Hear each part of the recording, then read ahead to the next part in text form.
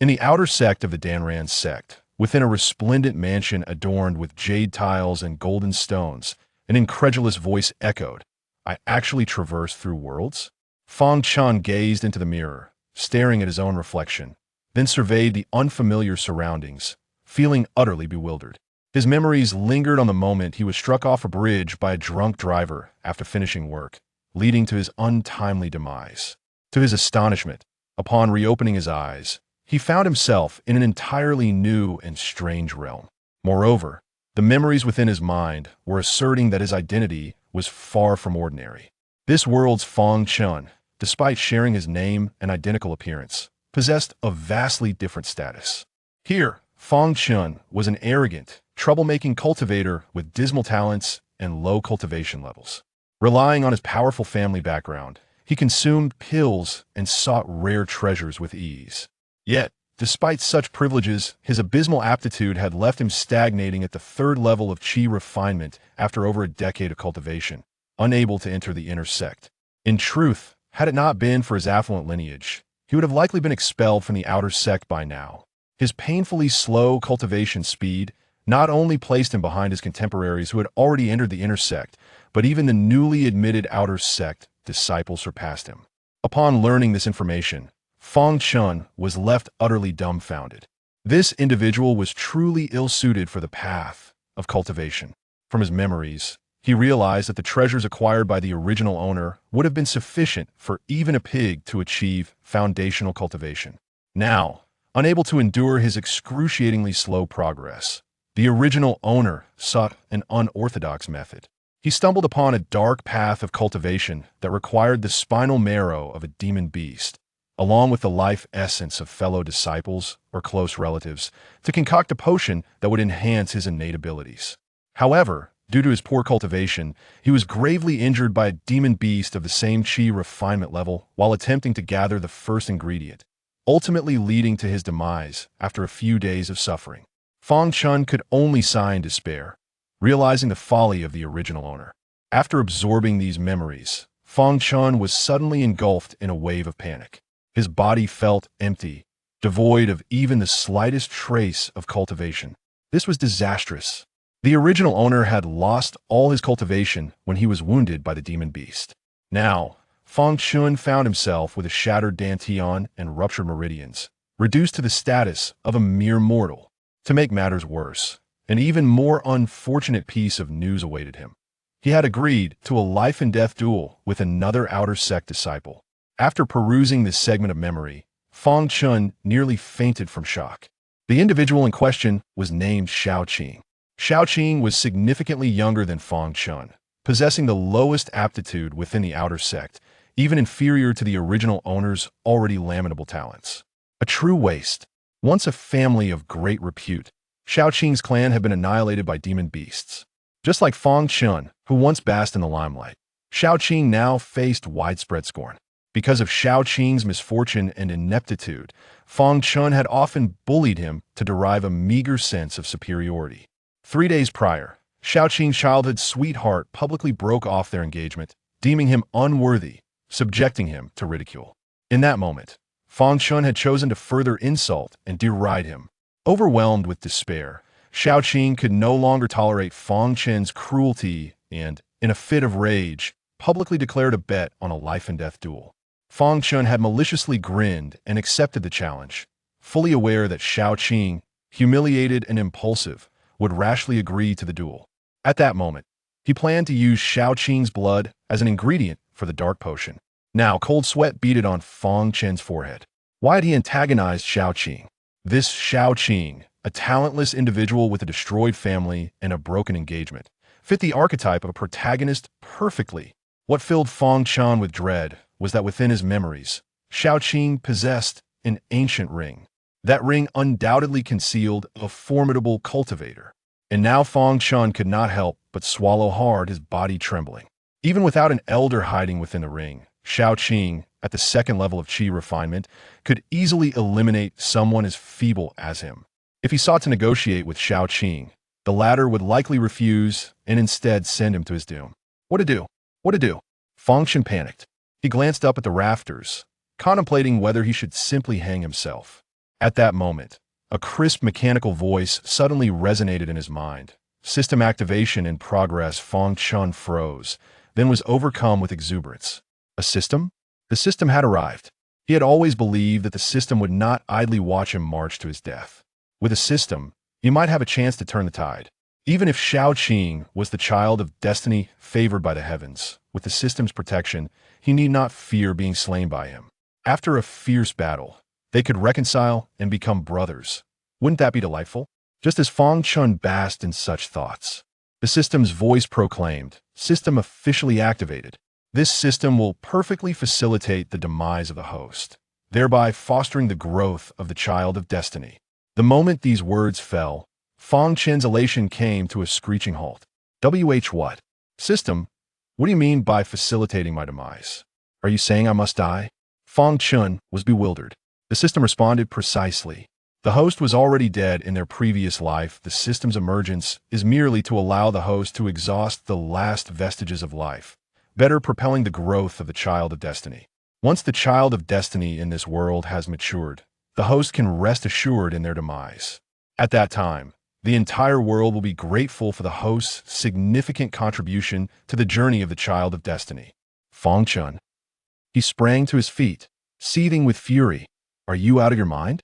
He never anticipated that the system he thought would be his salvation was actually here to ensure a more glorious exit for him. What nonsense is this? Who is your master? Yet the system paid no heed to Fang Chen's protests, continuing its tasks. Detecting the presence of the child of destiny. Detection complete. Child of destiny, Shao Qing, having witnessed the annihilation of his family from a young age, appearing to possess poor aptitude, yet in truth, due to the spirit of the carefree sovereign residing within him, he has absorbed spiritual energy, hindering the manifestation of his true talents. Now, the carefree sovereign has awakened.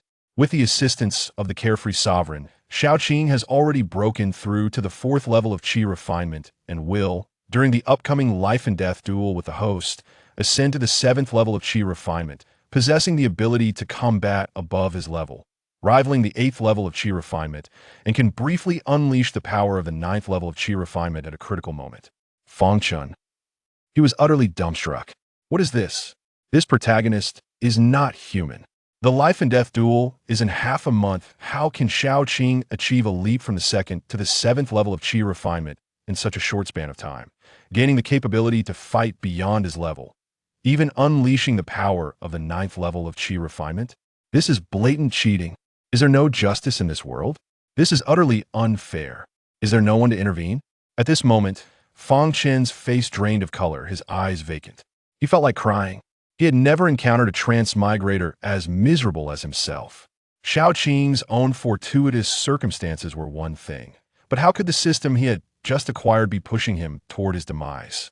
At this juncture, the system continued, furthermore, to enable the host, as the antagonist, to better facilitate Shao Qing's mastery over his cultivation, understanding techniques, and achieving a splendid turnaround, thus making his name resonate throughout the outer sect of Danran. The system will grant the host the cultivation of the 9th level of qi refinement, allowing the host to exert sufficient pressure during the life and death duel, pushing Shao Qing's potential to its limits before being publicly slain by him. Cultivation bestowal, commencing now. Chapter 2. The pinnacle of cultivation as the system and oppose. S voice faded. Fang Chen was left in a daze. What? In the next moment, he was astonished to witness the miraculous healing of his shattered Dantian meridians. Subsequently, a surge of pure and potent spiritual energy erupted from every pore of his being. Boom! Once the process of his cultivation pinnacle was complete, Fang Chen felt an unprecedented, overwhelming sensation that filled him completely. At that moment, he was utterly astonished. He had not anticipated that the system would forcibly elevate his cultivation to the 9th level of qi refinement, merely to create life and death pressure for Shao Qing. Then, after the system and oppose, as pinnacle of cultivation concluded, it continued. Although the host possesses the cultivation of the 9th level of qi refinement, he lacks any accompanying techniques or spells, rendering him incapable of generating sufficient life and death pressure for Shao Qing. The system will consider Shao Qing and oppose needs and provide the host with suitable techniques and spells. Current detection of Shao Qing's most powerful technique during life and death combat. Wansha Heart Method, which will be automatically cultivated by the host. Current detection of Shao Qing's most powerful move during life and death combat. Gongqi Fist, which will also be automatically cultivated by the host. As several system prompts echoed his mind, Fang Chen was once again astounded to find that numerous techniques and spells, previously unknown to him, yet now strikingly familiar, surged into his consciousness. After a brief pause, the system and Apos' voice announced, "The pinnacle of cultivation has concluded. The host must, during the battle with the Child of Destiny, exert his full strength, enabling the Child of Destiny to gain insight through the same techniques deployed by the host."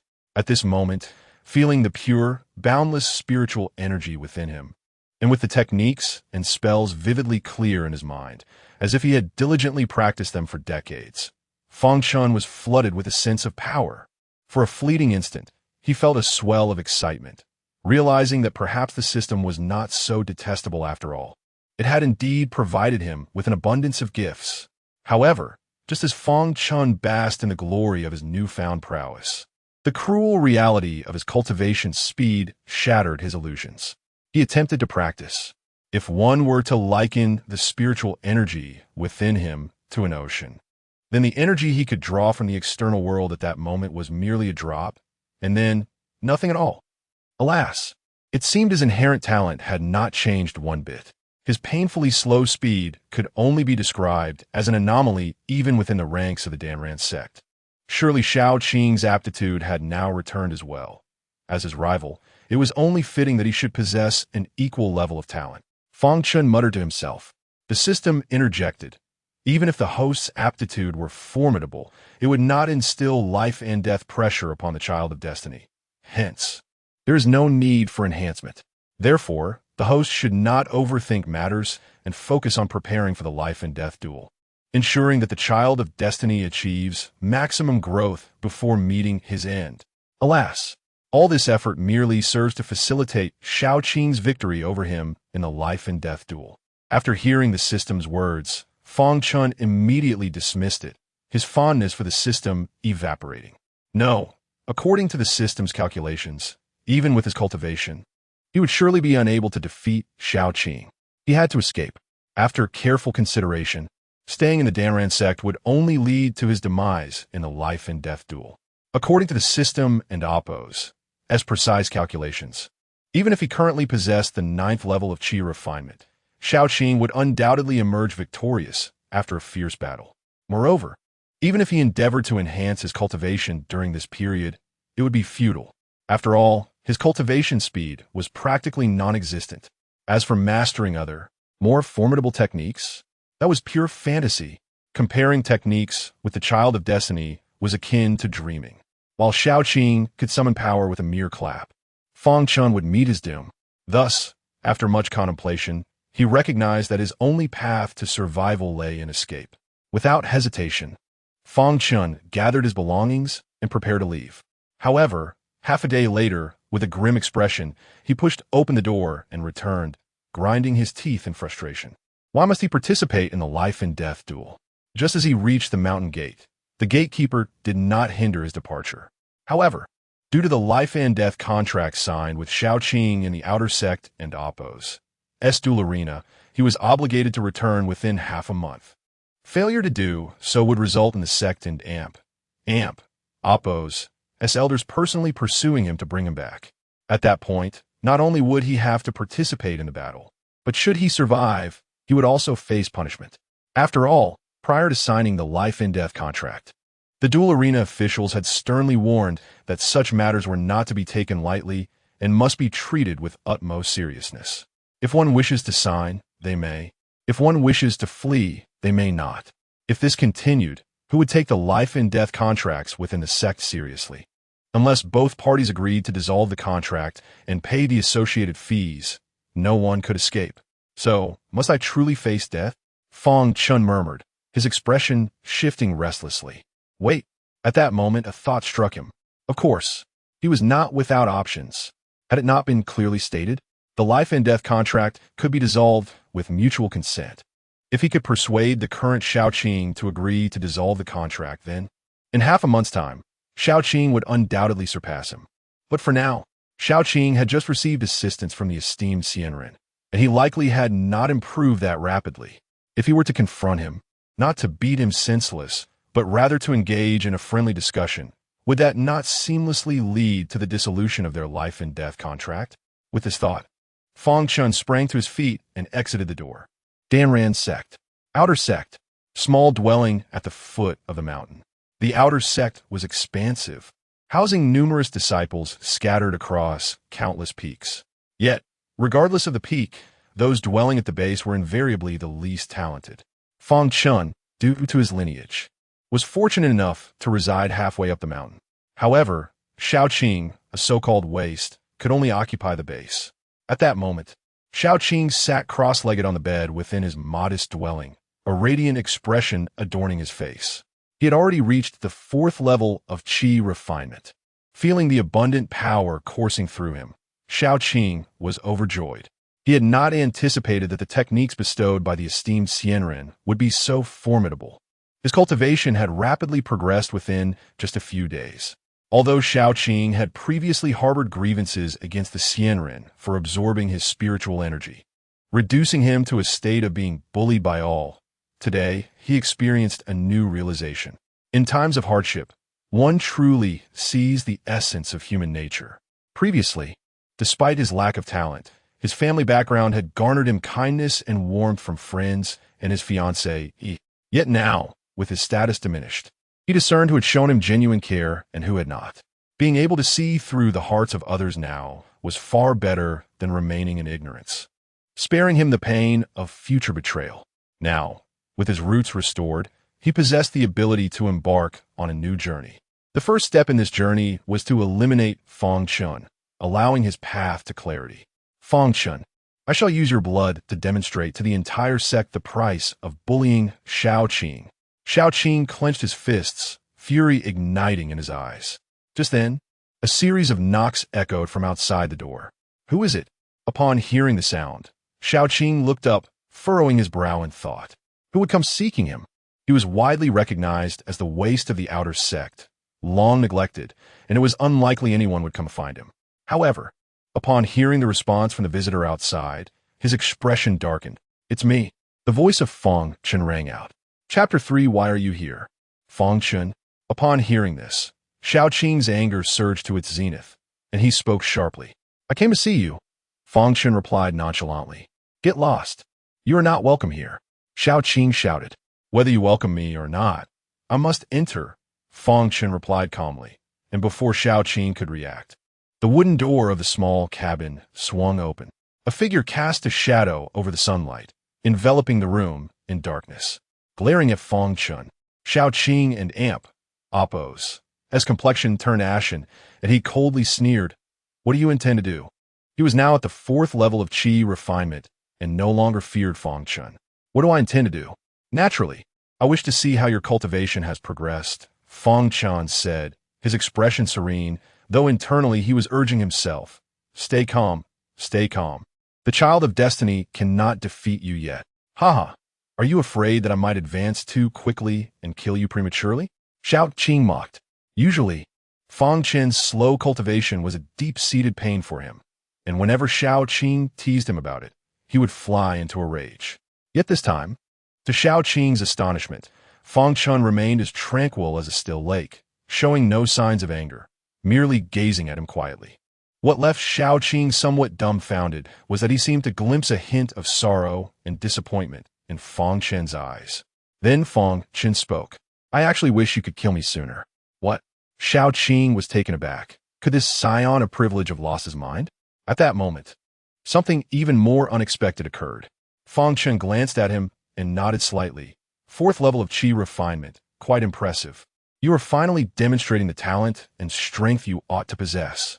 Upon hearing this, Xiaoqing and Ampos, his face turned pale with astonishment, exclaiming, How did you see through my cultivation? He was genuinely shocked. In order to prevent Fang Chen from discovering his recent advancement and to avoid the life-or-death duel, He had specifically acquired a technique from the carefree master that concealed his cultivation level. This technique was impenetrable even to those 3 ranks above him. How had Fang Chen managed to see through it so easily? Was he not merely at the 3rd level of qi refinement? What an oppose! That's there to be surprised about. Fang Chen thought to himself, secretly pleased. It seems Xiaoqing had been intimidated by him. The reason I can see through you is that my cultivation far exceeds your imagination. Do you truly believe I am as inept as you? What? Xiaoqing was momentarily stunned, caught off guard by this assertion. Even when his cultivation was inferior to Fang Chen and Damp. Oppose. Yes. He had often been able to hold his own against him. What could one call such a person if not capable? Seeing Xiaoqing's disbelief, Fang Chen casually replied, "Then you shall see." As soon as he finished speaking, a powerful aura erupted from his body. Boom! 9th level of qi refinement. The momentum soared, and a fierce wind swept through the entire cabin, causing it to tremble. In that instant, Xiaoqing's face turned ashen, and he was paralyzed with fear, unable to believe his eyes. How could this be possible? Yet the overwhelming pressure, fierce and unmatched, akin to the ferocity of a wild beast, combined with Fang Chen and Amp, Oppo's calm yet domineering demeanor, unmistakably indicated. He was indeed at the 9th level of qi refinement, while Fang Chen appeared composed on the surface. Internally, he nodded in satisfaction, quickly retracting his aura, fearing it might cause the child of destiny to suffer a mishap. Once the oppressive aura dissipated, Xiaoqing's lips turned pale, his expression one of horror. How? How can your cultivation be so formidable? At that moment, Xiaoqing's newly found confidence shattered into pieces. He had never anticipated the gap between himself and Fang Chen could be so vast. In that moment, his heart sank into despair. How could he possibly face this life-or-death duel? Xiaoqing chuckled bitterly. Are you here to kill me prematurely? To his surprise, Fang Chen seemed almost amused by the idea. Kill you? If I wished to kill you, you would have perished 1,000 times over by now. Xiaoqing was momentarily taken aback. Fang Chen was right. If he were truly at the 9th level of qi refinement, he could have easily dispatched him with a single slap. Then why are you here? Xiaoqing asked, perplexed. At that moment, Fang Chen suddenly shouted, because you have disappointed me immensely, Xiaoqing. You have squandered all my efforts. Xiaoqing was taken aback, looking up at Fang Chen with disbelief. Squandered his efforts? What did that mean? I tell you, from the very beginning, I deliberately concealed my cultivation to approach you, only to humiliate you, Fang Chen declared fiercely. I wish to instill in you a sense of shame and motivate you to rise again. But you, despite my repeated humiliations, you remained unresponsive? These words left Xiaoqing stunned. Fang Chen, filled with a sense of disappointment, continued passionately. What? Has a mere cultivation bottleneck stopped you? Your parents have passed away, and yet you never thought to strive harder, to study diligently in pursuit of revenge, but instead chose to wallow in self-pity and despair? You have truly disheartened me. Do you wish for me to look at you with disappointment? Every word was heartfelt and laden with sorrow. In Fang Chen and Oppo's deep-set eyes, there was a profound sadness born from disappointment, so intense it seemed it could not be contained. At that moment, Xiaoqing was profoundly shaken, his body rigid, his gaze vacant, as if the very world were crumbling around him. To be humiliated by his most bitter rival, it was all to inspire him. Had it been the old Fang Chen speaking, he would have never believed such words. He would have thought Fang Chen was fabricating lies out of fear of his advancement to the 4th level of qi refinement.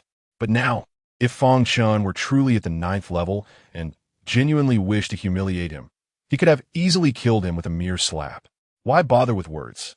Why weave a web of deceit? Yet, Xiaoqing found himself questioning for a fleeting moment. Was he truly so resigned to despair? Surely he was not slacking off in his training. He simply had not made progress. But then he thought, indeed, to Fang Chen. Perhaps his lack of advancement was equivalent to not training at all. Then Xiaoqing cried out hoarsely, but why are you telling me this now? I saw that you seem to have regained some spirit and vigor after your earlier cultivation increase, and I was overjoyed, thinking you had decided to fight back. I came to see you. Fang Chen lamented bitterly. Who would have known that merely revealing a fraction of my cultivation would instill fear in you? How? Is a mere ninth level of qi refinement enough to terrify you? How can you live up to my expectations? How can you honor your family and ancestors? Shao Qing felt as though he had been struck by lightning, rendered speechless. So it was his own cowardice that had provoked Fang Chen's anger? And no, Brother Fang, I'm not afraid, Shao Qing stammered, his voice dry and laden with guilt, attempting to offer a weak protest. In that moment, he felt a profound sorrow, his heart aflame with shame. How could he betray Brother Fang and Appo's expectations? How could he have succumbed to fear so easily? I truly deserve to suffer for this. Chapter 4. Generosity, you are not afraid. Then prove it to me. This set of secret techniques, which I exchange within the sect, is called unmatched will. Only those who possess courage and fighting spirit can cultivate it. If you succeed, it will demonstrate that you truly harbor a desire for enlightenment. Fang Chen tossed a jade slip. Shao Qing instinctively caught it, but his expression swiftly turned pale. Brother Fang, I cannot accept this. Why not? Fang Chen barked. Do you lack the courage to prove yourself? No, it ain't Appo's. That's not that. Shao Qing hurriedly replied. But I know this technique requires a substantial amount of contribution points. I just felt a moment of cowardice and have already betrayed your expectations. How can I face you now and accept such a generous gift? From what he understood, this technique not only could fortify the flesh, but also unleash incredible combat power, making it both formidable and valuable. He felt undeserving of such a gift, believing he should be ashamed to receive it. Fang Chen smirked, a hint of disdain in his smile. How trivial. Do you think I'm concerned with material wealth? If my junior can become stronger because of this, then I care not for the cost. At that moment, a smile curled at the corners of Fang Chen's mouth. His gaze, deep and devoid of narrow-mindedness, filled only with concern for his junior, a mountain of support. In that instant, Shao Qing felt as though struck by lightning, tears streaming down his face without warning, overwhelmed by an indescribable mix of bitterness and gratitude swelling within his chest. Brother Fang, first you played the fool, and now you offer me this precious technique. All of this is to revive my fighting spirit, with such kindness shown to him. How could he continue to hesitate? In the next moment, Shao Qing bent his knees and knelt, summoning all his strength to shout, Brother Fang, I have let you down in the past. From now on, I will prove to you that no matter the hardship I face, I will never give up. I shall become the bravest cultivator in this world. I, Shao Qing, will charge forth unrelentingly, without regret even in death. Seeing Shao Qing cry and then kneel, Fang Chen and Appo's eyes widened in astonishment. Is this really necessary? I merely spoke a few encouraging words, and now you and Appo's in such an emotional state. This is a bit awkward. He hurriedly helped Shao Qing to his feet, slowly nodding, and earnestly said, All right, take it to cultivate. If you have any questions, remember to ask the elders of the transmission hall. Yes, thank you, brother. Shao Qing was profoundly moved. Observing Shao Qing's demeanor, Fang Chen felt a profound satisfaction. Although the original owner had been a scoundrel, he had at least left behind some legacy. Within his storage ring were many techniques he had gathered to enhance his roots, and unmatched will was among them. Fang Chen, realizing he could not practice it himself, and knowing only a few characters, decided to gift it to Shao Qing. First, he offered words of encouragement, followed by the gift to the technique. He was confident that Shao Qing would not hold a grudge against him any longer. If that failed, he could always persuade him through strength. However, this method was too perilous, as it might provoke the child of fortune to awaken prematurely, ending his own life in an instant. Now, with the atmosphere of camaraderie established, Fang Chen felt it was sufficient. As he watched Shao Qing's emotions gradually stabilize, he decided to invite him to the arena to end their life and death duel. Just then, a sudden chime echoed. Ding! The system has detected that Shao Qing will gain a new secret technique, unmatched will, during the life and death duel, which will be automatically cultivated by the host. Please ensure to fully utilize this technique during the battle with the Child of Fortune, allowing him to gain a deeper understanding through combat. Immediately, a warm current surged through Fang Chen's limbs, and a wealth of knowledge regarding unmatched will flooded his mind, granting him the experience of a decade in its application. While unmatched will did not provide a noticeable enhancement to his cultivation, Fang Chen distinctly felt that if he wished, activating this technique would temporarily elevate his combat prowess. In that moment, Fang Chen was taken aback. What was happening? Was the system truly assisting him in mastering the technique he had just gifted? If that were the case, did it mean that as long as he bestowed techniques upon Shaoqing, the system would ensure he learned them as well? Realizing this, Fang Chen was momentarily stunned, and his breath quickened. Was this not a loophole in the system? If he continued to gift techniques to Shaoqing, would he not perpetually grow stronger? Wow, this is incredible. He then regarded Shaoqing with newfound intensity. Shaoqing, still enveloped in emotion, was suddenly jolted by Fang Chen's gaze and rapid breathing. Brother, is something wrong? But Fang Chen did not respond. Instead, he hastily retrieved a multitude of jade slips from his ring. Brother, that's too much. Just these 5 will suffice. Any more, and I might be overwhelmed, Shaoqing said with a wry smile, pushing many slips back towards Fang Chen. Though he coveted the many slips due to his low contribution points, he understood the virtue of contentment and the folly of greed. Every gift from you, brother, requires a price. Accepting even 5 slips is already too much. If I were to take more, it would be ungrateful of me. Determined not to burden his brother further, he resolved to endure. Are you certain? Battle Blade and Sealing Cloud technique would suit you well. Fang Chen urged earnestly. Shaoqing suppressed his desires, thinking he must remain resolute not to burden Fang Chen. I do not wield blades and cannot master sealing techniques. Brother, please take them back. Really, I don't mind. You can learn. Fang Chen insisted. Shaoqing shook his head firmly. Ultimately, Fang Chen had no choice but to put away the jade slips. Although his expression remained calm, a hint of reluctance flickered in his eyes. Having endured ridicule for so long, Shaoqing had become acutely perceptive. Witnessing Fang Chen and Appos' fleeting reluctance filled him with a bittersweet sensation.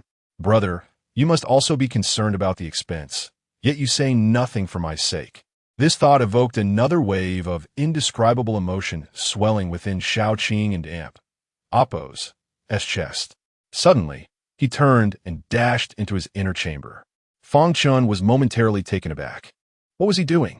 He had not yet had the chance to inquire when he heard a voice in his mind. Ding! The system has detected that Shaoqing will gain a new technique.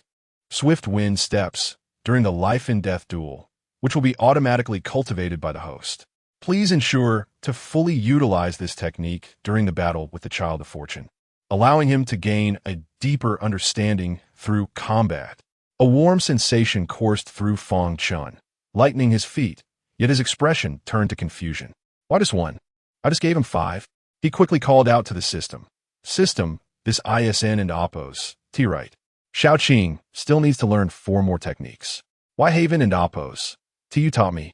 If I can end Appos, T defeat him. What if I die in an instant?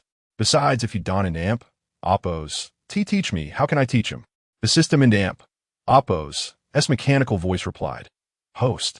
The other 4 techniques known to the Child of Fortune are required for alchemy, crafting, and farming, and do not affect the life and death duel. 1 technique can only be mastered after the duel, and if you also know it, you would defeat the Child of Fortune, preventing your own demise. So there is no need to teach the host. Upon hearing this, Fang Chen's expression darkened. It seemed the system was genuinely wishing for his demise. However, soon he grasped the peculiar utility of the system's bug. It appeared that only techniques capable of influencing the life and death duel would be learned with the system as assistance.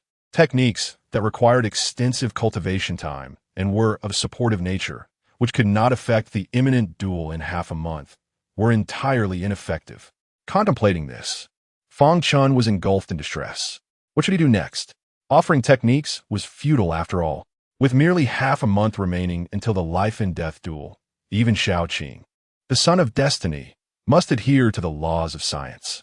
It was impossible for him to master over 100 techniques in such a short span. Wait a moment. That's not right. Techniques are not the only factor that can influence the life and death duel. Suddenly, Fang Chen and Appos' eyes sparkled with realization. At that instant, Xiao Qing emerged from within, cradling a cloth bag, and approached Fang Chen, exclaiming, "Senior brother, this is for you." "What is this?" Fang Chen inquired, taken aback. "Spirit stones. Let's go to the Duel Institute to annul the life and death duel. I will cover the expenses." Xiao Qing replied with a smile, his eyes reflecting a hint of sorrow. Yet he was willing to sacrifice this final inheritance from the Xiao family for his senior brother. Upon hearing this, Fang Chen was astounded. "Annul the life and death duel? That is out of the question. If we annul it, where would I continue my cultivation?" He hastily protested, "No, absolutely not. I cannot allow you to expend these spirit stones. Moreover, our life and death duel must not be annulled." Xiao Qing was bewildered. "Why not?" "Because." Fang Chen hesitated. Then his gaze suddenly deepened. "Defeating me, who is at the 9th level of Qi refinement, would grant you renown in the Danran sect. Making your oblivious fiancée, you regret her lack of discernment in recognizing a true dragon." Xiao Qing was instantly rendered speechless. Chapter 5. Who is he? "Don't tell me you wish to redeem yourself," Fang Chen said to Xiao Qing, his tone measured. "As for the life and death duel, we need not necessarily conclude with a fatality. If I concede, that should suffice, right? The Danran sect cannot compel one of us to perish on stage. As long as both parties agree to concede, the duel can be terminated." His previous apprehension stemmed from a fear that Xiao Qing might lose control in the heat of battle and end his life. Now that Xiao Qing had no intention of fighting to the death, there was no need to annul the duel. Furthermore, if the duel were to be called off, where would he enhance his cultivation? Oh no, it was about aiding the destined child of fortune. Xiao Qing opened his mouth, hesitatingly saying, "But this need not be a life and death struggle, right? You could simply take your spirit stones and call off the duel. However, what do you think your former fiancé you would think if this news reached the intersect?" Fang Chen narrowed his eyes. "A coward who, with the Xiao family and Appos as inheritance, seeks reconciliation with me? Surely, you do not wish for your reputation to be misunderstood?" It must be said that provoking Xiao Qing was an infallible tactic. His youthful fervor surged almost instantaneously. "No, I am not." "Then, it is settled." Fang Chen clapped a hand on his shoulder, his tone laden with meaning. "You must engage in this duel. Moreover, you ought to do so with flair to rise to prominence." Gazing into Fang Chen and Appos' eyes, filled with expectation and encouragement, Xiao Qing found himself nodding vigorously. "All right." Silently, he vowed, "Brother Fang, I shall give my all in this duel. I will ensure everyone knows just how formidable you are." Fang Chen observed how easily Xiao Qing was persuaded and couldn't he help but sigh. After all, Xiao Qing was merely 11 or 12 years old, akin to an elementary school student on Earth. Indeed, rather easy to deceive. The thought made Fang Chen feel a twinge of embarrassment for the original owner of this body. After over a decade in the sect, now in his 20s, how could he allow himself to appear so foolish? If he were to falter in his cultivation, that would be one matter. Yet here he was, squabbling with a child. It was akin to a disgruntled office worker assaulting a young student. No wonder he was looked down upon. With that, Fang Chen resolved to depart. He needed to procure some elixirs for enhancing his cultivation. Oh no, for Xiao Qing. Just as he bid farewell to Xiao Qing, a cool female voice echoed from outside. "Is Xiao Qing there?" Startled, Fang Chen paused. Xiao Qing had no friends outside the sect. Who could possibly be searching for him? "Is that senior sister Jiang?" Xiao Qing, equally taken aback, soon responded with delight, "Yes. Come out. Wanner has entrusted me with something for you. I'll wait for you outside." Senior sister Jiang replied in a calm tone. After her voice faded, silence enveloped the surroundings. Xiao Qing then whispered to Fang Chen, "Brother, Wan Appos is an old friend of mine from childhood. She possesses remarkable talent and has recently entered the intersect under senior sister Jiang and Appos' esteemed mentorship. She often has surplus spirit stones and elixirs, which she has shared with me." Upon mentioning Wan and Appos, Fang Chen could distinctly sense Xiao Qing and Appos' bashfulness. So, this must be the female lead in the tale of the destined child of fortune. Oh, Fang Chen chuckled mischievously. Xiaoqing's youthful visage betrayed a hint of embarrassment as he quickly changed the subject. By the way, brother, the senior sister Jiang outside is a core disciple of the inner sect, Jiangningi. She is extraordinarily gifted. Having reached the foundation establishment stage at merely 15 years of age, and is considered a prime candidate for the position of saintess. Fang Chen's expression shifted in shock. 15 years old and already at foundation establishment? Good heavens! What a prodigious individual. A wave of intense foreboding washed over him. Could she possibly be another child of fortune? If Jiangningi were indeed a child of fortune, he would be doomed. Given the system's tendencies, it would undoubtedly push him toward his own demise. Desperately, Fang Chen denied the possibility in his mind. This was simply inconceivable. A mere Danran sect could not possibly harbor so many hidden talents. Yet, the system had a knack for shattering his hopes. Ding! Cold sweat instantly broke out on Fang Chen's brow. The system announced, detecting the presence of a child of fortune. Detection complete. Child of fortune, Jiangningi. Jiangningi, born under auspicious signs, possesses extraordinary talent and unparalleled aptitude, destined for greatness and to achieve the status of an immortal sovereign. However, she practices the heartless sword technique, requiring her to eradicate all emotional ties to reach the pinnacle of her power. To facilitate Jiangningi and Appo's emotional severance, the host must prepare to capture her affection, ensnare her in love, and then, at the height of her infatuation, shatter her heart, trampling her dignity. Once she is utterly despondent, she shall deliver the host's demise, thus fulfilling the conditions for her ascension. Fang Chen. What the hell? Severing emotional ties? What kind of murderous script is this? At this moment, the usually composed Fang Chen felt a surge of expletives bubbling within him. Good grief. She is only 15. You expect me to harm someone so young? This system is truly monstrous. In an instant, Fang Chen resolved never to engage with Jiangningi. He would keep this murderous script firmly at the level of strangers. The system continued. Jiangningi's ideal partner must play the guzheng, be gentle, patient, understanding, and, most importantly, must be a noble and pure individual, detached from base desires. As for cultivation, prideful Jiangningi does not care, believing no one could surpass her. She prefers to protect her partner rather than be protected. Now detecting the skills required for Jiangningi's ideal partner, guzheng, which the host will automatically learn. At this moment, Fang Chen felt an influx of guzheng knowledge flooding his mind, his fingers twitching uncontrollably. Soon, he sensed that the mere presence of a guzheng would allow him to produce heavenly melodies. However, upon mastering the guzheng, Fang Chen was not pleased. Rather, he was alarmed, further solidifying his resolve to avoid Jiangningi. These demands left no room for error. The man Jiangningi desires must play the guzheng, be gentle, patient, understanding, and noble.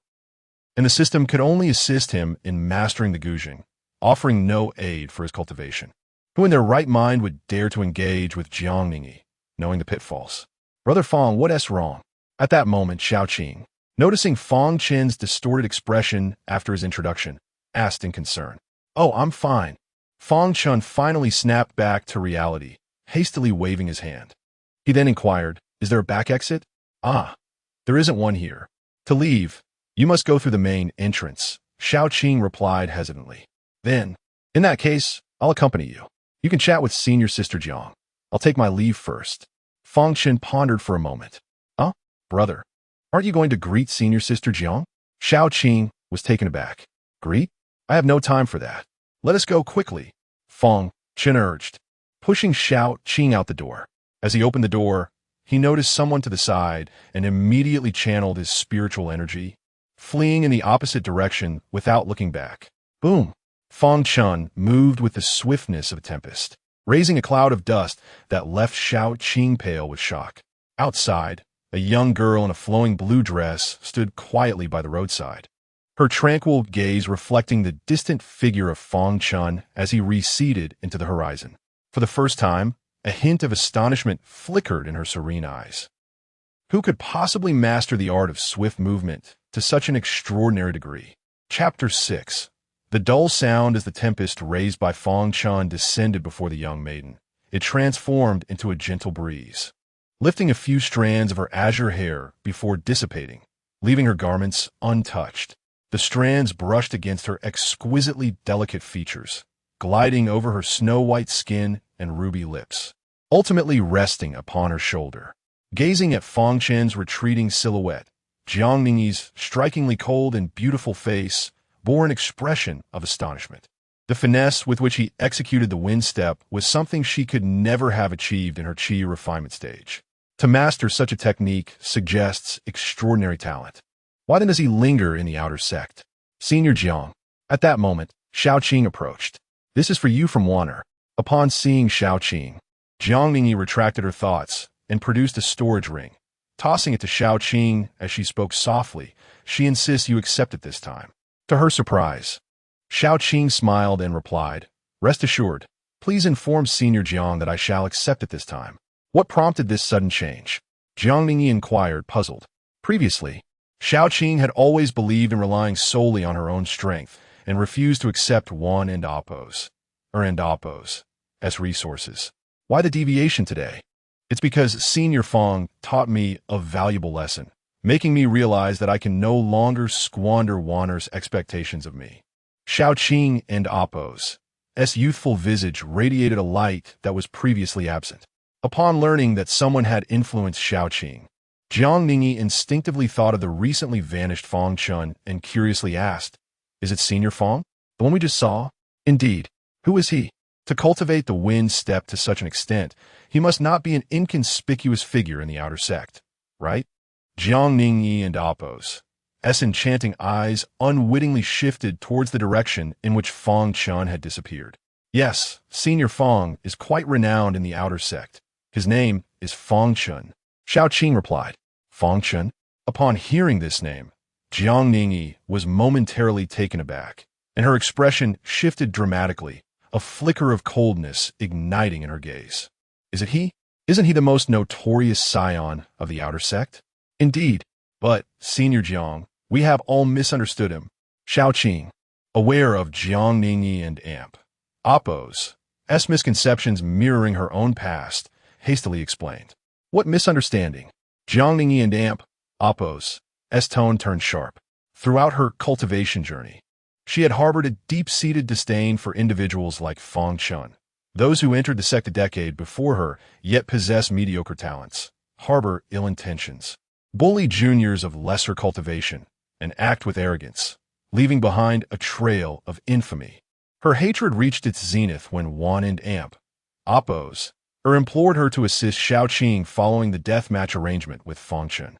Were it not for sect regulations, she would have long ago ended Fang Chen and Appo's life with a single strike.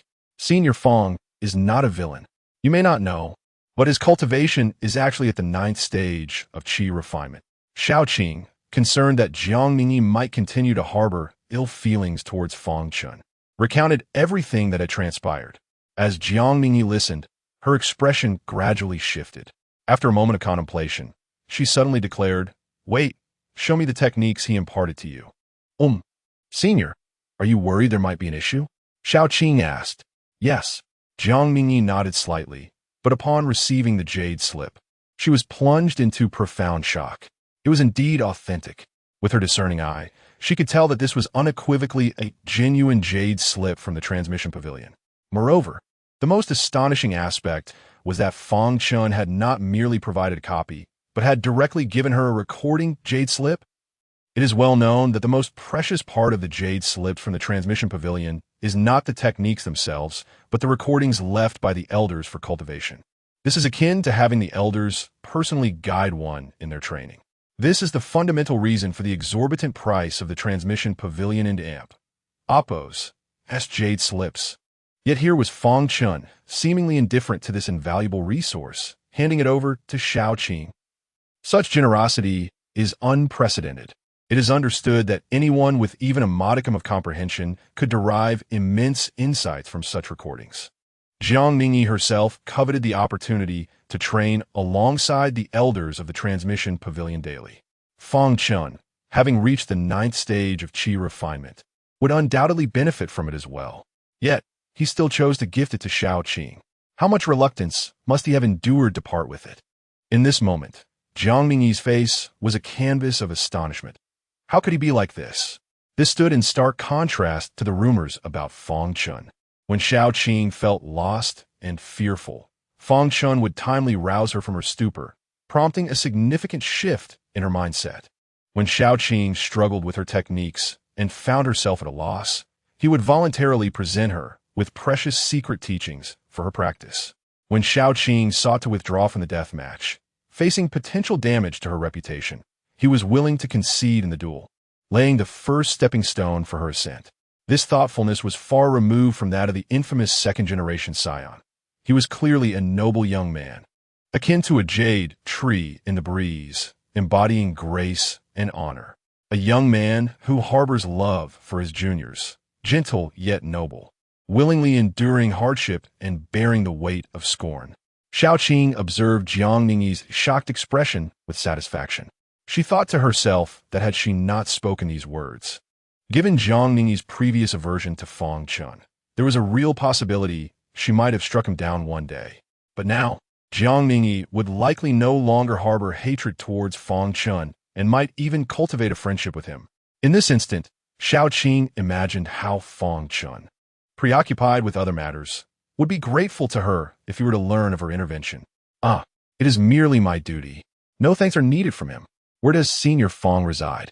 At this moment, Jiang Ningyi contemplated and resolved that she could not allow Fang Chen to bear the burden alone. As a core disciple, she believed she should shoulder more responsibility than he. Just halfway up the mountain. All right. Meanwhile, Fang Chen, drenched in sweat, paused in the courtyard of his residence, murmuring to himself, "At last, I have evaded a calamity. I must not give the dog system any opportunity to end my life." However, as he regained his composure, he began to sense something amiss. Unable to restrain himself from calling out to the system, "System, I currently possess but one life. You've bound two fated children to me. How am I to die twice?" With both Jiang Ningyi and Xiao Qing bound to him, Fang Chen found himself in a precarious situation. He could hardly emerge from the grave to sever ties with Jiang Ningyi. The system responded. The mission of the host is ultimately to contribute to the safeguarding of all living beings and the peace of the cosmos. Should you achieve this, it will stand as your greatest success in this lifetime, as long as your demise facilitates the growth of any one of the fated children. It is of no consequence whose hand it occurs by. Fang Chen understood. So, it doesn't matter who I die at the hands of. Damn it, foolish system. Fang Chen grumbled a few curses before striding toward his grand villa. Just then, a sudden scream pierced the air from behind him, followed by a dull thud. Bang. Chapter 7. Fang Chen's Guqin. Upon hearing a collision behind him, Fang Chen instinctively turned around. In that instant, he captivated the entire world. 3 youthful boys and girls, clad in the robes of outer disciples, along with a boy of similar age to Xiao, were frozen in place upon seeing Fang Chen, as if time itself had come to a standstill. In the next moment, the boy screamed in terror. It an amp, oppos, as Fang Chen. Run. The children, upon hearing their senior brother's urgent call, hastily abandoned their belongings and fled. Fang Chen, really? After a considerable distance, the group paused, realizing Fang Chen showed no intent to pursue, and exchanged relieved glances. Fortunately, that old dog Fang might be in a good mood today and not seek trouble with us. The boy lamented. One of the boys, perplexed, spoke up. But, senior brother, why did we run? You just entered the Danran sect. So it's understandable that you don't know, the boy replied, disdain evident in his eyes. That old dog Fang is notorious for his deviousness. He is the greatest villain among the outer disciples. Once, a senior brother accidentally dropped a jade slip in front of his house. What should have been a trivial matter turned into months of harassment, ruining his training and sleep, culminating in a complaint to the law enforcement hall. Ultimately, that poor soul had to pay 10 low-grade spirit stones to appease him. Having just broken something, if we don't hurry, we're bound to suffer. He exclaimed, "That guy is truly a beast." As the boy recounted this tale, the 3 children displayed astonishment, clearly taken aback by Fang Chen's notorious reputation. The boy continued, "But this is all my fault. I knew that old dog Fang likes to play tricks, and I should have avoided him. Yet for some reason, I thought taking this route to the Turtle Island would be quicker and that I might dodge him." He sighed. "Perhaps I've been too fatigued from training lately, leading to this lapse in judgment. I'm sorry, senior brothers and sisters." "Senior brother, you need not blame yourself," one girl said anxiously. "But one and Amp, Oppos, Elder Hua blame us for dropping his belongings in front of that old dog? Fear not." The boy shook his head. "Elder Hua is magnanimous. Even if he were angry, he would only reprimand us a few times. At worst, we would spend a few days doing menial work in the alchemy chamber as penance. But if that old dog Fang gets a hold of us, the consequences would be unimaginable." At this, the group shivered in fear, terrified. In that moment, Fang Chen had become the most feared villain in their eyes. The girl pondered, "Senior brother, do you think you will remember our faces? I've heard that powerful cultivators have photographic memories." The boy scoffed, "No need to worry. That old dog Fang isn't that capable. Besides, he is over a decade older than us, and surely his memory isn't T-sharp enough to recall all our appearances. That's a relief." They collectively sighed and quickened their pace to leave the area. Standing before the most opulent residence among the outer sect, Fang Chen remained silent beside a golden lion statue. Finally, he sighed, "It seems my reputation is indeed not very favorable." He then stepped forward to inspect what the four had left behind. "I must return this to someone." Upon closer inspection, Fang Chen was stunned. It was a guqin. Bending down, he noticed 3 gilded characters in the bottom right corner. Hua Qirong. The elegant script exuded grace, yet upon closer examination, one could sense an underlying majesty. This was the guqin of Elder Hua Qirong, the esteemed alchemist of the Danran sect. Hua Qirong was a name known throughout the sect, the most prominent figure in the inner circle. The significance of medicinal elixirs in cultivation cannot be overstated, and thus, Hua Qirong held an exceptionally high position within the sect. Realizing this, Fang Chen's expression turned solemn. "Such an important item cannot be entrusted to others. I must personally return the guqin. Fulfilling one's duties to the elders of the sect is the obligation of a disciple." However, as Fang Chen intended to pick up the guqin, he felt an inexplicable urge to pluck its strings. After all, he had just learned to play the guqin with the help of the system. Yet, just as his fingers were about to reach out, he abruptly halted. Something was amiss. A final flicker of rationality screamed within him. In that moment, he sensed the presence of a scheme. His notorious penchant for trickery was already well known. Otherwise, the area would not be devoid of activity. Why had these disciples suddenly passed by him?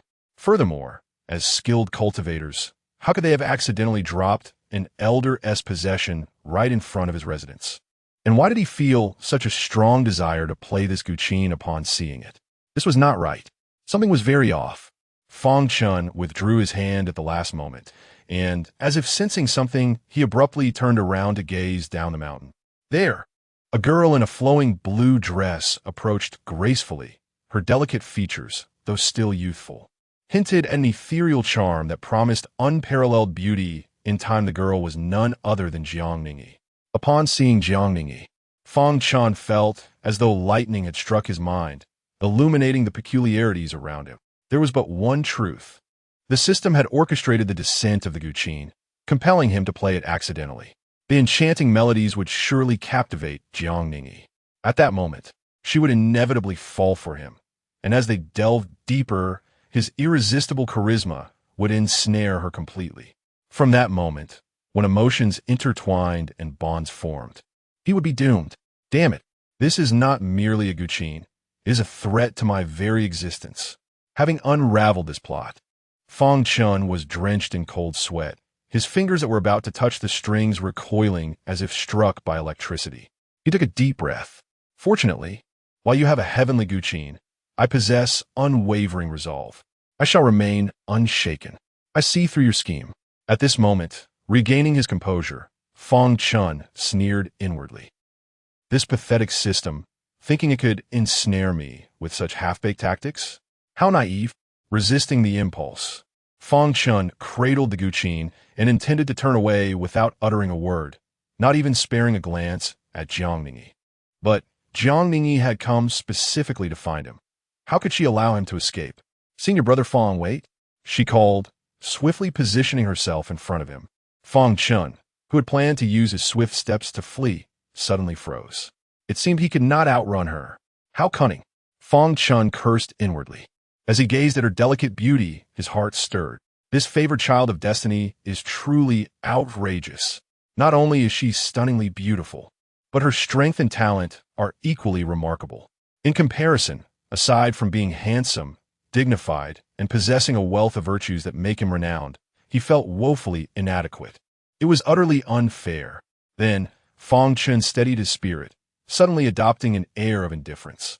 Casting a sidelong glance at Jiang Ningyi, he smirked derisively and said, "Junior sister, do you dare obstruct my path? Do you not know that this road bears my name?" At this moment, the arrogant and overbearing demeanor of the young scion is vividly portrayed by Fang Chen. Chapter 8. The Return of the Guqin at Lingyun Peak. After speaking, Fang Chen felt somewhat uneasy, pondering to himself.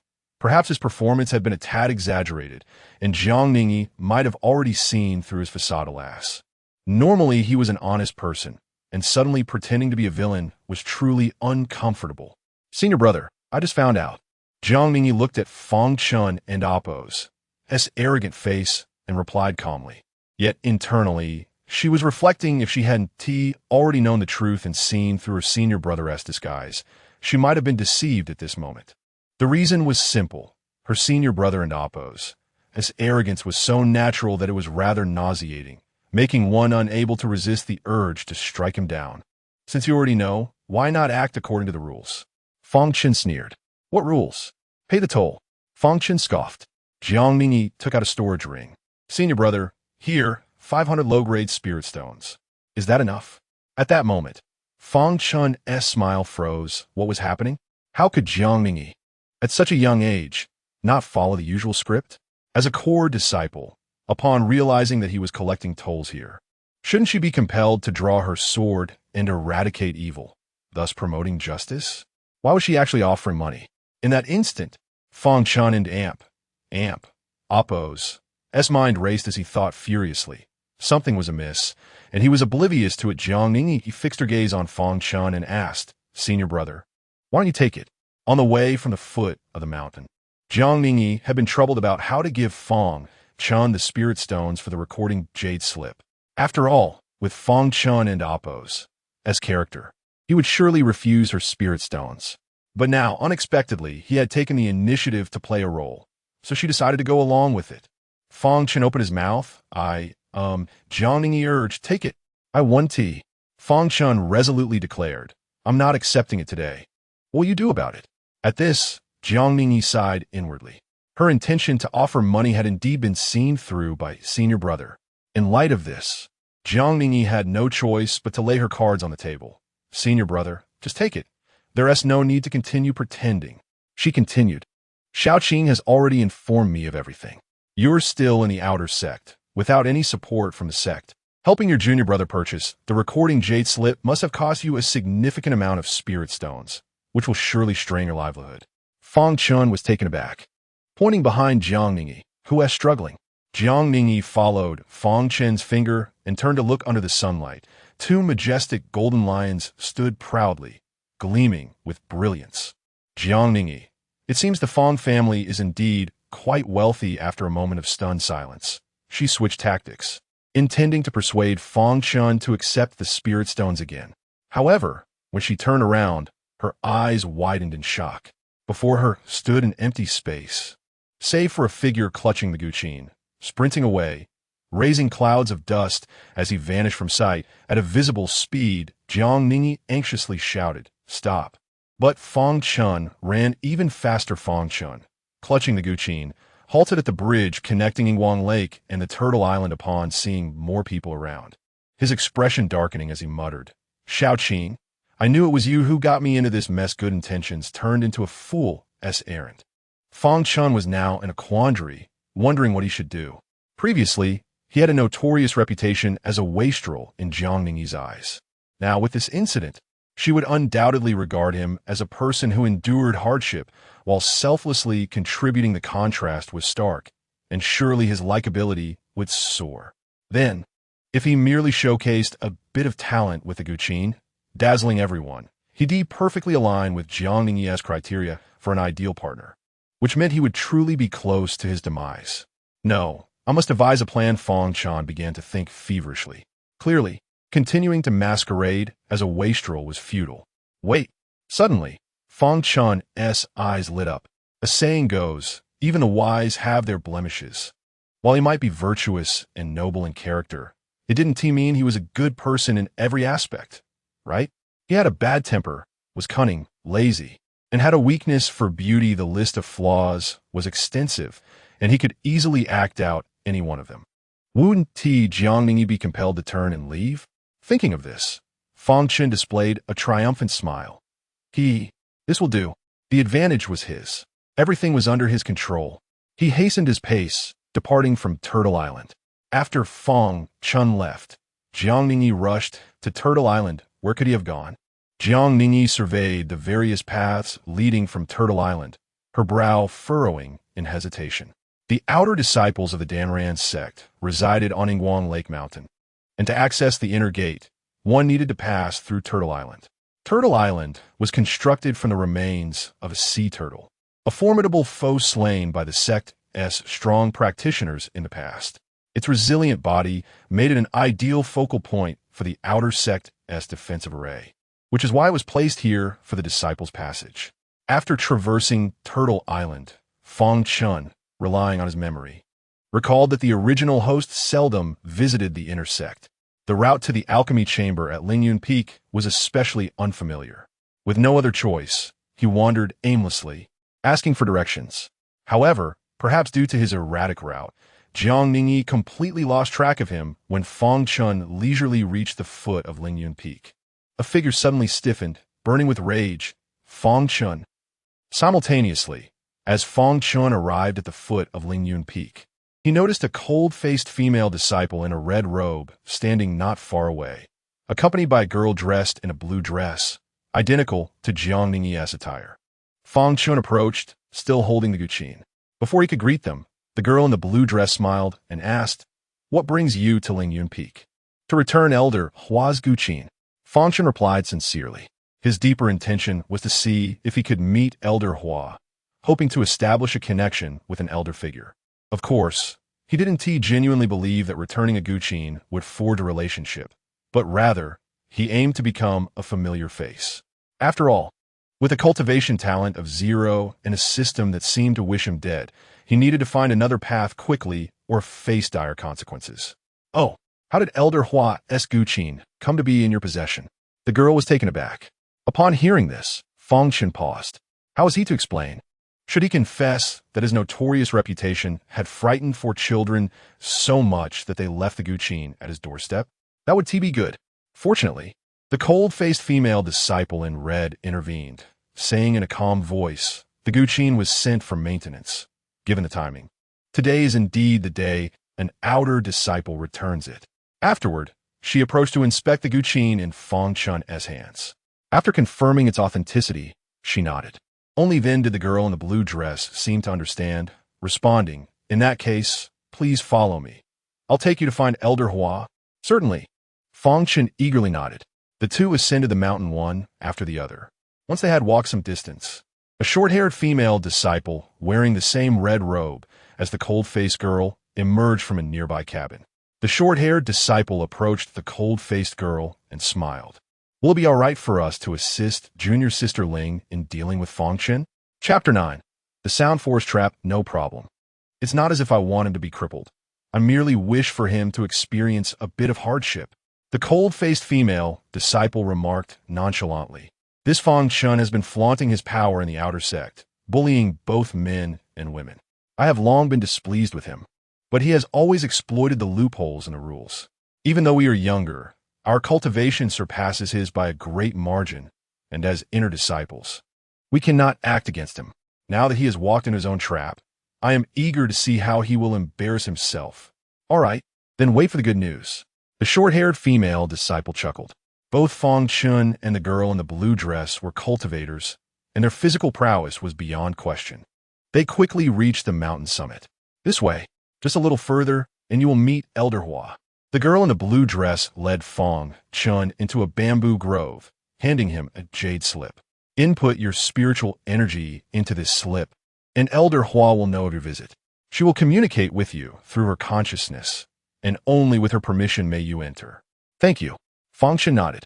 Upon receiving the jade slip, he infused it with his spiritual energy, reflecting on the goodness in people, but the next moment, an unforeseen event caught Fang Chen completely off guard. Boom! As his spiritual energy flowed into the slip, the bamboo forest stirred unnaturally, parting before his eyes. Simultaneously, the gujing in his hands began to float, defying his command, hovering in front of him. What was happening? Fang Chen was stunned. A sense of danger washed over him, compelling him to turn and flee. However, as he did, he stumbled into a thick mist, rendering him utterly lost. Fang Chen, enjoy the essence of the sound forest while you can. Don't blame me for not warning you. Should you fail to pass the trials of the sound forest, you will be ensnared by the formation set by Elder Hua and displayed on Lingyun Peak for 3 days. At that point, not only will you lose face, but so too will the Fang family. The voice of the now vanished girl in the blue dress echoed mockingly. Why are you doing this to me? Who are you? Fang Chen and Amp, Oppo's expression changed drastically. What the hell is going on? He distinctly remembered that in the original owner and Amp, Oppo's memories, he had never wronged this girl. Why was she targeting him? He had merely come to return something, yet here he was caught up in this mess. Is it so difficult to be a good person? Can this world not be more pleasant? Fang Chen, why do you think I am treating you this way? Are you not aware? The girl in the blue dress, Lin Wanner, glared at Fang Chen, her expression resembling that of someone who had suffered a grave injustice, her anger flaring. Did you ever consider this day would come when you humiliated my brother, Xiao Qing, repeatedly? When you challenged him to a fight to the death, I, Lin Wan, and Amp, Oppos, swore to the heavens that if anything happened to him, you, Fang Chen, would pay back 100-fold. This is a warning for you. If, after enduring this torment, you do not go to the Combat Academy to dissolve the life and death contract, I will ensure that this is merely the beginning. Upon hearing Lin Wan and Oppo's, words, Fang Chen felt as if struck by lightning. So this person is actually Xiao Qing's childhood sweetheart, Lin Wan and Oppo's. Panic surged within him. No, junior sister, you've misunderstood. Please let me explain. I have nothing to do with Xiao Shidi. I will not listen. Lin Wan and Oppo's. Dismissing Fang Chen and Oppo's pleas as mere excuses, interrupted him. I said all I need to. Now enjoy yourself. With that, she turned away, reveling in her sense of triumph. In truth, Lin Wanner had initially come to Lingyun Peak to deliver medicinal pills to Xiao Qing. However, she had not anticipated encountering Fang Chen here. Thus, she had requested the senior sisters of Lingyun Peak to create an opportunity to deal with this scoundrel. Upon exiting the sound forest, Lin Wanner addressed the senior sisters guarding its perimeter, saying sweetly, "Sisters, please keep an eye on this scoundrel. Rest assured, we will." The senior sisters smiled in agreement. Though they had long resided in the inner sect and were unaware of Fang Chen and Amp, Oppo's notorious reputation in the outer sect, seeing Lin Wan and Amp, Oppo's, who was typically pure, lively, and kind-hearted, expressed such animosity toward someone, coupled with her recounting of Fang Chen's misdeeds, sparked varying degrees of disdain among them. Thus, they paid little mind to Lin Wan and Amp, Oppo's, intentions of tormenting Fang Chen in the Sound Forest. Even if Elder Hua Qirong discovered the truth, they would simply claim that Fang Chen had willingly entered. Meanwhile, trapped within the Sound Forest, Fang Chen called out Lin Wanner's name several times, receiving no response, nearly choking on his frustration. Damn it, what a calamity. Just then, clang, the gujing, suspended before Fang Chen, suddenly played a melody in the next moment. A soft and alluring voice echoed through the bamboo grove. Those who pass through the Sound Forest shall receive medicinal pills. Those who fail shall face punishment.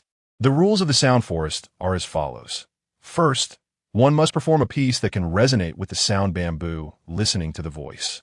Fang Chen's eyes widened in disbelief. Jiang Ningyi, having crossed the sea turtle platform, made her way directly to Lingyun Peak, convinced that Fang Chen would likely be there. She remembered Fang Chen carrying a guzheng. Among the places most closely associated with the guzheng in the Danran sect, aside from the Bai courtyard located at Ingguang Lake Peak, was Lingyun Peak. It was well known that Elder Hua Qirong was the most proficient in playing the guzheng. In her childhood, Jiang Ningyi often listened to Hua Qirong play the guzheng, finding solace and relief from fatigue. However, due to the high expectations placed upon her by the elders of her sect, she had never found the time to learn the guzheng herself, ultimately resigning herself to the hope that her future husband would be able to play. Senior sister. Upon arriving at Lingyun Peak, Jiang Ningyi unexpectedly encountered Lin Wan and Appos.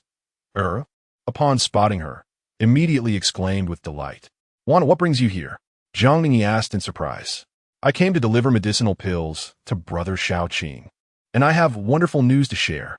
Lin Wan and Appos replied eagerly, her face alight with pride.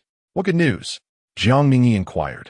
Instead of answering directly, Lin Wan and Appos teased. Senior sister, are you familiar with the sound forest? Yes, ISNT at the formation set by Elder Hua to seek out kindred spirits? Jiang Ningyi nodded. Elder Hua Qirong had established the sound forest within the sect to identify kindred spirits.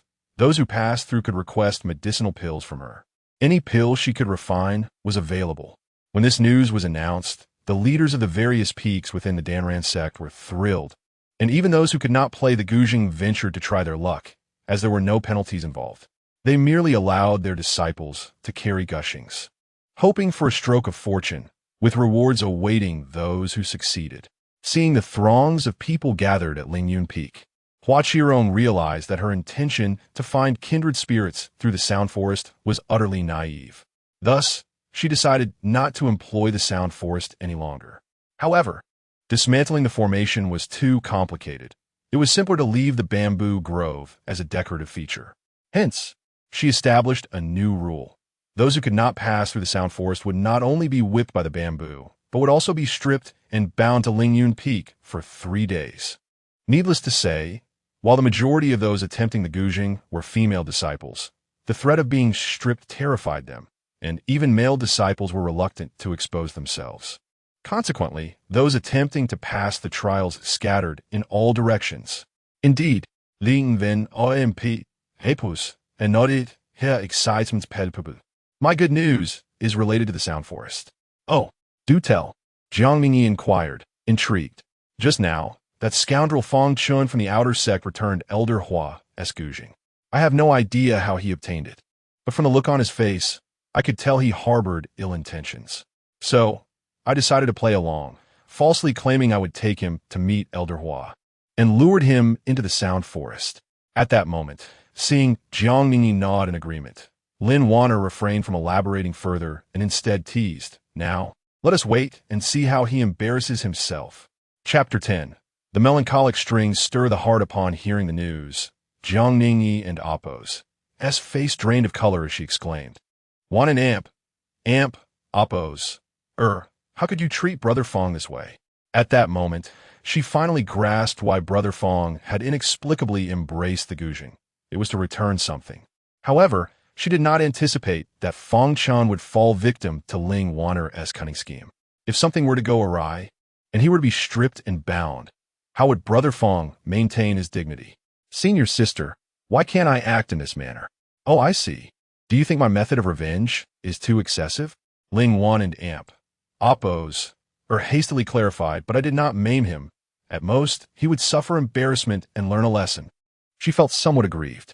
How could senior sister overlook Fang Chen and Appos' tyranny toward Shaoqing?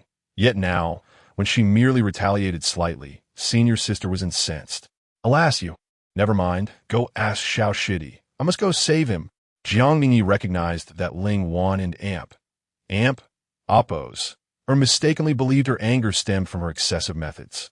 Concerned for Fang Chen, she rushed out without pausing to explain. as Jiang Ningyi swiftly brandished her flying sword, soaring forth in defiance of the rules against sword flight on Lingyun Peak. Ling Wan and Appos gasped in shock. Senior sister. Without hesitation, she followed in Jiang Ningyi and Appos' wake.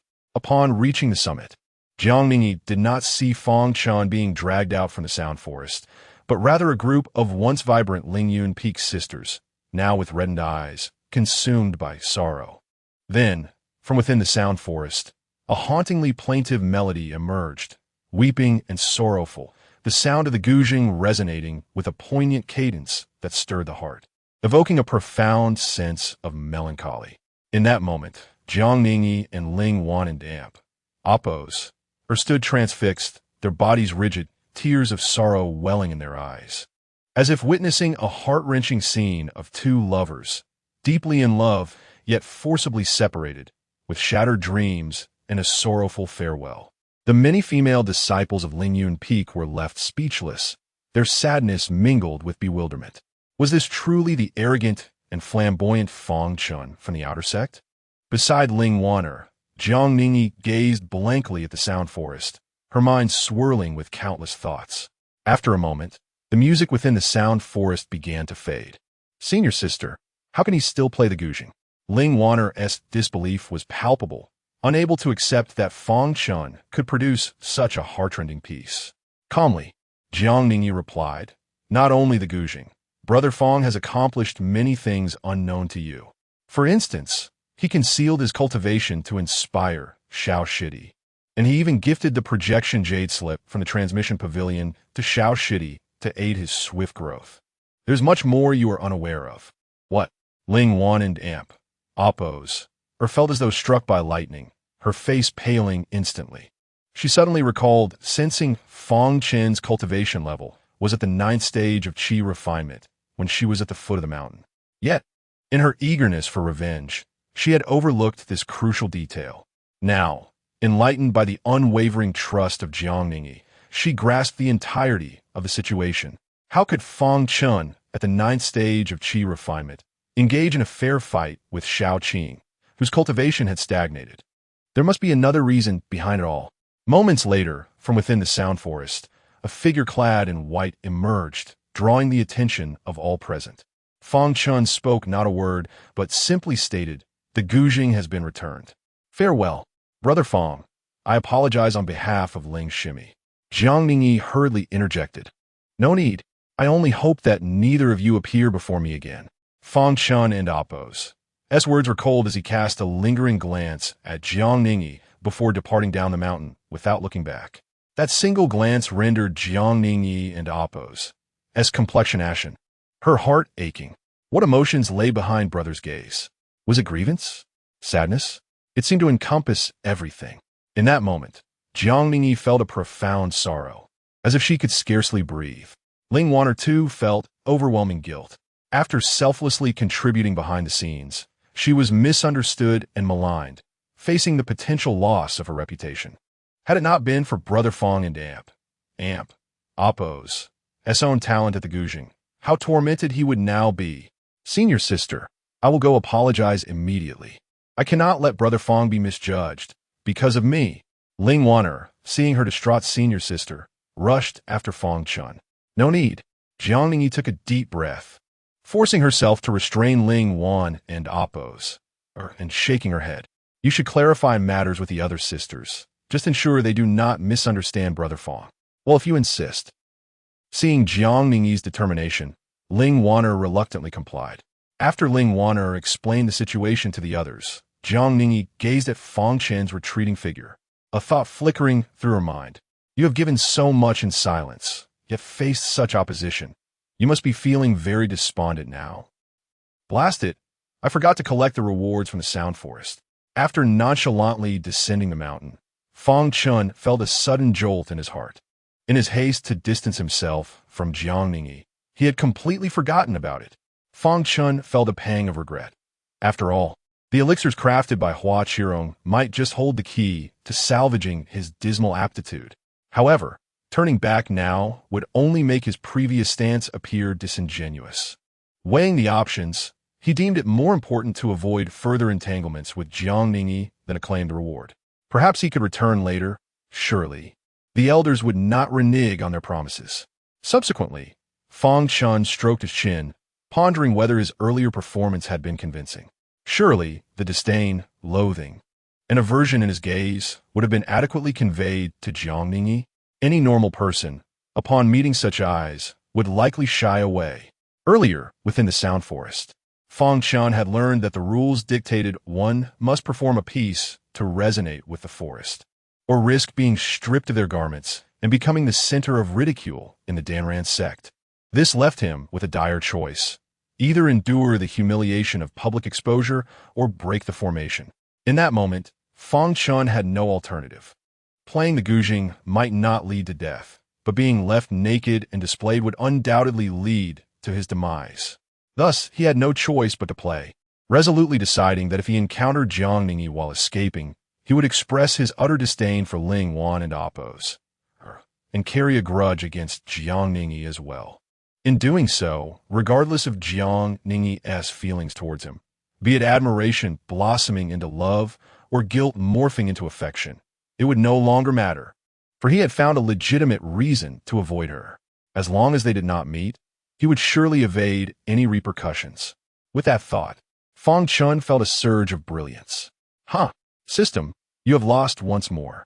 Just then, a soft, alluring voice echoed from behind him. What are you laughing about? Fang Chen, caught mid-laugh, felt his expression shift in an instant. Chapter 11. 3 types of elixirs who? Fang Chen exclaimed, turning around in astonishment. Behind him, a tall woman clad in a flowing crimson gown had appeared, seemingly out of nowhere. The fragrance that enveloped her was reminiscent of both medicinal herbs and blooming flowers, imparting a refreshing sensation to those nearby. Unfazed by Fang Chen and Oppos' inquiry, she responded with an amused smile. I am Hua Qirong, an elder of the Danran sect and the master of Lingyun Peak. The leaders of the various peaks within the Danran sect are referred to as Oppos, masters and Oppos, due to their possession of powerful peak seals, which serve both offensive and defensive purposes. Upon hearing this, Fang Chen felt a slight tremor in his heart. Could this be Hua Qirong of Lingyun Peak? Why are you standing there in silence? It is your turn now. Who are you, and from which peak do you hail? Hua Qirong said, her displeasure evident as she observed Fang Chen's silence. Realizing his impoliteness, Fang Chen hastily bowed. Greetings, Elder Hua. I am Fang Chen, an outer disciple. An outer disciple? Hua Qirong paused momentarily before scrutinizing Fang Chen with newfound interest. Your vitality suggests you are at least in your 20s, yet you are only at the 9th level of qi refinement? Such poor aptitude. Have you been poisoned? Or has your spiritual root suffered damage? Hearing this, Fang Chen felt as if he had been dealt a severe blow. Was this elder truly so lacking in manners? He stammered, I was born this way. Oh, I see. Hua Qirong replied, as if a light had dawned upon her. Noticing Fang Chen's evident discomfort, she attempted to console him. Do not be disheartened. Your cultivation may not solely be due to your innate talent, but perhaps because you have dedicated your time to the Gujing. Besides, you are not the worst among our sect and Oppos' younger disciples. I have heard of another outer disciple who has been in the sect for over a decade and is only at the 3rd level of qi refinement. His talent is far inferior to yours. In all my years at the Danran sect, I have never encountered a disciple with such poor aptitude, As she finished, Hua Qirong found the situation exceedingly amusing, bursting into laughter. Meanwhile, Fang Chen's spirit endured yet another crushing blow. Is this truly necessary? Just because you are an elder? Once her laughter subsided, Hua Qirong noticed Fang Chen's face had turned shade of gray and asked curiously, Why are you silent? Are you unwell? No, elder. I merely feel a bit fatigued. Fang Chen managed to force a smile that looked more like a grimace. Very well. Hua Qirong changed the subject, intrigued. What were you laughing about just now? Fang Chen hastily fabricated a reason. I felt quite proud after passing through the Sound Forest. Oh, you need not be overly pleased. The Sound Forest should be a trivial challenge for you. Hua Qirong chuckled. The one who should be happy is I. For I have finally encountered a kindred spirit in the realm of music. A kindred spirit in music? Fang Chen felt a sense of unease. Hua Qirong patted Fang Chen and Appo's shoulder. With your skills, you shall surely engage in profound discussions with me. Do come visit me at Lingyun Peak often. I dare not. Fang Chen quickly clasped his fists, excitement swelling within him. While Hua Qirong's demeanor might have been somewhat brusque, the prospect of connecting through gouging artistry and sharing musical philosophies felt like grasping at an invaluable opportunity.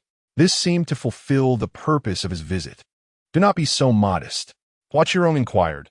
By the way, what was the name of the piece you played just now? Forgotten Frown, Fang Chen replied. Forgotten Frown. What a lovely title. Did you compose this piece yourself? Not at all. It was created by a friend from the common folk. Fang Chen was reluctant to take credit. Hua Qirong expressed slight disappointment before inquiring. May I borrow the sheet music to peruse? Of course. Fang Chen quickly produced a blank jade slip, inscribing the music from his mind and handing it to Hua Qirong. Despite the system and Appo's shortcomings, the skills granted were substantial, and the sheet music was vividly clear in his mind, allowing him to transcribe it swiftly. Hua Qirong and Appo's eyes sparkled with delight. This young man was quite impressive. As she accepted the sheet music, her expression transformed into one of utmost satisfaction. Now speak. What elixir do you desire? Fang Chen's heart soared.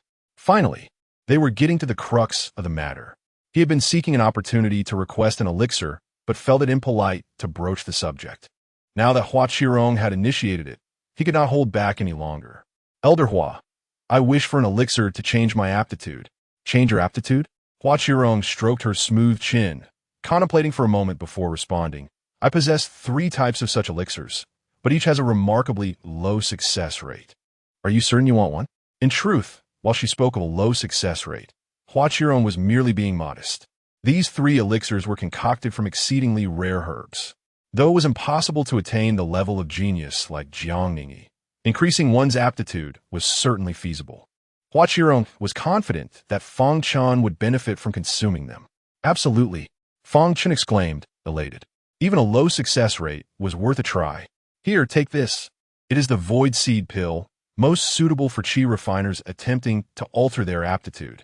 Hua Qirong produced a jade vial from her storage ring and handed it to Fang Chen. However, Fang Chen hesitated, his face reflecting shock. Void seed pill? I believe I have consumed one before. As she presented the elixir, a vivid memory flashed in Fang Chen's mind. The original owner had taken a void seed pill with no effect whatsoever. You have consumed one? Then you cannot take another. Hua Qirong was puzzled, wondering how his aptitude could still be so poor after having taken it. She retracted the vial containing the void seed pill and pulled out another. Then how about this? The spirit essence elixir. While its potency is formidable and not suited for chi refiners to consume, if paired with other elixirs that can protect your heart channels, you should be able to withstand it. Yet Fang Chen again stared in disbelief, his eyes widening as he stammered, I believe I have taken that one as well. Hua Qirong was taken aback. What? She quickly put away the vial, preparing to retrieve another. At that moment, Fang Chen trembled and said, Elder Hua, if the last one you have is the ancient tree spear fruit pill, there is no need to present it. I think I have also consumed that. Hua Qirong was utterly shocked, her beautiful eyes widening in disbelief. You have taken all 3? Then how is your aptitude still like this? How could you? Before she could finish her sentence, she noticed Fang Chen's face rapidly losing color. In a state of alarm, she stopped speaking, awkwardly attempting to remedy the situation. Well, perhaps your luck is just exceptionally poor, haha. Since that is the case, I have no other elixirs to offer. Any that are more powerful, I've only heard of in legends. As her words fell, Hua Qirong spread her hands in resignation. At that moment, Fang Chen's eyes lost their last glimmer of hope. In that instant, despair consumed him. Could his aptitude possibly deteriorate further? Chapter 12. The Assistance of Shattered Jade Pill. At this juncture, Fang Chen profoundly comprehended why the original owner ultimately chose the path of demonic cultivation, setting aside the betrayal of kin and friends. The mere notion of utilizing this route to enhance one's aptitude was not entirely unfathomable. However, Fang Chen also gleaned from a different perspective the immense power of the Fang family. which could procure such an abundance of rare elixirs for him. At that moment, Hua Qirong, in a gesture of comfort, gently patted Fang Chen on the shoulder and inquired, "Since you have no need for these 3 types of pills, is there anything else you desire?" With a sigh, Fang Chen replied, "In that case, I humbly request the shattered jade pill from Elder Hua." The shattered jade pill? Hua Qirong furrowed her brows. "Are you referring to the one that aids qi refining disciples in enhancing their cultivation?" "Yes," Fang Chen affirmed with a nod. Since he could not elevate his own aptitude, as an elder brother, he naturally wished to assist Xiao Qing. "Junior brother Xiao, this is all I can do for you." To his surprise, Hua Qirong shook her head and said, "I cannot grant you that." "Why? Is it because the pill is too precious?" Fang Chen was taken aback. "How could that be? The shattered jade pill is indeed expensive, but to me, it holds no value whatsoever." Hua Qirong, revealing a hint of pride, remarked, "If you desire it, I could easily give you an entire bottle." Upon hearing this, Fang Chen and Appo's breath quickened. Hua Qirong continued, "However, its effect on you would be minimal. The efficacy of the shattered jade pill is contingent upon one's innate talent. The better the talent, the greater the effect." As she spoke, she cast a sidelong glance at Fang Chen, realizing she ought not to further dishearten him. Thus, she abruptly shifted the conversation. "Moreover, the most alluring aspect of the shattered jade pill is the possibility of a single consumption leading to an immediate breakthrough. But you are already at the 9th level of qi refining. There is no possibility of further advancement. This pill cannot assist you in reaching the foundation establishment stage. So, it would serve you little purpose. Perhaps you should reconsider." Yet, Fang Chen resolutely shook his head. "Elder Hua, my mind is made up. I implore you to bestow upon me the shattered jade pill." His desire to take a gamble stirred within him. The prospect of an immediate advancement, with Xiao Qing being the child of destiny, wouldn't that probability be significantly heightened? According to the system and Appo's calculations, Xiao Qing would reach the 7th level of qi refining in half a month. Surely, with this pound of shattered jade pill, achieving the 8th level would be a certainty. An 8th level qi refining disciple of a child of destiny could contend with a 9th level disciple, unleash a full force breakthrough to the 1st level of foundation establishment, and reveal hidden cards to reach the 2nd level, facing life and death situations with potential for the 3rd level. To simplify matters, if Xiao Qing consumed this pill, Fang Chen would directly ascend to the golden core stage. Wasn't this worth an all-in gamble? After a moment of contemplation, Hua Qirong sighed softly, retrieved a jade bottle, and tossed it to Fang Chen. This should contain approximately a furnace and Appo's worth. I did not count it precisely. It was crafted during my training in some year-long past. Take it. However, do not indulge excessively. A cultivator's body has its limits. Overconsumption could lead to dire consequences. Fang Chen hurriedly caught it, bowed deeply, and expressed his gratitude. "Yes, I shall heed your advice." "Thank you, Elder Hua." Hua Qirong added, "Consider this bottle of pills as a token of gratitude for the musical score you provided me. As for the reward for traversing the sound forest, ponder upon how to maximize its utility and return to discuss it with me. Lastly, I hope that when you visit next, you bring an even finer composition." Upon hearing this, Fang Chen was momentarily stunned, soon followed by overwhelming joy. He had not expected Hua Qirong to be so generous. Truly, she was as beautiful in spirit as she was in appearance. He raised his head, intending to express his thanks, but Hua Qirong had already vanished. In response, Fang Chen could only bow to the empty air, uttering, "Thank you, Elder Hua." After expressing his gratitude, Fang Chen turned to leave. Meanwhile, on Lingyun Peak, Hua Qirong had returned to the sound forest, standing beside the Guzheng, sighing softly. After all, he was still young. Fang Chen's obsession with enhancing his cultivation, particularly in pursuing the seemingly futile endeavor of returning with the shattered jade pill, left her somewhat disappointed. She understood that for a cultivator, the pursuit of cultivation was entirely natural, especially for one as young as Fang Chen, who was merely in his 20s. However, she felt that since Fang Chen possessed exceptional musical talent, his character, wisdom, and aspirations should inherently differ from those of other cultivators. Yet, as it appeared, aside from the poignant melodies that deeply resonated, Fang Chen's actions were, at their core, those of an ordinary individual. Lost in thought, Huaqiron couldn't help but chuckle. Hadn't she herself often engaged in futile endeavors in her youth? Why was she now so harsh in her expectations of Junior? It seemed she had grown old. Finally, Huaqiron collected her thoughts, stored the guzheng, and called out, "Xiao Peng, go summon Wan and Appos, from Chizuan Mountain." Outside, a flurry of anxious responses rang out. "Yes, Peak Master." Fang Chen soon returned to the summit of Yingguang Lake after leaving the sea turtle platform. Upon reaching the foot of the mountain, he entered Xiao Qing's humble abode. "Brother, what brings you here?" Xiao Qing was slightly taken aback at Fang Chen's swift return. "This is for you." Fang Chen immediately produced the shattered jade pill and handed it to Xiao Qing. The most effective means to enhance Xiao Qing's strength in such a short time was through the use of elixirs. Fang Chen silently hoped that the child of destiny would not disappoint him. "What is this?" Xiao Qing was momentarily stunned.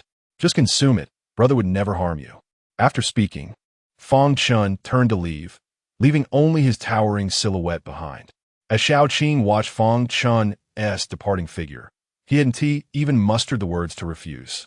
At that moment, an ancient voice echoed within Xiao Qing, chuckling softly, "A whole bottle of shattered jade pills? Your brother Fang truly holds you in high regard. You must not let him down." Xiao Qing was immediately astounded. What? A bottle of shattered jade pills? As a qi refining cultivator, how could he have not heard of this elixir? He had initially thought Fang Chen would present him with something like a qi nourishing pill or a rejuvenation pill, never anticipating such a precious gift. It is essential to note that while Huaqiron regarded the shattered jade pill as trivial for any qi refining cultivator, it was a rare treasure. Especially given Xiao Qing's current circumstances, the shattered jade pill was exceedingly valuable. Not to mention an entire bottle. "No, this is far too precious. I must return it to Brother Fang." Xiao Qing immediately resolved to pursue Fang Chen.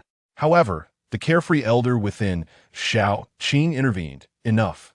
He deliberately withheld the nature of this elixir from you to prevent your refusal. If you chase after him now to return it, you will only create more trouble for him. Besides, he has already reached the 9th level of qi refining. The perilous effects on him would be negligible. Clearly, this bottle of pills was procured specifically for you. Rest assured and utilize it to its fullest. Once your cultivation advances, you may repay his kindness." Upon hearing this, a flicker of hesitation crossed Xiao Qing's face, but ultimately, he nodded resolutely, "Yes. Since this is the case, I will certainly not disappoint Brother Fang's expectations. I shall seize every moment to practice diligently." Meanwhile, as Fang Chen descended to the mountainside, a notification echoed in his mind. "Ding! The child of destiny, Xiao Qing, will soon break through to the 9th level of qi refining during the life and death duel with the host, possessing the ability to combat beyond his level, comparable to Foundation establishment cultivators. In dire situations, he may briefly unleash power equivalent to the 2nd level of Foundation establishment." Fang Chen was instantly filled with elation. Chapter 13. The Ascension of Cultivation, the System proclaimed. The system shall bestow upon the host the first stage of Foundation establishment, enabling the host to exert formidable life and death pressure during combat. When Xiao Qing's potential is pushed to its limits, he shall be publicly vanquished. The process of cultivation begins now. Note, the Foundation establishment process is lengthy. The host is advised to refrain from unnecessary movement and await the completion of the process. As the voice faded, Fang Chen immediately stood still, distinctly feeling the 10,000 evil heart method within him operating autonomously. All spiritual energy surged into his dantian like fledglings returning to their nest, visibly coalescing into a foundation. Within Fang Chen and Appos' inner vision, this foundation appeared square, colorless, and transparent, resembling a colorless crystal. Witnessing the emergence of the foundation, Fang Chen was overwhelmed with joy. There are myriad methods for Foundation establishment, such as refining elixirs, or gathering specific treasures of heaven and earth. Some even spend years within foundation collecting spirit arrays to cultivate the finest foundation. Yet none of these methods were as effortless as Fang Chen and Apos. Merely standing still to coalesce the foundation. Moreover, to Fang Chen and Apos' astonishment, the foundation began to gradually acquire color after its formation. A brilliant red hue began to tint the edges of the colorless crystal. "Goodness!" Fang Chen exclaimed with unrestrained elation. Foundation quality is categorized into 3 tiers: human foundation, earth foundation, and celestial foundation, corresponding to the colors red, green, and gold. The colorless variety bears no rank and is simply referred to as ordinary or colorless foundation, of little concern to anyone. Fang Chen initially believed that with his meager talent, achieving an ordinary foundation would be remarkable. He never anticipated any quality. Yet, the system proved formidable, as the colorless crystal transformed completely into red. It did not cease its progression. A wave of green emerged next. Fang Chen was taken aback, elated once more. The green hue enveloped the foundation without pause, and before long, gold joined the fray. A soft crack echoed within Fang Chen and Apos' body as his bones resonated with change. Celestial foundation is naturally accompanied by extraordinary phenomena. However, since Fang Chen and Apos' breakthrough did not involve communication with the heavens, but was instead a result of the system and Apos' bestowal, no one was alerted, nor did any extraordinary occurrences manifest. Ultimately, the gold fully enveloped the foundation, achieving a consummate celestial foundation. As the celestial foundation manifested, Fang Chen instantly sensed a shift in the universe. His perception sharpened. His body felt light, and the range of his spiritual awareness expanded exponentially. He could now discern the flow of spiritual energy with clarity, and the few techniques he knew suddenly became intuitive, allowing him to manipulate spiritual energy with enhanced precision, rendering his techniques stronger. Is this why foundation cultivators can fly with swords? Fang Chen marveled. It is no wonder that foundation stage cultivators can soar through the skies and utilize flight techniques. Their control over spiritual energy has reached new heights. Though foundation stage cultivators may be temporarily limited by the low levels of spiritual energy, the ability to fly marks a fundamental distinction. Beyond the ability to fly, the most significant difference between foundation cultivators and chi refinement cultivators is the lifespan, which Fang Chen had yet to fully comprehend. Foundation cultivators boast a considerably longer life, with even the least capable living to 150 years, while the longest lived may reach 150 years. Surely, I can discover ways to enhance my strength, Fang Chen mused quietly. For now, he could not rely solely on Shaoqing to elevate his cultivation before their life and death battle. He dared not assume the system would consistently assist him. What if one day it decided to halt his progress? As a self-proclaimed unlucky soul, Fang Chen felt compelled to prepare for both scenarios, exploiting the system and Apos' loopholes while simultaneously seeking new methods. Once his cultivation was sufficiently robust, he would turn the tables and compel the system to find a fated child for sacrifice, eager to witness its response. The system declared, the bestowal is complete. The host is urged to actively fulfill the duty of assisting the fated child in growth, contributing to the heavens, to all things, and to the multitude. The universe is endless. Human life is but a fleeting dawn. To live humbly is to merely exist, while to die honorably is the ultimate success. Fang Chen was struck by the profundity of the system's words, only to retort, "Damn you." After uttering his curse, any flicker of gratitude he held for the system vanished in an instant. However, why was he only at the first stage of foundation? Was it not said that Shaoqing possessed the second stage? Once Fang Chen had finished his grievances, he was astonished to discover that the power within him was indeed not at the second stage, leaving him perplexed. The system elucidated. The circumstances of foundation stage differ from those of chi refinement. The disparities within foundation tiers are significantly greater. Should the host possess the second stage of foundation along with technique enhancements, the probability of defeating the fated child would be a mere 0. 63. Thus, no elevation is granted. Fang Chen muttered. The system truly is a nuisance. He then returned to his modest abode. The process of attaining the celestial foundation had indeed taken a considerable amount of time. However, as Fang Chen entered the courtyard and gazed skyward, he was astonished to see the horizon turning yellow. The sun was setting. A wave of relief washed over Fang Chen. Fortunately, his notorious reputation meant that the mountainside was seldom visited. The servants who had accompanied him had been reclaimed by the Fang family due to the original owner and Apos' misdeeds. Previously, Fang Chen had a few subordinates, but their talents paled in comparison to his, leading them to enter the inner sect, leaving him in solitude. Had it been otherwise, his recent breakthrough would undoubtedly have been interrupted. Thus, Fang Chen could only quietly relish his solitude within his modest dwelling. Meanwhile, at Lingyun Peak, receiving a message from Hua Chirong, Ling Wanner arrived at the pinnacle of Lingyun Peak at the tower-like building. Jiang Ningyi, feeling apprehensive, accompanied her.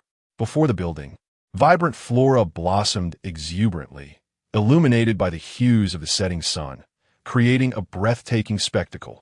Sister, what should I do next? Ling Van und Apos, asked nervously. I shall accompany you inside. This matter is also my responsibility, Jiang Ningyi responded. Responsibility? What responsibility do you bear? Did you incite this girl to frame Fang Chen? At that moment, Hua Qirong's calm voice drifted from behind them. Jiang Ningyi's face stiffened, and she quickly turned, bowing respectfully. Elder Hua, it was my failure to inform Wan and Apos the truth in a timely manner that led to this awkward situation. Oh, the truth? So, Van und Apos, you have framed a fellow disciple within our sect, and there is a misunderstanding? Hua Qirong smiled with amusement, though her gaze bore a hint of sternness. The Danqing sect strictly prohibits intra-sect violence. Although Fang Chen had been exceedingly detestable and had repeatedly humiliated his peers, he had never harmed anyone. A significant reason for this was not only his lack of strength, but also the constraints of the sect's regulations. Injuring a fellow disciple would incur severe punishment. Thus, Fang Chen spent 10 years in cultivation and 8 years studying the sect's rules, continually seeking ways to navigate the gray areas. This is why he was so universally reviled. Now, Ling Wan and Apos' act of framing Fang Chen infuriated Hua Qirong. She held a deep fondness for Ling Wan and Apos'. It was precisely because of this affection that she felt even more enraged at Wan and Apos' for openly violating the sect and Apos' rules. Did she truly believe that by falsely claiming Fang Chen had acted of his own accord, the matter would simply be brushed aside? Upon seeing the cold expression on Hua Qirong's face, Ling Wanner immediately lowered her head and said, Elder Hua, I am willing to accept my punishment. Chapter 14. The punishment. Do you still refuse to accept your punishment? Hua Qirong glared fiercely at Ling Van Apos. From the moment you entered the sect, I informed your master that with your talent, you might one day stand alongside your senior sister Jiang as a saintess of the Danran sect.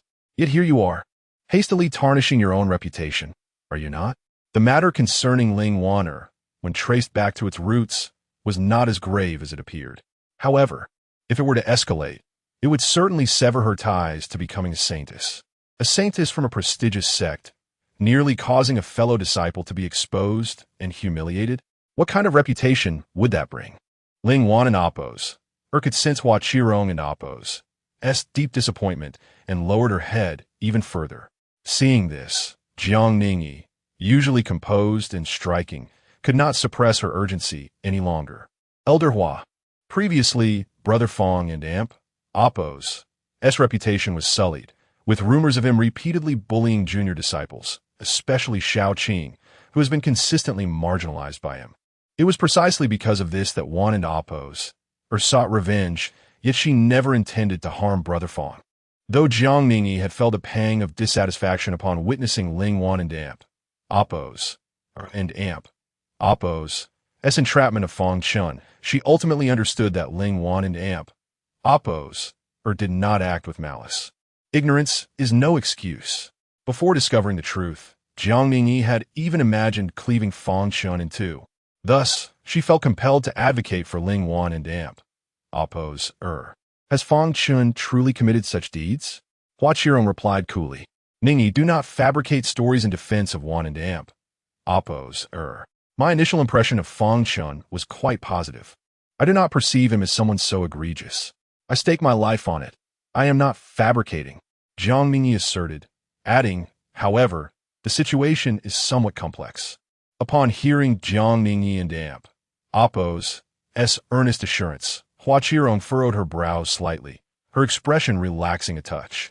Then please tell me all that you know regarding Fang Chen. Certainly, Elder Hua. The situation is as follows. Jiang Ningyi succinctly recounted Fang Chen's notorious past and the stark contrast of his current behavior. Is that so? Hua Qirong was momentarily taken aback. Clearly, she had not anticipated Fang Chen and Oppose as silent efforts, while she was no longer in her youth, and thus less easily swayed by emotions like Jiang Ningyi and Shao Qing. She could not help but feel a twinge of respect for Fang Chen's demeanor as a senior brother. At his age, she had been arrogant and dismissive, oblivious to the needs of her junior disciples. Now, Fang Chen, adept at playing the guzheng and quietly bearing the burdens of others, left a favorable impression on Hua Qirong. As she pondered this, Hua Qirong couldn't help but chuckle softly. This young man is rather interesting. Suddenly, it dawned on her that she had openly mocked the least talented disciple of the Danran sect right in front of Fang Chen. Had she inadvertently ridiculed him twice? Her toes instinctively began to dig into the ground. After years as an elder, she felt a sense of embarrassment she had never experienced before. Elder Hua? At that moment, Jiang Ningyi noticed Hua Qirong and Oppose's face shifting between pale and flushed and cautiously inquired. Huh? Hua Qirong snapped back to reality, patting her cheeks to dispel the awkwardness. All right, I understand now. She turned to Ling Wan and Amp. Oppose. You may rise. Yes, Elder. Ling Wan and Amp. Oppose. Stood up. Let me be clear. Your punishment is intended to teach you a lesson, to refrain from employing such tactics in the future. Hua Qirong glared at her, particularly emphasizing the fact that she had attempted to harm another within her formation. Did you truly believe that this sound forest would remain inactive? I am aware of everything as soon as it is activated. Ling Wan and Amp. Oppose. Felt a twinge of embarrassment. Hua Qirong continued, to put it bluntly, regardless of whether Fang Chen is good or bad, you should not have acted in this manner. If you truly wished to avenge Shao Qing, you could have been patient and challenged him openly once he entered the inner sect, where dueling is permitted. But I was concerned that if I let too much time pass, he might establish his foundation while I remain at the qi refining stage, making it even harder to exact my revenge. Ling Wanner couldn't help but argue. Hua Qirong was rendered speechless, although she felt that the girl was being obstinate. Upon reflection, even if Fang Chen were concealing his abilities, his true cultivation level was merely at the 9th layer of qi refining.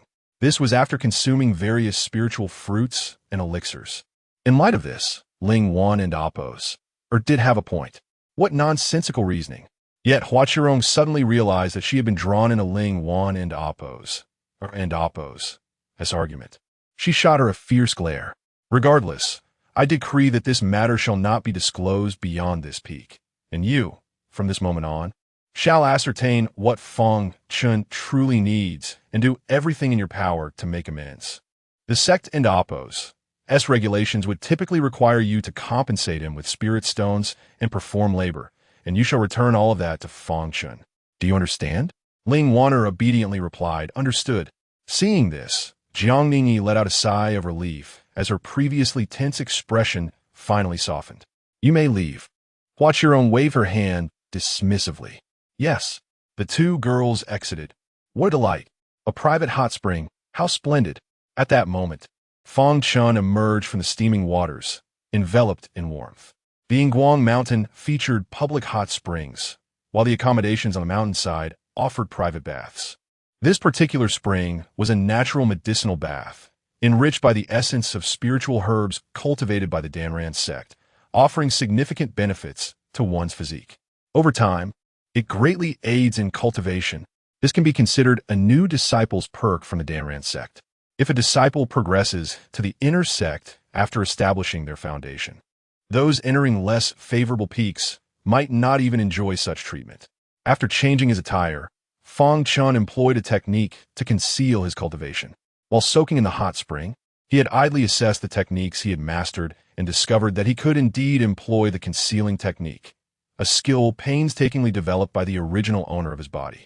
It must be said that the original owner and Apo's mastery of this technique was extraordinary, surpassing even that of Shaoqing.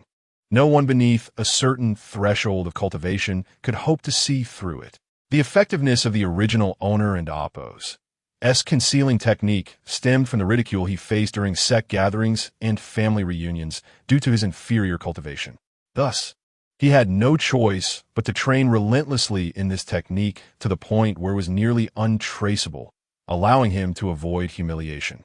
Initially, it served its purpose well, but regrettably, as his peers and fellow disciples established their foundations, his technique ultimately became ineffective. Eventually, it mattered little how impressive the technique was, as everyone knew that the outer sect and Apo's Fang was forever limited to the third tier of qi refining. Chapter 15. The Unexpected Crisis After Finishing His Bath. Fang Chen intended to visit the transmission pavilion. He was determined to investigate whether there existed any extraordinary divine abilities that could restore his normal cultivation speed. With countless paths in the realm of immortality, surely there must be one that could embrace him. He could not remain a solitary cultivator forever, could he?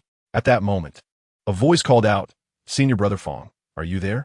Two pairs of footsteps approached, followed by Ling Wanner's voice. "What is it?" Fang Chen paused, and as he spoke, he formed a gesture with his hand, causing the door to slowly part down the middle, just like the automatic doors from his previous life. The door creaked open, revealing two figures outside, Ling Wanner and Jiang Ningyi.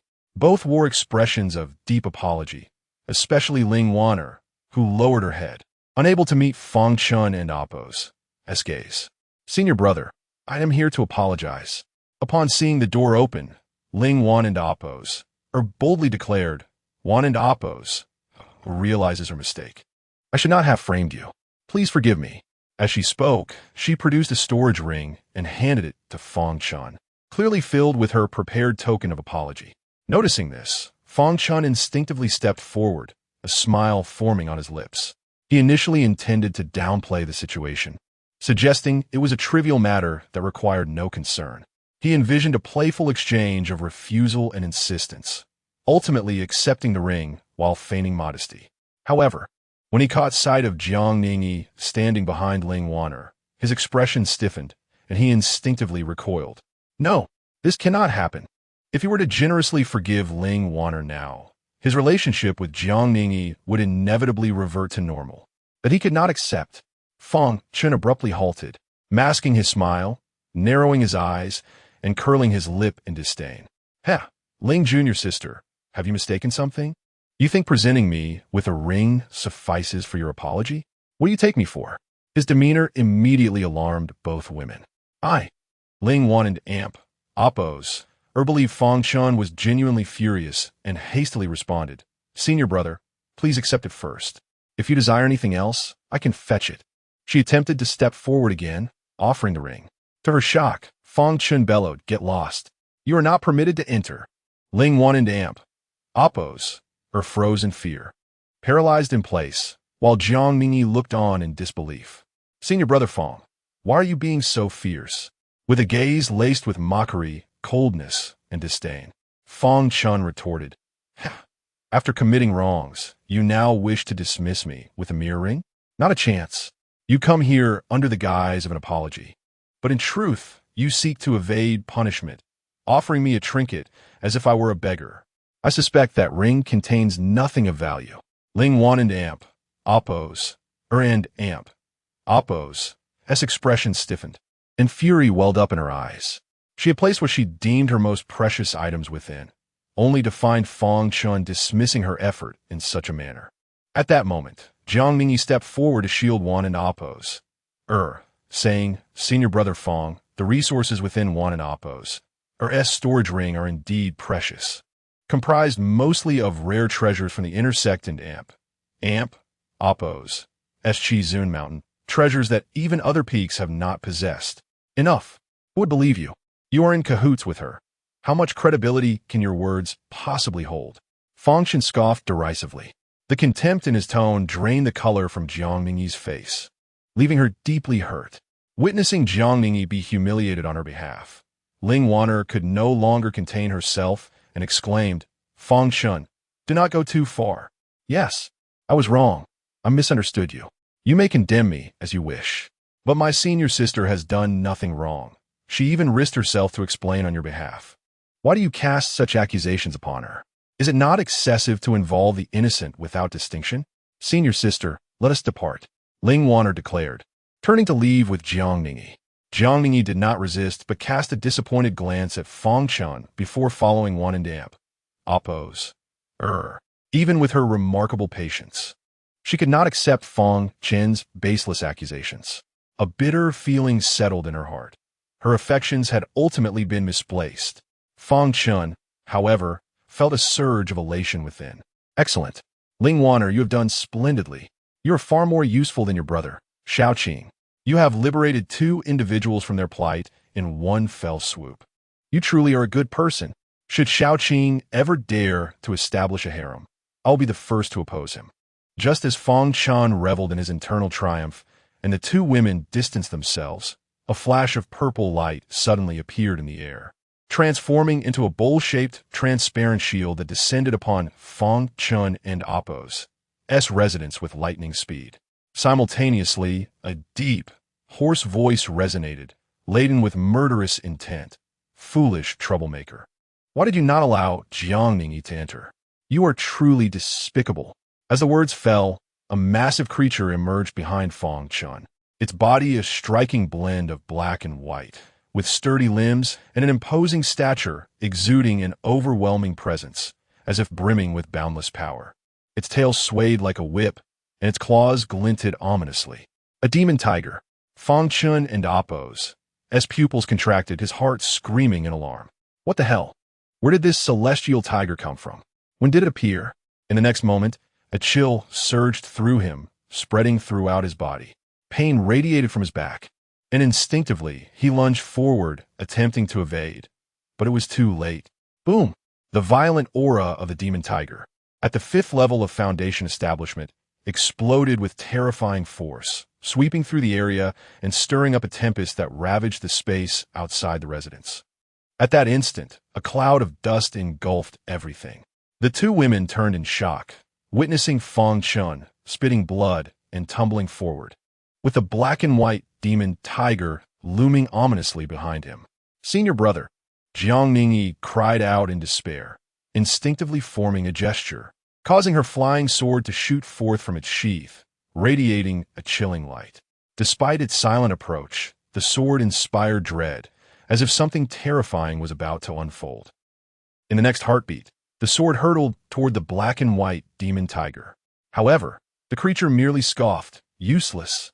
A piercing sound erupted from the sword and Appo's tip, leaving Jiang Ningyi stunned. How is this possible? The sword, having swiftly launched, was effortlessly blocked by the transparent shield. Panic surged within Jiang Ningyi. A 5th-level Foundation establishment demon tiger should not possess such formidable defenses. Undeterred, she attempted to breach the formation with her sword again, employing several potent talismans. Yet after a series of explosions, the formation remained steadfast and unyielding, rendering all her efforts futile. In desperation, Jiang Ningyi considered charging into the formation herself, but once activated, it was impervious to anyone who was not its controller. Her face hardened. How could this be? Did you think you could break the yin-yang furnace? Fool! The black and white demon tiger mocked. At that revelation, Jiang Ningyi and Appo's complexion paled instantly. Yin-yang furnace. Ling Wan and Appo's filled with outrage, demanded, Yin-yang furnace? Where did you acquire it? This was one of the signature formations of their Danran sect, specifically designed for refining demon beasts. How could it have been commandeered by this inexplicably appeared demon tiger? Chapter 16. The demon tiger, however, the battle-hardened Jiang Ningyi immediately interrupted Ling Wan and Appo's urging her to summon Elder Lin, who was stationed at Ingguang Lake Mountain. She understood that dwelling on how the demon tiger had acquired the yin-yang furnace was futile. Such ponderings would not dismantle the formidable formation surrounding the furnace. The priority was to rescue Fang Chen. Realizing the urgency of the situation, Ling Wan and Oppose ceased her inquiries and swiftly departed. Simultaneously, Jiang Ningyi shouted at the demon tiger, commanding it to open the yin-yang furnace. Your target is me. It has nothing to do with Brother Fang. Let me in. She had heard tales of this tiger within the sect. It was the most formidable demon beast captured in recent years and held in the beast prison of the Danran sect. She knew that if Fang Chen faced the demon tiger controlling the yin-yang furnace, he stood no chance. Yet, the demon tiger revealed a hint of disdain. Impossible. In its eyes flickered a mixture of caution and fear. Having heard from its elderkin about Jiang Ningyi's formidable prowess, it recognized her as the youngest swordsmanship prodigy in the history of Chizuan Mountain. It understood that without the formation, it would be swiftly defeated by her blade. Although it had just set up the formation with the intention of ambushing Jiang Ningyi, the failure of that surprise left it with no choice but to refrain from allowing her entry into the yin-yang furnace. Among the human race, swordsmanship prodigies were notoriously unpredictable, often defeating the strong with the weak, claiming to achieve sudden enlightenment and experiencing rapid power surges. Recalling the accounts from books it had seen in the beast prison of humans breaking through in critical moments, the demon tiger felt a surge of trepidation and resolved not to allow Jiang Ningyi to enter. Upon hearing the demon tiger's refusal, Fang Chen nearly spat blood. Damn it! I was hoping the tiger would let Jiang Ningyi in so we could team up and wreak havoc. Who knew this fellow would play by his own rules? Why is he being so cautious? Seeing this, Jiang Ningyi clenched her fists, her knuckles turning white. If you release Brother Fang, I will fight you alone within the yin-yang furnace. If I lose, my life is yours. This matter originated with her, and she did not wish to implicate Fang Chen. However, the demon tiger dismissed her plea with a scoff. Get lost. Taking a deep breath, Jiang Ningyi called out urgently to Fang Chen. Brother Fang, you must hold on. Lingyun Peak is closest to the sea turtle platform. I will summon Elder Hua immediately. While Ling Wanner sought Elder Lin from Ingguang Lake Mountain, Jiang Ningyi knew this was insufficient. The demon tiger had been imprisoned for so long. Its sudden escape signified that something catastrophic had occurred within the sect. Thus, she resolved to summon Elder Hua Qirong, the closest ally. As she spoke, she attempted to send talismans and a defensive array disk capable of swiftly activating the formation to Fang Chen. Unfortunately, they were all thwarted by the yin-yang furnace and amp. Oppose as formation. Jiang Ningyi and Oppose. eyes reflected her anguish as, in despair, she sent several jade slips for help before merging with her flying sword and racing towards the sea turtle platform, heedless of her own safety. At that moment, as she transformed into a streak of sword light, her heart was ablaze with urgency. With the demon tiger's strength, Fang Chen could not withstand much longer. She could only pray for his endurance. After Jiang Ningyi departed, the numerous signals for help she had sent dissipated entirely. Fang Chen, who had retreated to the side, was left aghast. How is this possible? The demon tiger sneered, stopped staring. Do you think I would prepare for an ambush against Jiang Ningyi without a foolproof plan? Listen well, today is a long-awaited opportunity for my kind, orchestrated to allow me to escape from the Danran sect. The formations laid around Ingguang Lake Mountain can at least delay your elders for an hour. By the time they arrive, I will have long since departed. Do not expect anyone to come to your rescue. Your fate is sealed. Fang Chen's complexion turned pale. 1 hour? Does that mean I'll be reduced to nothing? I had no intention of killing you. I followed Jiang Ningyi here, believing she would ultimately enter this place. I activated the yin-yang furnace, intending to refine her to enhance my strength. But you foolishly drove her away. It is truly infuriating. If I do not brutally torment you and consume you today, my wrath will remain unquenched. Fang Chen then realized that this demon tiger seemed to possess an inflated sense of grandeur. It appeared to be the boss delivering treasures to Jiang Ningyi, the child of fate, while he was merely an innocent bystander caught in the crossfire. Against such a boss, the child of fate would surely triumph. Yet, he was not that child. Would he not be utterly crushed? At that moment, Fang Chen felt despondent. It was only the first day since his transmigration. How could he still not escape death? Frustrated, he muttered, "Then why didn't it oppose? You let her in earlier? Why are you toying with me here? Eating me one and oppose. Enhance your strength much. Do you take me for a fool? I observed your resilience against my attack with the yin-yang furnace. Your lack of serious injury indicates your strength is not to be underestimated. If I were to face you alongside a sword cultivator like Jiangning, my chances of victory would diminish significantly," the demon tiger mocked. Fang Chen was left speechless. Damn it. Remarkably, the tiger was rather astute. After wiping the blood from his mouth, Fang Chen retrieved a medicinal pill from his storage ring and consumed it. At this point, cursing is pointless. I should strike first instead. Even in death, I must take a piece of you with me. With this thought, Fang Chen rose, determined to buy time. Where do you come from? The beast prison? Why does it concern you? Upon hearing the words beast prison, the demon tiger displayed a hint of humiliation, replying coldly. Can and oppose, I ask? Fang Chen scoffed, then sarcastically remarked, You speak human quite well. Are you truly a demon? Perhaps you and oppose. A hybrid of human and tiger? You fool. Are you brainless? After spending so long in your Danran sect, do you think I wouldn't learn? The demon tiger retorted. Fang Chen conceded, fair point. Noticing that the demon tiger was surprisingly cooperative in stalling for time, he sought another topic. However, the demon tiger interjected, Enough, human. I'm aware of your intent to buy time. I'm only indulging you because I am waiting for the yin-yang furnace to activate its refining mode. Do not think me foolish, still hoping to engage me in trivial conversation. It's quite tiresome, you know? Fang Chen cursed under his breath. Damn, you're rather clever, aren't you? The demon tiger licked its other paw, stating, Let me enlighten you. The yin-yang furnace has been modified by my kind and no longer refines demon beasts. It is now known as the human refining furnace. Fang Chen and Appo's face turned ashen. He had heard of the yin-yang furnace, a formidable formation used by the Danran sect to absorb the essence of demon beasts, maximizing the utilization of their every drop of blood and spirit. However, the fate of demon beasts refined by the yin-yang furnace was invariably tragic. Their souls would be annihilated. The demon tiger, wielding the human refining furnace, likely intended to obliterate Jiangning and Appo's soul to augment its own power, merely changing the target of refinement to himself. What filled Fang Chen with despair was that the yin-yang furnace would enhance the strength of its controller. With the demon tiger already at the 5th level of foundation establishment, augmented by the furnace, it was utterly impossible for Fang Chen to confront it head-on. Fang Chen inwardly cursed, damn it, a 5th-tier foundation establishment plus a yin-yang furnace.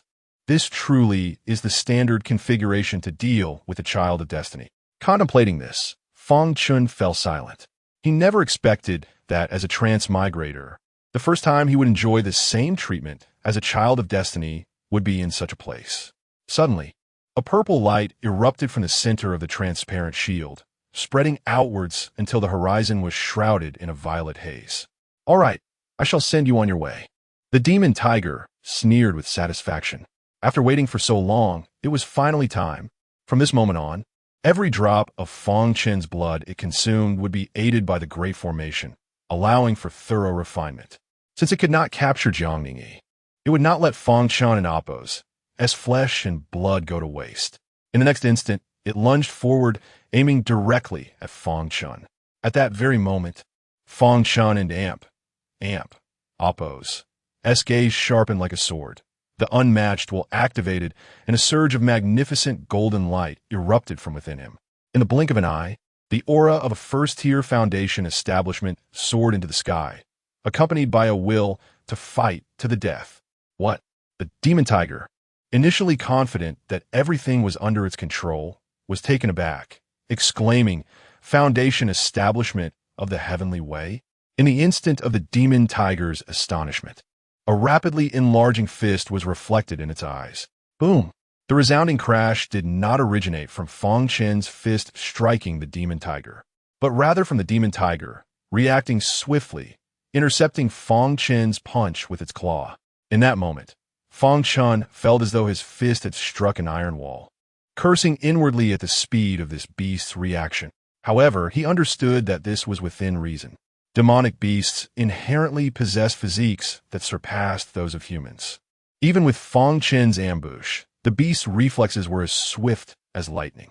Furthermore, considering the disparity in their realms, it was exceedingly difficult for Fang Chen to land a hit. After blocking Fang Chen's attack, the demon tiger did not pursue further but narrowed its eyes. An expression of shock mingled with excitement and exhilaration gleaming in its golden pupils. You possess foundation establishment of the heavenly way? No wonder you could withstand my assault. With Fang Chen and Oppos, as concealment technique rendered ineffective, his aura was fully exposed, much to the demon tiger and Oppos' delight.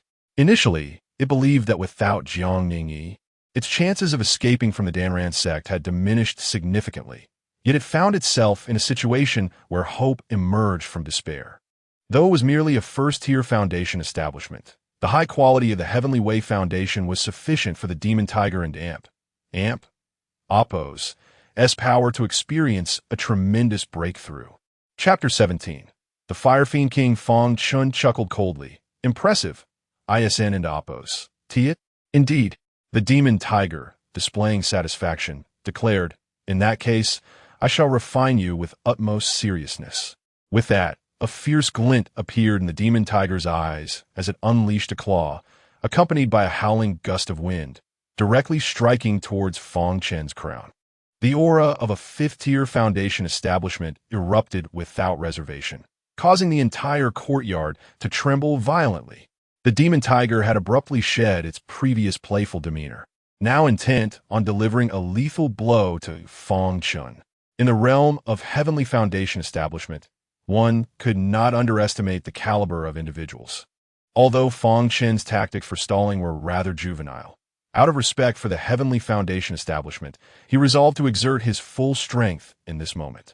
Realizing the dire predicament as the demon tiger launched its ferocious attack, Fang Chen felt a surge of determination.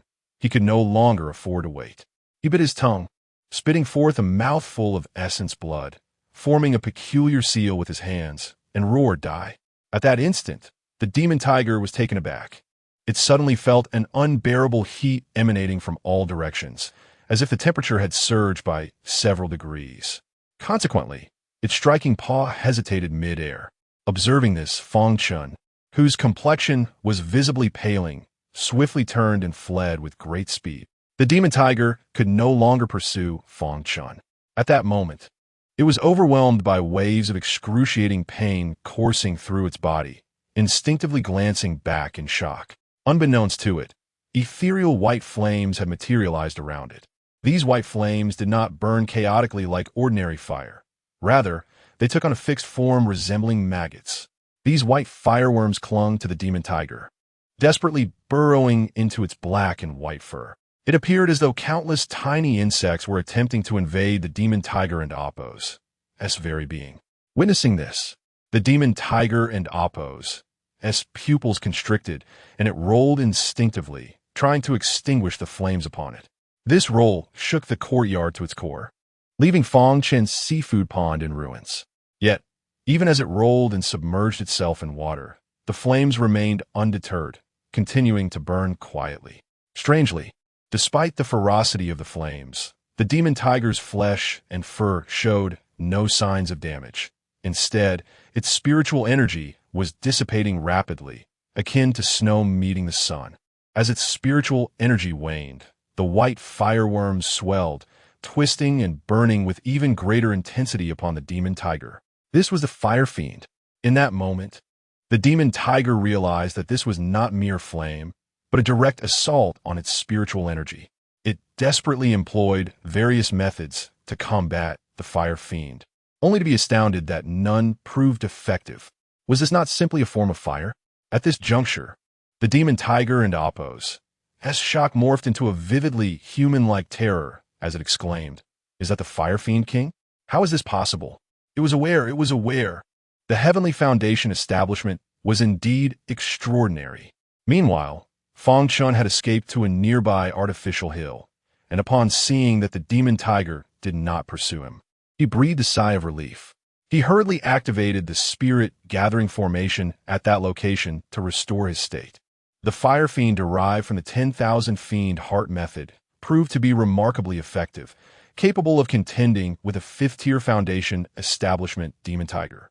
It truly lived up to the reputation of a child of destiny. He couldn't and oppose, help, but wonder how formidable the highest tier of the 10,000 fiend method would be. However, this ultimate move not only consumed a vast amount of energy, but also required an extended preparation time. Had he not fought desperately just now, this technique would have been interrupted by the demon tiger. Such a grand maneuver would necessitate finding a group of allies to buy him time in future encounters. He mused, his complexion pale and energy depleted. Just moments ago, the demon tiger had assumed that Fang Chen was merely stalling for the elder and Oppos as assistants. In reality, he had been biding his time to charge his ultimate move. From the onset, he had not shied away from the demon tiger, and even when his ambush failed, he did not flee, all because the preparation for the 10,000 fiend method in Oppos' ultimate move took far too long. Had it not been for this wait, he would have fled long ago. How could he dare engage in conversation with his adversary? Moreover, Fang Chen and Oppos' ultimate technique had been learned from Shaoqing. The system had granted him the same configuration as the Fire Fiend killing technique that Shaoqing would master in half a month. Fire Fiend King.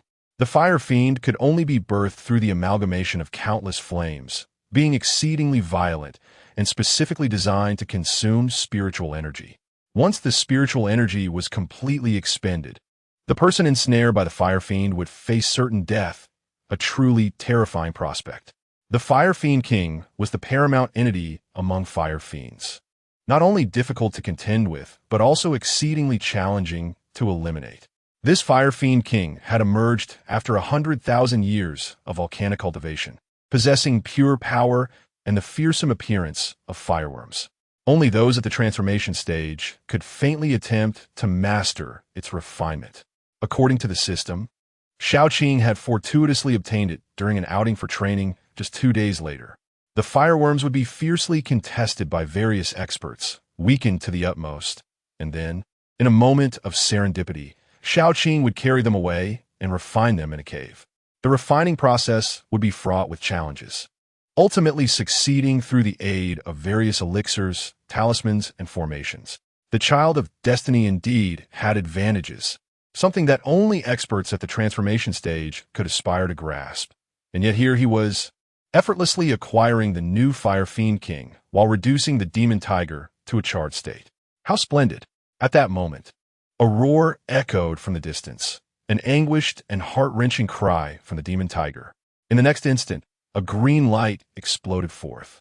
As the green light burst, it swept past Fang Chen's body.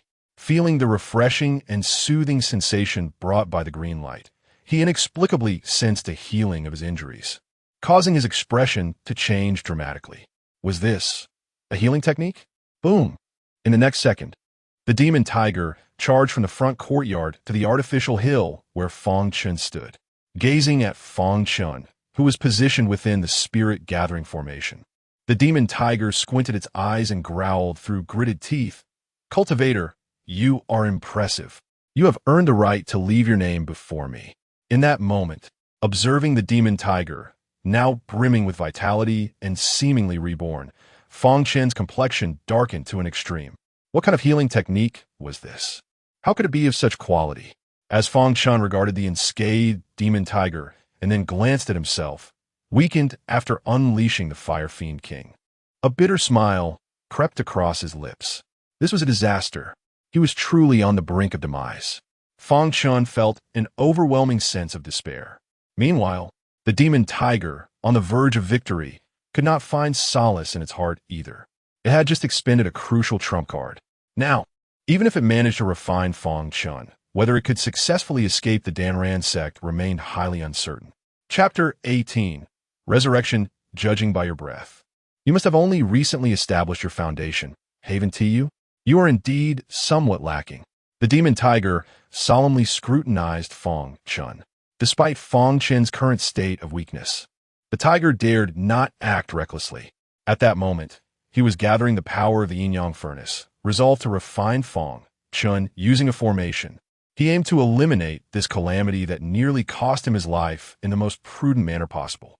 As the scorching spiritual energy from the surroundings began to compress around him, even disrupting his breathing, Fang Chen could not help but scoff. "Look at me now, and you still resort to tricks? Are you truly a member of the Tiger Clan?" The demon tiger candidly replied, "I merely fear you will burn me again." It had resolved to spend a stick of incense's worth of time refining Fang Chen before advancing. This way, even if Fang Chen had other hidden techniques, it believed it would be sufficiently prepared. Fang Chen cast a cold glance at the tiger, then closed his eyes, inwardly lamenting, "This demon tiger truly embodies a formidable boss, far beyond someone as unfortunate as myself." Soon, he felt the yin-yang furnace beginning to exert its influence on him. Observing his fingers growing faintly ethereal, strands of crimson essence floated out from his body like wisps of smoke, gradually converging towards the demon tiger. Fang Chen's complexion drained of color, his lips turning increasingly purple. "It seems you have indeed lost your strength." Noticing that Fang Chen did not resist the refining of the yin-yang furnace, the demon tiger felt a surge of confidence, regaining its arrogant demeanor as it coolly stated, "Since that is the case, cultivator, you have the right to know my name. I am Winged Fury, and you? Leave your name, and if you have any requests, I shall fulfill them." Fang Chen scoffed. He had no time to indulge this foolish beast, instead continuously retrieving pills from his storage ring and stuffing them into his mouth, desperately attempting to save his own life. Alas, these efforts were but a drop in the bucket, as he felt his strength ebbing away. Even the act of retrieving pills from his storage ring became exceedingly arduous. Fang Chen forced a bitter smile, his frail state giving rise to a multitude of thoughts. Am I truly destined to die? Or perhaps I have already perished, merely caught in a dream of cultivation? If so, this dream is exceedingly vexing. Who could accept such a system? Should I not rise and battle the demon tiger instead? Sitting idly seems rather undignified. Oh, right. When I crossed over today, my stamina in the game was still intact. What a shame. As he teetered on the brink of death, countless thoughts swirled in Fang Chen's mind, his visage growing increasingly pallid. Ah, truth be told, Sister Jiang is quite lovely. If it weren't for this system, I would genuinely like to engage her in conversation. Perhaps later, I could simply invite her to soak in a hot spring. Had I known I was destined to die, I would have preferred to perish at Jiang Ningyi's hands. After all, being killed by a spouse in pursuit of enlightenment is far preferable to dying at the hands of the demon race, right? At this moment, Fang Chen suddenly jolted, his dazed mind sharpening. He urgently questioned within himself, "System, if I die at the hands of the demon tiger, wouldn't that render your task incomplete? I cannot assist any child of fortune." Initially, he had not considered seeking help from the system, as he assumed it would be indifferent to his fate. Yet now, the thought of dying at the hands of the demon tiger seemed rather unjust. However, the system offered no response. "Damn, as expected, it's useless," Fang Chen muttered under his breath, cursing the system for its negligence. Subsequently, the last vestiges of his vitality unraveled like a severed string. His pupils began to dilate, the aura of the Heavenly Dao Foundation gradually dissipating. Upon witnessing this, the demon tiger rejoiced, poised to advance, but suddenly halted, its eyes widening in alarm. Something was amiss. The blood and spiritual energy that had been continuously escaping from Fang Chen and Appo's body abruptly ceased. In the next moment, his aura began to rise inexplicably. Moments later, his body was wildly rejuvenating. At this instant, as he beheld Fang Chen's astonishing recovery, Winged Fury's heart plunged into terror, its face a mask of shock and disbelief, internally exclaiming, "I knew it! I knew my caution was not misplaced. My decision to wait was indeed correct. This Heavenly Dao Foundation possesses numerous hidden cards." This fellow was not only regaining spiritual power at an alarming rate, but it seemed that the strength the yin-yang furnace had claimed was being reclaimed by him. How on earth was this possible? Meanwhile, Fang Chen and Appo's eyes widened, grappling with disbelief, for a voice resonated within his heart. Detection indicates the host is on the brink of death. The entity responsible for the host's demise is not a child of fortune. Restoration will be initiated, and the host is advised to cherish life, choosing correctly whom to allow to end it, thereby offering your life for the benefit of all beings. Fang Chen was astonished, contemplating what? Is it truly effective? As his body restored to a state even more complete than when he had previously employed the 10,000 Fiends heart method, he still found it hard to believe. It appears I have stumbled upon a new bug, Fang Chen murmured, his eyes beginning to gleam with realization. How did you accomplish this? The demon tiger-winged fury exclaimed in fear. If I say I didn't do it, would you believe me? Fang Chen cautiously replied to Winged Fury's inquiry. I don't and oppose. To believe it. Winged Fury instinctively retorted, perplexed by how this fellow could respond to him. At that moment, a white flame erupted from Fang Chen and Oppo's hand, hurtling towards Winged Fury's eyes. Despicable! Winged Fury bellowed in fury, lifting its head and shouting. This human cultivator is utterly shameless, plotting against me once more. However, though Fang Chen and Oppo's ambush succeeded, he merely unleashed a fire fiend king, refraining from utilizing the earlier 10,000 Fiends heart method. Thus, Winged Fury effortlessly evaded the attack by leaping into the air. As Winged Fury dodged the fire fiend king, Fang Chen abandoned his previous evasive tactics, charging forward recklessly, seeking death. Seeing Fang Chen daring to engage in close combat, Winged Fury was both furious and elated. It feared the possibility of Fang Chen possessing some unknown and bizarre technique, but now that he wished to engage in melee, was this not a death wish? In the next instant, Winged Fury stepped into the air, summoning a tremendous force as it soared towards Fang Chen.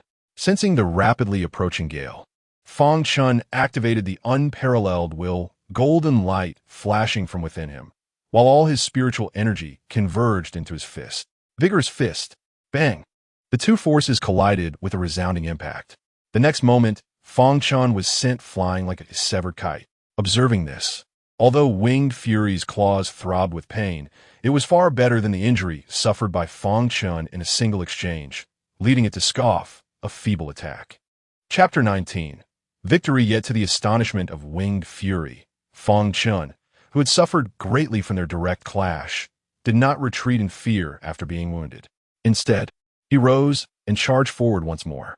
Human, I admire your courage, Winged Fury exclaimed, a trace of respect evident in his gaze.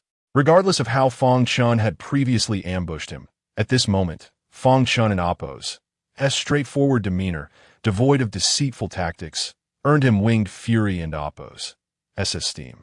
Boom, boom, boom. The two engaged again in a fierce exchange of fists and claws, the winds howling and spiritual energy surging. Amidst the skirmish, Fang Chen did not forget to unleash a series of fiery attacks. Alas, they proved largely ineffective. Winged Fury's reflexes were extraordinarily formidable. After several direct confrontations, the demon tiger finally sustained a wound, blood trickling down its feline face.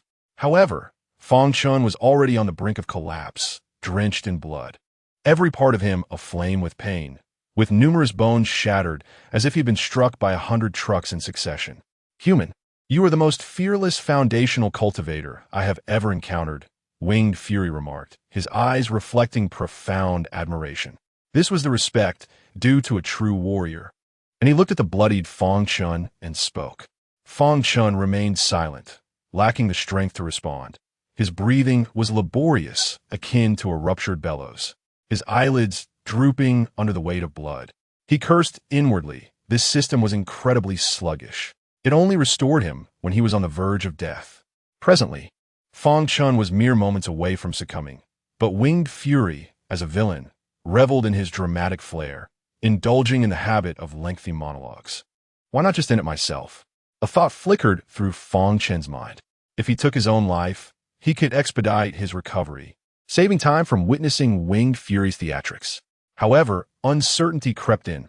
What if he truly ended his own life? After contemplating, Fang Chen retrieved a vial of poison from his storage ring. This poison had been prepared by the original owner to deal with the beast that had slain him, and an antidote was also available in the ring. Should the system fail to assist his recovery, he could consume the antidote in time, waiting for Winged Fury to finish him off before he healed. Upon seeing Fang Chen produce the poison, Winged Fury was momentarily taken aback. You intend to use poison? But what good will that do?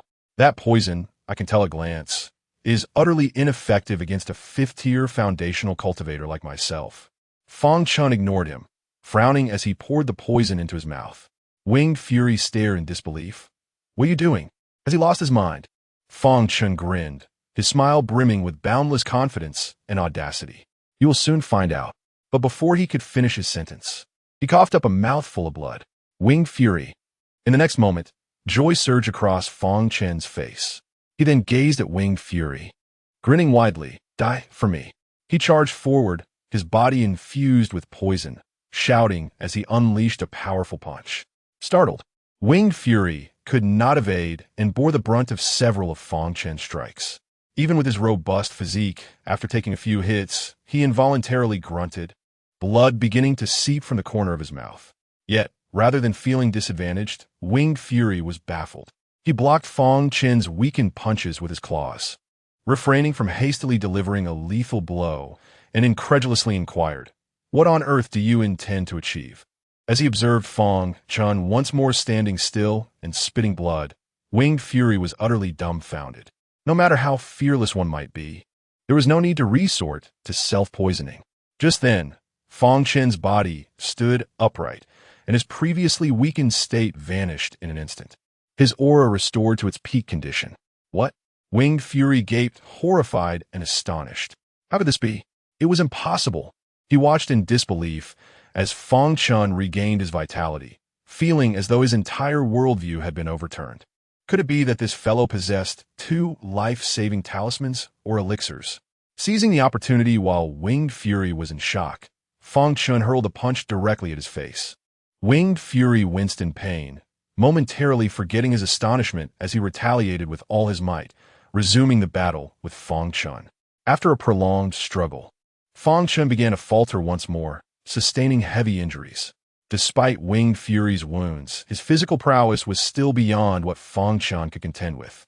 Yet, to Winged Fury and Appo's utter disbelief, as Fang Chen was once again gravely injured, he skillfully produced another vial of poison and stuffed it into his mouth. Once more, Fang Chen grinned, his smile radiating with unfathomable confidence and defiance. "Die for me." But before he could finish, he spat out another mouthful of blood. Seeing the identical scene unfold before him, Winged Fury, having spent a lifetime in a beast cage and never encountering such a bizarre opponent, murmured in astonishment, "Illusion. This must be an illusion, right?" Immediately after, Fang Chen launched himself into another reckless assault. This time, Winged Fury felt a twinge of fear. Instinctively, he stepped back to evade. Yet in doing so, he was struck by a few more of Fang Chen and Appo's punches. Unsatisfied, Fang Chen leaped into the air. Furious, Winged Fury raised his paw, preparing to strike the descending Fang Chen. But as Fang Chen soared midair, he began to cough up blood and plummeted down. Winged Fury. Before Winged Fury could collect himself, Fang Chen scrambled back up, his aura remarkably restored, his previous lethargy vanished, looking nothing like an injured person. Then, Fang Chen cackled ominously as he charged toward Winged Fury. No, this was impossible.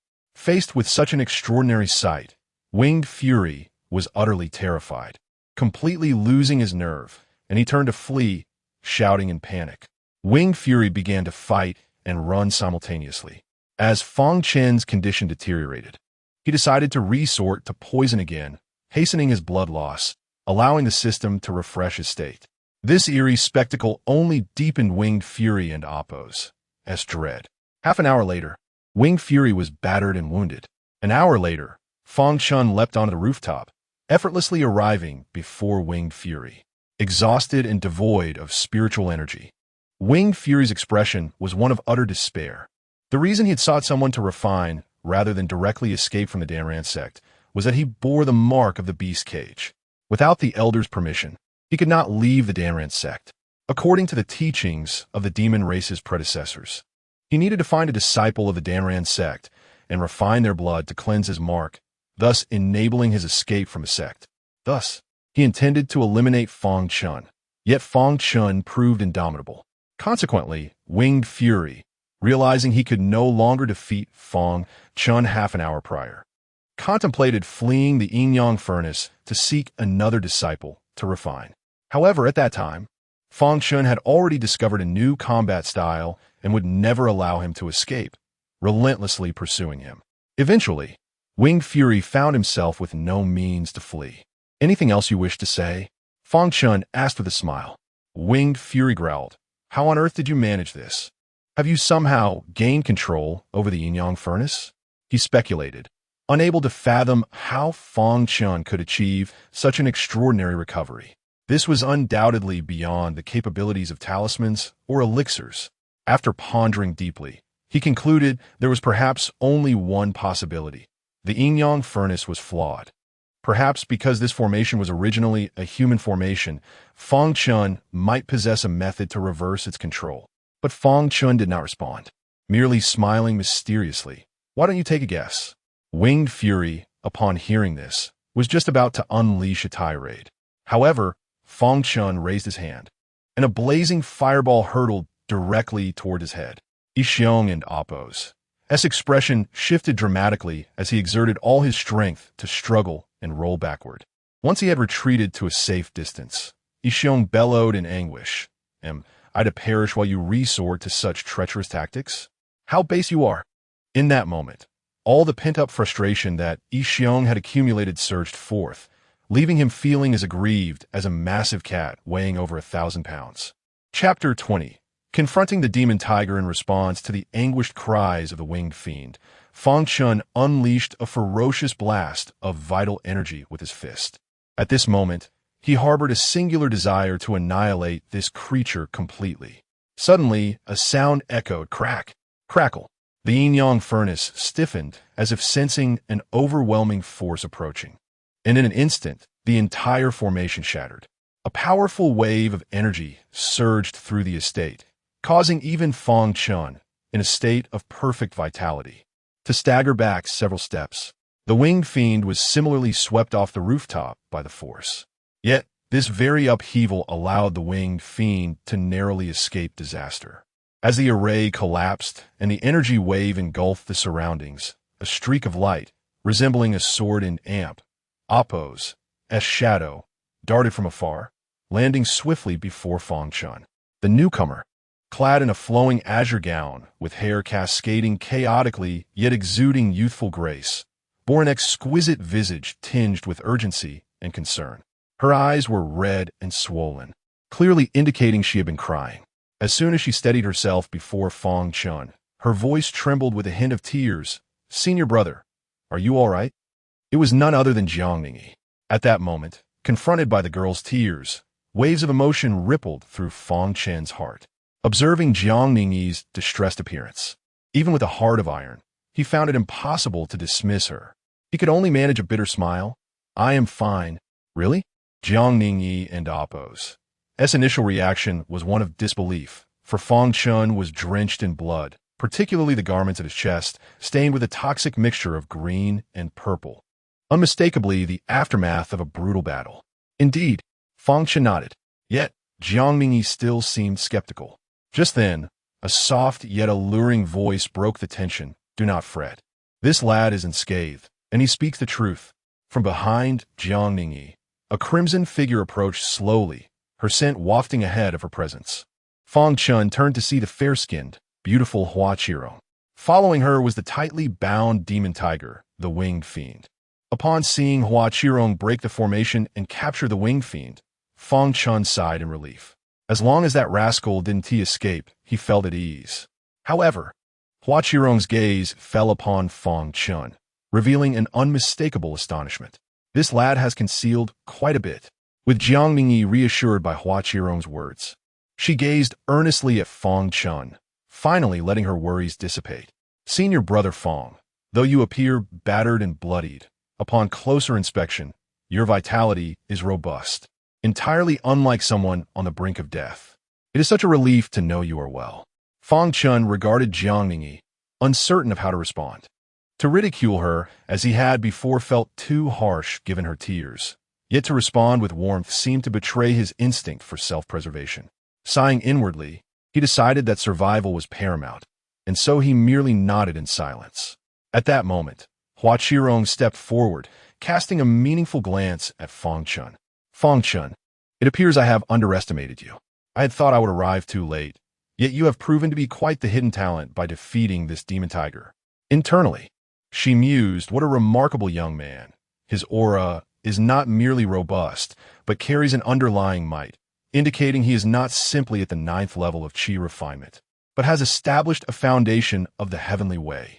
It seems that being a descendant of the Fang family has its advantages, possessing such concealed prowess that even I was nearly fooled. Fang Chen bowed respectfully. Elder Hua, you flatter me. I persevered only because I anticipated your timely rescue.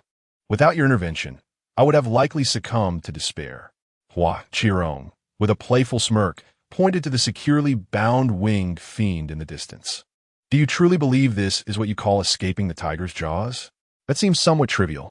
Fang Chen coughed lightly, unfazed by the jest. What was wrong with flattering Hua Qirong? He still depended on her as a formidable alchemist. Hua Qirong interrupted his thoughts. Enough, this is your own capability. Do not attribute it to me. Defeating the demon tiger demonstrates your exceptional combat prowess, surpassing the 5th rank. And taking down such an opponent is no simple feat for a mere foundation establishment practitioner. Moreover, surviving the yin yang furnace formation showcases your array skills far exceeding my expectations. While humility is commendable, do not take it too far, understood? Fang Chen fell silent. Meanwhile, Jiang Ningyi, taken aback by the revelation, suddenly understood everything. Just then, a panicked voice echoed from afar. Senior brother, are you all right? The trio turned to see Xiao Qing rushing towards them, trailed closely by Ling Wan and Appos. I am well, thanks to Elder Hua's timely assistance, Fang Chen replied with a smile, earning another roll of the eyes from Hua Qirong. That is a relief. Xiao Qing and Ling Wan exhaled in unison. Xiao Qing had been in a medicinal bath when he heard the earth-shattering noise from Fang Chen's location. Sensing something was amiss, he hurried over and encountered Ling Wan and Appos along the way. Upon seeing Xiao Qing, Hua Qirong was momentarily taken aback. How does this child carry the scent of my shattered jade pill? She hadn't provided her concoctions to the sect in years. Yet, as she looked at Fang Chen, a realization dawned upon her, and she couldn't and Appos help but chuckle softly, her gaze toward him growing increasingly gentle. So that is how it is. All right, your senior brother is unscathed, but allow him some time to recuperate. After such a fierce battle, he is bound to have sustained some injuries. I will remain here to tend to him. You 3 may leave for now, Hua Qirong instructed. Yes, Ling Wan'er and Xiao Qing, who had arrived late, intended to speak but complied obediently. As for Jiang Ningyi, she had remained silent throughout, and now, without uttering a word, she exchanged a glance with Fang Chen before turning to depart. That fleeting glance left Fang Chen feeling a sense of unease. Once everyone had exited, Fang Chen turned to Hua Qirong. Elder Hua, may I inquire as to your purpose for remaining here? With a knowing smile, Hua Qirong replied, Surely you must realize I did not stay merely to treat your injuries? If you are fine, you should be able to discern that I am well, Fang Chen retorted. An elder should at least possess the ability to recognize when someone is at their peak condition. Hua Qirong, momentarily taken aback, soon realized she had been gently teased by Fang Chen. She shot him an irritated glance, but chose not to dwell on it. I am here to address the matter of this demon tiger with you. Chapter 21. The first beast companion Fang Chen was taken aback. What was wrong with this demon tiger? Hua Qirong did not respond, but turned her gaze towards Yixiong, calmly commanding, stop pretending to be dead and stand up. Yixiong remained unresponsive. With a swift motion, Hua Qirong raised her arm, and a fierce gust of wind swept through the air, coalescing into a massive spiritual hand that descended forcefully. Bang! Roar! Yixiong, who had been lying motionless, let out a pained cry, rising to open his tiger eyes, revealing a look of utter confusion. He tilted his head to glance at Hua Qirong, whimpering pitifully, awo. Seeing Yixiong's demeanor, Hua Qirong coldly remarked, Do not feign ignorance, otherwise my next strike will be more forceful. Her words, though softly spoken, were laced with a palpable threat. Startled, Yixiong quickly complied, Yes. Elder Hua, Do you wish to live or die? Hua Qirong inquired from her elevated position, her eyes devoid of warmth. Live. Yi Vyong responded swiftly. Hua Qirong nodded and turned to Fang Chen. Are you interested in having an additional beast companion? Beast companion? An astonished exclamation escaped both Fang Chen and Yi Xiong simultaneously. Indeed, with the awakening of the Tiger Emperor bloodline, he is quite suitable to be your companion. It would not be a waste of your potential, Hua Qirong stated matter-of-factly. In reality, Yi Xiong, possessing the Tiger Emperor bloodline, should ideally serve as a companion for the top-tier cultivators within the sect. However, Hua Qirong believed that, firstly, Fang Chen, equipped with the Heavenly Dao Foundation, would undoubtedly hold a remarkable position in the Danran sect in the future. Secondly, it was Fang Chen who had defeated Yi Xiong, making it reasonable for him to tame the beast. At that moment, Yi Xiong's expression darkened considerably. To serve as a companion for this despicable individual? Would that not doom him to a lifetime within the confines of the Danran sect? Tiger Emperor bloodline? Fang Chen murmured in astonishment. Was this creature truly that formidable? Yes. Hua Qirong elaborated. When this demon tiger was captured and brought to our Danran sect, it was still quite young and had not yet awakened its bloodline. A few elders casually brought it back, and upon its return, it awakened its bloodline. We then discovered its lineage as a member of the Qian Kuan Sacred Tiger Clan. This level of cultivation was attained in an environment nearly devoid of spiritual energy. Fang Chen stood there utterly dazed. To cultivate to the 5th level of foundation establishment in such a barren environment, was such innate talent even conceivable? Damn it!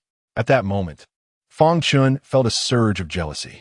Driven by this envy, he declared without hesitation, "Then let him be my beast companion." He was not concerned about the tiger and Oppos, as exceptional talent leading to his own demise, with the system and Oppos.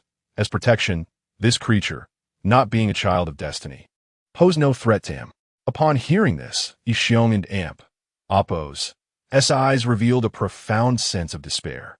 This was the end. Very well, Hua Qirong nodded, then turned to Yi Xiong. Are you willing to become Fang Chen's beast companion?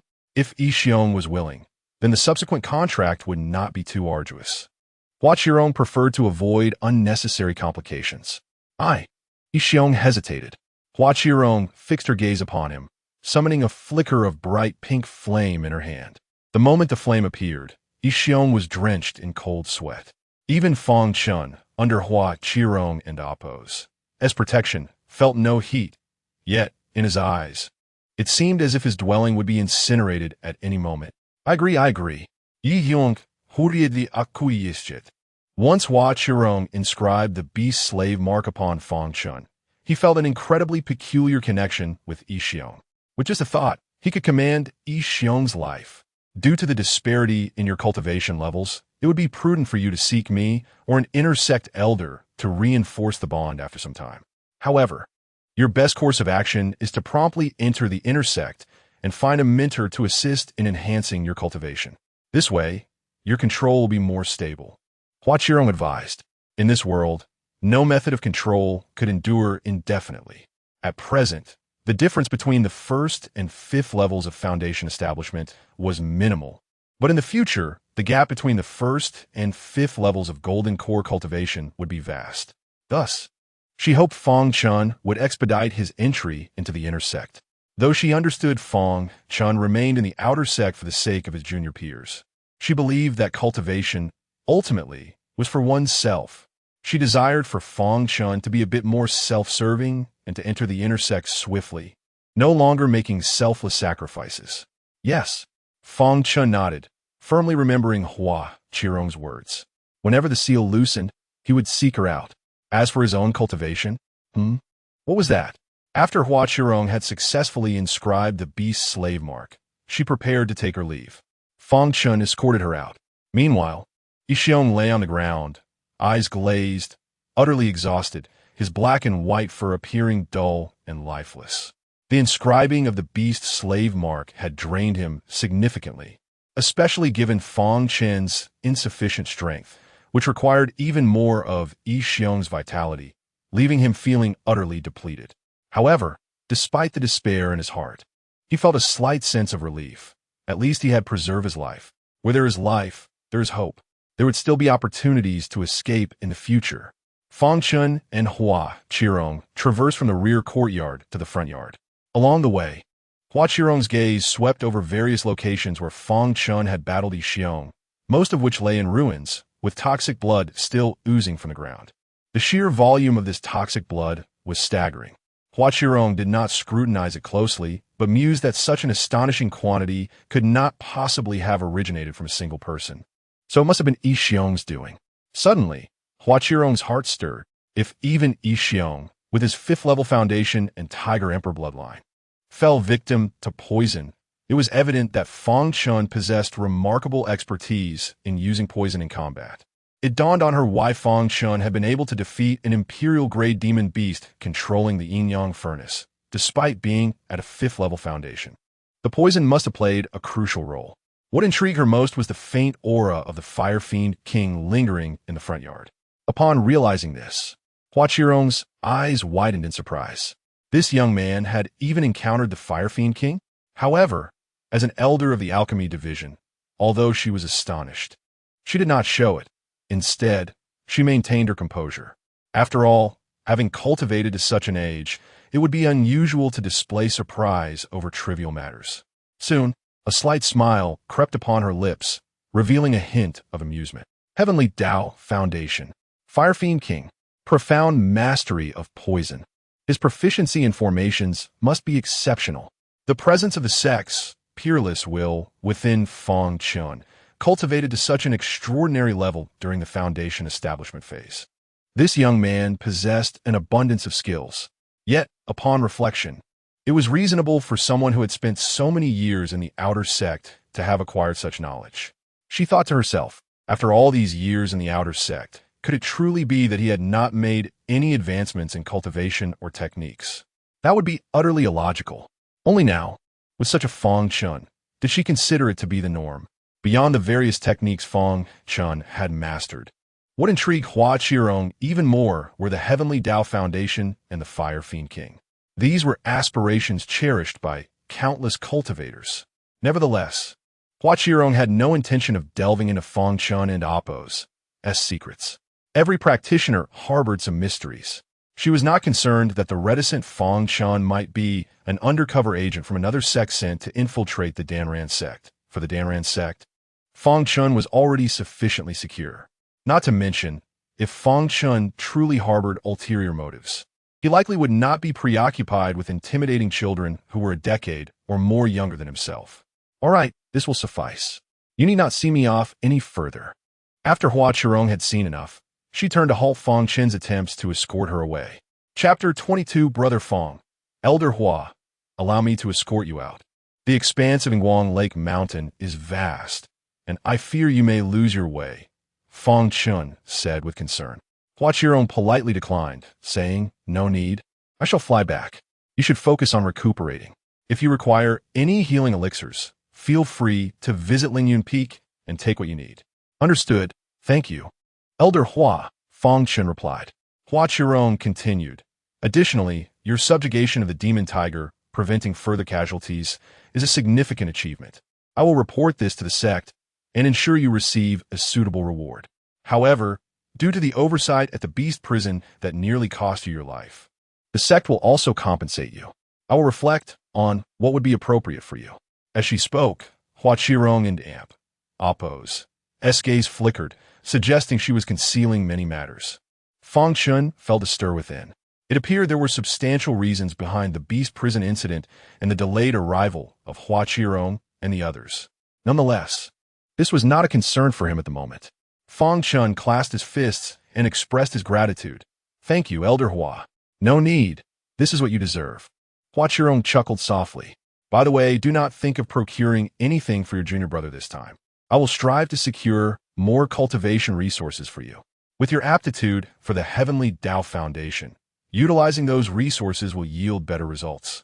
In her eyes, Fang Chen, capable of establishing a foundation in the Heavenly Dao, was no longer a mere waste. He was a prodigious talent. Once this report reached the sect leader, he would soar to greatness, earning renown in Danran. Fang Chen and Appo's His expression changed suddenly, and he hastily waved his hands. No need for that, Elder Hua. Instead, if you could provide me with some defensive weapons or escape artifacts, particularly those that allow swift exit from perilous situations. Resources for cultivation, isn't that akin to buying advanced mathematics textbooks for primary students? He thought it was wiser to obtain items that could ensure his survival. Hua Qirong raised an eyebrow. Are you certain? Those are merely external objects. Who does not need cultivation resources? Strengthening oneself is the true path. Relying on external aid is destined to be fleeting. Absolutely. Fang Chen nodded vigorously. Seeing his insistence, Hua Qirong, who disliked coercion, relented. Very well, I shall honor your request. Thank you, Elder Hua, Fang Chen said with a bow. One more matter, Hua Qirong added. Your entry into the inner sect must be gradual. I will keep the matter of your Heavenly Dao Foundation and the subjugation of the winged fiend confidential for now, so you'll need to lay low for a while. Fang Chen responded, No problem, Elder Hua. I will not feel wronged. He maintained a calm exterior, though internally he rejoiced. He had no desire to enter the inner sect or reveal his Heavenly Dao Foundation just yet, until he found a solution to his cultivation issues. Joining the inner sect would be futile. What if he entered, received a wealth of resources, and, after years of cultivation, remained at the first level of the Heavenly Dao Foundation? That would be quite embarrassing. Observing Fang Chen's understanding demeanor, Hua Qirong couldn't help but sigh. She felt a twinge of regret for depriving him of the attention and recognition he deserved. However, the fact that the winged fiend escaped from the beast prison indicated the presence of a traitor within the sect. Hua Qirong planned to keep Fang Chen under the radar until that individual was apprehended. After all, only a few knew the circumstances within the yin-yang furnace. She could easily concoct an excuse to cover it up. Rest assured, you will receive the rewards you rightfully deserve. I can guarantee that, Hua Qirong assured him, wanting to provide Fang Chen with a sense of security. All right, thank you, Elder Hua. Fang Chen beamed. Afterward, Hua Qirong bid farewell to Fang Chen, ascending into the sky and vanishing like a streak of light. Once Hua Qirong departed in Guang Lake Mountain, Jiang Ningyi and Ling Wan and Amp, Oppos, who had already returned to the sea turtle platform. On the expansive downward path of the sea turtle platform, towering trees flanked both sides. Lush and verdant, Jiang Ningyi and Ling Wan and Oppos walked along this descent. Senior sister, I initially thought Brother Fang had a terrible temper, even worse than old Zhang and Oppos. Yes, and found him quite disagreeable. However, I must admit, he has the right to his temperament. He truly is formidable, managing to defeat that demon tiger and survive within the yin-yang furnace. Moreover, his irritable demeanor prevented us from entering, which fortuitously allowed us to escape a calamity. Thus, I shall not hold a grudge about his scolding. I intend to ask old Zhang to help me prepare a gift and invite Brother Xiao Qing to accompany me in apologizing and expressing gratitude to Brother Fang tomorrow. Ling Wan and Amp, Oppos, twirled a blade of green grass in her hand as she spoke. Initially, she had been so angered that she considered not reconciling with Fang Chen over the incident at Lingyun Peak. However, after Fang Chen and Amp, Oppos' victory over the winged fiend and his rescue of Jiang Ningyi, her perspective shifted. Ling Wan and Amp, Oppos, recognized that when the winged fiend appeared, it had reproached Fang Chen for preventing Jiang Ningyi from entering, leading her to surmise that Jiang Ningyi was likely its primary target. Had Fang Chen allowed them to enter from the start, it would have been them facing mortal danger in the yin-yang furnace. Thus, Fang Chen had indirectly saved their lives. However, his temper is too foul. I still prefer to avoid associating with such a person in the future, lest I inadvertently incur his wrath, Ling Wanner muttered. Yet, while gratitude for his life-saving actions lingered, Ling Wanner still felt a flicker of anger when recalling how Fang Chen had scolded Jiang Ningyi. It's one thing to scold me, but what right does he have to scold Jiang Ningyi? After Ling Wan and Amp, Oppos, finished speaking, Jiang Ningyi suddenly interjected, Wan and Amp, Oppos, you may have misunderstood Brother Fang. What? Ling Wanner was taken aback. Brother Fang's temper isn't as bad as you think, Jiang Ningyi said, her delicate features revealing a hint of complexity. His earlier scolding was merely to protect us. What? Ling Wanner was momentarily stunned, struggling to grasp the truth. In response to her inquiry, Jiang Ningyi did not directly answer, but instead posed another question. Wanner, let me ask you this. Given that Brother Fang survived for an hour inside the yin-yang furnace, how would you assess his proficiency in formations? Well, Ling Wanner exclaimed in astonishment, he must be extraordinarily skilled. I doubt any of the foundation-building seniors in the sect could match his level in formations. As the leaves rustled gently in the breeze, Jiang Ningyi halted, asking quietly, do you believe Brother Fang was aware when the demon tiger activated the formation of the yin-yang furnace? Ling Wanted amp, oppose, tightened her gaze, realization dawning upon her as she stammered. Well, he must have been aware, right?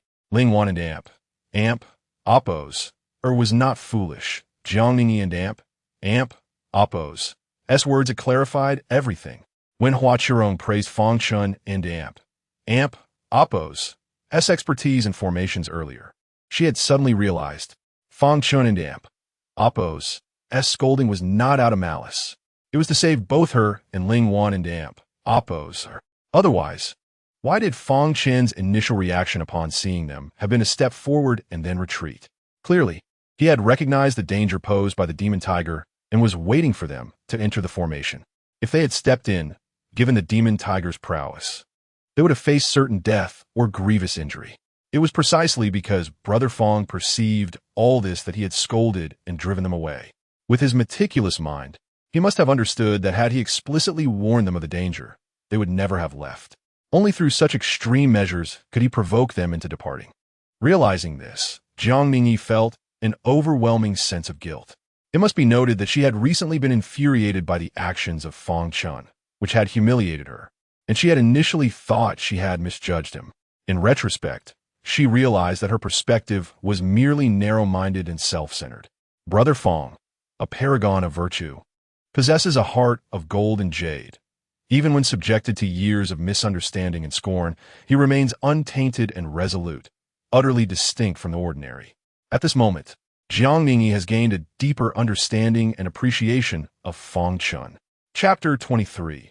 The Origins of the Winged Fiend. Do you now have a fundamental understanding of me? From this moment forth, I am your master, and you may even refer to me as Father. Do you comprehend? Fang Chen stood before the Winged Fiend, endeavoring to assert his authority. After bidding farewell to Hua Qirong, he returned to engage in conversation with the Winged Fiend, simultaneously undertaking a round of self-introduction. The Winged Fiend gazed at the arrogant Fang Chen, unable to voice his anger, instead murmuring, Fang Chen, can we not regard each other as brothers? Our fates are intertwined, and thus we should not distinguish between superiority and inferiority. The bond of master and servant is too shallow.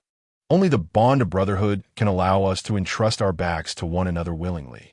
If I were to be perpetually subjugated by you, would I not harbor resentment? Fang Chen pondered for a moment, acknowledging I would indeed feel quite displeased. Exactly. The Winged Fiend continued in a persuasive tone. If I feel discontent, it would naturally not be to your advantage either. It is far better for us to address each other as brothers, based on our ages. You may call me Brother Tiger, and I shall refer to you as Brother Chen. In a world rife with enmity among our races, how splendid it would be for us to forge a bond of brotherhood that is more resilient than gold and harder than iron. Fang Chen found the Winged Fiend and oppose S reasoning quite compelling and felt a sense of admiration for the erudite creature. Then you should call me Father. Our father-son bond could also be considered a splendid tale, he suggested. The Winged Fiend responded, you stubborn boy, enough of this nonsense. I find it unpalatable. Waving his hand dismissively, Fang Chen moved aside and seated himself upon a large stone. The Winged Fiend realized he could not escape the fate of becoming a slave, and thus he felt a profound sorrow, resting his tiger face on the ground in despair. Quickly restore your strength. Once you have recovered, work shall commence. You have made a mess of my courtyard, and you must take responsibility. I will gather some books on home renovation for you to study. Once you learn, help me restore the walls, preferably in a European style. And you're also responsible for planting these flowers and plants properly. Fang Chen began to instruct. The Winged Fiend pressed his ears against the ground, remaining utterly silent, resembling a lifeless creature. Observing the winged fiend's melancholic demeanor, Fang Chen chuckled. All right. I was merely jesting. How could I possibly burden you with such tasks? The winged fiend's ears perked up once more. Fang Chen, with concern, added, after all, you are quite large. Such tasks may not suit you. It will be better for you to help me dispose of waste and dig a lake, as I am considering expanding my hot spring area. The winged fiend and Oppo's gaze grew increasingly vacant. Now, tell me how you ended up in the Danran sect. Fang Chen inquired. With a weary tone, the winged fiend replied, I was betrayed by my royal brother. Betrayed by your royal brother? What transpired? Upon hearing this, Fang Chen was taken aback, intrigued by the unfolding drama. Do you wish to hear? The winged fiend asked. Of course. Gossip is a human inclination. Fang Chen nodded. Then I shall not dispose of waste or dig the hot spring. I prefer to fight on your behalf, the winged fiend stated earnestly. Fang Chen felt quite conflicted. Then I suppose I shall refrain from summoning Elder Hua back. The winged fiend gazed into the distance and began, the year I was born. A significant event transpired within the Qian Kuan Holy Tiger clan. What event? Fang Chen inquired. That year, my mother gave birth to 108 Holy Tiger bloodlines. Astonishing the demon realm, the winged fiend recounted. Fang Chen and Oppo's eyes widened in disbelief. 108 in a single birth. What a jest. Typically, a demon tiger gives birth to only 2 or 3 cubs. The Qian Kuan Holy Tiger bloodline is exceedingly rare, born from the very essence of the heavens and earth, and our elders often struggle to conceive. Even when a Holy Tiger bloodline appears, it rarely exceeds 2. At that time, the new bloodlines were frighteningly scarce, with only one young Holy Tiger remaining, teetering on the brink of extinction. But my mother seemed to be favored by destiny. After merging her essence with my father, she miraculously gave birth to 108 Holy Tiger bloodlines. That night, countless demons believed that the Qian Kuan Holy Tiger clan would rise to greatness. With a wistful sigh, the winged fiend continued, and these 108 Holy Tiger bloodlines did not disappoint. Nearly all awakened their bloodlines. Among them was one who possessed a divine bloodline at birth, which thrilled our entire clan. Fang Chen was utterly astonished. A divine bloodline. In the realm of cultivation, there are 9 levels: Qi refinement, foundation establishment, golden core, nascent soul, divine transformation, returning to void, harmonizing with Tao, transcending tribulation, and great ascension. The demon race follows suit. A demon sage corresponds to a human's transcending tribulation phase. As for the divine bloodline, it means this Qian Kuan Holy Tiger is destined to become a demon sage if it survives. This raises grave concerns for me. The Qian Kuan Holy Tiger clan sounds formidable. Does this mean I cannot bully the winged fiend in the future? Perhaps I should refrain from letting him learn massage after all. Unaware of Fang Chen's thoughts, the winged fiend continued. However, among these 108 Holy Tiger bloodlines, some were not favored by heaven. That includes me. I am the only sibling who has not awakened my bloodline. At this juncture, Fang Chen displayed a sympathetic expression, offering consolation. So, does that mean you are useless? The winged fiend flared up. Are you even listening? I am. Please continue. Fang Chen chuckled. The winged fiend elaborated. Due to the previous scarcity of young tigers in my clan, it was decreed that before a young tiger matured, they must have ample resources. Even if adult holy tigers had to sacrifice their own resources, they had to ensure adequate provisions for the young. Thus, even though I did not awaken my bloodline, I consumed a considerable amount of resources, which provoked discontent among my brothers. On one occasion, my 9th royal brother failed to break through and lost to my 106th brother. Humiliated, he came to my mountain in a rage, injured me, and blamed me for consuming resources, demanding I relinquish them. Naturally, I refused and summoned our clan's elders to mediate. Consequently, he was punished and confined for 6 months. Due to this, my 9th royal brother harbored resentment and schemed against me, forcing me into the battlefield of immortals and demons, where I faced death countless times. Ultimately, I was captured by the cultivators of the Danran sect and imprisoned in a beast cage. Inside that cage, whether out of hatred or the awakening of my bloodline, I finally awakened an imperial bloodline.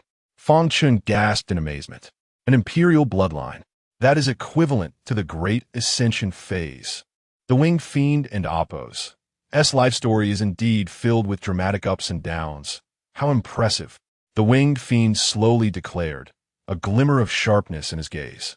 Exuding an air of dominance, in that moment, I realized I am destined to be the king of the future Qian Kuan Holy Tiger Clan. I shall return to the demon realm and exact vengeance upon my ninth royal brother, teaching him the true meaning of cruelty. Fang Chen, captivated by the tale, interjected, "But you are currently subjugated by me. How will you seek revenge?" The imposing Winged Fiend's facade crumbled in an instant. Chapter 24. A detailed study on the usage of the system. Fang Chen approached the winged beast, plopping down beside it and affectionately stroking its tiger-like head. "Do you have any plans for revenge?" he inquired, as he caressed the creature. He mused internally that the thrill of petting this formidable feline far surpassed that of an ordinary cat. Once I had everything, now I possessed nothing. The winged beast shook itself a few times, unable to shake off Fang Chen, and then surrendered, slumping down. I don't even know if that scoundrel is still alive since I left the Danran sect. Fang Chen offered encouragement. "Do not be so despondent. Have you never considered that you might never be able to leave?" The winged beast gazed silently at Fang Chen, its expression reflecting deep contemplation. Seeing this, Fang Chen burst into laughter, feeling quite satisfied. He then asked, "Does your ninth brother know that you are still alive?" This question held significant weight. It was not out of concern for the winged beast, but rather for his own well-being. If the ninth brother were to discover that the winged beast had not only survived, but also birthed an imperial bloodline, he would undoubtedly seek to eliminate it. At that point, as its master, Fang Chen might also find himself in peril. "I doubt he knows," the winged beast replied. "My ninth brother is not particularly gifted, ranking far from the top among our clan and amp. Apo's has 108 siblings. Given his status and the capabilities of the Danran sect, I do not believe he is aware of my situation." Upon hearing this, Fang Chen nodded slightly in agreement, relieved that he could temporarily set aside thoughts of betraying the winged beast. "How did you manage to escape from the beast prison?" Fang Chen recalled another pressing matter and asked, "Was it a powerful member of your clan who rescued you?" If the Saint Tiger clan were to find out that he had captured one of their own as a beast slave, he would undoubtedly face grave consequences. Although he believed that as long as he was not killed by a child of destiny, he would survive, he still felt it prudent to consider the possibility of an exceptionally powerful Saint Tiger arriving. "Not at all," the winged beast shook its head. "I escaped the beast prison thanks to the compassion of the great demon elders, who recognized my noble bloodline and could not bear to see me waste my life. They managed to procure a yin-yang furnace array disk from an unknown source and painstakingly researched it for 2.5 years, ultimately modifying it for use against human cultivators. Once I refine Jiangning, my cultivation is likely to break through to the second stage, 9th tier. If my bloodline power can manifest effectively, I may even leap to the 3rd stage. If I reach the 3rd stage, I will have a chance to leave the Danran sect." The winged beast explained that the demon race is categorized into stages: 1st, 2nd, 3rd, 4th, demon king, demon emperor, demon sovereign, demon saint, and demon emperor. The 3rd stage referred to by the winged beast equated to the golden core realm for humans. "That makes sense, but," Fang Chen said, "do you truly believe you can escape?" The winged beast fell silent, and Fang Chen, in truth, did not believe that even if it reached the golden core stage, it could successfully flee. Even if the winged beast were to kill someone as significant as Jiangning, he doubted that the leaders of the sect would remain uninformed. At that moment, doubts began to plague Fang Chen and Apo's mind. Perhaps the winged beast's escape was a trap designed specifically for Jiangning. It seemed that the Danran sect was rife with intrigue. However, on the other hand, it was worth noting that despite the winged beast and Apo's imperial bloodline, it had not been chosen as a child of destiny by the system. In the face of the genuine child of destiny, Jiangning, Fang Chen could not fathom how this seemingly foolish entity could survive the yin-yang furnace. After concluding his examination of the winged beast, Fang Chen turned his attention to his own system. After a day of contemplation, He had gained a foundational understanding of its workings. Although the system seemed inherently treacherous and intent on betraying its host, it was not a hopeless situation. Fang Chen realized that in order to survive under the oppression of this treacherous system, he must adeptly exploit its flaws and continuously extract benefits from it. Moreover, since he could only perish at the hands of Child of Destiny, he now found himself invincible. Fang Chen felt a swell of delight within. In certain respects, he was currently untouchable. However, this did not grant him the license to be arrogant. While he could not be killed, should someone grow powerful enough to overpower him, they could certainly capture and torment him for eternity. Imagine being submerged in the depths of the ocean, drowning thousands of times a day, only to be revived and drowned again. The thought was terrifying. The system would show no concern for his suffering. Furthermore, it was conceivable that formidable foes might wish to dissect him to uncover the secret of his immortality. It was also plausible that he could be used as alchemical material, as practitioners of the demonic path often favored the essence of foundational cultivators for their crafts. If a demonic cultivator were to discover his secret and imprison him, he could find himself eternally subjected to having his heart or kidneys extracted for the purpose of concocting elixirs, supplying a never-ending stream of magical materials. The mere thought sent shivers down Fang Chen's spine. How frightful! Yet, amidst the dread, an audacious idea suddenly sparked within him. Wait a moment. If others could use him for alchemy, could he not also employ himself? Wouldn't that be akin to falling into the demonic path? But that couldn't be right. Fang Chen stroked his chin, feeling that such a notion was not entirely out of the question. Of course, unless he found himself at an impasse, he decided against pursuing such a course. Inflicting harm upon himself daily would be exceedingly unpleasant. Wouldn't and oppose. It? After setting this thought aside for the time being, Fang Chen pondered that he need not worry about the life-and-death duel on Shaoqing's end. As for Jiang Ningyi, given his exceptional acting skills, she likely would not develop any romantic inclinations towards him. Although defeating the winged beast would enhance his image, his previous stellar performance should not hinder Jiang Ningyi from perceiving him as a rather temperamental individual. It was not a considerable problem. His advantages remained intact. The system could not bring about his demise. With that, Fang Chen stood up, dusted himself off, and declared, "I'm off to rest. You can sleep in the courtyard. Arin and oppose. You going to cultivate?" The winged beast, still recuperating, interjected surprised. Having spent years in the beast prison, it had encountered numerous cultivators, none of whom ever slept. Were they not all engaged in cultivation when their eyes were closed? Cultivate? Nonsense. At your age, how could you possibly cultivate? Fang Chen replied earnestly. My foundational cultivation is a product of play. Is that true? The winged beast was taken aback.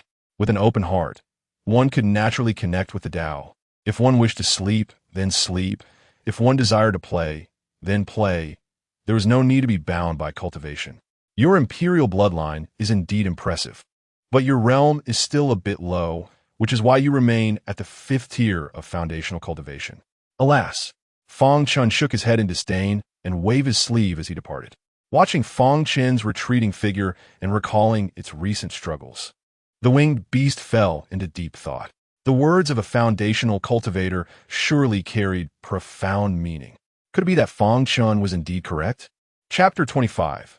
Body Refinement. The following day, as Fang Chen rose from his slumber, individuals arrived from the outer sect to renovate his courtyard and tidy up the aftermath, as instructed by Hua Qirong. However, these individuals were mere mortals. The cultivation sects were not solely composed of cultivators. Naturally, there were also common folk employed to assist them. Observing this, Fang Chen assigned Yixiong to supervise while he ventured outside. Of course, Yixiong did not maintain his colossal form to avoid frightening the workers. Instead, he transformed into a 1.5-meter-long tiger, quietly watching each person. Thanks to Yixiong's presence, no one dared to slack off. Once outside his residence, Fang Chen utilized a concealment technique to mask his aura, reducing it to the 3rd level of qi refinement, and with a satisfied nod, he made his way directly to the summit of Yinguang Mountain. The mountaintop, aside from the main path leading to the sea turtle platform, housed many significant locations of the outer sect. For instance, the 100 Arts Garden, where various skills were taught. The duel arena, where Fang Chen had signed a contract for a life-and-death battle with Shao Qing, and the transmission pavilion. In addition to imparting martial techniques, the transmission pavilion also housed a vast collection of tomes. Fang Chen intended to spend the day poring over books in the transmission pavilion, seeking a solution to his cultivation impediment. He was reluctant to entrust his life and death to the system, as it seemed to have a vested interest in seeing him perish at Shao Qing's hands. Who could fathom what further mischief this entity might concoct? Relying solely on Shao Qing for cultivation was utterly unwise. Only by discovering an alternative path could he secure his future. As a cultivator, one must master an independent path of cultivation. What if one day the system constricted his throat? However, en route, Fang Chen overheard discussions regarding the events of the previous night. Did you hear the commotion at Fang Laogo and Amp Oppo's residence last night? Do you mean the explosion? Yes. What happened? Do you think he died? Certainly not. I heard from my brother-in-law's best friend's uncle's neighbor in the inner sect about Fang Laogo's situation. What happened? I heard a beast escaped from the beast prison, intending to kill Fang Laogo to replenish its vitality. But due to Fang Laogo's esteemed lineage and the family heirloom protecting him, he survived until Elder Hua came to his rescue. What a pity. Ahead, several children at the first level of Qi refinement were carrying a basket of herbs, engaged in discussion. Upon learning that Fang Chen was unharmed, disappointment washed over their faces. Were you lamenting? Fang Chen interjected with a chuckle. Are you wishing for my demise? Just then, a sinister voice echoed from behind them. The children froze in disbelief and turned around. When Fang Chen's visage came into view, they screamed in terror, bolting away in a frenzy. Watching the terrified children flee, Fang Chen nodded in satisfaction. He then concealed himself and listened to the myriad of speculations regarding the explosion at Ingguang Mountain. After successfully scaring away nearly 30 youths, Fang Chen felt a deep sense of accomplishment. One could not deny that Elder Hua was adept at manipulating public opinion. Now, tales of the previous night varied widely. Some claimed Fang Chen had single-handedly vanquished a 5th-level Foundation establishment beast with a single punch. Others suggested he had taken refuge in a legendary cave treasure, escaping into a void. There were even whispers that Fang Chen had 9 formidable fox spirits at home, simultaneously solving his problems. The official stance of the Danran sect was that Fang Chen had illegally excavated a hot spring, triggering the formation at Ingguang Mountain, which led to the explosion, resulting in significant compensation in spirit stones. Yet, this explanation was met with skepticism. The most widely accepted theory was that a beast had escaped from the prison, and Fang Chen had utilized his family's treasure to preserve his life. However, amidst this cacophony of information, no one genuinely believed he had defeated Yixiong. Indeed, until the truth was unveiled, Yixiong could not be allowed to leave the confines of the residence. Otherwise, should word spread of Yixiong's recognition of Fang Chen as his master, knowledgeable individuals would inevitably piece together the truth. At the summit of Ingguang Mountain, Fang Chen approached a 4-story wooden tower at the edge of a cliff. A sign hung above the entrance, emblazoned with the words, Transmission Pavilion. From the outside, the pavilion appeared modest, seemingly capable of accommodating no more than a dozen individuals. Yet, as Fang Chen stepped inside, he was greeted by a breathtaking spectacle. An endless corridor unfolded before him, flanked by rows of crimson wooden doors, shrouded in darkness between each door. In that moment, Fang Chen felt as though he were suspended in the void. The other disciples who had been traversing the pavilion moments earlier had vanished entirely. This was the true nature of the transmission pavilion. Space manipulation techniques. Fang Chen marveled at the sight, even though he had previously visited the pavilion. Standing amidst its wonders now left him in awe. Such a scene, in his past life, could only be witnessed in a cinema, requiring a premium membership to behold. Fang Chen proceeded deeper into the pavilion. Typically, first-time visitors would be greeted by a recording left by an elder to familiarize them with the pavilion. However, as this was not his first visit, no one came to guide him. The procedure at the transmission pavilion was straightforward, aside from rooms that were restricted due to inadequate permissions or cultivation levels. All remaining chambers allowed free reading of the jade slips within. If one found something of interest, they could purchase it and take it away. The method of acquisition was through contribution points. These points could be earned by completing tasks in other areas of the Danran sect or by submitting a certain amount of spirit stones for direct purchase. Given Fang Chen's affluent background, he had no concerns regarding contribution points at present. Subsequently, Fang Chen entered a room labeled miscellaneous and pushed the door open. The moment he stepped inside, he found himself in a study lined with approximately 100 wooden shelves, each adorned with jade slips. At the entrance, a jade slip for inquiries awaited. By picking it up, one could locate the desired jade slip. However, Fang Chen did not require such assistance. His intent in entering this room was to sift through the materials and discover a potential direction suited to him. After perusing for a while, Fang Chen unearthed various cultivation methods. The mainstream approach was spiritual cultivation, which most practitioners chose, including Fang Chen previously. This method relied on breath control to enhance power. Following that was sword cultivation, focusing on a flying sword. A powerful flying sword signified formidable cultivation and tremendous lethality. Yet it demanded exceptional talent. Jiang Mingyi was a prime example of such talent. Then came talisman cultivation, which involved the mastery of talismans. Some individuals, despite slow progress in traditional cultivation or sword techniques, could absorb spiritual energy more intimately through drawing talismans, thus accelerating their cultivation. This gave rise to the class of talisman cultivators. The talismans available in the market were all crafted by talisman cultivators.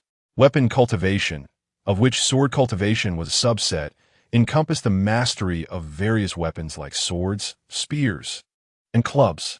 There were also methods relying on life elixirs, formations, and even literary compositions infused with righteous energy for cultivation. The rationale behind their emergence paralleled that of talisman cultivation. All suffered from slow progress in conventional methods, but experienced rapid advancement when leveraging these alternatives. Having perused the free content of these methods, Fang Chen returned the jade slips to their shelves and let out a long sigh. These methods, seemingly disparate approaches to cultivation, ultimately reveal themselves to be mere superficial variations. The distinctions among talisman cultivation, weapon cultivation, and sword cultivation are but different modalities of attack. Yet, they share a crucial prerequisite: the ability to absorb spiritual energy and engage in its cultivation. However, Fang Chen's predicament lies in his inability to draw in even a single wisp of spiritual energy. Changing methods proves utterly futile. At this moment, a novel cultivation technique catches Fang Chen and Appo's eye within the jade slip. Body cultivation. This method stands fundamentally apart from all others. It does not require a spiritual root, nor does it necessitate the inhalation and exhalation of energy. It relies solely on oneself. Upon discovering this method, Fang Chen and Appo's eyes immediately gleam with excitement. Could this possibly be the technique he has long yearned for? Yet, as he continues to read, his expression becomes increasingly peculiar. This method allows any cultivator to practice simultaneously, provided they are willing to invest effort. Rewards are assured. Whether one is engaged in spirit cultivation, talisman cultivation, or alchemical cultivation, one can fortify oneself through body cultivation during moments of leisure. Chapter 26. Seeking methods. The remaining methods involve the cultivation of physical strength, primarily through the practice of breathing techniques and the refinement of one and Appo's inner energy. Only through physical cultivation can one truly temper their limbs and bones. After reading this, Fang Chen decided against further indulgence and opted to spend contribution points to unlock the subsequent content.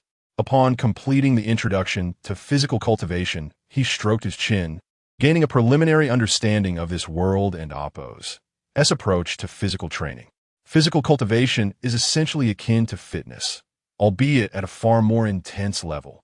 On Earth, fitness typically involves high-resistance anaerobic exercises that tear muscle fibers, followed by recovery and protein supplementation, resulting in robust muscle growth. In this world, however, physical cultivation entails an even more vigorous tearing of muscle. According to the Jade Slip, The least intense form of physical cultivation requires practitioners to push themselves to the brink of bloodshed. Generally, this would be considered an injury.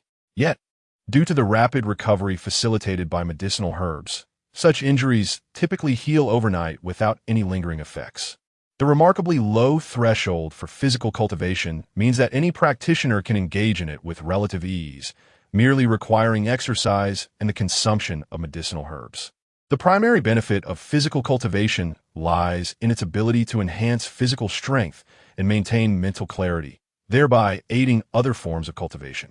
However, this realization led Fang Chen to lament the futility of his aspirations to achieve a rapid advancement through physical training. He had initially hoped to leverage physical cultivation to attain levels comparable to spiritual or sword cultivation, such as reaching the foundation establishment or golden core stages. Yet, it appears that physical cultivation cannot facilitate such advancements. Although there are distinctions within the realms of physical cultivation, the Jade Slip indicated that even the pinnacle of physical cultivation, without any assistance from spiritual energy, could at best match the defensive and offensive capabilities of someone at the golden core stage. Achieving the ability to unleash formidable spells that could impact hundreds or thousands of meters is beyond the scope of physical cultivation. Furthermore, the duration required for a practitioner to reach the golden core stage through physical cultivation exceeds that of ordinary practitioners. Thus, physical cultivation is often resorted to by practitioners who have encountered a bottleneck in their cultivation journey. For instance, a major figure at the nascent soul stage might spend several centuries honing their body to reach the golden core stage through physical training. After reviewing the paid content of the Jade Slip, Fang Chen stored it within his spatial ring and sighed in disappointment. Physical cultivation was not the ideal match he had hoped for. Nevertheless, it remained the only viable option available to him. Setting aside the matter of cultivation stages, mastering physical cultivation could prolong his lifespan. Moreover, reaching the golden core stage through physical cultivation is still advantageous compared to stagnating indefinitely at the first level of foundation establishment. With this thought, Fang Chen reassured himself that having any method is better than having none. Besides, possessing an immortal body granted by the system should allow him to practice physical cultivation with exceptional efficiency, potentially outpacing others by 100-fold. As soon as he reached a state of injury from intense training, he could simply consume a couple of doses of the heart-shattering crimson elixir to recover. Thus, he could engage in continuous practice around the clock. Subsequently, Fang Chen lingered in the transmission hall for a while, but alas, he found nothing of interest. He had intended to inquire about physical cultivation techniques, but the transmission hall offered none. According to their explanation, physical cultivation does not require techniques, only physical exercise. Within the Danran sect, there exists a location known as Ruoyue Valley, a gathering place for practitioners of physical cultivation. Upon hearing this, Fang Chen departed from the transmission hall and made his way to Ruoyue Valley. Upon arriving at Ruoyue Valley, Fang Chen descended from the Yingguang Lake Mountain. The original resident had been rather lazy and unwilling to endure the hardships of training in Ruoyue Valley, leaving Fang Chen with little knowledge of it. However, one aspect perplexed him. During his journey, he encountered a multitude of individuals, both young and old, all seemingly headed for Ruoyue Valley. This bewildered him. Was it truly the case that physical cultivation was so popular? It seemed everyone was quite competitive. Fang Chen couldn't amp, oppose. He helped but feel a pang of urgency within himself. It was clear he needed to step up his efforts. Yet this sense of urgency was short-lived. Once he entered Ruoyue Valley, he understood why it attracted so many people. Ruoyue Valley was vast, capable of accommodating thousands of individuals freely engaging in activities. At that moment, the valley was alive with enthusiasm, with everyone joyfully practicing their skills. However, the methods of practice left Fang Chen momentarily speechless. In the distance, he witnessed individuals kicking a large ball in a massive field. When one player failed to outmaneuver another, they resorted to using spells, summoning a torrent of flames that obliterated the goalpost standing tall in the air. Subsequently, a nearby instructor, with a stern expression, waved his robe, and a massive purple hand descended from the sky, capturing the fire-summoning player. Another group was engaged in tug-of-war. Just as one team was on the verge of victory, an inexplicable gust of wind scattered everyone, causing the winning team to erupt in a chorus of expletives. Additionally, some individuals were galloping on horseback in the distance, while others balanced on a single leg atop wooden stumps, playfully shoving each other. In a corner that Fang Chen could not clearly see, a group was joyfully sliding on an ice surface they had created. Surveying the scene, Fang Chen noted that aside from a handful of individuals genuinely practicing their punches, archery, or weightlifting to the point of bloodshed and redness, the remaining participants were merely engaged in play. What in the world was this? Was this truly the method of physical cultivation? Fang Chen was astonished. It was no wonder that so many people flocked to Ryue Valley for training. Who wouldn't enjoy such an environment? Nevertheless, one could not entirely dismiss the value of these activities. After all, without the aid of spiritual energy, they were relying solely on their physical bodies, which could indeed be considered a form of cultivation. However, Fang Chen felt that the elderly individuals playing chess beneath a pavilion at the entrance were not engaging in any real cultivation. He cast a glance at their game of Go and shook his head slightly. Was it not a waste of time to be idly playing chess instead of diligently practicing? They would likely remain at the foundation establishment stage for their entire lives. With this thought, he slowly approached, intending to offer unsolicited advice to the old man. No takebacks. Just then, a white-haired elder bellowed. Another bald elder interjected urgently. What? Am I not allowed to take back a move? Last time I went to the immortal demon battlefield, I slew 8 demon kings and gave you 4. So what is the problem now? The white-haired elder fell silent. Fang Chen was taken aback. Demon kings? How formidable are they? Let me calculate. Nascent soul stage? He quietly stepped back. What are you looking for? At that moment, a hand suddenly patted Fang Chen on the back. He turned to find an elder with a serious expression, gazing intently at him. Taken aback, Fang Chen instinctively replied, I came to seek methods for physical cultivation. He wondered who this elder was, perhaps a guiding elder from Ryue Valley. Then follow me. I will teach you, the elder said nonchalantly, turning to leave. Where are you going? Fang Chen felt something was off about this individual and hesitated to follow. What do you mean? The elder paused, turned back to Fang Chen, and with a smirk replied to die. Chapter 27. The ancient divine body. Upon hearing this response, Fang Chen's expression turned to one of perplexity. What is this old man up to? Do not follow him. He is a lunatic. Those who just arrived at Ryue Valley have all been deceived. If you truly wish to cultivate, go left. That direction is where the love for body cultivation resides. A kind-hearted elder advised as he passed by, leading a horse.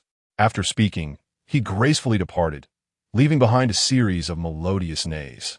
Thank you, Fang Chen intended to express his gratitude, but before he could finish, he was taken aback by the sight of the elder hastily passing with the horse. What kind of appearance is this? Confusion enveloped Fang Chen. Hurry up, why are you standing there? The old man frowned upon noticing Fang Chen's hesitation. Do you not wish to learn my Li Fu and Appos as techniques? Ha! Fang Chen chuckled awkwardly. Oh, masterly. I just remembered I have some matters to attend to. I'll come back to cultivate next time. To be frank, even without the horse-riding elder's intervention, Fang Chen had no desire to accompany the old man, who would seek their own demise. Opportunities are presented before you, yet you fail to seize them. It appears you are indeed fated to miss out. The elder scoffed, disappointment flickering in his gaze as he turned to leave. Fang Chen shrugged, redirecting his steps toward the direction indicated by the horse-riding elder. However, he had barely taken 2 steps when the system and Appos' voice suddenly rang out. Ding! Detection of the inheritor completed. The inheritor is the entity that provides the most elite techniques for the child of fortune. Inheritor, Li Fu. Li Fu, the strongest body cultivator in the world. Throughout his life, combined ancient legends of body cultivation to create the supreme technique, ancient divine body. This technique can break the shackles of body cultivation, allowing practitioners to attain a physique capable of reaching celestial levels. Upon comprehending this technique, Li Fu fell into a state of chaotic spirit, losing his rationality, and has since wandered in search of an inheritor for many years, eventually settling at the Danran sect. However, due to the overwhelming power of the ancient divine body and its stringent requirements for cultivator aptitude, Li Fu has searched for 37 years without success to ensure that Li Fu and Apos, his ancient divine body, does not become lost to time. The host must seek out a child of fortune with the following physical traits to receive Li Fu's inheritance, contributing to the continuity of the Dao lineage. Physical requirements: undying divine phoenix body, eternal body of 10,000 calamities, etc. As the last words faded, Fang Chen was left in a daze, his eyes widening in astonishment, unable to suppress a sharp intake of breath. What? This Li Fu seems like a madman, yet he is actually so formidable? Regret began to creep into Fang Chen's heart as he reflected on himself. He now understood why he was not the child of fortune, why he lacked the protagonist's fate. If it had been someone with protagonist's luck, upon encountering a madman like Li Fu, they would not only remain, but would also be curious enough to follow him and witness the ancient divine body. Yet, he had just thought that this old fellow might have ulterior motives regarding his physique. How shameful! Fang Chen mused inwardly, his gaze fervently searching for Li Fu and Apos' figure. Once he locked on a Li Fu, he approached with a smile, excitement igniting within him. Finally, the system had presented him with a boon. No longer was he burdened with the fate of a pitiful child of fortune destined for demise. Instead, he stood before an inheritor, one who possessed a technique capable of transcending celestial levels of body cultivation. This was utterly extraordinary. As for the system and Apos' request to find a suitable child of fortune to receive the inheritance. Surely, it would not be too much to first understand how to cultivate this technique and then elevate himself to the great ascension stage, right? After all, to be fair, how could one locate a fitting child of fortune without a deep understanding of the technique? Seniorly, Fang Chen called out amidst the crowd, halting Li Fu in his tracks. He had initially considered addressing him as master, but thought better of it. What if the technique turned out to be extraordinary, yet unsuitable for him? He decided to begin with a polite inquiry instead. What is it? Li Fu regarded Fang Chen with a furrowed brow. I wish to learn about your body cultivation methods. Fang Chen replied, a hint of hesitation in his smile. Weren't you just disinterested? Li Fu retorted with a cold snort. Senior Li, that is a misunderstanding. I had matters to attend to, which I have now resolved, and thus I have come to inquire about your techniques. Fang Chen hastily clarified. Resolve matters? What matters did you resolve? Li Fu and Apos' tone dripped with skepticism. Fang Chen felt a pang of internal injury. He was quite the inquisitive one. Was this truly the demeanor of someone whose spirit was chaotic and rationality lost? Unfazed, Fang Chen replied, I had an urgent need earlier and took a moment to relieve myself. As a cultivator, why would you need to do that? Li Fu waved dismissively. Is this belief evident? Seeing no other option, Fang Chen shrugged and confessed. All right, truth be told, I was observing others' cultivation methods and felt they lacked the prowess you possess, Senior Li, which led to my regret. Upon hearing this, Li Fu and Apos' demeanor shifted. He erupted into hearty laughter. Ha! Now that is the right attitude. Your words resonate with me. Come, follow me, and I shall show you what true body cultivation entails. With that, he turned and began to walk away. Fang Chen exhaled in relief. It seemed the old man indeed held a sense of pride. Yet, those who are proud can often be swayed with flattery. Wiping away the non-existent sweat from his brow, he followed suit. Meanwhile, the onlookers regarded Fang Chen and Li Fu with expressions of bewilderment as they departed from Riyue Valley. Another madman had arrived at Riyue Valley. After leaving Riyue Valley, the duo quickly ascended to the mountainside of Ingguang Lake, where Li Fu led them to the edge of a cliff. This is the place, he declared, halting in his tracks. Fang Chen followed suit, standing beside him. Li Fu turned to face Fang Chen, bypassing any pleasantries, and bluntly asked, now, tell me, what do you consider your body to be at its strongest? I believe it to be my left arm, Fang Chen mused, raising his left arm with deliberation, a confident smile gracing his features. Good. Excellent. I too perceive your left arm to be quite powerful. Li Fu nodded appreciatively before continuing. Then, if that is the case, Why not tear it off? At this, Fang Chen fell into deep contemplation. Chapter 28. The introductory treatise on ancient divine physique. Fang Chen paused in silence for a moment, then reiterated, "Senior, could you kindly repeat what you just said?"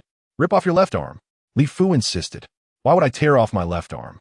Fang Chen inquired, seeking clarity on the matter. "How can you strengthen your left arm if you do not sever it?" Li Fu retorted, then recalled something and added, "Do not discard the severed limb. Refine it with spiritual fire until it transforms into essence blood, then consume it." Fang Chen was left speechless.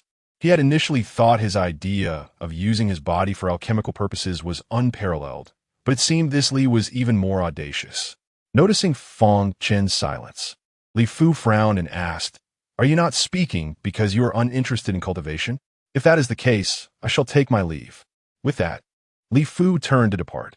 Fang Chen hastily grasped Li Fu and App's arm, exclaiming, "Senior, my silence does not imply a lack of desire to cultivate. I am merely curious and have a question to pose." Li Fu furrowed his brow. "Why are you so tedious? Speak your question." Fang Chen asked, "If I were to tear off my left arm for refinement, would I not then be left without it? How could I then claim to be stronger?" Setting aside the matter of his ability to resurrect, he pondered that if he could not come back, he would have to spend a fortune on elixirs, consult alchemists, or even procure a prosthetic arm. Cultivators prioritize the innate spiritual body for a more harmonious and fluid progression, facilitating the attainment of higher realms. From Fang Chen's understanding, the original form is the most optimal. If you were to follow Li Fu and App's advice, he would lose that original form. At this, Li Fu paused, then frowned and retorted, "You cannot even manage to regenerate a severed limb?" Fang Chen was utterly bewildered, feeling a wave of shock wash over him. How is it that a normal foundation-building cultivator can achieve such a feat? He thought, silently adding that he was not an ordinary foundation-building cultivator due to his system. "You cannot accomplish such a trivial matter?" Li Fu and App's eyes widened, followed by a display of disdain as he scoffed. "Then you are unworthy of the opportunity to cultivate my technique. Depart." With that, Li Fu turned and swiftly returned to Ruyue Valley, leaving Fang Chen without a chance to retain him. Fang Chen was left in a profound silence, contemplating, is Li Fu truly sane? Now I understand why the system insisted on me learning from the Child of Destiny. Such a requirement could hardly be fulfilled by an ordinary person. Furthermore, this technique could not even be mastered by a typical Child of Destiny. It necessitated a practitioner with a unique constitution to possess the miraculous ability of limb regeneration during the Qi refinement and foundation establishment phases. To demand limb regeneration right from the onset implies that advanced practice may even require resurrection. Who, besides someone like me, could possibly come back from the dead? Sighing, he thought, if I do not practice this technique, who will? It seems I must reluctantly experiment on behalf of the Child of Destiny. In the bustling Ruyue Valley, Fang Chen sought out Li Fu once more. At that moment, Li Fu was glaring at two children who were fleeing in the distance, coldly scoffing, "Those without fate cannot cultivate my technique." "Senior," a voice called out from behind Li Fu. "How is it you again?" Li Fu turned to find Fang Chen and App's face before him, irritation evident in his tone. "I have already stated that if you cannot regenerate a severed limb, you cannot cultivate my technique. Do not pester me further." The surrounding cultivators, possessing keen hearing, fell into silence upon hearing this. "Is no one going to intervene with this madman?" Fang Chen, earnest in his demeanor, replied, "Senior, I just recall that I can indeed regenerate limbs. I merely forgot in the moment of distraction. Now that I remember, could you please teach me your technique?" "Really?"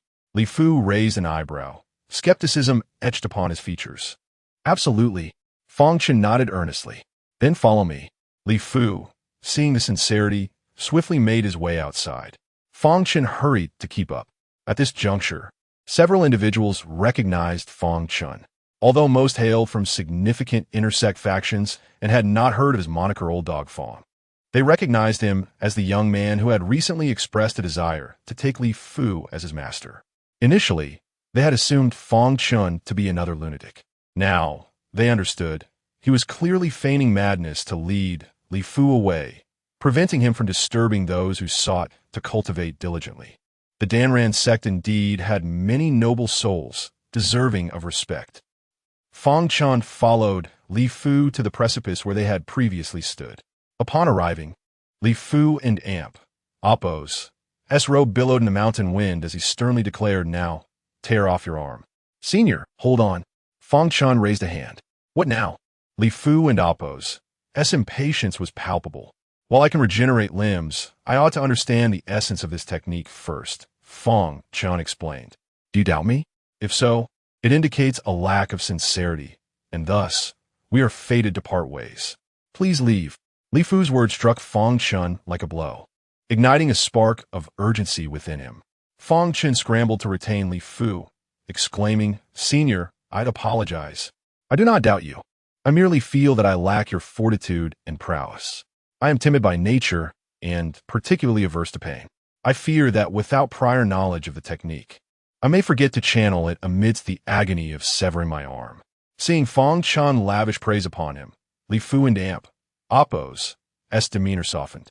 "In that case, I shall show you." Fang Chen felt a wave of relief wash over him. Flattery certainly had its merits. He resolved to prepare an abundance of compliments for future exchanges with Li Fu. This technique is known as ancient divine physique. It is derived from ancient body cultivation lore. Even without the cultivation of spiritual power, it is said to possess the might to rend the heavens and shatter the void with a single punch or stomp the earth with unparalleled ferocity. After years of dedicated research, I have developed this technique. Practicing this technique, even if your physical body is frail and your spiritual power as insignificant as an ant, you can cultivate a form robust enough to withstand thunder tribulations and ascend to the celestial realm within a century or millennium. Should this technique become widespread, it would benefit countless mortals, liberating them from the suffering of aging, illness, and death. Li Fu proclaimed with pride. Fang Chen applauded fervently, his eyes shining with admiration. "Senior, this technique is truly formidable." Yet inwardly, he scoffed. How can the physically weak possibly practice a technique that begins with tearing off an arm? Is this not akin to the adage of why one cannot eat meat porridge, benefiting mortals? Mortals cannot even cultivate it. Only the Promax version of the Child of Destiny could. Of course, no flattery was necessary. It was merely the truth. Li Fu's lips curled into a slight smile. And then, with a sudden motion akin to tearing through space, he pointed at Fang Chen's forehead. Startled, Fang Chen felt a surge of unexpected energy. Li Fu's action was imperceptible. This was truly impressive. Be prepared. This is the introductory chapter of the ancient divine physique. Unbeknownst to Li Fu, who was oblivious to Fang Chen and Ampos' terror, he pressed his finger against Fang Chen and Ampos' forehead and spoke softly. Subsequently, Li Fu made a gentle touch. Buzz. Chapter 29.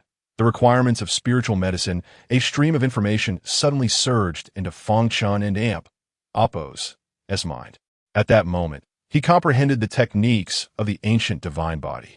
The text explicitly stated, the cultivation method of this technique is surprisingly simple. In Li Fu's perspective, ordinary body cultivators merely destroy their physical forms, supplemented by spiritual medicines, allowing their bodies to grow even sturdier. Although this approach is somewhat effective, the results are minimal. Not only is the progress slow, but ultimately, one can only cultivate their body to a level comparable to that of a golden core stage cultivator. Such a method is utterly futile. Furthermore, it is far too distant from the ancient body cultivators Li Fu had heard of. Those ancient body cultivators were formidable beings, capable of battling ferocious beasts with their physical forms, able to withstand the 3 disasters and 6 calamities. Thus, to elevate the ceiling of body cultivation, to reach the limits of physicality, and to restore the glory of ancient body cultivators, Li Fu devised a more radical approach. Since contemporary body cultivators favor the destruction of their bodies, he decided to take it a step further, complete annihilation of the physical form. Once the body is destroyed, he would then utilize spiritual medicine to catalyze the emergence of a more powerful corporeal vessel. In essence, the central tenet of the ancient divine body is that one must be broken to be rebuilt. It is imperative to face destruction before rebirth. To manifest a more formidable body, relying solely on one's recovery abilities is insufficient. Assistance from spiritual medicine is necessary. However, the requirements for such spiritual medicines are not only exceedingly rare, but also demand a specific primary ingredient. This primary ingredient is none other than the torn flesh of the body. For example, to restore an arm, one must refine the arm alongside the spiritual medicine, transforming it into a vital essence elixir, which, when consumed, may fulfill the demands of the ancient divine body. Upon reading the requirements and explanations of this technique, cold sweat instantly broke out on Fang Chen's brow. What he had read was merely the introductory section. According to the requirements outlined, if such spiritual medicines were given to a cultivator of decent aptitude, they would be able to reach at least the foundation establishment stage. If provided to individuals like Jiang Ningyi or Shao Qing, who are favored by fortune, it would undoubtedly help them achieve a level beyond foundation establishment 5th layer. However, on Li Fu and Appo's side, they could only cultivate the foundation establishment body of the ancient divine body. Although this so-called foundation establishment ancient divine body could easily defeat 10 opponents of the same rank, the investment required is substantial. Such a considerable investment carries a heavy price. Fang Chen could not help but swallow hard, muttering to himself, "No wonder only the fortunate can practice this. It's a dangerous and costly endeavor." "Have you finished reading?" Li Fu prompted as he noticed Fang Chen and Appo's prolonged silence. "Senior, I have finished." Fang Chen hurriedly responded. "Then why are you not starting your cultivation?" Li Fu urged again. That's senior." Fang Chen hesitated for a moment. "What? Can you not read? Do you need me to explain?" Li Fu frowned. Fang Chen replied, "No, it's not that. I just wanted to ask, do you have the required spiritual medicines mentioned here?" "Spiritual medicines? Did it mention needing spiritual medicines?" Li Fu asked, perplexed. "Fang Chen, are you serious? Is this even a legitimate technique? If it weren't into Appo's, T for the system confirming Li Fu and Appo's identity as a successor, Fang Chen would have no desire to practice this at all." "Yes, you can take a look for yourself," Fang Chen said. "Let me think." Li Fu fell into contemplation, then raised his head and calmly stated, "Oh, I do have them, but I simply forgot." "Since that is the case, senior, do you possess these spiritual medicines?" Fang Chen inquired. Li Fu replied confidently, "I do not." "What about you? Do you have them?" Fang Chen. "Senior, I indeed do not possess them, and you did not mention this beforehand." Li Fu frowned. "What? You do not even have these spiritual medicines? That is quite impoverished." Fang Chen looked at Li Fu with a distressed expression. Li Fu disregarded Fang Chen's demeanor, stating coolly, "Since you are so poor, you are fated to be disconnected from my technique. Farewell." With that, he turned to leave, leaving Fang Chen in the wind, bewildered. As the sun set, the rosy glow filtered through the clouds, casting light upon the 2 pure golden stone lions at the foot of the hillside mansion, where gold and orange hues intertwined splendidly. Fang Chen, dragging his fatigued mind, returned to his modest abode. Just then, the workers emerged, and upon seeing Fang Chen, they immediately clasped their hands in respect, exclaiming, "Master Fang, we have completed the renovations of your mansion. Should you have any dissatisfaction, please send someone to contact us." These workers, dressed in coarse linen garments and drenched in sweat, greeted Fang Chen with a mix of warmth and reverence. Grateful for encountering normal individuals, Fang Chen felt touched and took out some silver notes from his storage ring, offering them. "Thank you all. This is a token of appreciation for your hard work." "That is too much." Seeing the silver notes, the workers hurriedly waved their hands in refusal. Yet Fang Chen insisted, forcefully placing them into their open clothing as they attempted to reject his generosity. Subsequently, the workers departed under the glow of the evening light. As they walked away, Fang Chen could still hear their voices. "This Master Fang is not as tyrannical and arrogant as rumored. Humors doar. With this sum, I can buy my daughter 2 new outfits." Hearing this, Fang Chen smiled, watching them leave with a twinkle in his eyes until they vanished beyond the horizon, swallowed by the orange glow. He then stepped into the coolness of the night. You're back. Upon entering, the voice of Yi Xiong reached him. Yes, I am back. Fang Chen replied, noticing Yi Xiong sprawled on the rooftop, yawning in boredom. I and Amp, Oppos, am suffocating here. Can I revert to my true form now? Yi Xiong asked. Sure, but you must coil around the rockery in the backyard. Do not destroy my belongings, Fang Chen instructed. Understood, Yi Xiong replied before leaping down and slinking towards the back mountain. Moments later, a powerful wave of energy surged forth, followed by a tremendous crash. My apologies. I will have it repaired by tomorrow. Yi Xiong and Amp, Oppos, voice echoed, sounding rather muffled. Fang Chen. Damn it. Ultimately, he had no desire to inspect the situation in the backyard. Instead, he made his way to a room within the mansion. Inside, numerous spiritual medicines lay waiting. These were brought over by the Fang family during their previous visit to the Danran sect, but after realizing their ineffectiveness, the original owner never used them again. Now, Fang Chen intended to search for any spiritual medicines that could be used for the ancient divine body. Upon rummaging through, he sighed, only 3 types of medicines, and they're all worthless. Consequently, Fang Chen planned to visit Lingyun Peak. Hua Qirong should possess a wealth of elixirs. Acquiring a spiritual medicine from her should not pose much of a challenge. Chapter 30. The Tranquil Sex Market Indeed. Fang Chen was somewhat reluctant to seek out Hua Qirong so soon. After all, it was evident that Hua Qirong possessed formidable cultivation. Favors from such individuals are best utilized sparingly. However, Fang Chen found himself in a predicament as he required a rare herb known as black jade mushroom. A potent elixir with tremendous benefits for the physical body, yet exorbitantly priced. At present, he lacked sufficient spirit stones, and due to his numerous missteps, his family had not only dismissed his servants, but had also curtailed his allowance. Thus, he had no choice but to turn to Hua Qirong for assistance. Just as he was about to leave, 2 figures arrived. Ling Wan and Amp, Oppos, and Xiao Qing. Senior brother. They called respectfully as Fang Chen opened the door. What brings you here?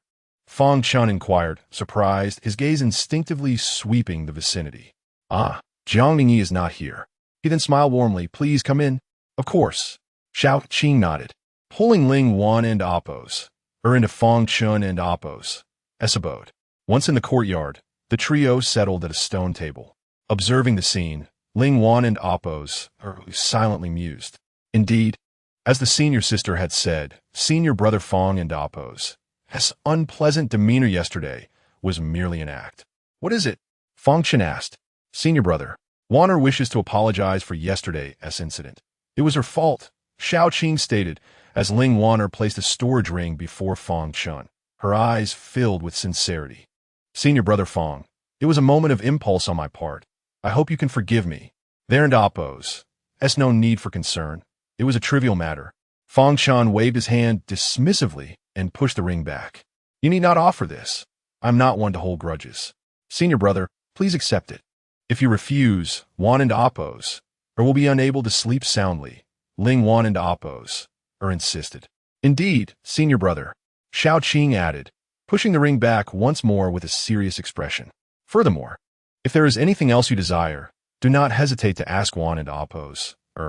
Seeing this, Fang Chen gave Xiao Qing a nod of approval and sighed softly. If that is the case, I shall accept it. He took the ring and quickly scanned its contents, his eyes widening in astonishment. How brilliant! So many spirit stones. Senior brother, everything within was brought by my master as a token of gratitude for saving my life. However, Elder Hua instructed him not to come personally, to avoid drawing unwanted attention, so he entrusted me to deliver it. I hope you don't take offense. Ling Vanya explained it. This visit was not merely for an apology. It was also to express gratitude. After all, Fang Chen had indeed saved Ling Wan and Amp, Oppos, life, and her master could not possibly show no appreciation. I understand now. Fang Chen and Amp, Oppos' breathing steadied, and a genuine smile graced his face.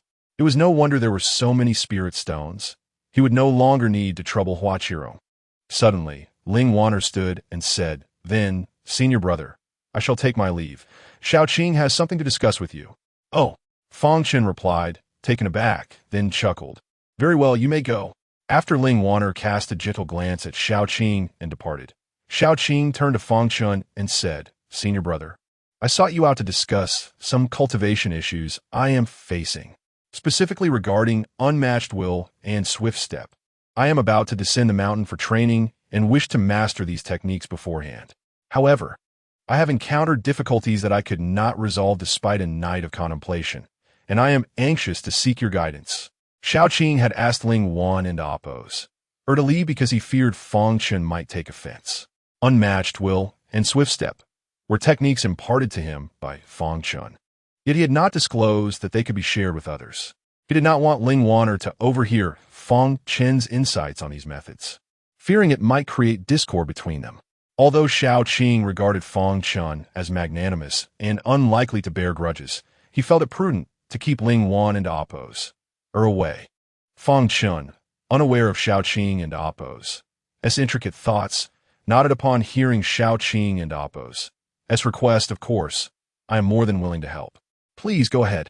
Yet as he spoke, a question lingered in Fang Chen and oppose's mind.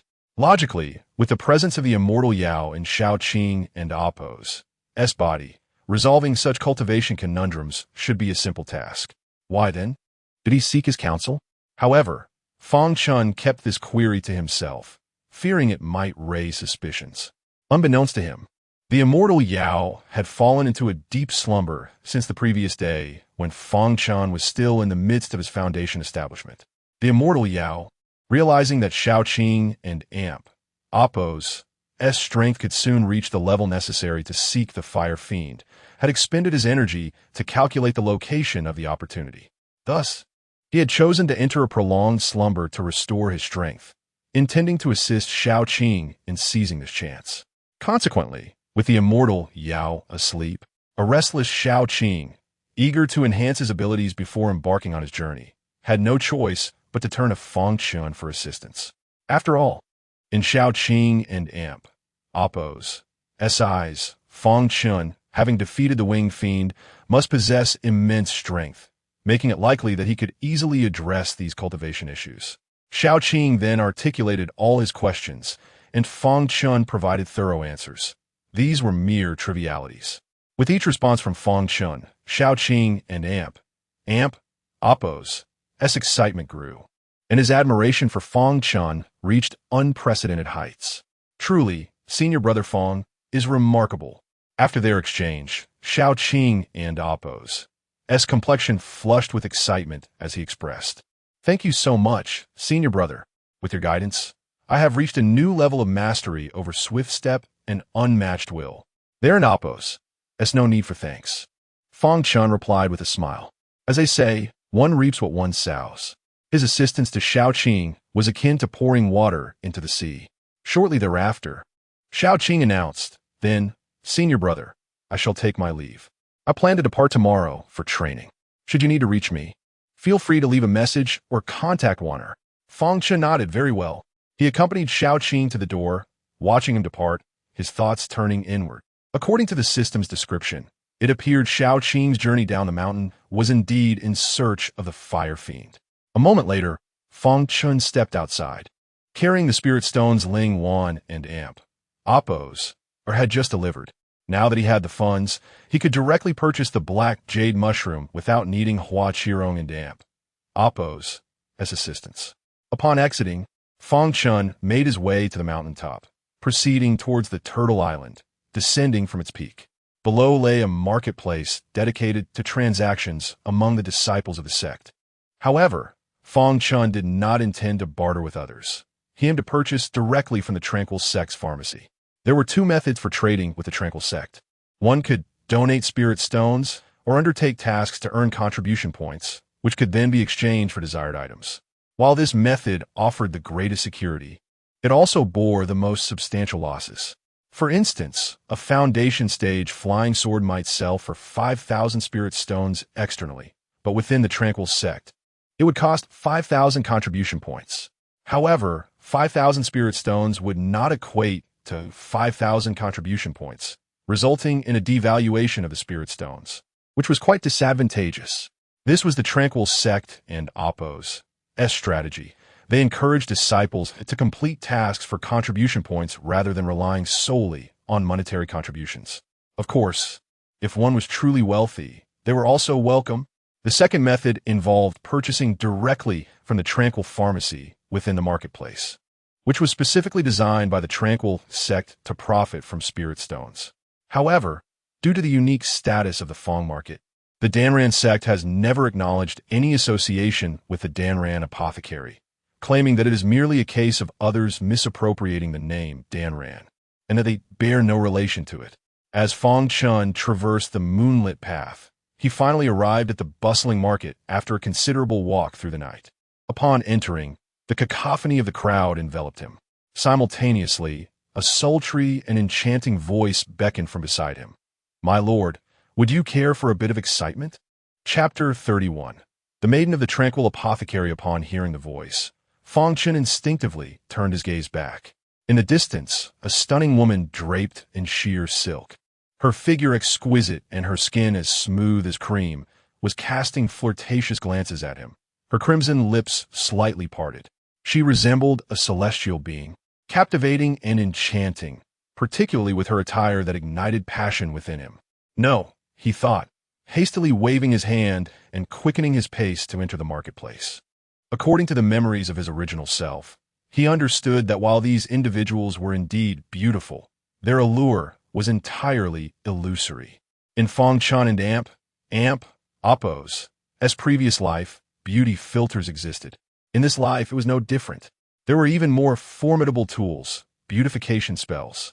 These individuals practiced illusionary arts, not seeking to mesmerize or bewilder, but merely to render themselves ethereal in the eyes of others, like heavenly maidens or blooming flowers. However, should these illusions prove to be long-lasting, perhaps a night of indulgence might not be out of the question. The most concerning aspect was that these individuals had descended to the level of soliciting passers-by in the marketplace, indicating that their powers were likely not formidable. Within a few hours, their spells would inevitably dissipate. At that point, regardless of beauty or ugliness, one could hardly discern whether the other was male or female. Fang Chen felt that just glancing at such individuals was perilous. He feared that his own strength might unveil their true forms, leading to a sense of disgust. As the woman watched Fang Chen walk away, she spat in frustration, cursing him for his heartlessness after he had gazed at her for several moments only to depart without a word. In the absence of witnesses, her makeup faded away, revealing a sallow, freckled visage. "How daring you to flirt with him? Are you seeking death?" A mocking voice emerged from nearby. The woman turned to see a plump figure approaching, who curiously inquired, "Sister, what happened to him?" "He's Fang Chen, what do you think?" replied the stout woman nonchalantly. "Huh?" The sallow woman froze momentarily, then exclaimed in terror, "Is it really him?" "Be cautious, he was taken away by my sisters last time. And if it weren't for our superior powers, we would have been nearly killed by him when our spells faltered."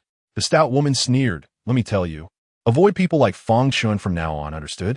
"Understood," the sallow woman replied, cold sweat trickling down her back, her heart racing with fear. Thank goodness Fang Chen hadn't approached her, otherwise she could have perished. Regaining her composure, the sallow woman reverted to her alluring guise, while the stout woman transformed into a voluptuous, graceful matron, swathed in silk as she stepped outside. At that moment, Fang Chen was also on edge, anxiously safeguarding his storage ring, fearful of theft. He had a fair understanding of the marketplace. This place was a trial ground intentionally set forth by the Tranquil sect. This was precisely why the Tranquil sect disclaimed any connection to the Tranquil apothecary situated here. In this realm, the Tranquil sect bore no responsibility for the order. As long as nothing excessively outrageous transpired, they would remain indifferent to the happenings here. The sect believed that their disciples would inevitably venture out into the world, likely to fall victim to the deceptions of the cultivation realm. Hence, they allowed their disciples to experience the harsh realities of society within the sect, ensuring that when they eventually ventured forth, they would not be caught completely off guard. Moreover, while the Tranquil sect might disregard the marketplace, they would never permit acts of murder or thievery. This was the intent of the elders, to allow the na'vi disciples to encounter minor setbacks within a controlled environment. Additionally, should a disciple lose a rare treasure, the sect could swiftly dispatch someone to retrieve it, presenting no significant issue. Thus, upon entering, the presence of these enchanting figures was entirely commonplace. The outside world was far more outrageous, with beings hiding beneath celestial appearances, perhaps a fox or cat spirit, which might excite particularly peculiar cultivators, but a pig demon. In the marketplace, apart from the enchanting figures, one also encountered unscrupulous merchants, swindlers, and thieves. Merchants and swindlers were manageable, but thieves were another matter entirely. Their cunning was relentless. This was why Fang Chen guarded his ring with such vigilance. Ling Wanner's storage ring contained not just spirit stones, but also valuable elixirs vital for foundational cultivation. While they held no significance for Fang Chen, he certainly could not allow them to be stolen. The world was perilous, and one must remain wary. Having dealt with bust thieves in his past life, Fang Chen could hardly fathom how audacious thieves empowered by cultivation techniques could be. He felt like a mere lamb among wolves. As a lamb, he needed to exercise caution. While the cautious Fang Chen remained vigilant, a lurking thief, upon spotting him, quickly lowered his head and began to communicate with his accomplices, warning them to be careful of Fang Chen's presence. One responded, "Relax, there are no newcomers here, just seasoned players who know him. We want to target him." The first thief retorted angrily, "Fool, I knew you weren't and oppos. T-wise. It and oppos. That's not enough to avoid stealing from him. You must steer clear of him entirely. What if he passes by and claims something from his storage ring has gone missing? Boss, is that really necessary? You can't steal from storage rings anyway. Damn it. Are you surnamed Fang, or is he? Who calls the shots here, you or him? Is he truly that terrifying? Haven and oppos. We heard that the Fang family despises him. Otherwise, how could he lack even a servant? They may despise him, but he still bears their surname. If something were to happen to him, would his family remain indifferent? All right, fine. By the way, should we notify those dealing in business and deception? No need. They're more perceptive than you, already avoiding Fang Chen. As Fang Chen approached the tranquil apothecary, he glanced down at his ring, feeling an immense sense of relief. Thankfully, he had been astute. He had deliberately chosen several secluded paths to arrive at the tranquil apothecary safely. Having escaped a dire situation, Fang Chen mentally commended himself. Upon entering, a servant clad in simple attire approached him with a smile, inquiring, "Esteemed sir, what do you require?" 200-year-old black jade mushrooms, Fang Chen replied. "Certainly." The servant nodded and turned to retrieve the mushrooms for him. As Fang Chen inhaled the fragrant aroma of the herbs while waiting, a figure cloaked in fine garments lurked in the shadows, squinting at Fang Chen's hands. Upon spotting one of Fang Chen's storage rings, his eyes gleamed with excitement. "Grandfather, what's wrong?" A young girl standing nearby couldn't help but ask upon noticing the old man's expression. The elder gestured towards Fang Chen, exclaiming, "The ring from Mount Chizun. It appears a noble person has arrived." The girl's face lit up with surprise. "Really? Come, grandfather, let's go meet him. Perhaps he can assist you in entering the tranquil sect." Just as the elder was about to rise, he caught sight of Fang Chen's face and quickly restrained the girl, saying, "Wait, don't go." "Grandfather, why not? He is Fang Chen." Chapter 32. The third child of Fortune Grandfather. He is Fang Chen. Is there something wrong? The young girl appeared somewhat dazed, unable to comprehend the situation. Having never spent time in the outer sect, she was unaware of Fang Chen and Appo's reputation. Qin and Appo's do not ask so many questions. Suffice it to say, we cannot go. The elder shook his head, providing little explanation. All right. A hint of melancholy flashed across Chu Qin and Appo's jade-like face. The elder sighed deeply. It was a rare opportunity to encounter someone suspected to be associated with the renowned Chizun Mountain of the Danran sect, only to find out it was Fang Chen. The elder, named Chu He, was a member of the Outer Sect's fighting academy and had long resided there. He was well aware of Fang Chen's notoriety. He understood that seeking help from Fang Chen would inevitably lead to trouble. Yet, as he withdrew his footsteps, he glanced at his sorrowful granddaughter. feeling a pang in his heart. Another day wasted. From the moment of her birth, Chu Qiner had been unable to cultivate. If she lacked spiritual roots, that would be one thing. However, Chu knew that during the test of her spiritual roots, she had clearly exhibited remarkable talent. With proper guidance, she could have undoubtedly become a golden core cultivator. Although golden core cultivators were not considered powerful in the grand scheme of the cultivation world. For the Chu family, who had only ever produced a single ninth-layer foundation establishment cultivator, having a future golden core cultivator was enough to send the entire family into a frenzy of excitement. However, an unusual circumstance had arisen with the talented Chu Qin and Appos. She was unable to cultivate. From the age of 8 to now, at 18, her cultivation had stalled. Chu watched helplessly, anxious at heart. Despite searching far and wide, even consulting elders from the inner sect, no solution could be found. They all claimed that Chu Qin and Appos could not cultivate. Chu could only place his hopes on the top-tier experts of the sect, but alas, he had never encountered those elusive figures. Now, Fang Chen, adorned with the ring of Qi Zun Mountain, was the closest he had come to a significant personage. It was common knowledge that one who bore such a ring would certainly have access to the eminent figures of Qi Zun Mountain. Yet, the individual in question was none other than Fang Chen. With a deep sigh, Chu lamented his fate. As he contemplated his woes, Fang Chen, who had been idly observing nearby, suddenly froze. He had just heard a sound in his mind that he deeply wished to avoid. Ding! Detecting the presence of the Child of Fortune. Detection complete. Child of Fortune, Chu Qin and Appos. Chu Qin and Appos, in her true identity, was the female emperor of the demonic path, Fallen Star, unable to cultivate until her memories and spirit awakened. The Fallen Star Empress aimed to reincarnate 99 times in a pure Yin body to seize heavenly secrets, ultimately nurturing a pure Yin physique. Now, Chu Qin and Appos, was the Fallen Star Empress in Appos' 99th incarnation, having achieved the pure Yin sacred body. Due to the restrictions placed by the Empress on the pure Yin, she would inevitably awaken in the face of a crisis. Thus, the host is urged to capture Chu Qin and Appos, for sustenance. At that time, the Fallen Star Empress would awaken early, achieving great transcendence and ascending to immortality. Current sustenance technique required for Chu Qiner, the merging of 7 emotions and 6 desires, which will be automatically mastered by the host. This technique is a premier sustenance method. Although the Empress has never practiced it with anyone, she is well versed in its essence.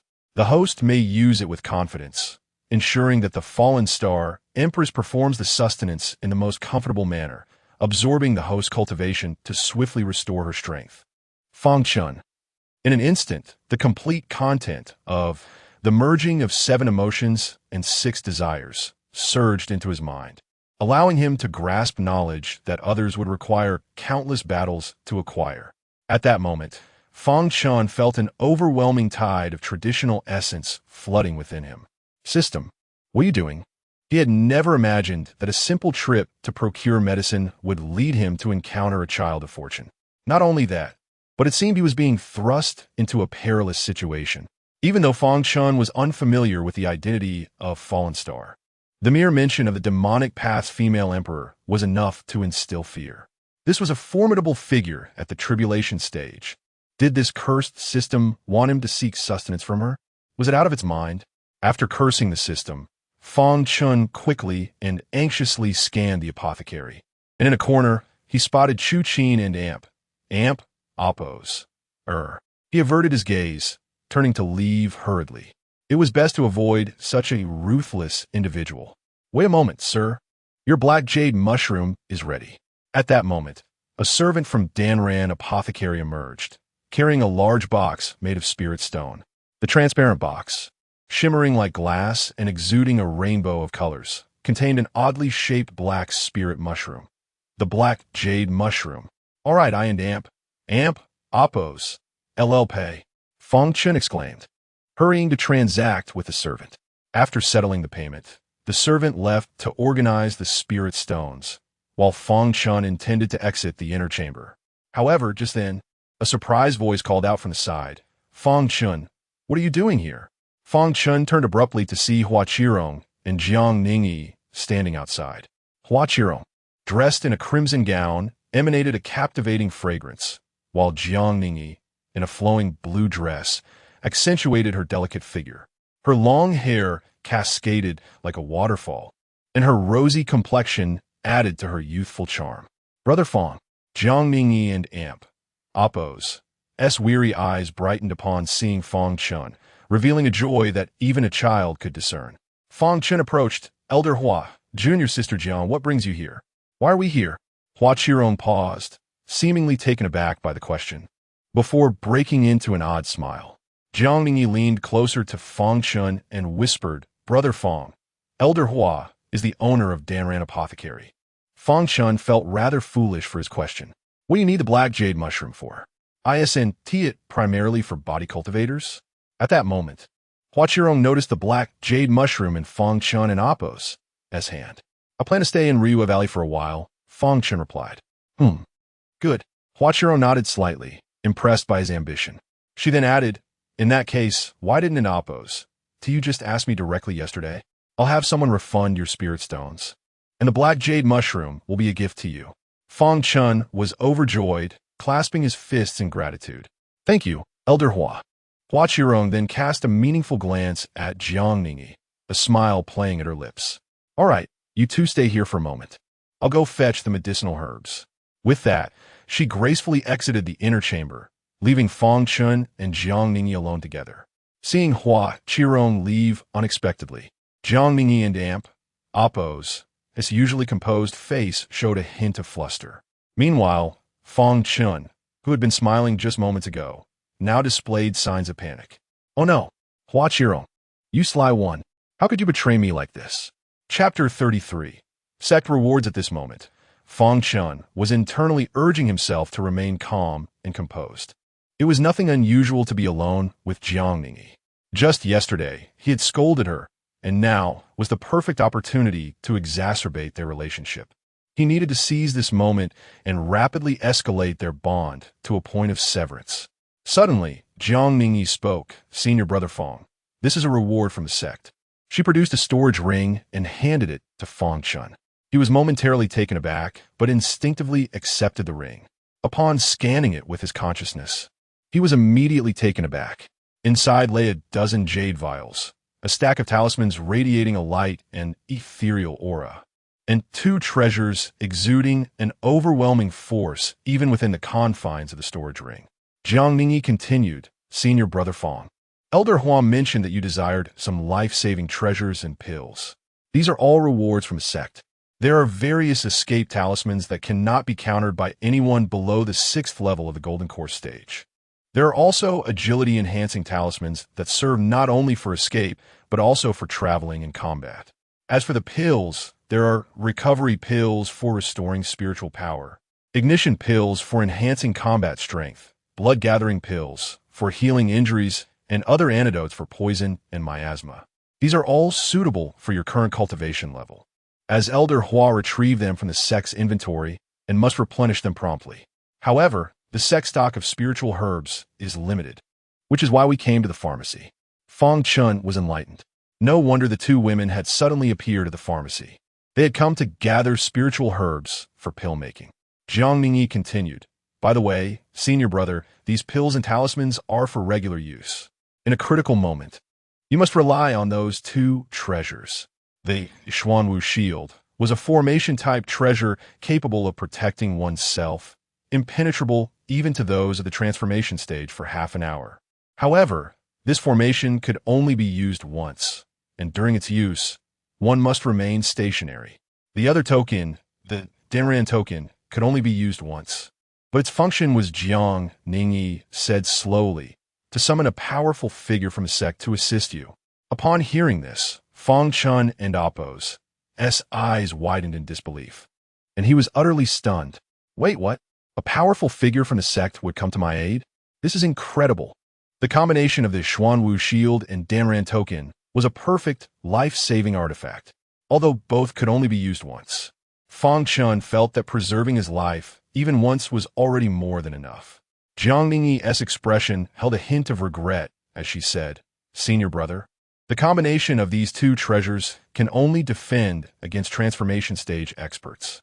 It is not that the sect is unwilling to provide stronger defensive treasures, but against those at the void return stage, treasures are ineffective. Please do not hold it against the sect. If you find yourself pursued by a void return stage expert, then you should use the red honor ring that Wanner previously gave you, as long as it is not a deep-seated grudge. I believe any sect would be willing to offer assistance. At her words, Fang Chen was taken aback, and he looked down to discover that the storage ring given to him by Ling Wanner was markedly different in design from his own and the one Jiang Ningyi held.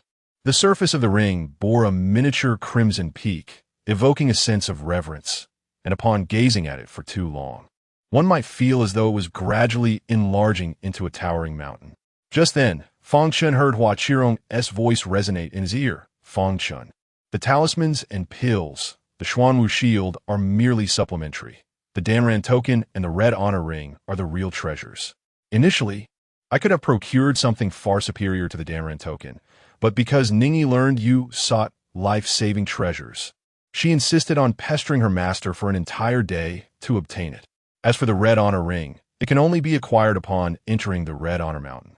Although you are a foundational cultivator of the heavenly path and thus eligible to enter, I did not mention your status to the sect, nor your capture of the winged beast, so it would be impossible for you to obtain the ring in advance. This ring actually belongs to Ningyi. All of this is due to Ningyi and Appo's efforts, so you should express your gratitude to her. Hearing this, Fang Chen fell silent. He gazed at Jiang Ningyi and Appo's fair visage, observing the regret in her eyes for not being able to provide him with stronger treasures, and his mind drifted back to the anxious sword shadow from yesterday, the panicked girl and her reddened eyes. In that instant, he felt utterly vulnerable. Jiang Ningyi had treated him with such kindness, yet he had harshly berated her just the day before. I really am despicable, Fang Chen lamented, wishing to slap himself. Then, he felt a desire to chastise this wretched system as well. Ningyi. After a long moment, Fang Chen took a deep breath and turned to her, intending to apologize for his earlier behavior. As for the matter of killing one's spouse for enlightenment, he scoffed at it. He would ascend to immortality with an ancient divine body. He feared nothing. However, before he could speak, Jiang Ningyi was quicker, saying, "Senior brother, I wish to apologize to you." Fang Chen was taken aback. Jiang Ningyi continued, "Yesterday, I misunderstood you." Fang Chen stammered, "What? You, What did I save you?" "Senior brother, I am truly sorry. Please forgive me and Wan and Appo's. Jiang Ningyi said earnestly, failing to elaborate further. In truth, she had meant to apologize to Fang Chen yesterday, but due to Hua Qirong concealing Fang Chen's Heavenly Path Foundation from him, she had been compelled to lie to the sect's higher-ups. After the explanation at Red Honor Mountain, she learned from Hua Qirong that Fang Chen sought life-saving treasures and had therefore pestered her master, the Fairy of Wispy Clouds, for a while to gather these treasures as a token of gratitude for Fang Chen saving her life. Now that she had encountered Fang Chen, she decided to present the treasures and offer her apology. After saying this, Jiang Ningyi felt a weight lift off her heart. She had finally expressed everything she wished to convey. Observing Jiang Ningyi, Fang Chen hesitated. "Ningyi, you've misunderstood. Jiang Ningyi interrupted, "Senior brother, you need not say more. I understand." "No, you do not understand." Yet Jiang Ningyi suddenly stood up, smiling playfully, a demeanor quite unlike her usual self. "I will go check on Elder Hua regarding the medicinal materials. She may be overwhelmed." With that, she left, hands clasped behind her back. Fang Chen knew her character all too well, like the bright moon in the sky, preferring to dwell in obscurity. Such a person would naturally shy away from boasting of their achievements. Perhaps even hearing compliments would make her uncomfortable. Hence, Jiang Ningyi chose not to dwell on the matter any further and decided to let it pass. Watching the girl and Appo's retreating figure, Fang Chen opened his mouth. Chapter 34. The futile efforts of the storage river. Fang Chen was filled with confusion. With nowhere to express his thoughts, he finally sighed deeply. He realized that perhaps there was a misunderstanding. Jiang Ningyi believed that by driving her away, she was protecting her. This was nothing but a self-constructed delusion. By the time Jiang Ningyi and Hua Qirong emerged, Fang Chen had already decided against explaining the matter to Jiang Ningyi. There was no point in doing so. People only believe what they want to believe. He intended to return the ring of Chizuan Mountain to Jiang Ningyi. After all, if it was a treasured item, he could not keep it for himself. As Jiang Ningyi stepped out, she cast a reproachful glance at Hua Qirong, her face slightly flushed. Hua Qirong wore a smile that was neither fully sincere nor entirely mocking. Clearly, during their time in the storeroom, Hua Qirong had shared with Jiang Ningyi the fact that she had secretly communicated with Fang Chen and had even teased her about it. Junior sister. As Fang Chen observed the two women exiting, he immediately approached them, holding the Chizuan ring.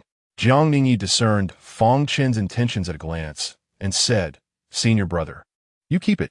My identity does not require the Chizuan ring for validation." Hua Qirong added, "Take it. She won't be in trouble without the ring. But if you offend the old monster Fanshu without it, 9 lives wouldn't suffice." Without uttering a single word, Fang Chen found himself persuaded. He thought to himself, "Then I shall take it for now." He had always been someone who understood the circumstances. Subsequently, the three intended to leave the Danran pharmacy.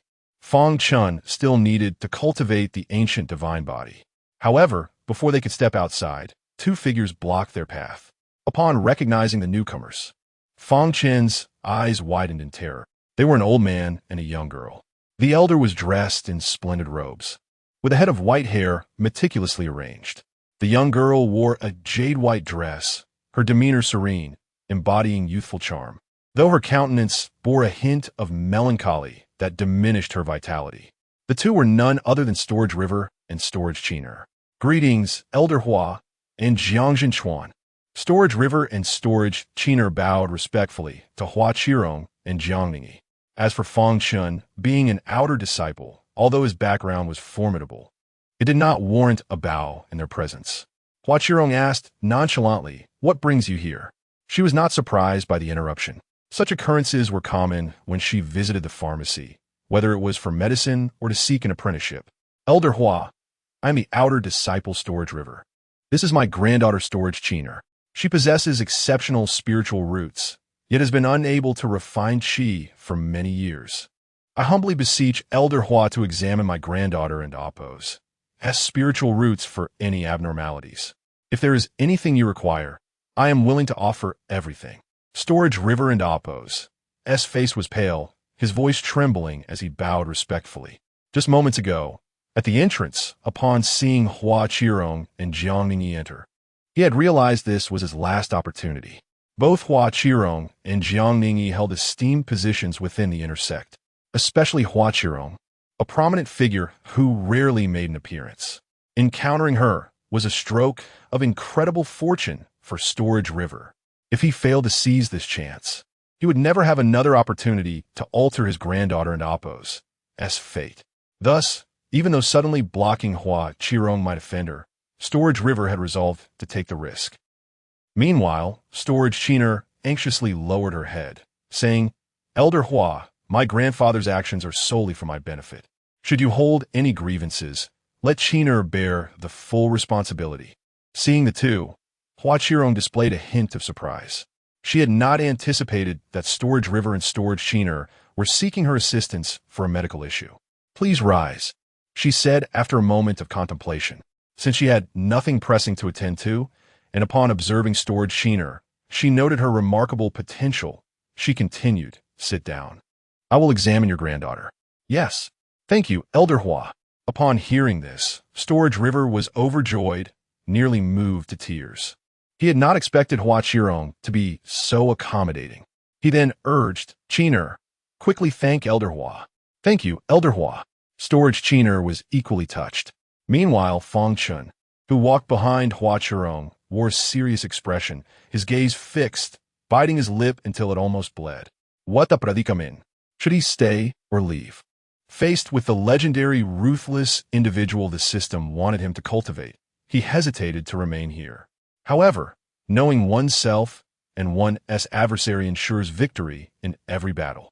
He wanted to see how this Storage Chiner would ultimately fare. With this thought in mind, Fang Chen remained silent, observing discreetly. At the same time, Jiang Ningyi, glancing at Fang Chen's expression, was momentarily taken aback, then began to contemplate, ultimately revealing a touch of emotion in her eyes. The five gathered aside. Hua Qirong produced a piece of spiritual jade used to test spiritual root aptitude, placing it on storage Qiner and Appo's forehead. A radiant glow enveloped her, and Hua Qirong and Appo's expression shifted to one of astonishment. Storage Qiner and Appo's spiritual root aptitude was exceptionally impressive. This aptitude was at least of golden core caliber, and if fortune favored her, she could very well reach the nascent soul stage. For the Danran sect, although storage Qiner might not rank among the top prodigies, she would certainly be a pillar of strength. As Fang Chen watched, he thought to himself with a chuckle, indeed remarkable. Once her pure, sacred body matures, her aptitude could elevate her to immortality. However, upon witnessing Storage River's troubled expression, it was clear that despite her remarkable potential, Qiner had been unable to gather qi and progress in her cultivation. Storage Qiner's delicate features reflected her dejection. What elixirs have you tried? Hua Qirong inquired. We have tried gathering qi pills, breaking sea pills, and even shattered jade pills. All to no avail, Storage River replied. Hua Qirong frowned. And the talismans? We have used the Divine Palace Talisman, the Spirit Transformation Talisman, and the Pulse Harmonizing Talisman. What about formations? I have even utilized the most aggressive burning pulse formation. Hua Qirong. She couldn't help but glance at Fang Chen. Fang Chen, who was intensely vigilant in observing Storage Qiner, felt somewhat perplexed. Why are you looking at me? Hua Qirong withdrew her gaze from Fang Chen, pondering whether the Storage family might be attempting to deceive her, just as Fang Chen had previously done when he claimed his aptitude was poor and that he had tried all manner of elixirs. In the end, it had all been a ruse. Elder Hua, is there truly no solution? Seeing Hua Qirong fall silent, Storage River and Appo's heart sank, his previously hopeful countenance visibly aging in the blink of an eye. This was his last glimmer of hope. Sighing, Hua Qirong said, as a top-tier sect, the Danran sect must possess methods to assist Storage Qiner in her cultivation. Chapter 35. The commencement of cultivation, however. Should those methods be employed on the merely talented Shu Qiner, it would be a sheer waste. Shu lacked the means to procure resources for Shu Qiner or to utilize such methods. Observing this, a bitter smile crept across Shu He and Appo's face as he grasped the inevitable conclusion. Thank you, Elder Hua. With this thought, he and Shu Qiner rose to express their respects. Shu Qiner, mustering a smile, replied, I'm deeply grateful for your concern, Elder Hua. Not at all. Is there any need for me to arrange for your return? Hua Qirong waved her hand dismissively. No need for trouble. We can return on our own. Shu He shook his head. As the two parties bid farewell, Fang Chen breathed a sigh of relief. It appeared that this formidable woman would not infiltrate the Danran sect. While he felt sympathy for her plight, akin to his own, being unable to cultivate, he could not divulge the solution. Revealing his method to Shu, he might lead to dire consequences for the Danran apothecary. Just as they were about to depart, Jiang Ningyi, who had remained silent, suddenly spoke. Grandfather Shu, has Qiner ever attempted body cultivation? At her words, Shu He halted, shaking his head. Not yet. Then perhaps you might consider visiting Ruyue Valley. Qiner possesses rare talent. It may well be that her path is fraught with challenges. A robust physique could potentially lead her to a solution, Jiang Ningyi suggested softly. Shu He sighed, clasping his fists in gratitude. Thank you for your guidance, Jiang Zhenchuan. Thank you, Jiang Zhenchuan. Shu Qiner echoed, forcing a smile. Subsequently, the grandfather and granddaughter departed. Watching their retreating figures, Jiang Ningyi sighed, hoping they would find the solution they sought. Let's hope so, Hua Qirong agreed, yet she understood well that Shu Qiner and Appo's prospects were bleak. Meanwhile, Fang Chen felt a wave of tension wash over him when Jiang Ningyi began to speak. Only when she suggested that Shu Qiner visit Ruyue Valley did he finally relax. He feared that Jiang Ningyi might suggest bringing Shu Qiner to Qizun Mountain, which would undoubtedly be inviting disaster. The incident involving Shu He and Shu Qiner had no discernible effect on Hua Qirong. She had witnessed similar scenarios countless times. Rising, she turned to Fang Chen and Jiang Ningyi. Very well, you may return now. I shall take my leave first. Understood. They both nodded. Hua Qirong exited the apothecary, transforming into a streak of light before vanishing from sight. Fang Chen turned to Jiang Ningyi, intending to say farewell, but she suddenly interjected, Senior brother, do you wish to assist Qiner in her cultivation? Fang Chen replied incredulously, I do not. Please refrain from making baseless accusations against me. What prompts such a reaction? He asked, suppressing his irritation. Because I understand you, Jiang Ningyi stated. Fang Chen was momentarily taken aback. Huh, Jiang Ningyi sighed. However, senior brother, it would be best if you did not dwell on Qiner's situation. Do not exhaust yourself over it. She had noticed Fang Chen's serious expression and the worry etched across his face when he glanced at Shu Qiner, even to the point of biting his lip until it bled. Coupled with his earlier actions for the incapable Xiao Qing, she saw through his intentions. At a loss for words, Fang Chen could only manage a single syllable. Assuming Fang Chen was merely disheartened, Jiang Ningyi attempted to comfort him. Very well, I shall take my leave. If you still wish to help Qiner, feel free to inform me. I can arrange for some spiritual medicine to be sent to her. You need not exhaust your own resources. She was concerned that Fang Chen would attempt to send body cultivation elixirs to Shu Qiner, akin to the jade slip he had gifted to Xiao Qing. Fang Chen quickly reassured her, I will not, rest assured. Yet, Jiang Ningyi remained unconvinced, thinking he was merely placating her. Afterward, Fang Chen and Jiang Ningyi left the market together. As they walked, Jiang Ningyi found it peculiar that the usual bustling streets were strangely void of people today, especially along the paths they traversed. Parting ways with Jiang Ningyi, Fang Chen hurried back to his residence, casting aside thoughts of Shu Qiner as he prepared to commence his own endeavors. Fang Chen retrieved a Dan furnace and placed the black jade mushroom within. Taking a deep breath, on his way back, he had contemplated his cultivation method. To restore his torn hand, he would need to approach the brink of death to succeed. Thus, he required first to rend his arm, refine it into a blood chi pill, and consume it, then take poison to push himself to the edge of death to facilitate recovery. Damn it. Is this not a demonic cultivation method? Fang Chen pondered, unable to suppress his inner turmoil. Even with prior mental preparation, the notion of consuming his own flesh was abhorrent. Had it not been for the system's acknowledgement of him as heir, he would have never dared to undertake such perilous cultivation. Taking another deep breath, Fang Chen activated 2 pain-numbing talismans and, steeling himself, drew forth a razor-sharp long knife. What are you doing? At that moment, Yixiong leaped down from the rooftop, striding closer with curiosity. He had come to investigate the commotion from Fang Chen's return. In an instant, a brilliant flash of blade light illuminated Yixiong's stunned expression. What on earth is this human doing? With a sickening thud, an arm fell to the ground, blood gushing forth. Fang Chen's anguished gasps filled the air.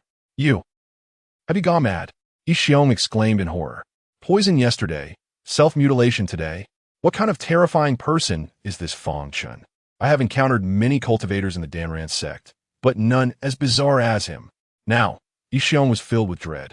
Fang Chen and Apos' actions were too sinister for him to approach, yet he was also fearful of being inadvertently harmed in the process, as he had bound his fate to Fang Chen through a life-and-death contract. Be silent. Even with the talisman's effects, Fang Chen's face paled, and his body trembled from the excruciating pain. It was unbearable, yet he could not cease. He had to act swiftly. He opened the Dan furnace and cast in the materials, including a portion of the black jade mushroom and his severed arm. Fortunately, the blood chi pill required no particular alchemical skills, so Fang Chen was spared the need to learn the art of alchemy. Boom! The spiritual fire erupted, and the arm, subjected to intense heat, quickly melted into a swirling mass of golden blood essence. This was the blood chi of the Heavenly Dao. Watching the scene unfold, Yixiong gasped in shock, his gaze vacant. Fang Chen, are you truly refining yourself? What kind of demonic act is this? No, this is not even demonic. They usually refine others. I have never seen anyone refine themselves. Fang Chen had no energy to mind Yixiong and Apos' astonishment. Gritting his teeth through the pain, He awaited the formation of the blood-chi pill to consume it immediately. Upon ingestion, an extraordinarily pure power surged within Fang Chen's body, and simultaneously, he sprang to his feet, activating the ancient technique of the ancient divine body. Chapter 36. The path of body cultivation differs significantly from the conventional practices of ordinary cultivators. While typical practitioners inhale and exhale spiritual energy, guiding it through designated meridian pathways to ultimately enter the dantian and enhance their cultivation, body cultivators must not only execute their techniques, but also engage in rigorous physical training. It is only through the relentless forging of their bodies that they can awaken the power of body cultivation, known as primal energy, through their muscles, bones, skin, and membranes, thereby enabling their techniques to function effectively. For instance, the training regimen of the individuals from Royue Valley may appear rather unorthodox. Yet aside from the elderly gentleman engrossed in chess, the others are indeed engaged in physical training, albeit with dishearteningly low efficiency in generating primal energy. Proper physical conditioning encompasses various methods, such as wielding blades or weights, as well as honing one's skills through martial arts using fists and feet. Some even emulate the postures of beasts, meticulously engaging every muscle, mimicking tigers, deer, bears, apes, birds, and crocodiles, among others. At this moment, Fang Chen, in his quest to swiftly manifest primal energy, is relentlessly practicing the turtle fist, despite his desire to employ more sophisticated body cultivation techniques. Having even perused a manual on the iron bone technique of the crocodile turtle, his physical pain is overwhelming, and with only one functioning arm, he finds himself unable to employ more advanced techniques. Nevertheless, while Li Fu may seem unreliable, the technique itself is indeed formidable. After consuming a blood essence pill, even with just the turtle fist, he unmistakably senses pure primal energy coursing through him as he strikes. The emergence of this primal energy further stimulates the operation of the ancient divine body, causing the energy to accumulate rapidly, resulting in Fang Chen and Apos' physique strengthening at an astonishing pace. Primal energy is profoundly different from spiritual energy. While the latter is ethereal, primal energy possesses a tangible density, enveloping Fang Chen in waves of warmth akin to soaking in a hot spring as it flows within him. However, the ancient divine body, if solely utilized for generating primal energy, would hardly merit the title of a top-tier technique. Its true value lies in its ability to enhance the body's resilience, allowing any injured parts to grow even stronger upon recovery. Meanwhile, Yixiong observes Fang Chen absurdly practicing the turtle fist with a comically awkward demeanor. Rather than amusement, he feels an unsettling chill deep within. Anyone witnessing a bloodied, one-armed man executing turtle fist would naturally feel a sense of unease and fear. What on earth are you trying to accomplish? Should I call for help? Yi viong the inguidis. No need, Fang Chen replies, preoccupied. I am cultivating. What? This is cultivation? Yixiong exclaims in disbelief. Do not disturb me. Fang Chen dismisses him. After a while, limited by his body cultivation level, Fang Chen finds that his primal energy stagnates and ceases to grow. Enduring the pain, he sits down, realizing he must expedite the healing of his arm with the remaining potency of the blood essence pill, lest its effect dissipate. Fang Chen retrieves a vial of poison and, without hesitation, uncorks it. Thud! The sturdy jade bottle, designed to resist shattering, crashes to the ground, producing a dull thud. Upon the poison entering his system, Fang Chen's 7 orifices erupt with streams of black blood, exacerbating the already gruesome injuries that pulse with a sickly purple hue, the severed arm exuding a foul odor. What are you doing? Yixiong's furious voice erupts beside him. Witnessing Fang Chen's reckless act after a brief cultivation session, Yixiong is paralyzed with shock. He is painfully aware that his life hinges on Fang Chen and Apos' survival. Should Fang Chen perish, so too would he. After his outburst, Yixiong rushes to Fang Chen and Apos' side, frantically hopping about. Where's the antidote? Where's the antidote? Why are you so anxious? Fang Chen, blood streaming from his mouth, weakly responds, I want to die. With that, Fang Chen collapses. Yixiong and Appo's eyes widen in horror. What? This is happening too quickly. He hasn't even had the chance to save Fang Chen's life. Then, sensing Fang Chen's dwindling breath, flickering like a candle in the wind, Yixiong's face goes blank, flooded with despair. Here he is, willing to serve as a beast of burden, yet still facing death. To perish is one thing, but to do so because of his master's own reckless act is utterly desolate. Before he can wallow in his sorrow, however, Fang Chen suddenly rises with vigor. Yixiong is taken aback. Almost instantaneously, an overwhelming aura erupts from Fang Chen's body, and his arm visibly regenerates at an astonishing rate. He looks at Yixiong and asserts, I told you I wouldn't die. Why are you so anxious? Yixiong is rendered speechless. Ignoring him, Fang Chen gazes at his newly formed arm, pristine and robust. A smile creeps across his face as he clenches his fist, feeling an explosive power surging within.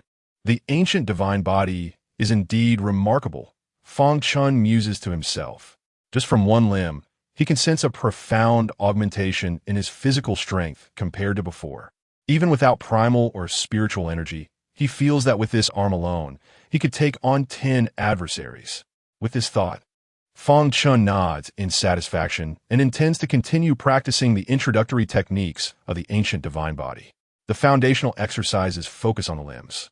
Having completed the training of one arm, he has officially embarked upon the path of the ancient divine body, entering the chi refinement stage of body cultivation. Once he completes the training for all 4 limbs, he will transition to the foundation establishment stage of body cultivation. Why didn't you die? As Fang Chen prepares to resume his training, Yixiong approaches and, wide-eyed, asks, Why are you so surprised? Didn't you witness me do this yesterday? Fang Chen replies, But you relied on the formation of the yin-yang furnace to achieve continuous resurrection, right?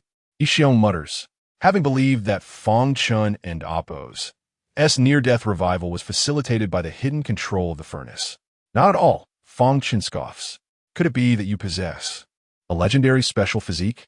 Yixiong suddenly contemplates, pondering whether Fang Chen is among those with mythical attributes, such as the undying phoenix body or the eternal body, which are said to allow for the regeneration of severed limbs during the foundation establishment stage. Moreover, those with such rare physiques are destined for greatness, provided they do not perish prematurely. Indeed, I am precisely what you envision. Fang Chen nods earnestly. Yixiong is taken aback, soon revealing an involuntary expression of reverence. If Fang Chen were merely a cultivator of the Tao, even with imperial-grade bloodlines, Yixiong would admire him but feel no fear. They would be equals. However, now that Fang Chen is revealed to possess a legendary physique far more precious than imperial bloodlines, the situation alters dramatically. Yixiong's tone grows humble. I may have spoken too loudly earlier, Chunga. Enough. Depart now. I wish to continue my cultivation. Fang Chen interrupts. Yes. Yixiong obediently responds, retreating without delay. Chapter 37. No need to thank me. Standing outside the small courtyard, Yixiong suddenly realized that Fang Chen had been cultivating. Although his method was peculiar and somewhat comical, the results appeared to be remarkably effective, especially the strength emanating from his arms, which would astonish even a beast with the highest bloodline. However, after a moment of awe, Yixiong felt a tinge of strangeness. Upon further contemplation, his eyes widened in realization.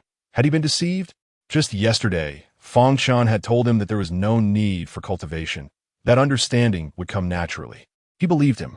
Thus, he had spent the entire day fishing today. As a result, while he was idly fishing, Fang Chen was diligently cultivating? Damn it.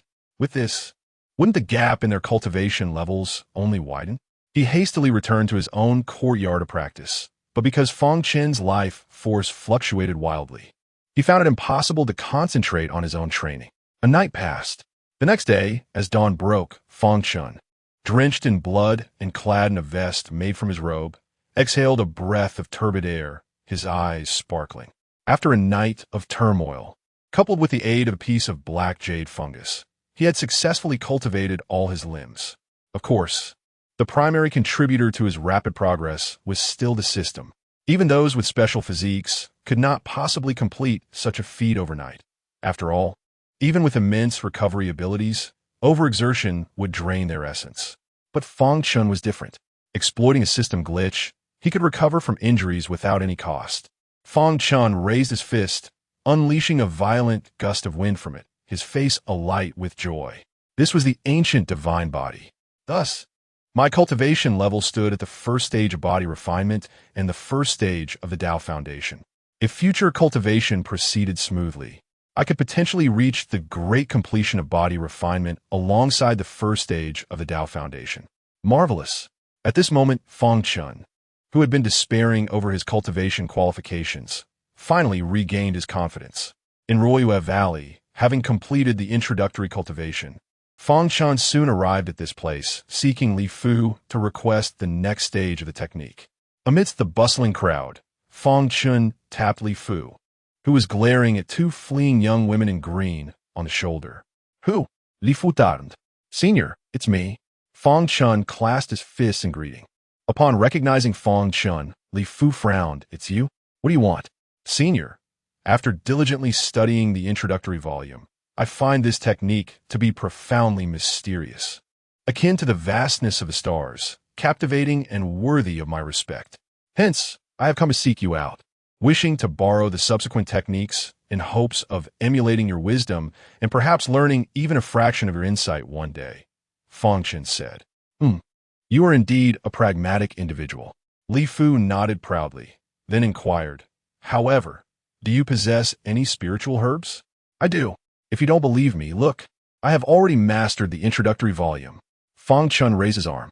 Li Fu was taken aback, then squinted his eyes to examine him before nodding satisfactorily. Good. Not bad. Just as he was about to speak, he glanced around, snorted coldly. Too many people are secretly learning techniques here. Follow me. With that, Li Fu exited Royue Valley. Onlookers, Fang Chen awkwardly shielded his face with his hand and followed closely behind. Upon reaching the old spot by Guang Lake, Li Fu asked, let me ask you, how long did it take you to cultivate your limbs? One night, Fang Chen replied, a hint of pride evident on his face, a smirk curling at the corners of his mouth. He believed no one could match his speed, not even a child of destiny. After all, others lacked the assistance of a system. Yet Li Fu frowned, dissatisfied, too slow. Can't you finish within a quarter of an hour? Fang Chen. The veins on Fang Chen's forehead bulged with anger. Senior, isn't that a bit unreasonable? You should be able to complete the cultivation of your limbs in a quarter of an hour. Can't you? Li Fu reprimanded. Fang Chen, how can you compare our cultivation levels?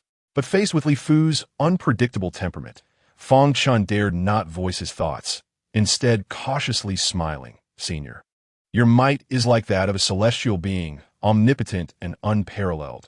How could I, as a junior, dare to compare? That's true. Li Fu conceded, then decided to let Fang Chen off lightly, stating indifferently, since that's the case, I won't punish you this time, but you must speed up in the future. Fang Chen swallowed his indignation. Yes, senior. All right, Don and Appos, don't call me senior anymore. Since you and Appos, V acquired the ancient divine body, you are now my disciple. From now on, just call me master. Li Fu declared. Yes, master. Fang Chen clasped his fists in reverence. Having inherited the other and Appos' legacy, Fang Chen felt elated to call him master. Here, this is the main technique of the ancient divine body. However, you must reach the corresponding level of cultivation to access its contents, Li Fu said, raising his hand to tap Fang Chen's forehead. Fang Chen nodded and commenced learning the foundational chapter of the ancient divine body. But upon reading the first line of the foundational chapter, he was stunned with delight, only to be struck by confusion the next moment. What? He abruptly lifted his head, terrified as he queried Li Fu. Master, doesn't the ancient divine body require completing the cultivation of the limbs before establishing a foundation? Why is there a need to undergo tribulation? ISN and AMP. Appos, that something only required during the tribulation stage? The first line of the foundational chapter clearly stated, after cultivating the limbs, one must attract the lightning tribulation within 3 days using 1 and AMP. Appos' own aura, Only then can one establish the foundation of the ancient divine body. In other words, in order for Fang Chen to reach the foundation stage of the ancient divine body, he must first undergo tribulation within 3 days. It is well known that many cultivators dread the lightning tribulation. The weak face inevitable death when confronted with it. Countless tribulation stage cultivators have chosen to seclude themselves for thousands, even tens of thousands of years to avoid it. But what does this ancient divine body signify? Is it seeking death? Li Fu replied nonchalantly. This technique defies the heavens. It is derived from glimpses of celestial mysteries and is not of this world. Is it not normal to undergo tribulation? Fang Chen felt as if the world had darkened before him, his lips quivering. Why didn't it oppose? Did you tell me earlier? Did I not say so? Li Fu frowned. Fang Chen was on the verge of tears. You did not. Oh, it's not too late to mention it now. Li Fu said with conviction. Moreover, being able to accomplish what is typically reserved for the tribulation stage at your current level, do you not feel proud? Furthermore, successfully passing the tribulation will greatly enhance your power. This is a tremendous opportunity. Fang Chen's eyes widened. Were you even saying? Li Fu continued, all right? You need not thank me. Although your cultivation speed is exceedingly slow, being able to enjoy the same opportunities as those in the tribulation stage is what you deserve for mastering this technique. Fang Chen, is this even logical? Sharing the same opportunities as those in the tribulation stage? What a joke. Fang Chen fell silent, feeling as if his heart was about to seize. However, after this moment of despair, he suddenly remembered the existence of the system. A thought struck him. System, the lightning tribulation shouldn't be able to kill me, right? He pondered. Just one lightning tribulation. It can't be like a child of destiny, can it? If I'm not a child of destiny, then it shouldn't be able to kill me, right? The system quickly responded. The lightning tribulation can indeed kill the host. Why? Fang Chen felt as if struck by lightning. The system responded. The child of fortune is indeed likely to perish beneath the tribulation of thunder, and the host shall find no escape either. After hearing this, Fang Chen slowly typed a question mark. Can the child of fortune truly be struck down by lightning? He had never witnessed anyone actually die under such circumstances. Yet the system stated, the force of tribulation is the world and amp, oppose, nemesis, immensely perilous. Even the child of fortune bears a significant risk of falling victim to it. This is precisely why the system urges the host to assist the child of fortune post-haste with the host's demise.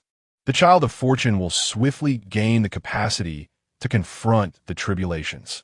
Upon hearing this, Fang Chen was engulfed in despondency. What a colossal misfortune!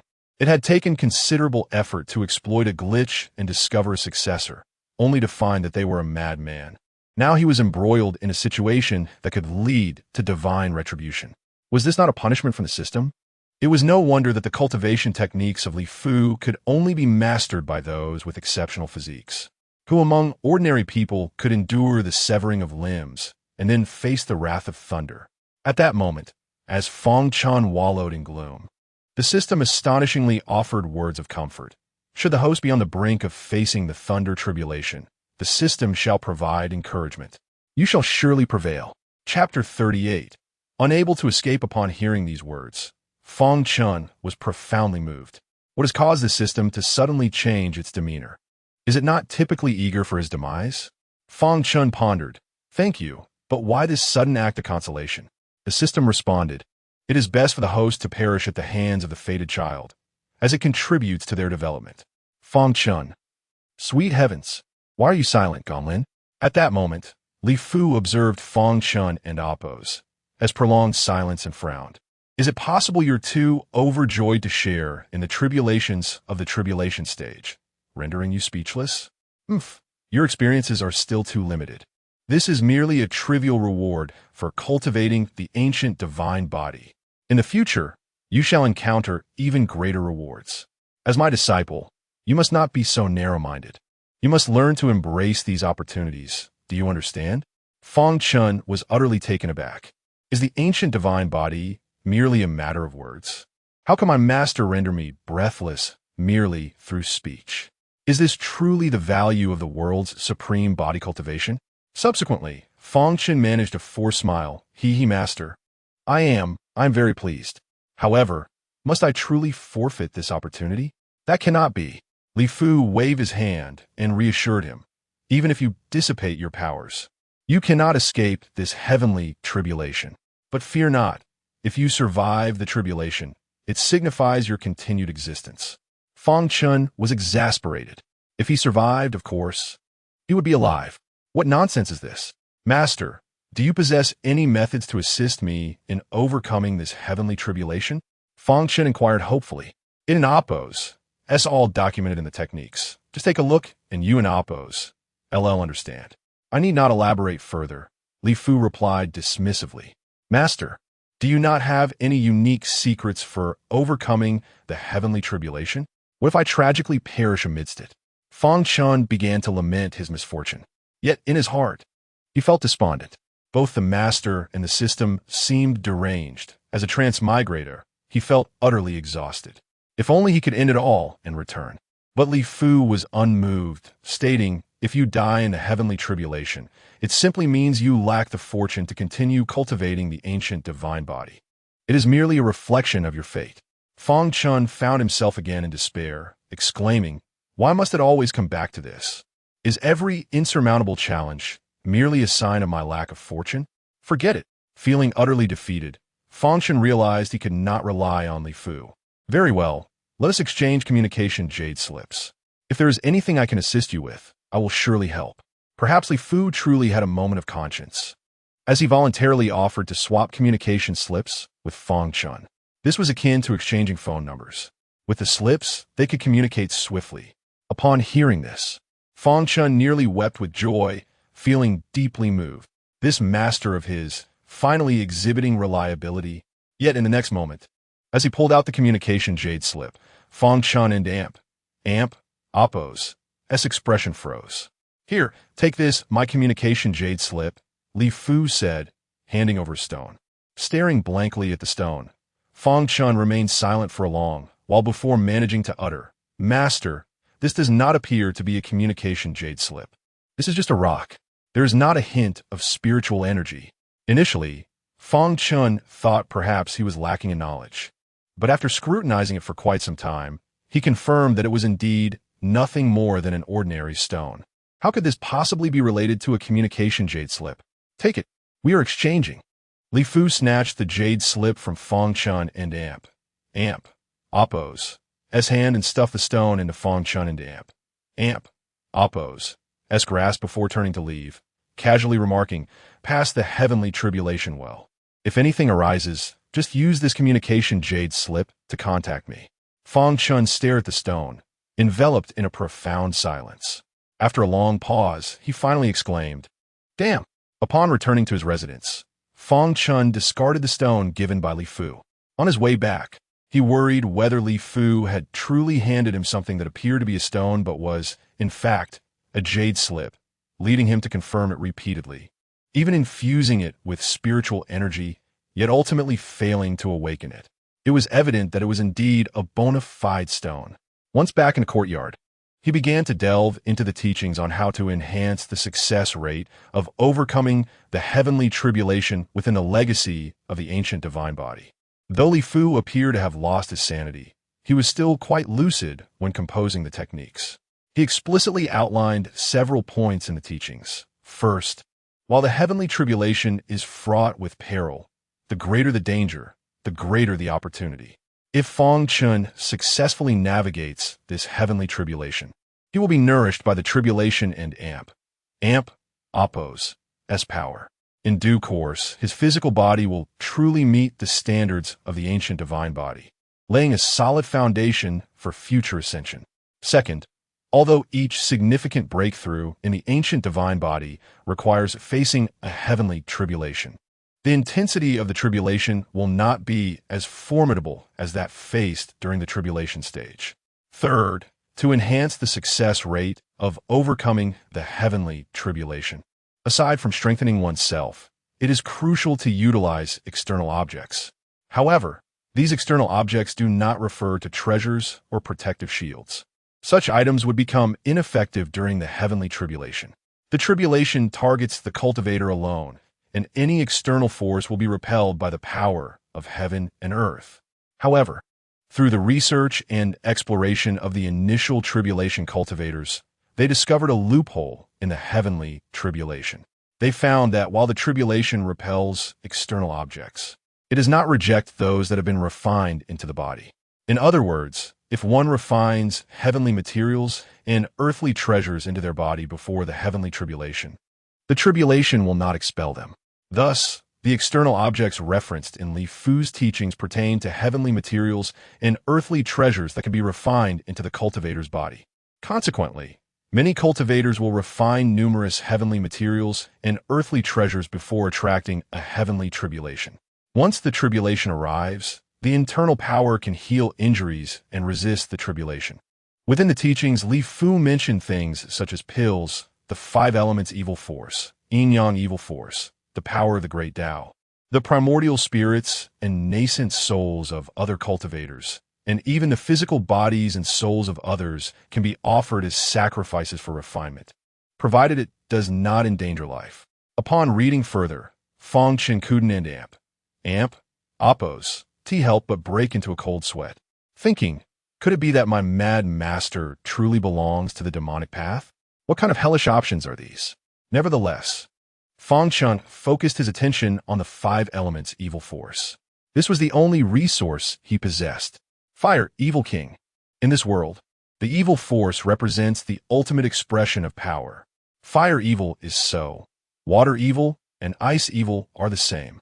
Refining the evil force can effectively resist the heavenly tribulation. Fang Chen contemplated, wondering, I wonder if my fire evil king will suffice. If it is inadequate, I could seek out Shaoqing. He had just heard yesterday that Shaoqing planned to embark on a journey to hone his skills. He knew that Shaoqing would undoubtedly encounter the Fire Evil King during this trial. Of course, Fang Chen was not thinking of capturing the Fire Evil King to refine it. Chapter 39. Assisting you through the tribulation with Fang Chen's abilities, it was an unattainable task.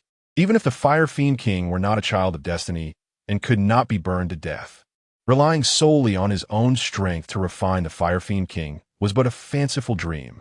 However, while refining the Fire Fiend King seemed implausible, perhaps he could at least refine some Fire Fiends? Within the millennia-old volcano where the Fire Fiend King resided, there were numerous Fire Fiends. If he could capture a few to refine, his chances of withstanding the lightning tribulation would significantly increase.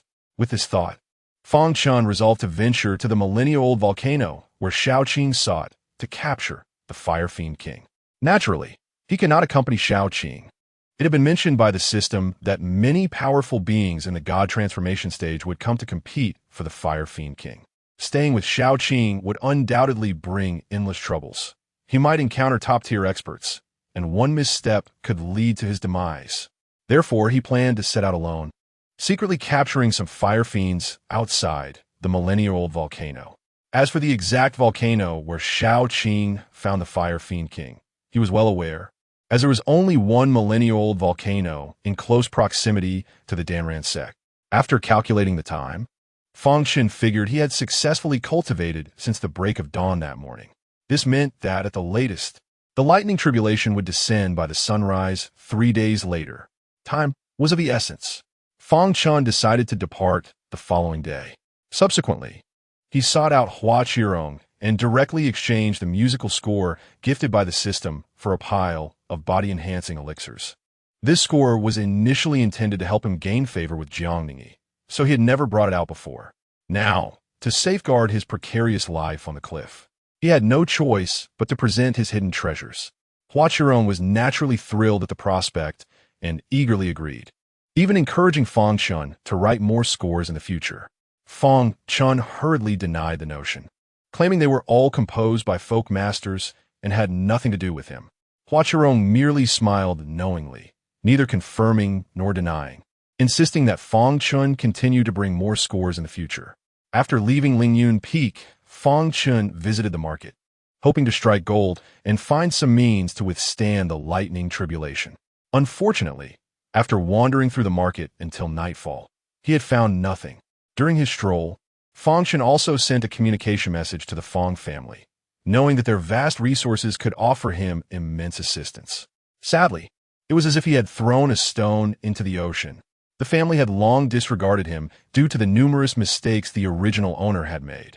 Unless the family head was in a good mood, Fang Chen was effectively treated as if he had been expelled from the clan.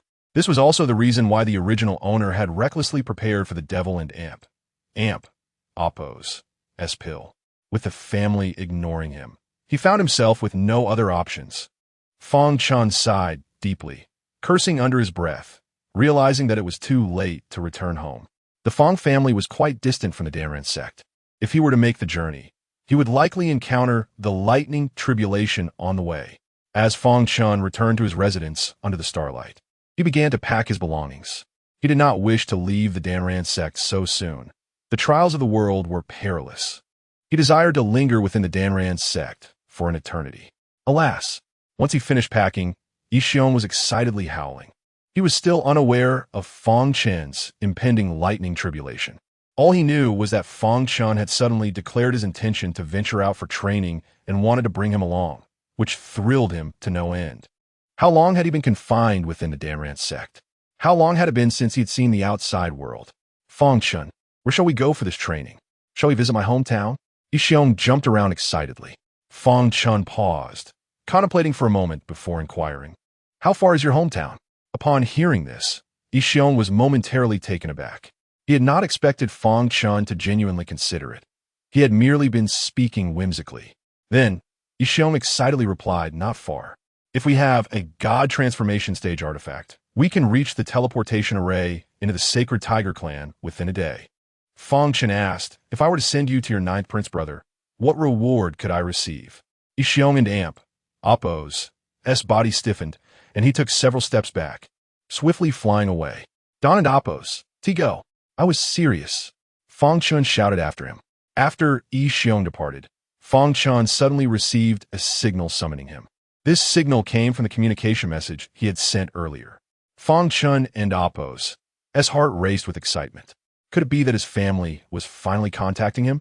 If so, he would immediately express his remorse and vow to be a better person, pleading for the family to hasten and provide him with treasures to help him through this crisis. However, when Fang Chen activated the jade slip, his expression fell. It was not someone from the family. Upon confirming the identity of the sender, he was stunned. It was Li Fu. Li Fu's message was succinct. "Disciple, hasten to the enlightenment cliff. I shall assist you in overcoming the tribulation." Fang Chen's eyes widened in astonishment. He had only just realized that the seemingly mundane, barren cliff where he often conversed with Li Fu had been covertly named the Enlightenment Cliff by his master. However, the name of the cliff was not the crux of the matter. The pivotal point was the phrase, "I shall assist you in overcoming the tribulation." Upon reading those words, Fang Chen was overwhelmed with joy. Could it be that his master had suddenly regained clarity and knew how to help him through the tribulation? After all, Li Fu was a systems-certified supreme body cultivator, the inheritor of the child of destiny, an unparalleled figure. If such a person were to awaken and assist him in overcoming the tribulation, would that not propel him to new heights? Fang Chen immediately sprang into action, leaping out of his residence and dashing towards the Enlightenment Cliff. Meanwhile, at the Enlightenment Cliff, two figures were making their way along the winding path from the reflective lake mountain. The moonlight was cool, casting a silvery glow upon the bare branches, creating a scene that was indeed charming and unique. Yet, neither of the two figures had the heart to appreciate the beauty around them. They proceeded directly to the edge of the cliff. The first figure was none other than Li Fu. Clad in a white robe, his expression was unusually grave. Following closely behind him was a young girl dressed in a pale white gown. This girl was none other than Chu Qiner. "Senior Li, may I ask where this place is?" Chu Qiner inquired, her heart filled with trepidation as she followed closely behind. "This is the legendary Destiny Cliff. Those who come to the Destiny Cliff have the opportunity to receive my inheritance," Li Fu replied coolly. Upon hearing this, a flicker of astonishment appeared in Chu Qiner's eyes. Destiny Cliff? Is there truly such a place in the Danran sect? In the eyes of the young Chu Qiner, the once unremarkable cliff now seemed profoundly mysterious. Simultaneously, Her heart swelled with gratitude towards Jiangningi. If it were not for Zhang's true transmission, how could she have come to Yue Valley and encountered the ethereal and enigmatically Fu? Chapter 40. Endure the beating. After Jiangningi mentioned to Chu Qiner that she could come to Ryue Valley to learn physical cultivation, Chu Qiner visited Ryue Valley today. Upon her arrival, she encountered Li Fu. During her journey, Chu He had cautioned her about a mad old man. If he invited her to learn physical cultivation, she was to ignore him. Thus, even when Li Fu urged Chu Qiner to study physical cultivation, she remained indifferent. Not only did she refrain from following him, she did not even engage in conversation with him. However, the reason for her presence here now was rooted in 3 profound statements made by Li Fu that had shaken her to her core. At that moment, as Li Fu observed Chu Qiner and Appo's retreating figure, he spoke calmly. Your aptitude is quite remarkable, yet you are destined to be unable to cultivate. Follow me, and I shall help you harness your power. These 3 sentences instantly transformed Chu Qiner's resolve. No one had ever seen through her lack of cultivation at first glance and recognized her exceptional aptitude.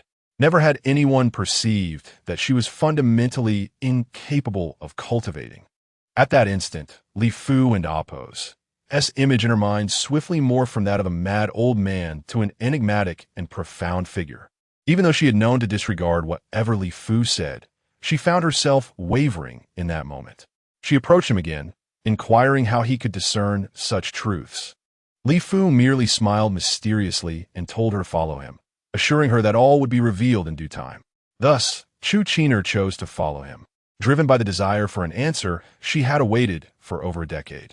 Standing at the cliff and Appo's edge, Chu Qiner gazed at Li Fu's towering silhouette under the moonlight and softly asked, Senior Li, what must I do? Patience, he replied. First, I shall pose a question. What are you willing to sacrifice for power? Li Fu's gaze was deep and fixed upon the horizon. Everything, Chu Qiner declared without hesitation. Her youthful eyes that should have sparkled with vitality now brimming with determination. No one understood the anguish she had endured over the years.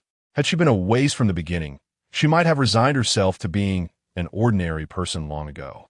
Yet, it was precisely because everyone remarked on her commendable aptitude that she felt trapped. Now, the pursuit of power had become her sole desire.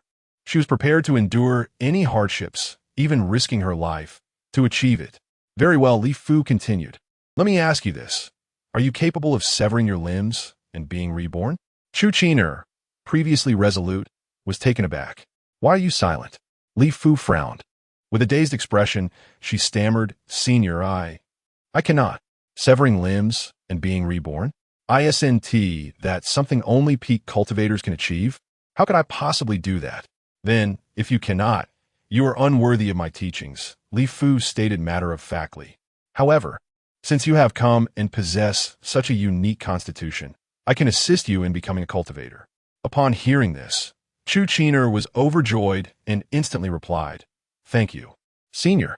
Yet, as soon as the words left her lips, she felt a sharp pain at the nape of her neck, and her body involuntarily lurched forward, plunging her into darkness. Just before her eyes fully closed, she caught sight of Li Fu standing behind her, his hand raised. It was clear that he had struck her.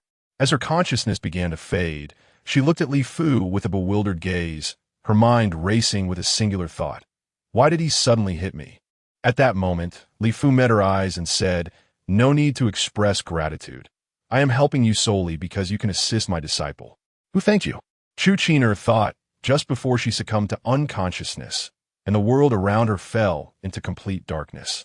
Once she collapsed, Li Fu retrieved a jade slip meant for communication and instructed, Disciple, hasten to Wu Dao Cliff. I shall aid you in overcoming your tribulation. When Fang Chen arrived at Wu Dao Cliff, the night had deepened and the bare branches of the trees seemed to bask in the cool moonlight, appearing all the more luminous. Upon his arrival, he called out, Master. However, upon approaching, he discovered that Li Fu was absent, and a young girl lay unconscious on the ground. Who is this? Fang Chen paused, instinctively moving closer to investigate. A familiar face struck him with fear. Her delicate features, now slightly furrowed, appeared pitiful. Fang Chen was taken aback, exclaiming, "What the Jugaina?" Upon recognizing her face, he was nearly overwhelmed with shock. How could she possibly be here? "You've come?" Just then, Li Fu and Appo's voice rang out from above. Startled by Chu Qiner and Appo's presence, Fang Chen looked up, only to be astonished once more. Li Fu was seated cross-legged in midair, his expression one of dissatisfaction as he gazed at him. Surrounding Li Fu was no artifact for support, nor any fluctuation of spiritual energy, indicating that he was entirely reliant on his physical prowess to hover in the air. Fang Chen and Appo's mind raced with incredulity. This is utterly ostentatious. Truly, he is the world's strongest physical cultivator. "I have arrived, master," Fang Chen proclaimed, clasping his fists respectfully. "Your speed is truly lacking." Li Fu descended from the air. Fang Chen, fearing Li Fu believed he was disrespecting him, quickly explained, "Master, I was quite swift. I rushed over as soon as I received your message." "Rushed over?" Li Fu questioned. "Could you not have torn through space to arrive?" Fang Chen. "Fine. I shoot into Appo's. T have explained so much. Thankfully, you didn't delay anything." Li Fu replied coolly, "All right, I won an Appo's. Hold it against you. Pick her up. I will assist you in overcoming your tribulation." Li Fu gestured towards Chu Qiner. "What does she have to do with this? Also, master, I forgot to ask, how did she end up unconscious here?" Fang Chen inquired with surprise. Li Fu stated nonchalantly, "Naturally, it is because I intend to assist her in her cultivation." Upon hearing this, Fang Chen nearly erupted in expletives on her behalf. This hardly seems like aiding someone in Appo's cultivation. He looked at Chu Qiner, his gaze filled with sympathy. It appeared that this girl had been duped into coming to Wudao Cliff to endure a beating. "Quickly, pick her up. Do not waste time," Li Fu urged. Chapter 41. My master will assist you through the tribulation. Indeed, Fang Chen hastily lifted Chu Qiner into his arms, feeling a pang of sympathy. It would be best to return her promptly, lest she be deceived by that wretched old man again. He carried her to a cave and gently set her down. Inside, he noticed a stone platform, realizing that Li Fu had instructed him to place Chu Qiner here so she could rest, sparing her from lying on the cold ground and catching a chill. A smile crept across Fang Chen and Appo's face. Perhaps his mad master occasionally displayed a semblance of humanity. "Come out." Li Fu and Appo's voice echoed from outside the cave. "Yes." Fang Chen turned and exited. "Swallow this." Li Fu tossed da brown bil to Fang Chen. He caught it and, illuminated by the moonlight, scrutinized the pill with growing apprehension, asking, "Master, what is this pill for?" Though Li Fu had just shown a flicker of compassion, he remained a madman, and the actions of madmen are fraught with peril. Fang Chen dared not consume whatever he provided. Li Fu, however, offered no explanation and commanded imperatively, "Eat." "Master, you are wise and powerful. It is not that I am unwilling." Fang Chen felt an ominous sensation akin to his previous instinct to play the guzheng, instinctively resisting. But to his dismay, as he opened his mouth to explain, Li Fu moved with an untraceable speed, forcing the pill into Fang Chen's mouth. "Ah, all done," Li Fu observed with satisfaction as Fang Chen, in a state of terror, clawed at his throat. But the pill had dissolved within him instantaneously, leaving him no time to expel it. "Master, what on earth was that?" Fang Chen and Appo's complexion paled slightly as he inquired. At that moment, inexplicably, he felt both his body and soul beginning to heat up. "What are you asking for? Do you think I would harm you?" Li Fu glared, then pointed at Fang Chen's head, stating, "This is a dual cultivation technique, yin-yang convergence. Remember it well. Soon, by utilizing this technique, you can exchange the pure yin energy within that girl for your yang essence. Your ancient divine body, forged from the secrets of heaven, will allow you to assist her in her cultivation, while her pure yin energy will help you endure the tribulation. My purpose this time is to aid both you and her." As his words fell, Li Fu unceremoniously pushed the astonished Fang Chen into the cave, then, with an outward gesture, inhaled sharply. A massive stone sphere appeared from nowhere, crashing up from the mountainside and landing in Li Fu and Appo's hand. With a stoic expression, he held the stone sphere aloft and, with a swift motion, hurled it against the cave entrance. Boom! The stone sphere slammed against the cave mouth with a thunderous roar, sealing it off completely. Now avert your gaze. Even as your master, I must not linger here. I shall take my leave. This stone shall ensure that no one disturbs you. Focus on your cultivation. With that, Li Fu vanished. Inside the cave, Fang Chen, with eyes turning crimson, was engulfed in panic. From Li Fu's words and the intense heat coursing through his body and soul, he realized the nature of the drug he had been forced to ingest. Damn it! Fang Chen cursed inwardly, feeling an overwhelming heat surge through him, accompanied by waves of uncontrollable desire and a myriad of indescribable visions flooding his mind. What to do? Fang Chen's mind raced with dread. As he beheld Shu Qiner, unconscious upon the stone platform, his breath quickened alarmingly. This was disastrous. His body moved involuntarily towards Shu Qiner, but he quickly halted. No, he must not approach her. Fang Chen stood frozen, striving to maintain his composure. The aphrodisiac coursing through his system could be bearable, but if he were to touch Shu Qiner, he was certain he would meet a grim fate, reduced to a fragmented corpse returned to his homeland. Resolutely, he turned and made for the cave and oppose, his exit. He pounded against the stone sphere, but it remained immovable. This was beyond his ability to contend with. In desperation, Fang Chen retrieved a communication jade slip, attempting to contact Jiangning. Yet, as he infused it with his spiritual energy, he discovered it would not transmit. Damn it, what a dire situation. Fang Chen gritted his teeth. Was his master truly insane? In the next moment, he felt the drug end oppose, potency intensifying, prompting him to hastily sit cross-legged and produce several calming talismans, pressing them to his forehead. A wave of coolness seeped into his body, attempting to suppress the fiery heat. Yet it was but a drop in the ocean. This aphrodisiac was terrifyingly potent. No matter how he resisted, he could not quell its effects. Despair clawed at his heart. Where on earth had his master procured such a drug? At that moment, a soft sound of pain emanated from the stone platform.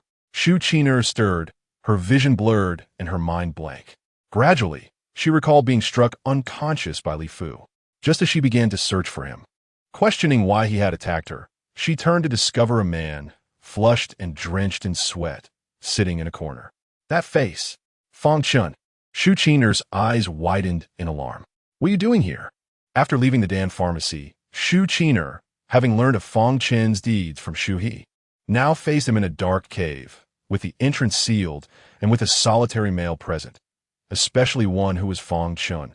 Her fear was palpable. To her surprise, Fang Chen felt a sense of relief at seeing her awake. At least she could potentially resist him. Facing her inquiry, he gritted his teeth and replied, "Do not be afraid. This is all the doing of my Li Fu." Fearing she might think he had conspired with Li Fu to abduct her, he quickly refrained from calling Li Fu master. "Li Senior? What do you mean?" Shu Qiner was taken aback. "He knocked you out and then forced me to ingest an aphrodisiac. I am currently battling its effects." Fang Chen gritted his teeth. "But I cannot get out.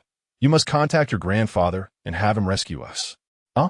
Shu Qiner was astonished. The situation seemed utterly bizarre. She regarded Fang Chen with suspicion. "What do you intend to do? What do you think I would do?" Fang Chen protested. "I am merely concerned for your honor. Who could have predicted that this madman would suddenly knock you out and bring me here to drug me? Besides, if I truly intended harm, do you think you could withstand me now, even in your conscious state?" Shu Qiner hesitated. Although she felt somewhat dazed and confused about the unfolding events, upon reflection, she surmised that Fang Chen was likely not a villain. If he truly harbored malicious intent, it mattered not that she had just been unconscious. Even now, without any cultivation, she would not stand a chance against him. Conversely, Li Fu had first struck her down and then forced Fang Chen to consume the aphrodisiac. Could it be that she had been wronged by Li Fu? A wave of regret washed over Shu Qiner. Had she known, she would not have disregarded her grandfather's warnings and accompanied Li Fu. Enough. Stop pondering and quickly check if there's another path within. Go outside and summon assistance. Fang Chen exclaimed, his patience wearing thin. Yes, Zhu Gai Ne, as if roused from a dream, hastened inside. However, it was not long before she returned, her complexion ashen. There is no way out. Fang Chen's heart sank. This was disastrous. What could be done to counteract the aphrodisiac? A wave of anxiety washed over him, only to be interrupted by a sudden realization. Haven't I forgotten this? If he were to perish, the system would surely assist in neutralizing the effects of the drug. Overjoyed by this epiphany, he hurriedly opened his storage ring. Yet, as soon as he did, his expression mirrored that of Chu Chiner, pale and stricken. The ring was devoid of any poison. The battles with the winged fiend 2 days prior and his own rigorous training yesterday had depleted his entire supply. Damn it! Fang Chen stood frozen. This was truly a catastrophe. At that moment, the effects of a drug surged violently once more. Chapter 42. Maintaining sanity is a luxury. Fang Chen and Appos. S. eyes were red and teary as he gazed up at Chu Chiner, his gaze brimming with intense desire. Startled by this look, Chu Chiner instinctively took several steps back. However, Fang Chen forcefully restrained his urges and retrieved a dozen magical artifacts from his storage ring. Swords, spears, clubs, darts, and hammers of various kinds were at his disposal. What do you intend to do? Seeing Fang Chen suddenly produce such an array of weapons, especially a conspicuous whip and a length of rope, caused Chu Chiner's beautiful eyes to widen in terror. Memories of scandalous tales flashed through her mind, filled with shameless depictions. As Chu Chiner trembled in fear, Fang Chen picked up a dagger and raised it directly. Though the feet, Chu Kaina the guy. Her eyes widening in shock the next moment. To her horror, Fang Chen plunged the dagger straight toward his own heart. What are you doing? Chu Kaina gapet. Instinctively wanting to rush forward to stop him. She feared Fang Chen had been driven mad by aphrodisiacs. Yet before she could intervene, the dagger flew from his hand. Damn it! Fang Chen felt utterly defeated. What kind of situation was this? He had thought that without poison, he could at least harm himself with the dagger. But the magical artifacts he had bought were all designed to prevent self-harm. As for dying by his own hand, he found himself unable to summon the spiritual and elemental energies within him, as if they were all concentrated in his lower body. This was driving Fang Chen to the brink of madness. Can't you spare a little spiritual energy for me? Does this drug truly aim to keep one perpetually immersed in such matters? In a state of insufficient spiritual energy, any attempt Fang Chen made to harm himself would likely only result in bloodshed without death. And given that he had cultivated an ancient divine body, if he wished to bleed to death, it would take several days. Realizing he had exhausted all options, Fang Chen raised his bloodshot eyes to Chu Chiner and hissed, "You, what is the matter? Chu Kaina hudiden zetponde. Do you have any life-saving artifacts left by your grandfather?" "Yes, several talismans that don't require spiritual energy to use," she replied promptly. Upon hearing this, Fang Chen was overjoyed and pressed. "What is their offensive capability?" "My grandfather said they can deal with foundational period cultivators. He specifically sought them out from the intersect for my protection," Chu Chiner explained. "Good, throw them at me, kill me," Fang Chen commanded. At this, Chu Chiner was completely stunned. "Why?" she stammered, utterly bewildered. The recent events had already left her reeling, and now Fang Chen was asking her to kill him? Was he insane? Seeing her frozen in place, Fang Chen grew increasingly anxious and shouted, "If you don't kill me, do you truly want me to take you by force?" Although Chu Chiner was the child of destiny, as long as he did not die according to the system and Appos, as prescribed methods, he would not perish at the hands of the destined one. In other words, as long as he did not attempt to seize Chu Chiner, he would certainly survive. Thus, Fang Chen decided to prompt her into taking action against him. The moment he spoke, Chu Chiner was left speechless. A look of astonishment crossed her face. "Fang Chen, you chose to take your own life to preserve my purity? If that were the case, did that mean he had plunged the dagger into his heart for her sake? Do it. What are you waiting for?" Fang Chen was almost driven mad. Did she intend to let him die? However, upon hearing his urgent plea, Chu Chiner and Appos' expression became complex, her eyes shimmering with a hint of red, followed by a sudden flicker of fear, yet resolute determination prevailed. "Fang Chen, you need not sacrifice your life for my honor." Fang Chen was on the verge of losing his mind. Stop being so sentimental. I could be revived, just in me. What nonsense are you spouting? Chu Qiner interrupted, her voice urgent. Even my grandfather could not return from death. How could a mere cultivator at the third layer of Qi do so? Fang Chen, I am making an effort to save our lives. Why are you suddenly berating me? At that moment, Chu Qiner unexpectedly raised her hand, gently unfastening her outer garment. The scene that unfolded left Fang Chen utterly dumbfounded. What was Chu Qiner doing? Did she believe that by offering her life for her honor, he would be moved to embrace her? Damn it, Your Majesty, please don apos, theist. What era is this? Can and oppose. Do you walk your own path while I traverse mine? Stop. Fang Chen shouted. Have you lost your mind? Do you not suspect that I am merely employing a ploy to deceive you? I do not think so. Chu Qiner shook her head.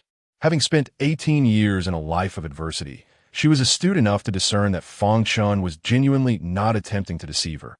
He simply sought death. This was something he could not feign. She could not be fooled. Seeing her unwavering expression, Fang Chen felt a surge of frustration and regret. If I had known, I would have used the same tactics to drive away Jiangning. If I had merely pretended to be a lecher, she would have likely used the talismans to incapacitate me long ago. But due to the aphrodisiac clouding his mind, he had been unable to think clearly, and in a moment of desperation, his words became a final dagger aimed at his own heart. Chu Qiner took a deep breath, her body trembling slightly. Yet she resolutely approached Fang Chen. Fang Chen, I always thought you were a villain, but now it seems you're not quite as the rumors suggest. As she stood before him, her delicate features were painted with fear. Making such a decision was not without trepidation. Yet, she could not bring herself to allow Fang Chen to die for her honor. Do not do anything foolish, stay calm. Fang Chen attempted to retreat, but Chu Qiner drew nearer. His body felt increasingly numb. Fang Chen, thank you. Her voice trembled. Let today be a dream. At the moment she uttered those words, she immediately leaned in closer. Just then, Chapter 43, The Empress Awakens. Boom. A surge of black mist erupted violently from within the body of Chu Qiner. The mist, imbued with immense force, propelled Fang Chen away in an instant. Thud! Fang Chen crashed against the wall, the impact of the black mist overwhelming him, causing him to spit blood. As he lay there, despair engulfed his heart. Damn it! It and Apos. S over. In that fleeting moment, he realized the origin of the black mist. Summoning such an unparalleled being would spell his doom.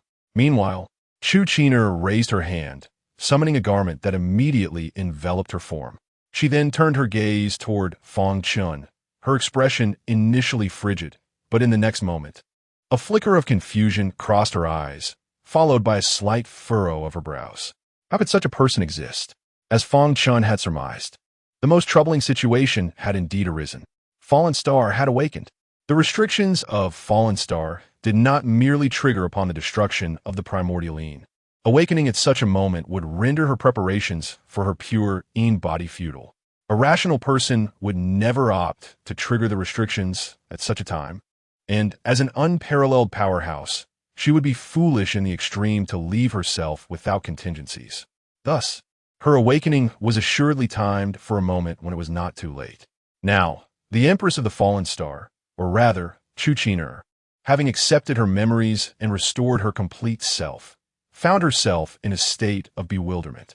Throughout her lengthy existence, she had encountered countless despicable betrayals, yet she had never encountered someone like Fang Chen. How could a stranger be willing to sacrifice their life for the innocence of someone they had only met twice? It was simply absurd. For her, as the Empress of the Demon Path, Fang Chen's elevated moral caliber was something she had only heard of in tales. Then, a smile graced Chu Qiner and Apos' lips. It must be said, she was quite pleased with her awakening in this lifetime. The timing was fortuitous, sparing her the agony of waiting. Moreover, this incarnation of Chu Qiner bore a striking resemblance to her original self. Both possessed commendable talents, yet could not cultivate, and both had a grandfather who tirelessly sought a solution for her. In her previous life, Chu Qiner's grandfather had also spent his life searching for a remedy, but to no avail. Furthermore, due to her extraordinary beauty, she had attracted the attention of thieves. In a desperate bid to protect her, her grandfather had fought valiantly, ultimately succumbing to his injuries. It was at that moment that Chu Qiner awakened her powers. The reason for her inability to cultivate stemmed from the fact that she had been marked by a demon seed implanted by a female demon cultivator due to her exceptional constitution. By the time she turned 20, the demon seed would emerge, draining her essence completely.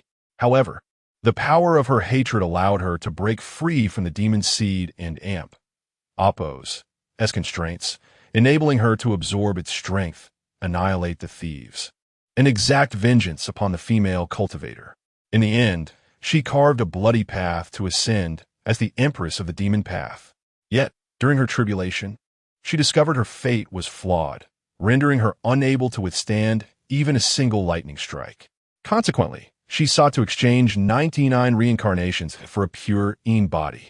Once she ascended, she intended to find her grandfather and Appo's soul within the cycle of reincarnation and revive him.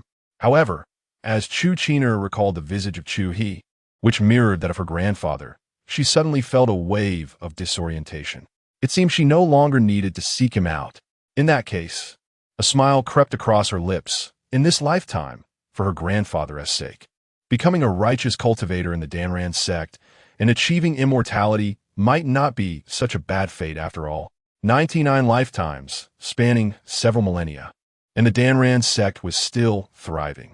I wonder if those old crones have ascended yet, and what their reaction would be upon seeing me.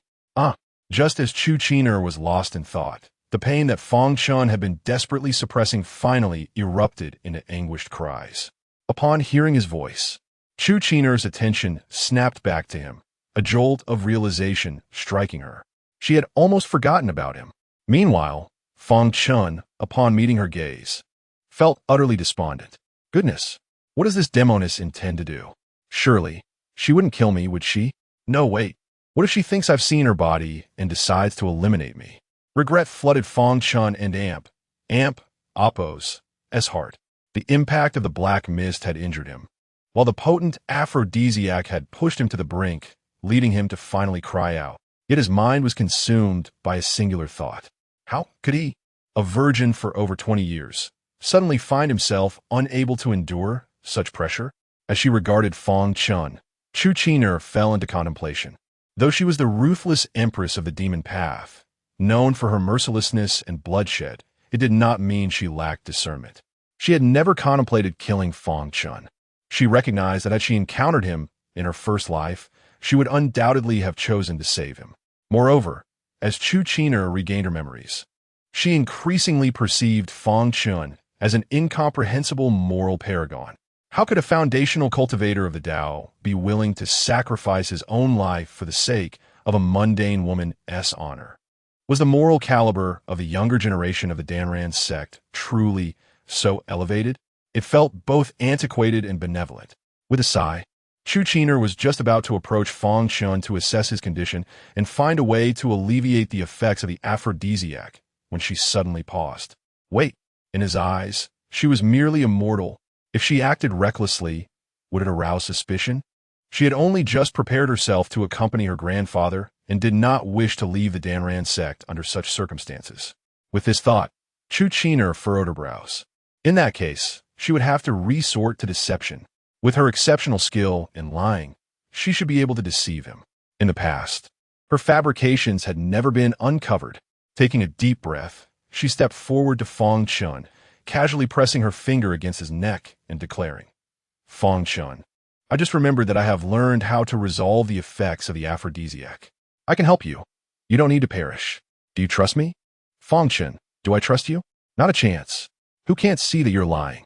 Yet, faced with the sudden goodwill of the empress of the demon path, a sense of relief washed over him. He could tell that Chu Qiner did not wish to reveal her identity as an empress, but genuinely wanted to help him. With this realization, Fang Chen eagerly responded, filled with excitement. Really? If you possess such remarkable skills, please assist me swiftly. Seeing this, Chu Qiner nodded vigorously, feeling a swell of pride. Indeed, her skills in deception were unparalleled. Fang Chen was thoroughly ensnared in her web of lies. Subsequently, Chu Qiner subtly absorbed a small amount of spiritual energy. That should suffice. Nodding to herself, she looked up at Fang Chen and said, I will assist you right away. Fang Chen promptly replied, Thank you so much. Chapter 44. Resolution. Chu Qin Air extended her hand, grasping Fang Chen's arm, and then gently pressed down. As soon as Chu Qin Air acted, Fang Chen understood why she was known as the Empress of the Demon Path. A refreshing surge of spiritual power flowed from Chu Qin Air and Appo's delicate fingers, permeating the skin on Fang Chen and Appo's neck. This spiritual energy seemed to possess a certain enchantment, gradually soothing the effects of the aphrodisiac within Fang Chen until its potency dissipated. With the waning of the drug into Appo's influence, Fang Chen and Appo's mind slowly regained clarity. Meanwhile, Chu Qin Air and Appo's complexion turned slightly pale, her heart secretly filled with sympathy for Fang Chen. How unfortunate this fellow is. When she had just begun to neutralize the aphrodisiac, Chu Qin Air had thought that, given her perspective and abilities, even though her spiritual energy was minimal, alleviating a mere aphrodisiac would be a trivial task. However, upon touching Fang Chen, she realized something was amiss. The aphrodisiac within Fang Chen's body was not a simple concoction. Its full name was reversing the Phoenix Pill, intended to forcibly induce mating among divine beasts at the transformation stage. Its effects not only affected the body, but also tainted one's spiritual energy and soul. The potency would not fade without a full day and night of turmoil. Moreover, this pill was exclusive to the beast prison of the Danran sect. The realization that Fang Chen had consumed such an aphrodisiac left Chu Qin Air in silence. This fellow is truly pitiable. Yet alongside her sympathy, Chu Qin Air couldn't help but admire Fang Chen. Even as the Empress of the Demon Path, she had to concede to Fang Chen. The potency of the aphrodisiac, which even divine beasts at the transformation stage struggled against, had been endured by Fang Chen solely through sheer willpower to preserve the innocence of a mortal. Understanding what kind of pill Fang Chen had ingested, Chu Qin Air resorted to using her soul and Appo's power to expel the toxin from the reversing the Phoenix Pill. Consequently, her excessive exertion resulted in her pale complexion. All done, Fang Chen. Chu Qin Air retracted her fingers and spoke. Thank you, Miss Chu. Fang Chen, now fully clear-headed and at peace, felt the earlier restlessness vanish without a trace, and he clasped his fists in gratitude. No need to thank me. This is all thanks to my grandfather and Appo's teachings, Chu Qin Air replied. Good. Fang Chen smiled. However, fearing that further conversation would expose Chu Qin Air and Appo's deception, he rose and said, Now, I shall find a way to leave this cave. Yet, as he stood up, the system in his mind suddenly chimed. Fortunate child. Chu Qin Air has successfully awakened and regained her memories, about to embark on a new cultivation journey. But the host has not perished, thus the mission has failed. However, the system bears no grudge against the host. There is no need for despair. Please strive anew. Fang Chen thought, what the hell? How can I get rid of this system? Is it out of its mind? Nonetheless, the system and Appo's sudden announcement made Fang Chen realize something. Even though the task of aiding the fortunate child had failed, the system would not retract the cultivation methods it had previously granted him. For instance, the supplementing method it had given him was still his. This alleviated the concerns that had been weighing on Fang Chen's mind. He had feared that once his life-and-death duel with Shao Qing concluded, the system would reclaim his foundational cultivation. However, it seemed that concern had been resolved. Regaining his focus, Fang Chen cursed the system a few more times internally before approaching the massive stone ball that had just blocked the entrance. He attempted to push it but found it utterly immovable. He wondered where the stone ball had come from. Subsequently, he tried to use a fleeing talisman to escape directly, but it was futile. This left Fang Chen in a state of silence. To ensure that he and Chu Qin Air could cultivate together, his master was going to great lengths. Meanwhile, Chu Qin Air, upon seeing the stone ball, raised an eyebrow. This looks remarkably like a treasure I've seen before. Never mind, I will call for help. A thought flashed through Fang Chen's mind. He began to pound on the stone ball, calling out, Master, Master. After saying this, He hurriedly explained in a low voice to prevent Chu Chen from discovering his master-student relationship with Li Fu, fearing she might mistakenly think he had deliberately consumed the aphrodisiac. Senior Li enjoys being called master. Chu Chen paid no mind to it, reasoning that someone willing to sacrifice everything for their own purity could not possibly orchestrate such a scheme. Moreover, given that Fang Chen had consumed the reversing the phoenix pill, it was inconceivable for a normal person to administer such a drug to themselves. No one would believe it was a deliberate plot. At this moment, Chu Chen pondered the stone ball, and suddenly Li Fu and Apos' visage flashed through her mind. Wait, ISN and Apos, this the Void Nighthawk? After a moment of contemplation, Chu Chen was taken aback, her expression changing. She recalled that years ago, during a certain secret realm expedition, she had encountered Li Fu. Just as Chu Chen had a moniker, Fallen Star, Li Fu also bore the name Void Nighthawk. Back then, the Void Nighthawk was a master at the Great Ascension stage, a practitioner of unparalleled prowess. While many acknowledged his supreme cultivation, they also believed him to be insane, as he had turned his focus to corporeal cultivation after reaching the Great Ascension stage, stating he would disperse his powers and retrain to achieve immortality through the physical form. This led everyone to believe he had lost his mind. However, Chu Chen never anticipated that after thousands of years, the Void Nighthawk had truly gone mad. This was exceedingly peculiar. Just then, a loud boom erupted as the stone ball was suddenly whisked away by a tremendous force, shooting skyward and vanishing into the clouds. In the next moment, the cave and amp, Apos' entrance swung open, and Li Fu's voice echoed, "Disciple, you're here so soon?" Fang Chen replied, "Master, that question is quite difficult for me to answer." You haven't begun?"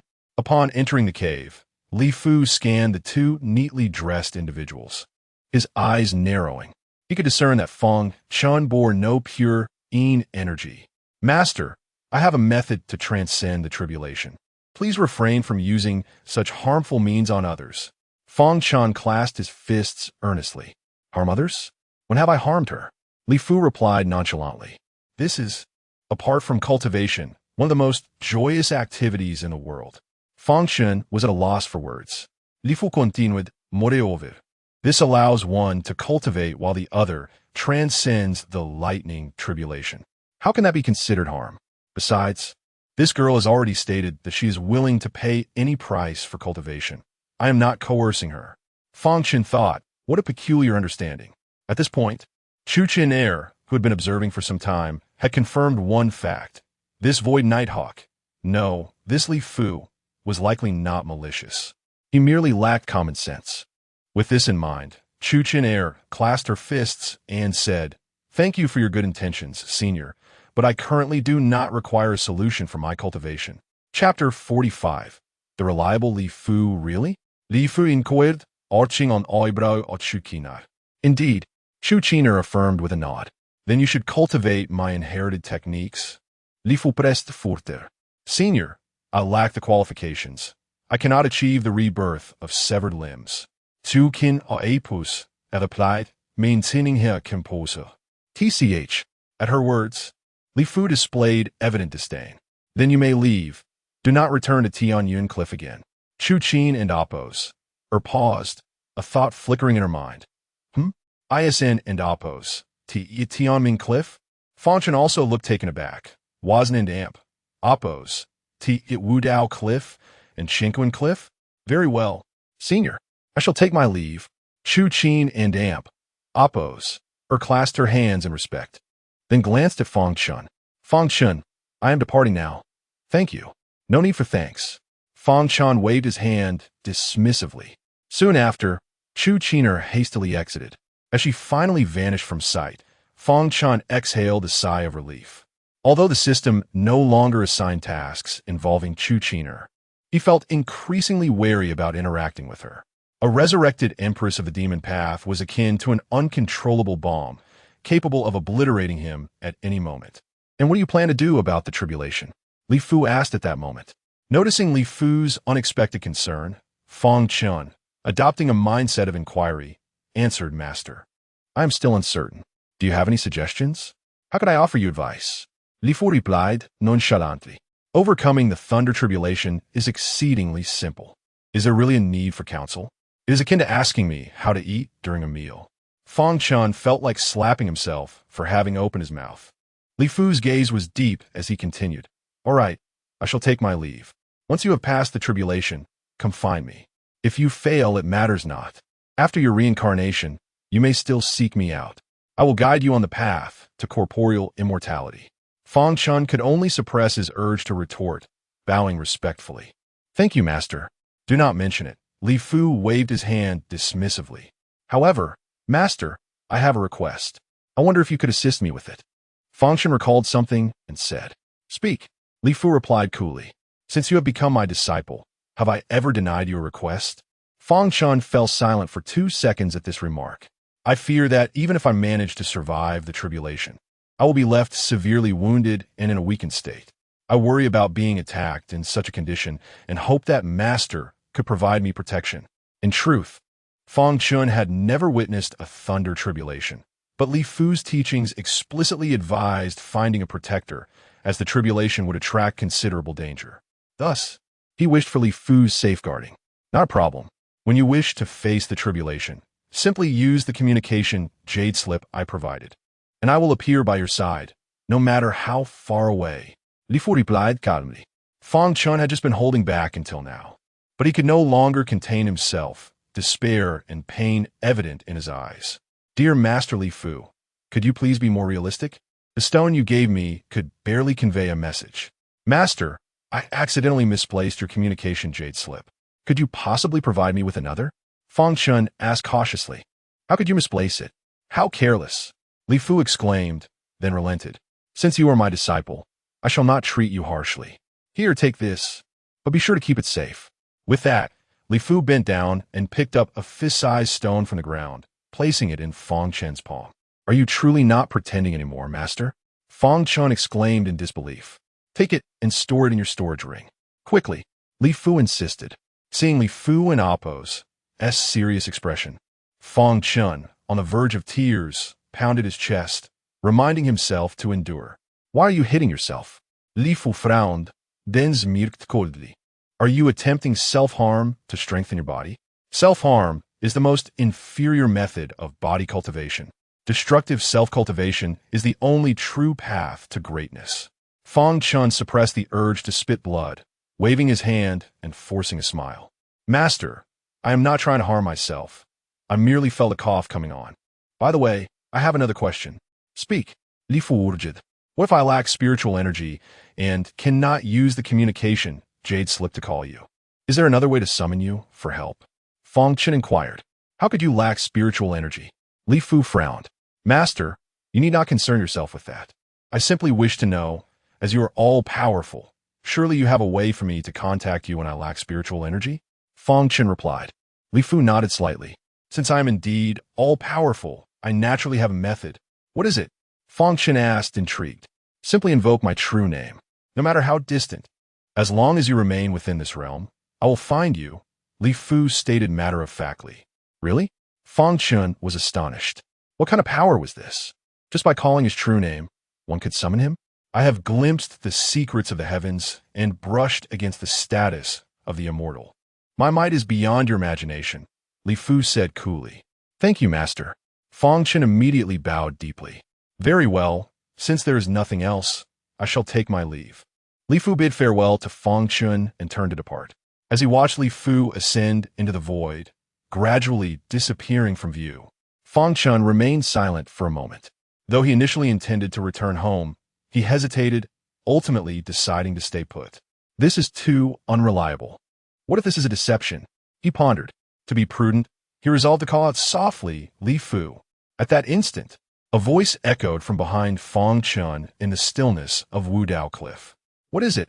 Fang Chen turned around in shock to find Li Fu had appeared without him noticing. Master. Fang Chen was flabbergasted. He had truly summoned him. His previous indecision stemmed from fear that Li Fu might deceive him. What if calling out his true name failed to bring him? However, he also worried that summoning Li Fu might upset him. After much deliberation, Fang Chen chose to risk offending Li Fu. as he did not wish to discover this truth during the tribulation. Such a realization would undoubtedly lead to a complete mental breakdown. Yet now, witnessing Li Fu's timely arrival, Fang Chen and Apos, eyes brimmed with tears of joy. Master, at last you have not deceived me. What do you wish? You had best have a valid reason. Li Fu regarded him with a stern expression. I just encountered a remarkably gifted bird and was about to take it as my disciple. If you hadn't called out to me, you would now have a junior sister. Fang Chen was speechless. Had he really gone so far as to recruit disciples from the heavens? Master, I sincerely apologize. It merely occurred to me that I had yet to pay my respects to you, which I felt was a slight against your magnificent and illustrious image. I called upon you in hopes of receiving your forgiveness. Fang Chen explained. Li Fu's expression softened slightly. Very well.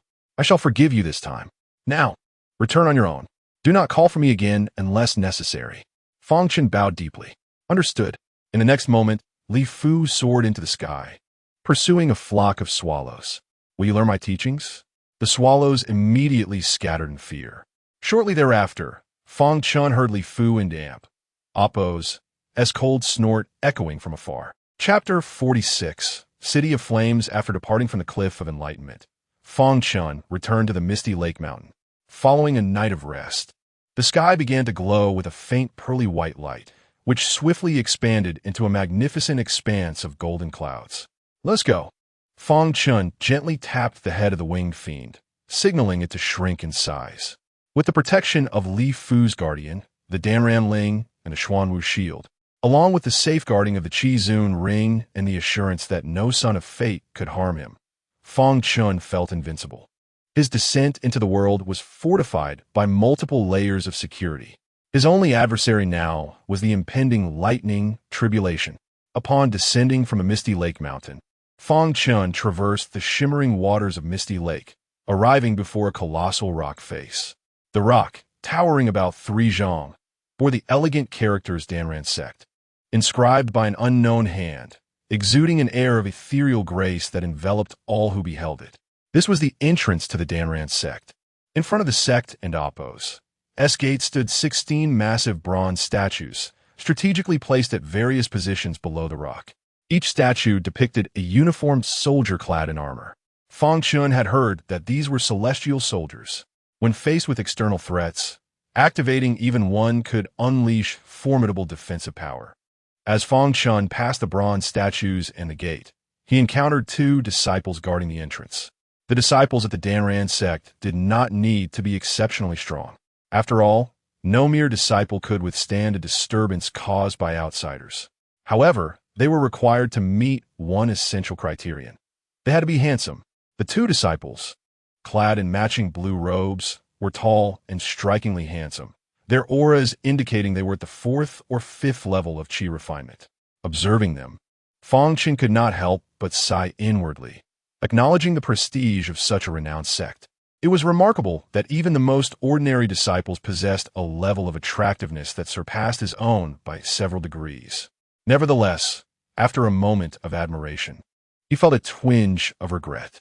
If only he had descended in the afternoon, he might have encountered the beautiful senior sisters. Good morning, brothers. Fang Chen approached the 2 gatekeepers and cupped his fists in greeting. Are you and your beast preparing to leave the mountain? One of the dashing disciples flashed a radiant smile, brimming with youthful vigor. Indeed, Fang Chen nodded slightly. Then, please hand over your sect token, the disciple requested.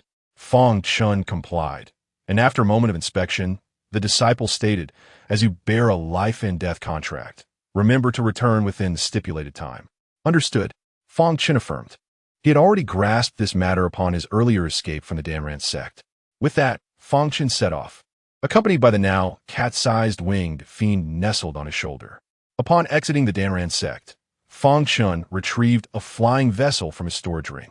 This was a foundational level artifact he had acquired from the Fang family a decade ago, capable of flight. The original owner had believed he would soon reach the foundation stage, so he had invested heavily in the vessel. Unfortunately, he had never gotten the chance to use it before his demise. Thus it now benefited Fang Chen. After loading spiritual stones into the vessel and activating it with a hand gesture, A humming sound resonated, and the vessel radiated a soft glow. Boom! In the next instant, Fang Chen and the winged fiend transformed into a streak of light, soaring into the sky. After traversing countless mountains and streams, Fang Chen arrived at the gates of the City of Flames.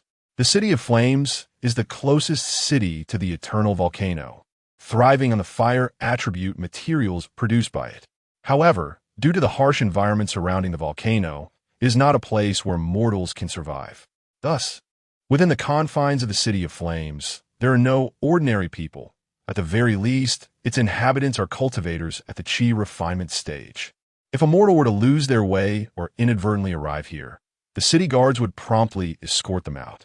When Fang Chen approached the city gates and presented his sect token, the soldiers who initially intended to charge a fee and inspect him immediately halted, verifying the authenticity of the token and his identity before declaring, "Disciple of the Danran sect, you are exempt from inspection. You may enter." Is it truly this simple? Fang Chen expressed mild astonishment. The city lord is also a disciple of the Danran sect, Wooden and Oppos. Do you agree? The city guard chuckled. Ah, I see. Fang Chen mused internally, contemplating the advantages of belonging to such a powerful sect.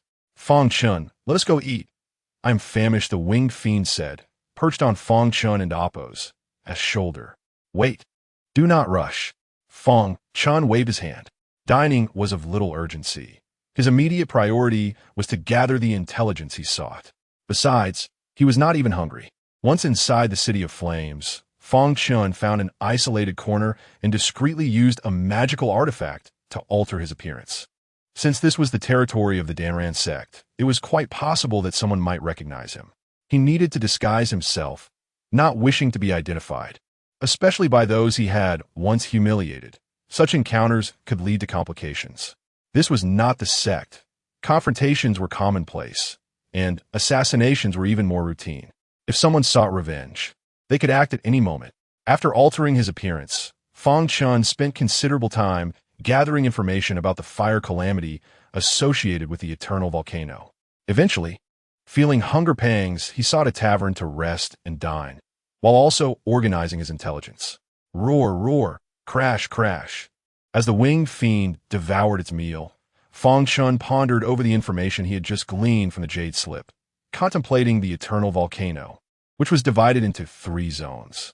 The first zone, known as the outer region, while more volatile and heated than the outside world, was relatively mild compared to the others. Cultivators at the chi refinement stage could remain there as long as they consumed the water attribute heartwarming pill every 2 hours to cleanse the minimal fire poison, allowing them to gather abundant fire attribute treasures. The second zone was called the fire calamity region. Here, the spiritual energy was extremely violent and intense. Any chi refinement cultivator who set foot in this area had to continuously consume the heartwarming pill. Otherwise, they risked being poisoned by the fire, which could lead to mild illness or even death. Foundation stage cultivators, on the other hand, could remain there by taking the pill every 2 hours. As for golden core cultivators and those above, they required no such measures. Their spiritual energy naturally repelled the fire poison. Of course, for Fang Chen, the heartwarming pill was unnecessary. He possessed the Fire Calamity King within him. Entering the Fire Calamity region felt like returning home, with pleasant air and a comfortable environment.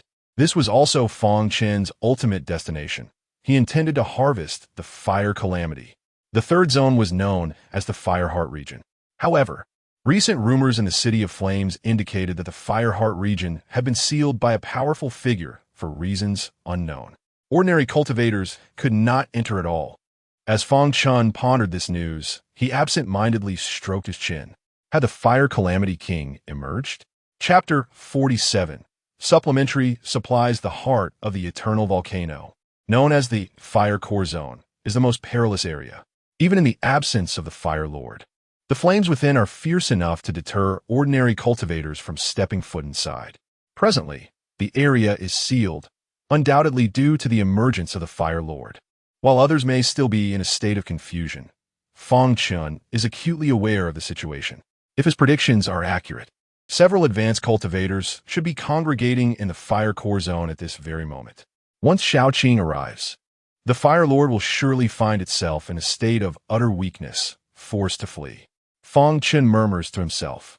He understands that the Fire Lord is a challenge specifically intended for Xiao Qing, the one favored by fortune. Therefore, until Xiao Qing reaches the eternal volcano, the Fire Lord will continue to linger in the Fire Core Zone. According to the usual narrative, as soon as Xiao Qing makes his appearance, the Fire Lord will escape from the Fire Core Zone, only to encounter Xiao Qing by chance and ultimately be devoured and refined by him. At that moment, he must exercise caution. It would be ideal if he could time his entrance into the eternal volcano to avoid overlapping with Xiao Qing's arrival. Fang Chen stroked his chin, meticulously planning the details of his expedition to gather the flames. I have finally tasted food from the outside world. What a comfort. At this juncture, Yixiong has finished eating, his large mouth smeared with grease, and he contentedly rolls over, sprawled on the wide table, proudly displaying his gleaming belly. Currently, Yixiong is still in a shrunken state, resembling a black and white cat more than anything else. This allows him to frolic about on the table without drawing attention. Observing Yixiong's satisfied demeanor, Fang Chen feels a wave of discomfort wash over him. He teasingly remarks, "You are not picky at all. Do you know there is tiger meat here?" Yixiong halts his rolling, glancing at Fang Chen with an understanding gaze that sees through the intentional provocation and retorts, "What does it matter what kind of meat? I would feast on human flesh without hesitation. Besides, I have tasted tiger meat before. There is no tiger meat here, so spare me your deceit." Fang Chen is taken aback, realizing there is more to Yixiong than meets the eye. Thus, he shifts his approach to continue pestering the creature. "You truly are a disgrace, consuming your own kin. How revolting." However, Fang Chen's moral high ground proves ineffective. After sipping some water and rinsing his mouth, Yixiong leisurely declares, "I consume my own flesh." Fang Chen, exasperated, retorts angrily, "Eating your own flesh is even more despicable. I had no choice but to do so when I was on the brink of starvation. You are even more depraved, using your own arm to concoct elixirs. Yi viong sukovs indistain." Fang Chen, "What should I do if I cannot out-argue him?" Fang Chen coldly huffs, "Do you believe I can send you back right now?" Yixiong stiffens, glaring at Fang Chen in indignation. Yet after a moment's contemplation, he resigns himself to the reality of life. "Fine, I admit my inferiority. Please forgive me." He has only just inhaled fresh air for an hour and a half, and is reluctant to return to the Danran sect so soon. Fang Chen is immediately satisfied. "Now you're speaking sensibly. A wise person knows how to adapt." Yixiong flatteringly adds, "You are correct. When can we go out and enjoy ourselves?" Having just satisfied his hunger, he now yearns for some leisure. Upon hearing this, Fang Chen glances at Yixiong, intending to brush him off. Just then, a mocking voice rings out. "Oh, isn't that our big waist, Xiao Qing? What a coincidence to run into you here." Fang Chen is momentarily taken aback by the voice. "Xiao Qing?" He abruptly turns around, his eyes sparkling with delight. In the corner, clad in plain linen, Xiao Qing, who blends into the crowd, finds himself surrounded by three men sporting mocking expressions, smirks dancing on their lips. The foremost among them is the one who has just ridiculed Xiao Qing. Upon hearing the taunt, Xiao Qing's expression darkens, his fists clenching as he coldly retorts, "Wang Hu?" Recognizing the three men, Fang Chen recalls that they are the lackeys of Zhang Tian, who has a penchant for Xiao Qing as fiancé. Wang Hu and his companions are notorious for bullying Xiao Qing, aside from Fang Chen, within the Danran sect. Their cultivation levels are not particularly formidable, lingering around the 6th or 7th level of qi refinement. "Indeed, it is I, your Lord Tiger." Wang Hu sneers at Xiao Qing. Yixiong, overhearing this, rolls his eyes, thinking, "I am the true Lord Tiger. You are nothing." Fang Chen nods in agreement. "You are right, little E." Xiao Qing and Amp. Oppos. SK's flickers, and he scoffs, "Huh? You are merely Zhang Tian and Amp. Oppos. S-Dog, and you dare call yourself Lord Tiger? What did you say?" Wang Hu, incensed, retorts, "You a worthless piece of trash. How dare you mock me? Do you believe I cannot crush you with a single punch? Come at me." Xiao Qing stands his ground, unyielding. Seeing this scene unfold, Fang Chen discreetly rises, ensuring he draws no attention, and discreetly departs with Yixiong. The ensuing events are all too predictable. Shaoqing, at the 4th level of Qi refinement, will triumph over 3 opponents at the 6th level, sparking a wave of astonishment and uproar. As expected, not long after Fang Chen exits the inn, the sounds of clattering and gasps echo from within. What? This boy is only at the 4th level of Qi refinement. How can he challenge those at the 6th level? Such strength is utterly terrifying. At this moment, Fang Chen and Appo's thoughts are consumed by a singular desire. He must hasten to enter the eternal volcano. His heart swells with joy.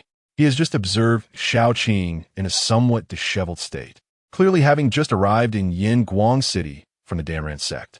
Under such circumstances, Shaoqing will undoubtedly need to rest for the night, allowing his energy to return to its peak before entering the eternal volcano tomorrow.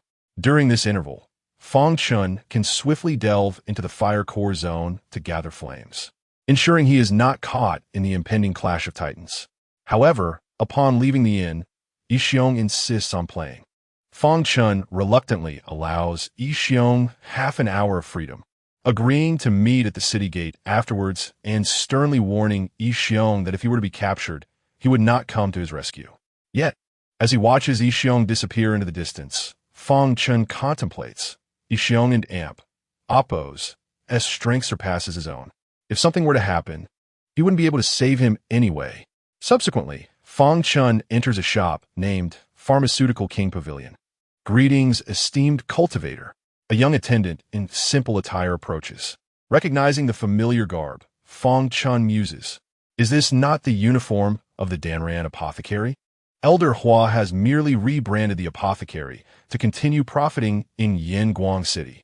Fang Chen then inquires, "May I ask what poisons you have available?" Chapter 48. The Fire Fiend's own his visit to the apothecary pavilion was to replenish his supply of poisons.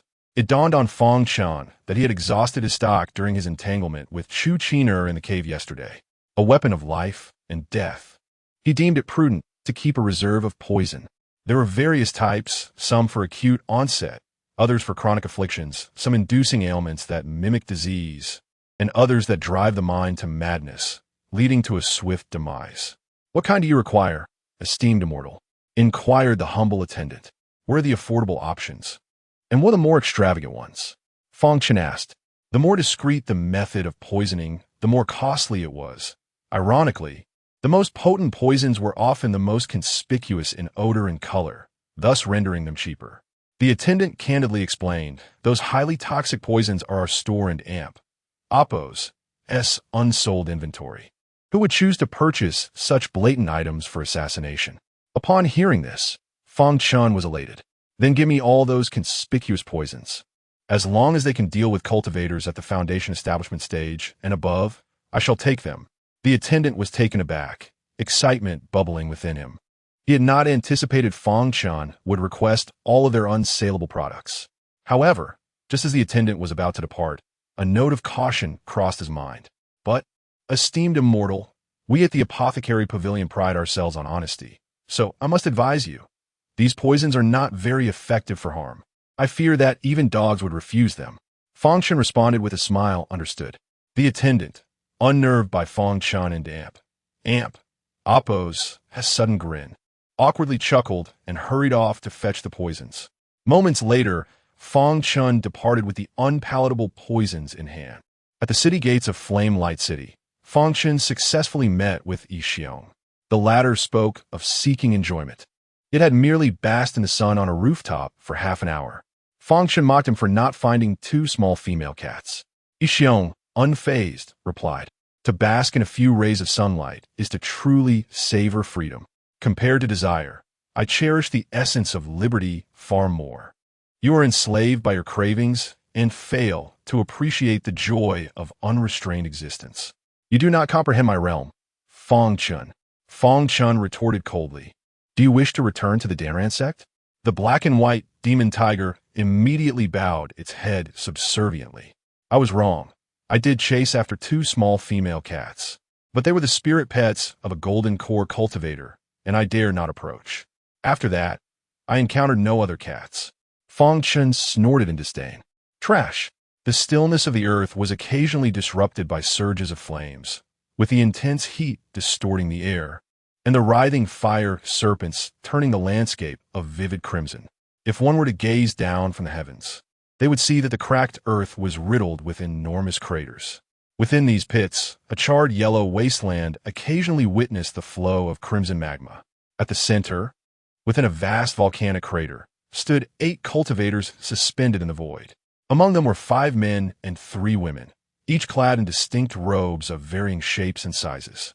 Above them hung a gigantic golden lantern, its center aglow not with flame, but with a pool of azure spring water.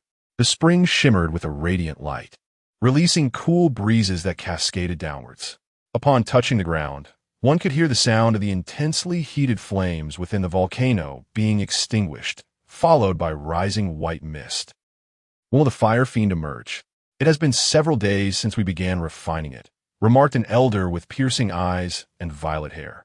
There is no need for haste, my friend. It would be best to allow the azure wave lantern to refine it for a few more days until its strength is exhausted, responded a youthful female voice.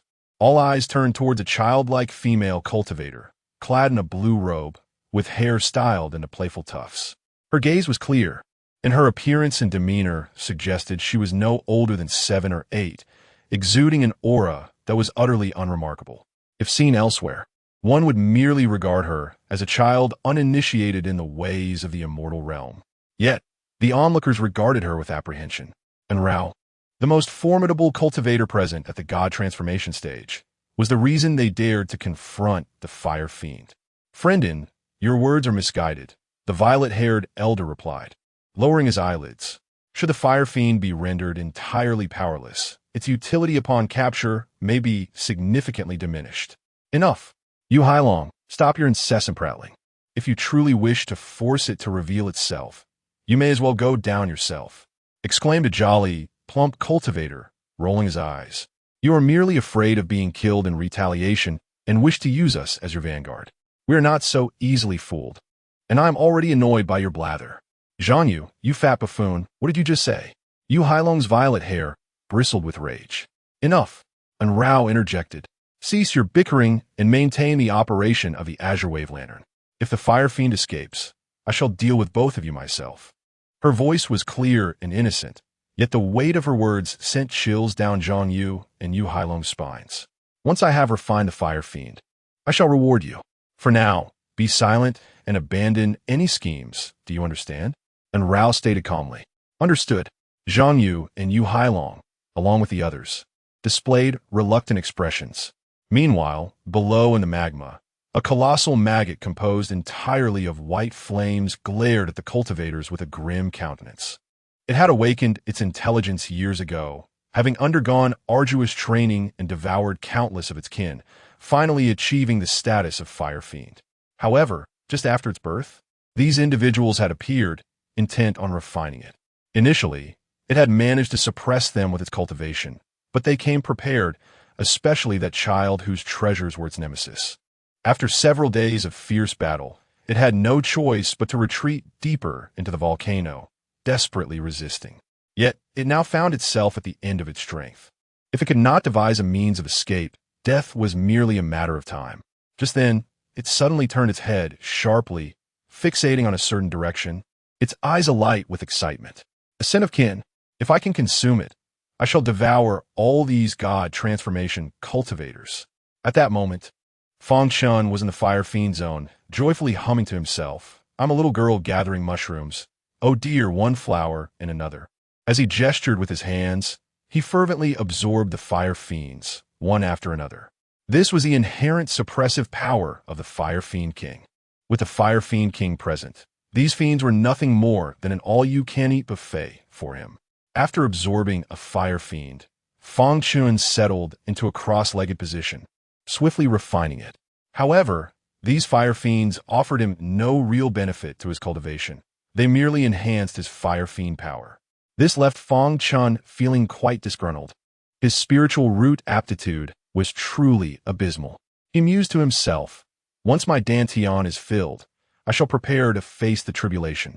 Once the tribulation is completed, I shall devise a means to extract benefits from Shaoqing and Apos as tasks, and after reaping those rewards, I shall continue to grow stronger, grasping opportunities with both hands. Meanwhile, as Fang Chen bolsters his own power, Yixiong finds himself drenched in sweat, seeking refuge in a shaded area to collapse in exhaustion. With a countenance full of lament, Yixiong exclaims, "Why have you summoned me? I am of no assistance. I would rather be off searching for a little feline companion." Though his physique is immensely powerful and he has no need for warm heart pills, he is still susceptible to the heat. The layer of tiger skin upon him is perilously close to turning charred. "I brought you here due to concerns about potential foes," Fang Chen cheerfully replies. "Moreover, do you not delight in seeking out your freedom and a few rays of sunshine? There is plenty of that here. Go ahead and search." Yixiong feels like crying. He longs to return to the Danran sect. Just as Yixiong wallows in his frustrations and Fang Chen revels in his merriment, a cataclysmic explosion suddenly erupts from the heart of the flames. Boom! The sheer intensity of the blast causes Fang Chen to stumble, his expression shifting to one alarm as he gazes towards the fire-ridden zone, murmuring, "What on earth is happening?" Chapter 49. The arrival just moments ago. Upon detecting the presence of Fang Chen in the Fire Calamity Zone, the Fire Calamity King made a decisive resolution. In midair, 8 divine transformation cultivators concluded their argument and resumed channeling their spiritual energy into the Bai-Bo Lantern's formation. Suddenly, the sky above was engulfed in an intense crimson hue, as if the evening glow had arrived prematurely. As the red radiance illuminated the ancient volcano, the already tumultuous spiritual energy in this realm became increasingly agitated. At the onset of this anomaly, all the divine transformation cultivators perceptively sensed the change. Witnessing this scene, Enrao's youthful visage displayed a moment of astonishment, quickly followed by a determined expression on her alabaster skin. Prepare to withstand the fire calamity tide. It is about to retaliate fiercely. Upon hearing her words, the crowd erupted with enthusiasm rather than fear. The Fire Calamity King, upon its inception, possessed the cultivation level of a void return stage cultivator. However, due to its lack of mastery over the most formidable abilities of that realm, it could merely be classified as a more potent divine transformation cultivator. This was the reason why the 8 divine transformation cultivators dared to confront the Fire Calamity King. Nevertheless, despite lacking the unique capabilities of the Void Return stage, the Fire Calamity King possessed its own extraordinary technique, the Fire Calamity Tide. Once unleashed, this technique would incite all fire calamities within the ancient volcano to surge towards the designated target like a relentless wave with devastating power. Yet, while the Fire Calamity Tide was fearsome, the king would be left in an unprecedented state of vulnerability after its execution. Thus, this technique would only be employed when the king faced certain demise. Therefore, once they withstood the Fire Calamity Tide, the Fire Calamity King would be as good as captured. Even if the Fire Calamity King could escape, it would not venture far. As for whether they could successfully endure the terrifying force of the Fire Calamity Tide, that was a matter best left unspoken. Their presence here indicated they were undoubtedly prepared. At the moment the 8 cultivators assumed their defensive stances, a resounding hum reverberated through the heavens. Buzz, buzz, buzz. Soon after, the ground fractured violently, and the magma surged like a colossal wave. Before the 8 could fully react, an explosive force erupted from the volcano, soaring skyward. Boom! Countless purple, red, and black fire calamities morphed into various beastly and humanoid forms, roaring with terrifying might as they charged towards the 8. Several were caught off guard and sustained injuries immediately. In that instant, astonishment gripped them all. The Fire Calamity King and Apos' actions were alarmingly swift. The Void Return stage truly possessed remarkable prowess. Yet, Enrao remained calm and collected. "Do not panic, I shall handle this." With that, she issued a commanding cry, "Open." As her voice echoed, a droplet of golden water descended from the Bai-Bo lantern. Upon its emergence, the droplet swelled into a towering wave against the searing winds, transforming into a golden waterfall that cascaded down, confronting the relentless fire calamities head-on. In an instant, countless formidable fire calamities were obliterated. Observing this, the 8 cultivators exhaled in relief, their defenses fully activated. As they withstood the fire calamity tide, a white shadow swiftly maneuvered, escaping from the heart of the volcano.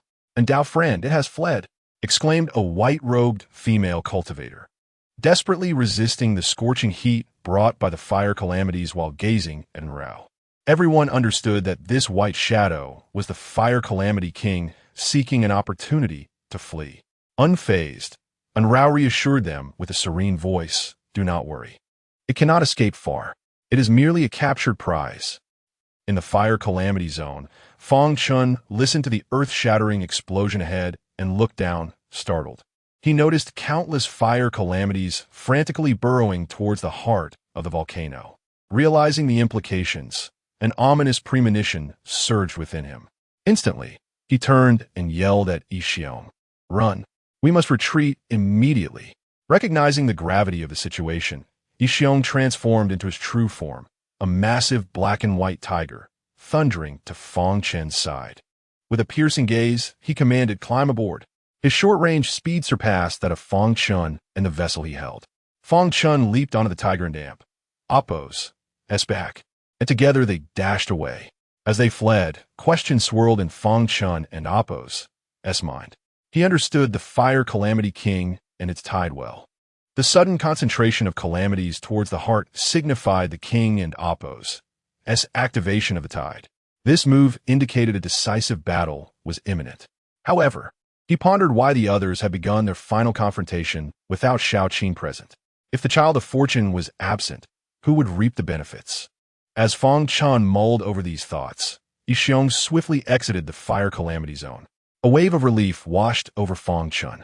Though Yixiong was often unreliable, as the last remaining imperial bloodline of the Qian Kuan sacred tiger, he proved invaluable in times of crisis. "We should be safe now," Fang Chen mused, as Yixiong, panting heavily, came to a halt, exhausted from their rapid escape. "You should shrink down. I will carry you back." Confident that neither the fire calamity king nor the divine transformation experts would target him, Fang Chen believed they would be spared from collateral damage. Their immediate goal was to return to Yanguang City. "All right," Yixiong nodded, subsequently shrinking into a small black and white kitten for Fang Chen's convenience.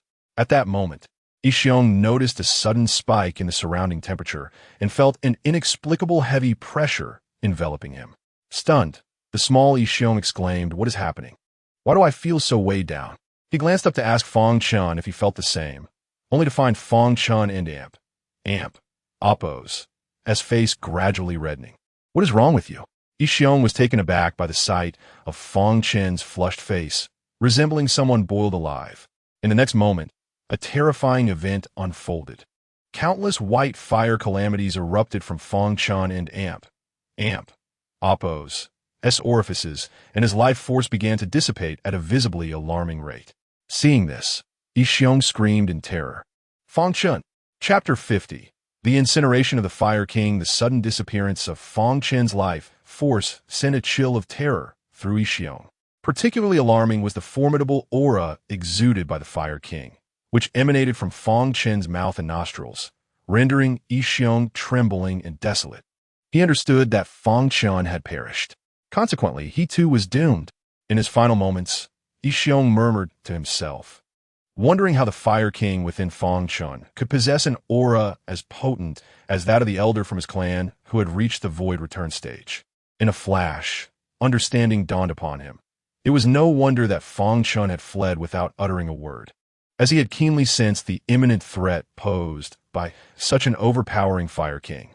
Truly, a person endowed with the Fire King's essence and the foundation of the Tao could detect a threat of this magnitude with remarkable swiftness. Yet Yixiong sighed inwardly. In the face of such a formidable adversary, escape was futile. It was time to prepare his most potent defenses. Suddenly, a wave of intense dizziness washed over Yixiong, compelling him to crouch down and await his demise. With Fang Chen gone, he believed he could not survive. But at that moment, the dizziness in his mind abruptly vanished, and his feeble aura curiously surged back. In the next instant, he felt rejuvenated, showing no signs of impending death. What was happening? Yixiong was taken aback. What was this familiar sensation? He lifted his gaze and saw Fang Chen's complexion no longer flushed, and his rapidly dwindling life force was visibly restoring itself. Observing this, Yixiong, who had previously experienced Fang Chen's resurrection through the ancient divine body cultivation, quickly discerned the truth. This was unmistakably a revival. However, Yixiong, in a state of shock, found himself bewildered. Could this truly be a form of resurrection? What kind of extraordinary constitution allowed for such a miraculous phenomenon? He had never heard of such a thing. Yixiong recalled that Fang Chen had once confessed to him about possessing a unique constitution. Yet, even a special constitution could not be this extraordinary, could it? To willingly consume poison and revive was one thing. But now facing a Fire King of the Void Return stage, Fang Chen could still survive? This was utterly unreasonable. How resilient must such a constitution be? In that moment, Yixiong's reverence for Fang Chen ascended to an entirely new level. Meanwhile, Fang Chen stood frozen in place, his expression blank. What had transpired? After he and Yixiong had paused, he felt a sudden warmth, and then everything went dark so swiftly that he did not even sense any pain. Had it not been for the system warning him that he would perish at the hands of the child of destiny, he might not have realized he had already passed away. In truth, this was the typical experience of a low-level cultivator encountering a high-level foe. Upon confrontation, there would be no time for strategy or even thought. One would be instantly obliterated, especially considering the Fire King and Appo's ambush. His sneak attack had left even 7 God Transformation Stage cultivators unable to react. How could a mere Foundation Establishment Stage cultivator like Fang Chen possibly respond? Even though the Fire King had just unleashed a fire tide, crushing Fang Chen would still be a matter of moments. This epitomized the disparity brought about by absolute power. After his revival, Fang Chen soon became aware of an unexpected guest within his body. Upon gazing into his dantian, he was taken aback to see a white fireworm. The Fire King? How had this creature ended up within him? Shuden and Appo's he'd still be engaged in combat with those God Transformation cultivators? At that very moment, the Fire King, who had intended to feast upon Fang Chen, was equally stunned. Fang Chen and Appo's bizarre resurrection had utterly bewildered its already limited intellect. Why was this happening? In the past, when faced with Foundation Stage fire creatures, it had effortlessly annihilated large swathes in one breath. How could this fellow of its kind resurrect after death? After a brief moment, the Fire King hesitated to act rashly, instead emitting a series of sharp, grating sounds, an interspecies form of communication among fire creatures. Although Fang Chen had never learned this language, he understood it due to the Fire King within him. The creature was inquiring, "Why can you revive?" Fang Chen politely responded with a couple of chirps. "Brother Fire. King, please vacate my body." The Fire King and Appo's reply was marked by a chilling honesty. "Impossible. I have finally discovered you. I intend to consume you to restore my strength and confront those cultivators." Fang Chen understood now.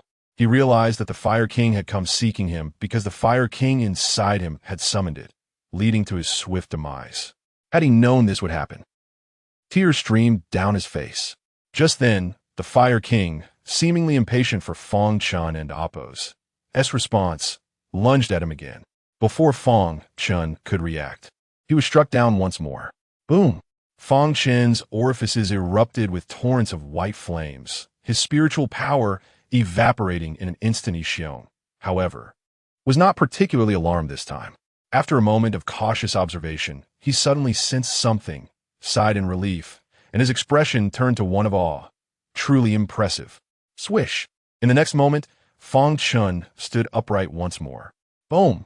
But the freshly revived Fang Chen had yet to process his surroundings when his orifices again spewed forth flames, his spiritual energy vanishing yet again. Yixiong's eyelids twitched. How could he have died so quickly again? Swish! To his astonishment, Fang Chen stood tall once more. Boom! Fang Chen and Oppos, orifices erupted again. Swish! He stood up again. Boom! Another burst. Swish! Back on his feet. Boom! Another eruption. Swish! Up again. Boom! At this moment, Yixiong found himself in an awkward state of confusion. With a formidable enemy before him, it seemed inappropriate to remain calm. Yet he could not bring himself to feel fear. The Fire King was proving to be utterly inept. How could it not even manage to kill Fang Chen? Yixiong could not help but scoff. Surely this Fire King was a fraud? Meanwhile, Fang Chen, in the brief intervals of his revivals, widened his eyes, gazing at Yixiong. Why wasn't an Oppos, this stout creature fleeing? Run for heaven and Oppos' sake. What are you waiting for? If the Fire King turns its attention to you, you might perish 1,000 times over, and there is still a host of God transformation cultivators behind. How can you remain so unperturbed? Fang Chen desperately wished to warn Yixiong to flee without delay. However, the Fire King, seemingly in a daze, was relentless in burning him, evaporating his spiritual power, and slaying him, as if it believed that such actions would allow it to devour him. As a result, Fang Chen found himself unable to harness any spiritual energy or even voice a warning to Yixiong. Yet perhaps it was because Yixiong was a well-read creature. His mind was somewhat discerning. He sensed the peculiar urgency in Fang Chen and Oppos' eyes. Immediately, he stood up, squinting as he asked, "Are you trying to tell me something, Fang Chen?" Before Fang Chen could nod in response, he was struck down yet again. Chapter 51. The arrival of 8 transformation stage practitioners upon Fang Chen and Oppos' revival. He wished to nod in acknowledgement of Yixiong and Oppos' assertion, but before he could do so, he succumbed once more.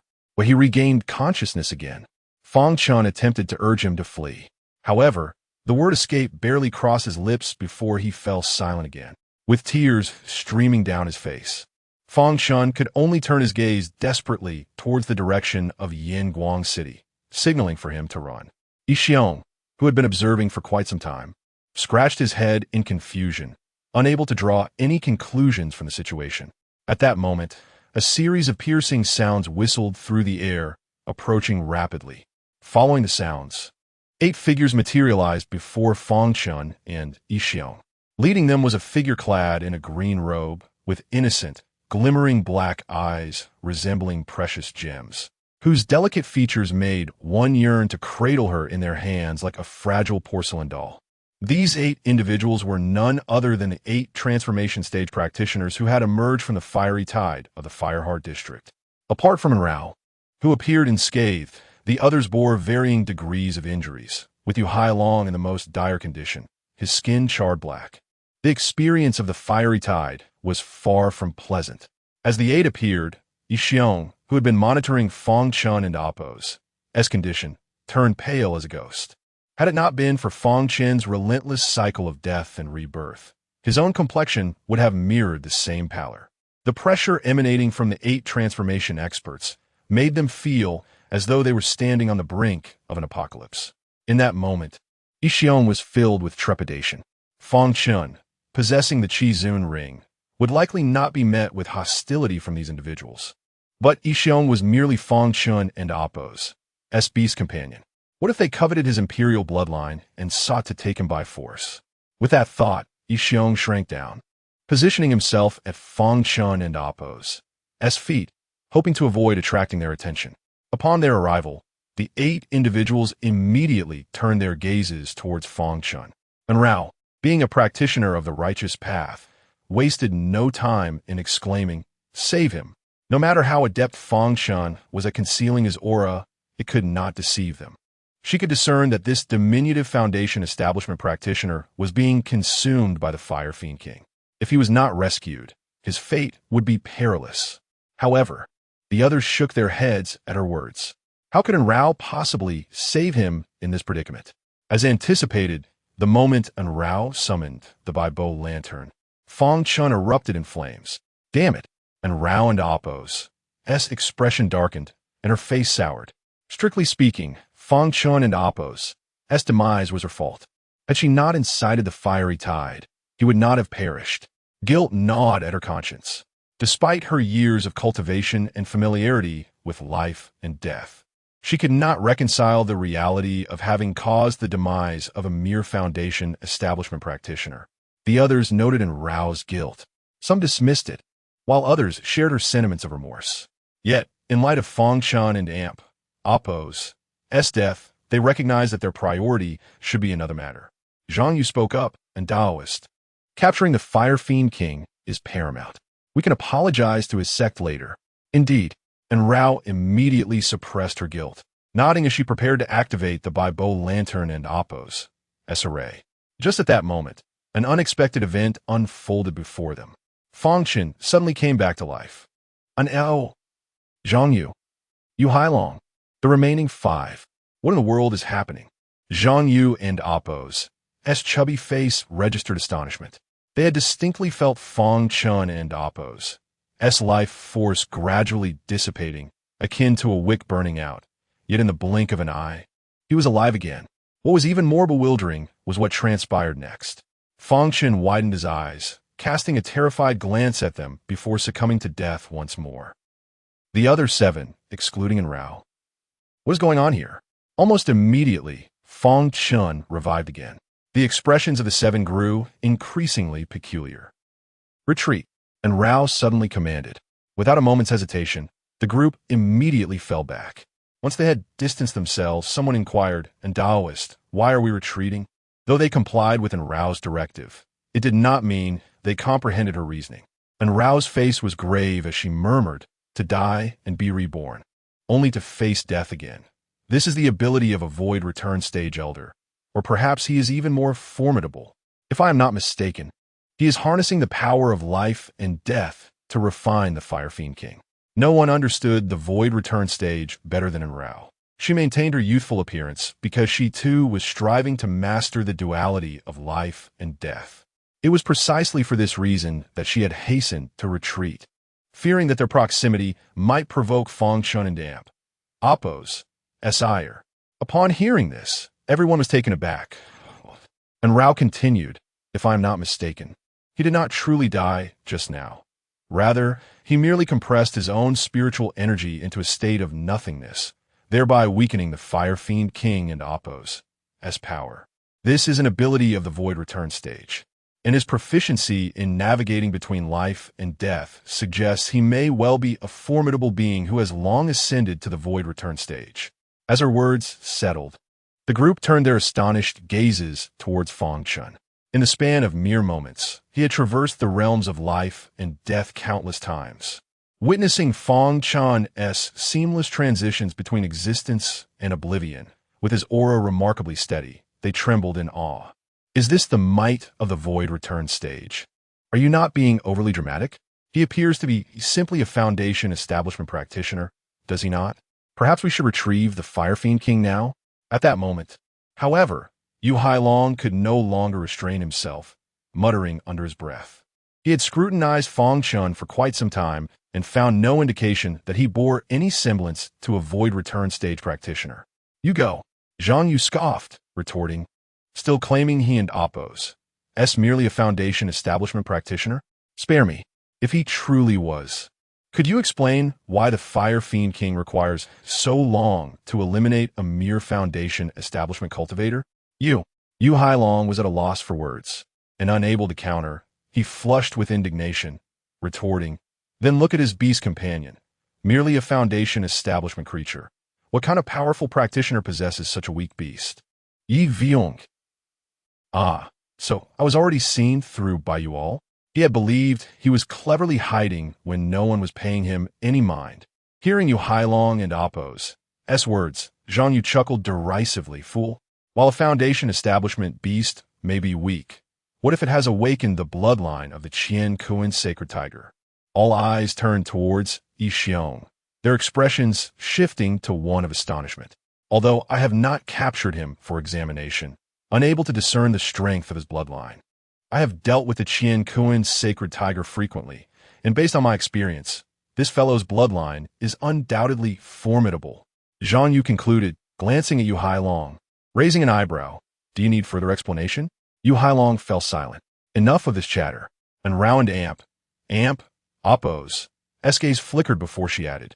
Now that this esteemed senior has ceased speaking, let us not rush to leave. With his prowess, he could likely refine the Fire Fiend King within the hour. We shall apologize to him afterward. Chapter 52. The emergence of Li Fu and Rao was aware that their abrupt approach towards Fang Chen had been somewhat impolite. Therefore, in an effort to alleviate any discomfort, she resolved to offer an apology. After all, she did not wish to offend such a formidable cultivator. The others, upon hearing this, nodded in agreement, deciding to wait patiently. Indeed, they were not daunted by the prospect of staying behind, even if it meant risk of being struck down by Fang Chen. And Rao hailed from one of the 9 great sects, the Yunling Cave, possessing a noble lineage, and her master was well acquainted with several powerful figures from the Danran sect. If Fang Chen intended to act against Rao and her companions here, it would surely be a path to self-destruction. As the group awaited, and Rao cast a glance at Fang Chen, her eyes conveying a sense of resignation. The long-anticipated Flame King ultimately had to yield. Meanwhile, while the 8 divine transformation cultivators awaited Fang Chen to complete the refinement of the Flame King and offer their apologies, Fang Chen himself was utterly bewildered. The audacity of these individuals to expect me to refine the Flame King and then apologize? Their patience is quite remarkable. Fang Chen was on the verge of tears. Although he wouldn't perish, witnessing the situation, he felt that survival was equally impossible. If this group remained here for an hour, only to find himself in a perpetual cycle of death, the consequences were too dreadful to contemplate. Perhaps they might consider him exceptionally gifted or of a unique constitution, taking him away for study. What should I do? I must devise a strategy to drive them away. However, perhaps due to Rao summoning the Baibo lantern, Fang Chen distinctly sensed the Flame King within him was noticeably subdued. The rate of his demise had significantly slowed. Now, he could even articulate words.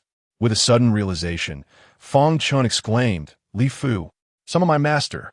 Have him expel them. Furthermore, let him assist me in dealing with the Flame King. A twofold benefit. At that moment, the 8 divine transformation cultivators were taken aback in unison. Has this elder finally awakened? Zhang Yu could not help but murmur. And Rao and the others displayed similar expressions of skepticism. Why has Fang Chen suddenly begun to speak? Just then, amidst the oppressive silence and heat in the sky, an elder appeared like a specter. His expression was grave, and his imposing figure hovered in midair, devoid of any visible spiritual energy. In that instant, the 8 cultivators were rendered motionless, their minds racing with countless, astonished thoughts. Who is this person? Why has he appeared so suddenly? How can he levitate without any spiritual power? Upon Li Fu and Appo's arrival, the 8 cultivators were filled with trepidation. They had never encountered such an enigmatic practitioner, and Rao promptly withdrew the Baibo lantern she had momentarily forgotten to stow away. Before a powerful being, one must not draw weapons carelessly. Li Fu was undeniably an extraordinary force. As for Yi Xiong, he instinctively shrank his form and concealed himself within Fang Chen's robes. Though it was quite embarrassing for a demon tiger to do so, the unexpected arrival of this powerful figure left him in uncertainty, unaware that he had been summoned by Fang Chen. Out of fear, he could only resort to this concealment.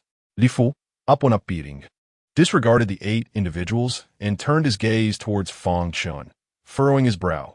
Why have you called for me? Fang Chen was about to respond when, freed from the constraints of the Baibo lantern, the Flame King began a frenzied counterattack, causing him to vanish once more. Seeing Fang Chen suddenly perish, Li Fu was momentarily stunned, then expressed his astonishment. What? How'd he die? Before he could ponder further, Fang Chen returned to life. Li Fu was once again taken aback. What? He is alive again? Soon after, his expression returned to calmness. Oh, indeed, you must possess an exceptionally strong constitution. Dying and reviving is quite normal. So are you in the midst of training? Then why have you called for me during your training? Fang Chen's eyes widened. A torrent of words surged within him, yet he could not articulate a single one, feeling as though he might suffocate. Li Fu, still puzzled, commanded, "Why are you silent? Respond to me." Fang Chen remained trapped in an endless cycle. "Wait, do you have the Flame King within you?" Li Fu suddenly noticed the chaos caused by the Flame King inside Fang Chen. Realization dawning upon him. "I see. You have captured the Flame King, intending to use it to transcend the tribulation, correct?" "Indeed, the Flame King is barely sufficient." Fang Chen, "Master, do take a closer look. Do I appear capable of using the Flame King to transcend the tribulation?" Li Fu continued, "Very well. I shall act as your protector." Upon finishing his words, Li Fu finally acknowledged Rao and the other 8 individuals. "What are you doing here?" he inquired, frowning. At his question, Rao remained composed, while the others, previously trembling in fear at Li Fu and Appo's words, now displayed sheer terror. Of course, who could remain unscathed by such a presence? Li Fu and Appo's mention of unique constitutions, tribulations, and the Flame King being barely sufficient sent shivers down their spines. If Li Fu truly lacked cultivation, it would be one matter, but he effortlessly defied the scorching heat of heaven and earth, standing in the void with his physical form, clearly a being of incomprehensible power. Thus, they were gripped by panic. From Li Fu and Appo's words, they inferred a conclusion. This suddenly appearing elder must be the master of the practitioner below, and the practitioner below was on the verge of transcending a tribulation. That meant a tribulation period? Then could this suddenly appearing practitioner be a transcendent being? Contemplating this, all the divine transformation cultivators felt their heads spinning. As the group trembled in fear, and Rao hurriedly clasped her hands in greeting towards Li Fu, elder. "We had no intention of passing through this place and inadvertently disturb this esteemed elder on the ground. We were just about to apologize." Li Fu nodded slightly. "Indeed, it is necessary to apologize for disturbing my disciple. You are quite courteous. Now go ahead and apologize, then depart." Upon hearing this, the crowd rejoiced. This elder was quite reasonable. Fang Chen, too, felt a weight lift from his heart. Although the unfolding events were peculiar, he had finally managed to drive this group away. It seemed that despite his master and Appo's unreliability, he could still be of use in times of crisis. After Li Fu spoke, the several divine transformation cultivators hurriedly bowed towards Fang Chen. "Elder, please forgive our rudeness. We meant no offense, and we ask for your understanding." Once they offered their apologies, Li Fu turned to Fang Chen. "Can you forgive them?" Fang Chen and Appo's eyes widened, his heart racing. Yes. Yet he remained silent, merely staring. Noticing this, Li Fu furrowed his brow. "You're not speaking?" Silence indicates dissatisfaction. Hearing this, the 8 cultivators' hearts leapt. Li Fu regarded them, stating flatly, "Is it not enough to apologize merely with words? If I were as good-natured as I am, I would not accept it." Upon hearing this, the crowd hurriedly nodded in agreement, and Rao proclaimed, "The elder speaks wisely. We have indeed fallen short." In that instant, they forgot to present their tokens of apology. Subsequently, the 8 individuals each produced a selection of gifts, collectively placing them within a storage ring, which they directed towards Li Fu. Li Fu picked up the storage ring, glanced within, and nonchalantly remarked, "All rubbish." The crowd erupted in anger, their faces turning awkward. These items were quite decent. How could they be dismissed as mere refuse? However, when they considered that the other party might be a legendary transcendent being, they held their tongues. After all, their perspectives were no longer the same. Nevertheless, this should suffice for my disciple. Li Fu placed the storage ring before Fang Chen, saying, "Take a look. If you are satisfied, I will allow them to leave." At that moment, Fang Chen felt as though flames were bursting from his 7 orifices. Chapter 53. Enough, ISN and Appo's. Do not be too greedy. At this moment, the world lay in a profound silence, occasionally interrupted by the crisp crackling of flames. Li Fu observed Fang Chen and Appo's fluctuating life force with a furrowed brow. "Let's pause your cultivation for now and take a look at this ring. Do you desire this heap of rubbish?" Fang Chen. The surrounding transformation stage cultivators. Fang Chen desperately glanced at Li Fu widening his eyes in an attempt to convey a sentiment of satisfaction. How could the items presented by the transformation stage cultivators be of inferior quality? However, Li Fu, gazing into Fang Chen's eyes, pondered for a moment before snorting coldly. Still not speaking? Are you perhaps angry? Ignoring your master when I'm speaking to you? Just because I show you this pile of rubbish, you choose silence? This trash is not something I offered you. Why direct your ire at me? What kind of attitude is this? As Li Fu let out a cold snort, the entire ancient volcano fell into an eerie stillness, as though an invisible hand pressed down upon the scene, causing all flames to freeze. Except for Enrao, the other transformation stage cultivators nearly lost control of their bladders. Yu Hailong and Zhang Yu felt their legs weaken, nearly toppling over. As for Enrao, she would have collapsed had she not secretly activated her protective barrier. At this moment, her complexion paled slightly, her heart filled with dread. What level of cultivation did he possess? Why had she never heard of such a figure? Li Fu's presence was overwhelmingly formidable. It was as if, despite his calm demeanor akin to a tranquil lake, every gesture echoed with the fury of heavenly thunder, instilling palpable fear. Yet, when this group turned their gazes toward Fang Chen, astonishment etched their faces. Despite the distance, they felt a buzzing in their heads from Li Fu and Appos, as cold snort, their confidence waning. In contrast, Fang Chen stood close to Li Fu, undeterred by his intimidating presence. He remained composed, continuously channeling life and death energy, calmly suppressing the Fire Sha King to continue his cultivation. A thought flickered in Enrao and the others' minds. He is incredibly strong. At this moment, however, Fang Chen felt a sense of urgency.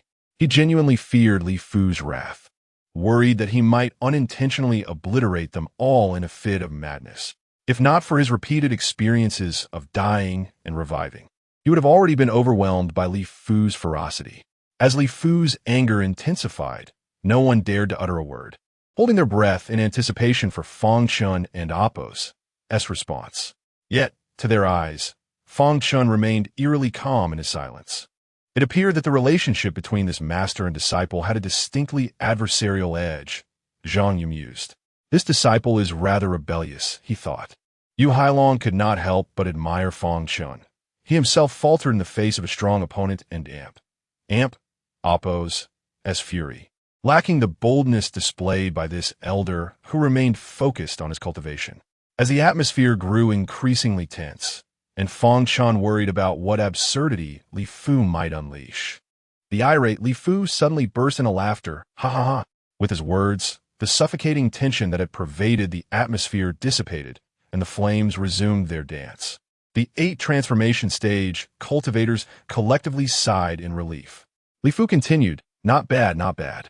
I always thought you were someone who simply went with the flow, but it appears you possess your own convictions and principles.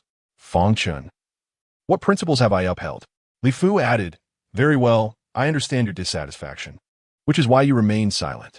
Allow me to procure some valuable items on your behalf. Turning to the 8 individuals, Li Fu stated, I shall grant you another opportunity. Fulfill my disciple's request. If he is not satisfied, I assure you, I will not make things easy for you. The 8 unfortunate souls gasped collectively. Fear not. My rebellious disciple has a temper, but I am generally benevolent. As long as you can satisfy him, I shall provide you with equivalent rewards, Li Fu further assured them. Upon hearing this, the 8 individuals beamed with joy. If they could receive gifts from this esteemed elder, it would be a tremendous windfall. Just then, however, Enrao boldly spoke, Elder, while I do not require your gifts, I humbly seek your guidance. What guidance do you seek? Li Fu inquired. I'm already on the cusp of returning to the void, yet the enigma of life and death eludes me. I hope for your enlightenment. Enrao replied earnestly. Li Fu gazed at Enrao for a moment before nodding slightly. Very well. As long as you can satisfy him, I shall lend you my assistance. Enrao rejoiced. The others exchanged glances, their expressions filled with astonishment. This elder is exceedingly kind. Not only would they have to apologize and return equivalent items, but they could also allow Enrao to modify her request at will. What a generous disposition. In contrast, the elder who had been cultivating all this time seemed rather irritable.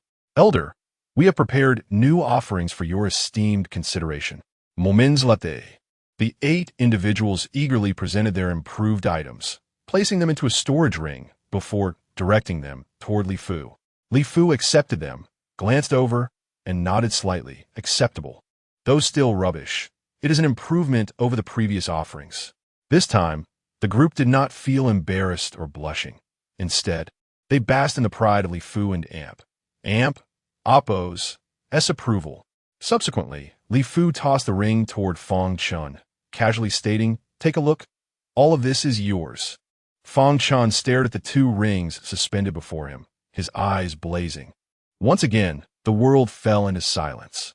This elder appeared dissatisfied. He hadn't even glanced at them. How could a disciple's temper surpass that of his master? The 8 individuals communicated silently with their thoughts. Meanwhile, Li Fu regarded Fang Chen with an increasingly furrowed brow, inhaling deeply in impatience, waiting for a moment longer before finally losing his composure, erupting in fury. "You find this heap of rubbish unacceptable?" Boom! The realm fell into a profound silence once more. All flames trembled in fear. Birds and beasts ceased their sounds. Half of the 8 transformation stage cultivators nearly collapsed. The remaining 4 turned pale. The wrath of Li Fu was truly terrifying. Yet, Fang Chen continued to oscillate between life and death. Must one be so greedy? Do you not realize? Truly insatiable, daring to glare at me? I shall punish you by forbidding your journey to the heaven and earth longevity cliff for enlightenment. Li Fu thundered, his face twisted in anguish. Fang Chen's greed had deeply wounded him. Seeing this, Yu Hailong could not suppress a hint of schadenfreude. Look, one must not be overly greedy, lest one suffers a great loss for a small gain. In pursuit of more compensation, losing the chance to visit the heaven and earth longevity cliff is truly regrettable. The other transformation stage cultivators nodded in agreement. The heaven and earth longevity cliff was an illustrious place, a wondrous paradise of profound mysteries. Being barred from entering such a locale would indeed be a significant loss. Meanwhile, Fang Chen breathed a sigh of relief. The heaven and earth longevity cliff, though its name was unfamiliar, was undoubtedly a place of great significance. Not being able to go there bore no tangible loss. Chapter 54. The plans of Li Fu. After Li Fu had taught Fang Chen a lesson, he noticed that Fang Chen remained silent and engrossed in his cultivation. With a cold snort, he declared, "Given your dedication to your practice, I shall refrain from taking action against you for now, but I will settle the score later." Turning to the 8 divine transformation practitioners, Li Fu continued, "While my disciple may have acted rudely as his master, I must not press the matter further. You need not offer any further compensation." The 8 practitioners clasped their fists in gratitude, expressing their thanks to the elder. However, they did not depart, but instead looked at Li Fu with eager anticipation. Li Fu spoke casually, "As for the equivalent item I owe you, allow me a moment to consider." Upon hearing this, the practitioners exhaled in relief. They had feared that Li Fu might renege on his promise. The mere fact that Li Fu mentioned it allowed them to feel a sense of respect for him. This elder possessed a commendable temperament, patience, and a strong sense of integrity. How wonderful it would be to have him as a mentor. After a moment of contemplation, Li Fu turned to Enrao, stating, "Let's address your matter first." "Yes, thank you, esteemed elder." Enrao and Amp, Oppo's fair face lit up with excitement upon hearing his words. Li Fu scrutinized her for a moment before saying, "The enigma of life and death is quite simple. However, I can no longer guide you, as my realm is too elevated. Revealing the truth could inadvertently harm you. Therefore, I have decided that he shall instruct you after he has transcended his tribulation." As he spoke, Li Fu pointed at Fang Chen, who was undergoing a cycle of death and rebirth. "Master, what are you implying?" Fang Chen protested. Li Fu continued, "You have witnessed his mastery over the path of life and death. If he were to guide you, you would undoubtedly unravel the mysteries of existence. Are you willing?" And Rao quickly replied, "Elder, I am more than willing, but I wonder if it would be too much trouble for this esteemed practitioner." She perceived Fang Chen to be a formidable cultivator at the tribulation stage, but his temperament thus far had been quite poor, in stark contrast to Li Fu's amiable nature. and Rao feared that Fang Chen might decline. Fang Chen interjected, "Little sister, perhaps you should reconsider? I truly cannot guide you." Li Fu, however, let out a cold laugh. Does he dare find it troublesome? Should he consider it a burden? I would ensure he could never set foot on the Tian show cliff again in this lifetime. At these words, the 8 divine transformation practitioners displayed expressions of sheer horror. The Tian show cliff? Was it truly such a wondrous place? And Rao's faith in Li Fu deepened.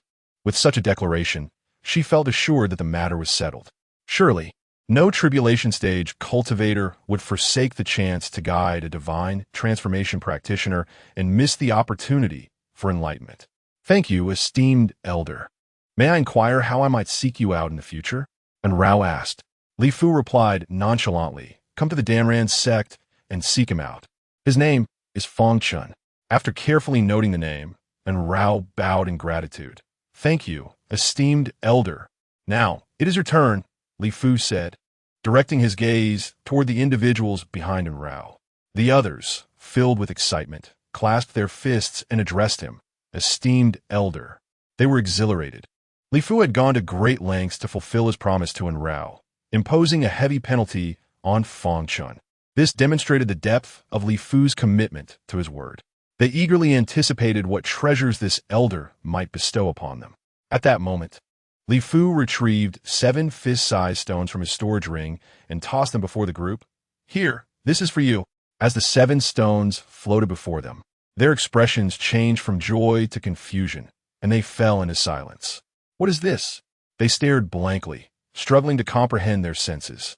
Could this truly be the equivalent item they had just offered? Were these merely ordinary stones?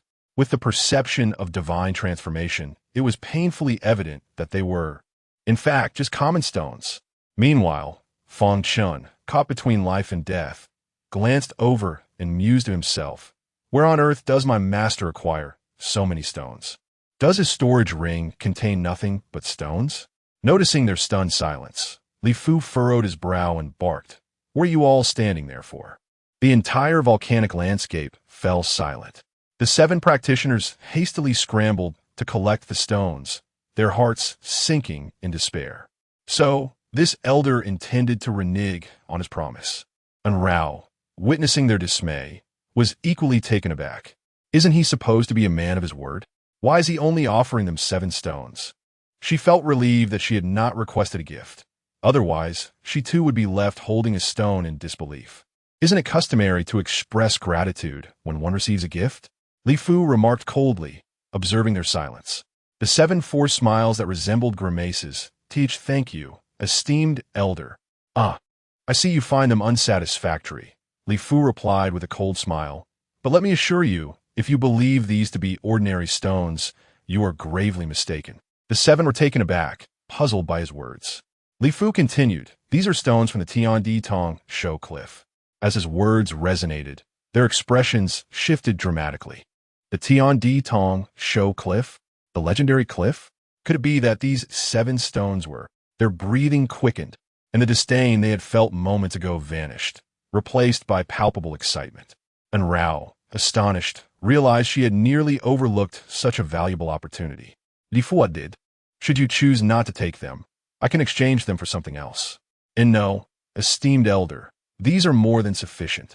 We shall take them," they exclaimed in unison. "Very well, then I grant you the chance to reclaim them," Li Fu said calmly. "Now, you may leave." The 7, overjoyed, clasped their fists and replied yes. They hurriedly departed the ancient volcano, as if afraid Li Fu might change his mind. Watching them leave, Li Fu nodded slightly. "To inherit my celestial destiny is your lifelong fortune. One day, when you reflect on this day, you will be immensely grateful." Fang Chen regarded Li Fu and Apos' serious demeanor and felt a twinge of sympathy for the group that had just departed. With that, Li Fu turned his attention back to Fang Chen. "Will you not conclude your cultivation?" Fang Chen remained silent. "Very well, since you are so diligent as your master. I shall not interrupt your practice. Conclude when you see fit," Li Fu stated lightly. "For now, I shall guard you. Once your cultivation is complete, you may commence your tribulation. By the way, Your beast companion shall be under my protection as well. There is no need for it to hinder you." With that, Li Fu and Amp, Oppos, gaze seemed to penetrate. "Yixiong, why do you not come forth?" Yixiong hurriedly emerged, displaying a charming smile. "Greetings, esteemed elder." "Ah, what bloodline do you possess?" Li Fu inquired. "I am of the Qian Kuan Sacred Tiger Clan, with an imperial bloodline." Yixiong replied proudly. Li Fu nodded slightly. "Very well. Can you regenerate lost limbs?" Yixiong quickly shook his head. Li Fu scoffed disdainfully. "A worthless bloodline." Instantly, Yixiong's composure shattered. "Come here, do not disturb your master's training." Li Fu beckoned. Yixiong hurried over, casting a worried glance at Fang Chen. Noticing the wide-eyed expression on Fang Chen and Oppos' face, he couldn't shake the feeling that there was an underlying panic reflected in those eyes. Fang Chen looked at Yixiong in desperation. "Old friend, please save me. I cannot endure this any longer." Ultimately, drawing upon the rapport forged through their previous intense encounters, Yixiong managed to voice the concern, "Senior, is Master truly training like this? Could he possibly be entangled with the fire shaman?" As soon as the words left his mouth, Fang Chen was overwhelmed with tears. "Yixiong, when I return, I shall find a host of fierce tigresses for you." Chapter 55. The despairing beginning of tribulation upon Wing Xiong and Oppos' inquiry regarding the potential entanglement of his disciple with the Fire Fiend King.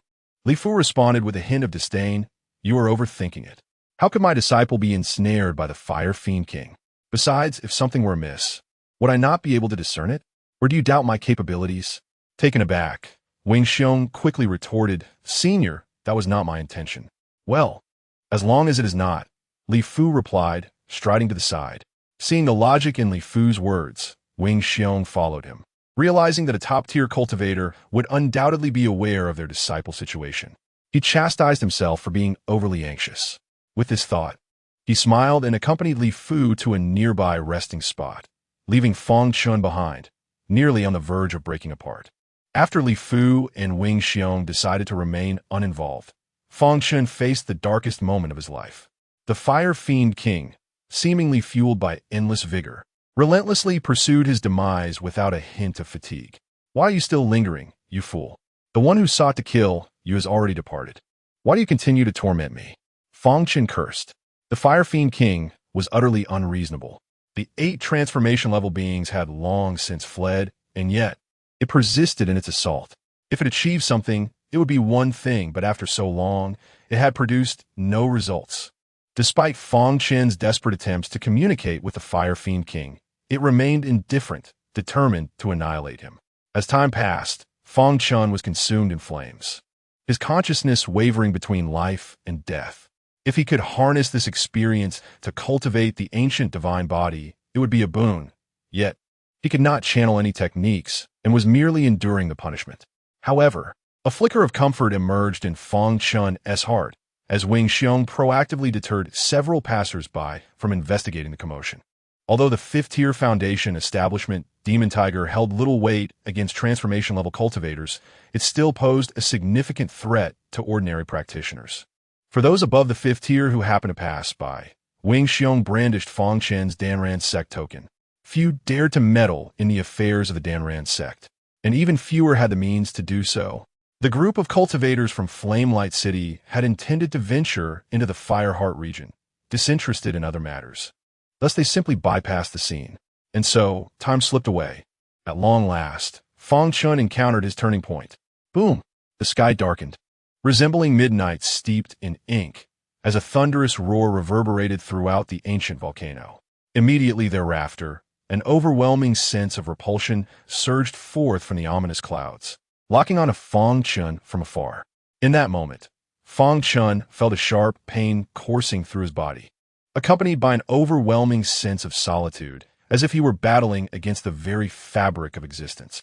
This sensation eclipsed even the death he had been enduring, instilling a deeper fear within him.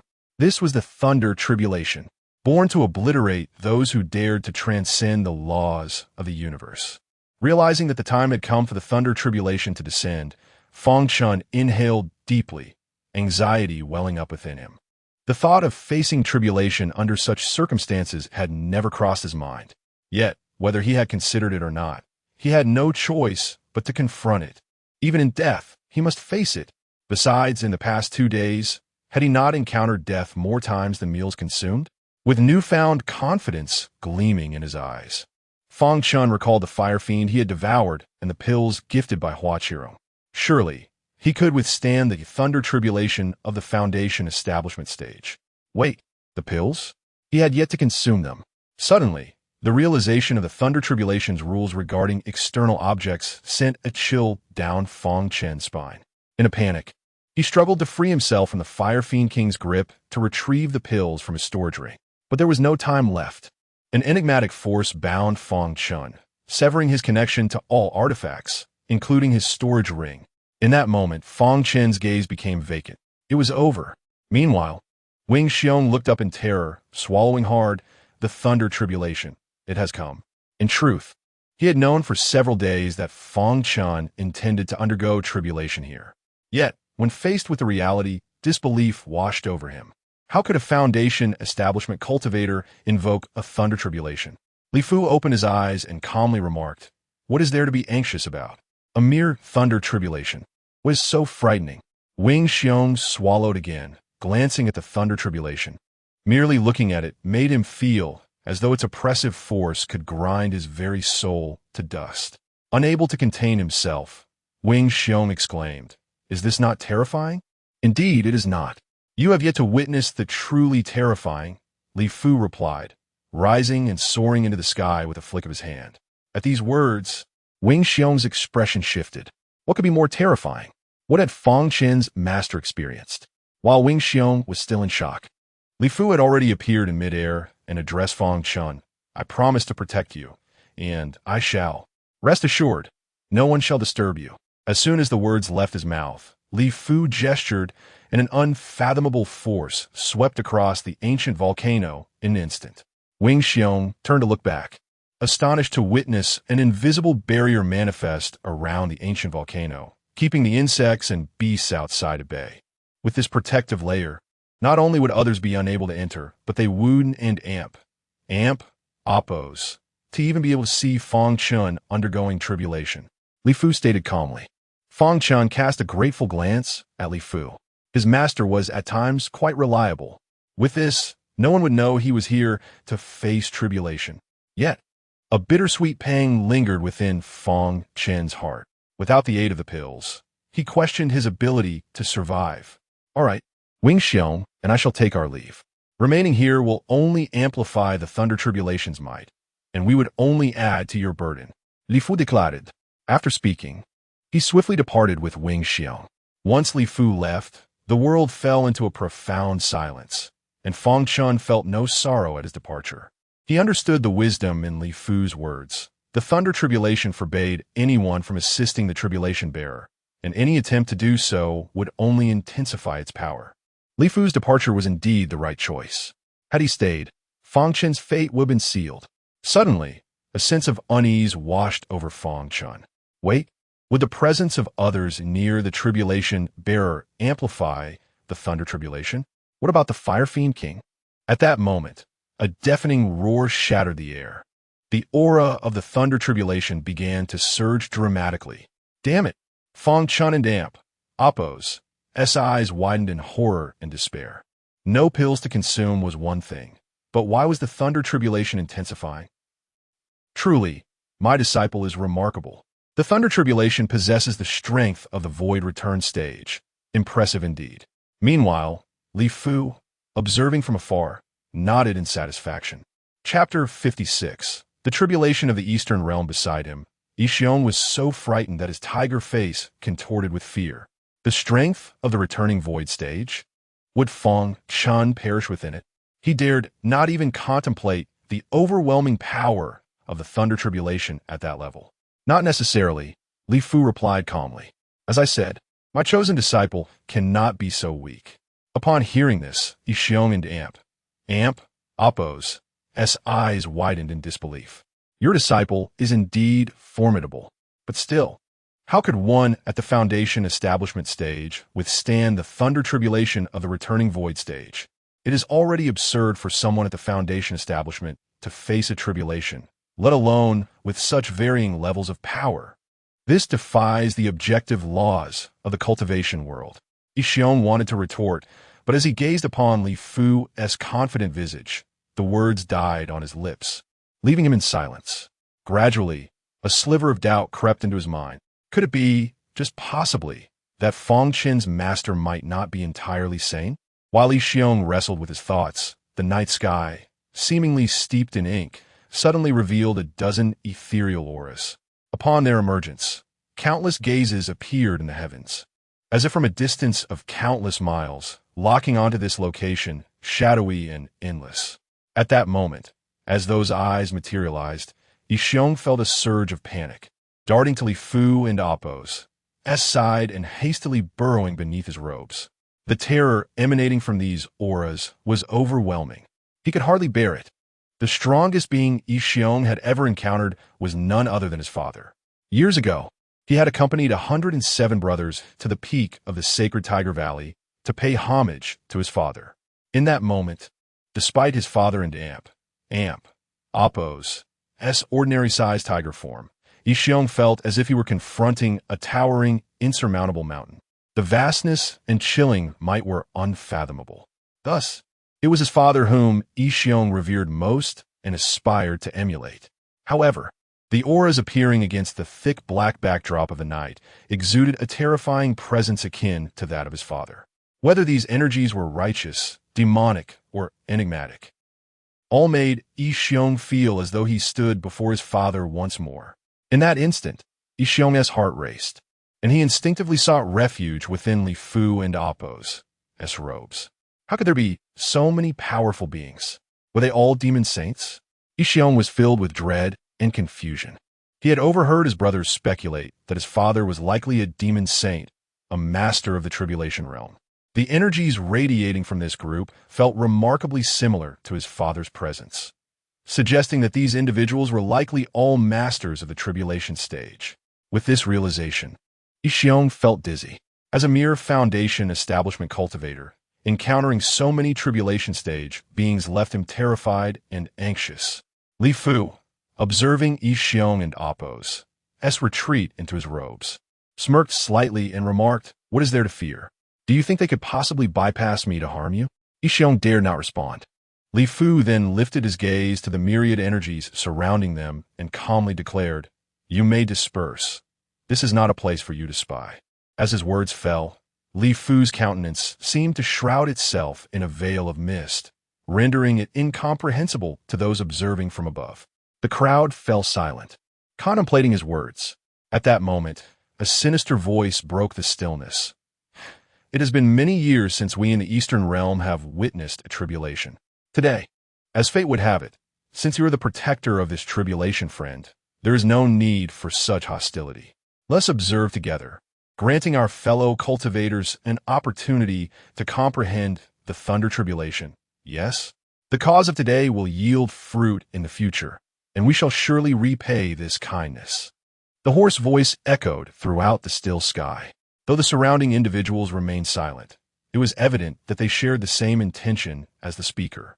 The thunder tribulation was exceedingly difficult to face, and after evading it for countless years, they were eager to glean insights from it. Although the nature of this particular thunder tribulation seemed peculiar, appearing weaker than usual for the returning void stage, they speculated that perhaps Li Fu's immense power was merely obscuring its true strength. Thus, all present resolved to remain. Yet, Li Fu, having promised Fang Chen, would not allow any disturbances. Politely, he uttered leave. The atmosphere immediately stiffened. The sinister voice retorted with a forced smile, "You are being rather unreasonable." At that moment, Li Fu and Appo's gaze locked onto a pair of black eyes among the multitude and coolly stated, "I am a reasonable person, so I can tell at a glance that you are not human. Thus, I have no obligation to be accommodating." How is that possible? The black-eyed figure's expression shifted to one of terror, and in the next breath, he hurriedly fled. Li Fu's ability to pinpoint him signified a power that far exceeded his own. If he did not depart swiftly, Li Fu could obliterate him in an instant. Witnessing this, the others were taken aback, casting one last, longing glance at the concealed depths of the ancient volcano before they swiftly retreated. Moments later, the darkened sky returned to tranquility. Beneath Li Fu's robes, Yixiong trembled in awe, his reverence for Li Fu soaring to unprecedented heights. Could Fang Chen's master truly be this formidable? To remain so composed amidst such tribulation-stage presences and send them all away? It was simply astonishing. In a flurry of thoughts, Yixiong quickly mentally apologized. "I'm sorry. Seniorly, I should not have doubted your intellect. You are so powerful. How could there be any issue with your mind? The one with the problem?" "No, the one with the problem is undoubtedly me." At that moment, Yixiong's worries about Fang Chen's tribulation evaporated. Seniorly had assured him of Fang Chen's safety, and that was enough. With newfound composure, Yixiong emerged from beneath Li Fu's robes, his tiger eyes filled with disdain as he gazed skyward. Where were those tribulation-stage beings? If they had the courage, let them come forth and converse with the Tiger Lord. Just then, a new aura suddenly manifested. Yixiong was startled, hastily retreating back into Li Fu and Appo's robes. However, this time, he was thwarted by Li Fu. As the aura solidified, Yixiong, trembling with trepidation, discerned that this presence lacked the overwhelming might of the previous ones. Instead, it felt rather subdued, at times reminiscent of the Foundation establishment stage, and at other times, akin to the Golden Core stage, fluctuating and shifting. Yet most importantly, this aura was infused with tranquility, instilling a sense of peace. Chapter 57. The power of the Danran sect confronted by this imposing aura. Li Fu no longer concealed his visage and calmly inquired, "What brings you here? Were you not in seclusion?" "Ha ha.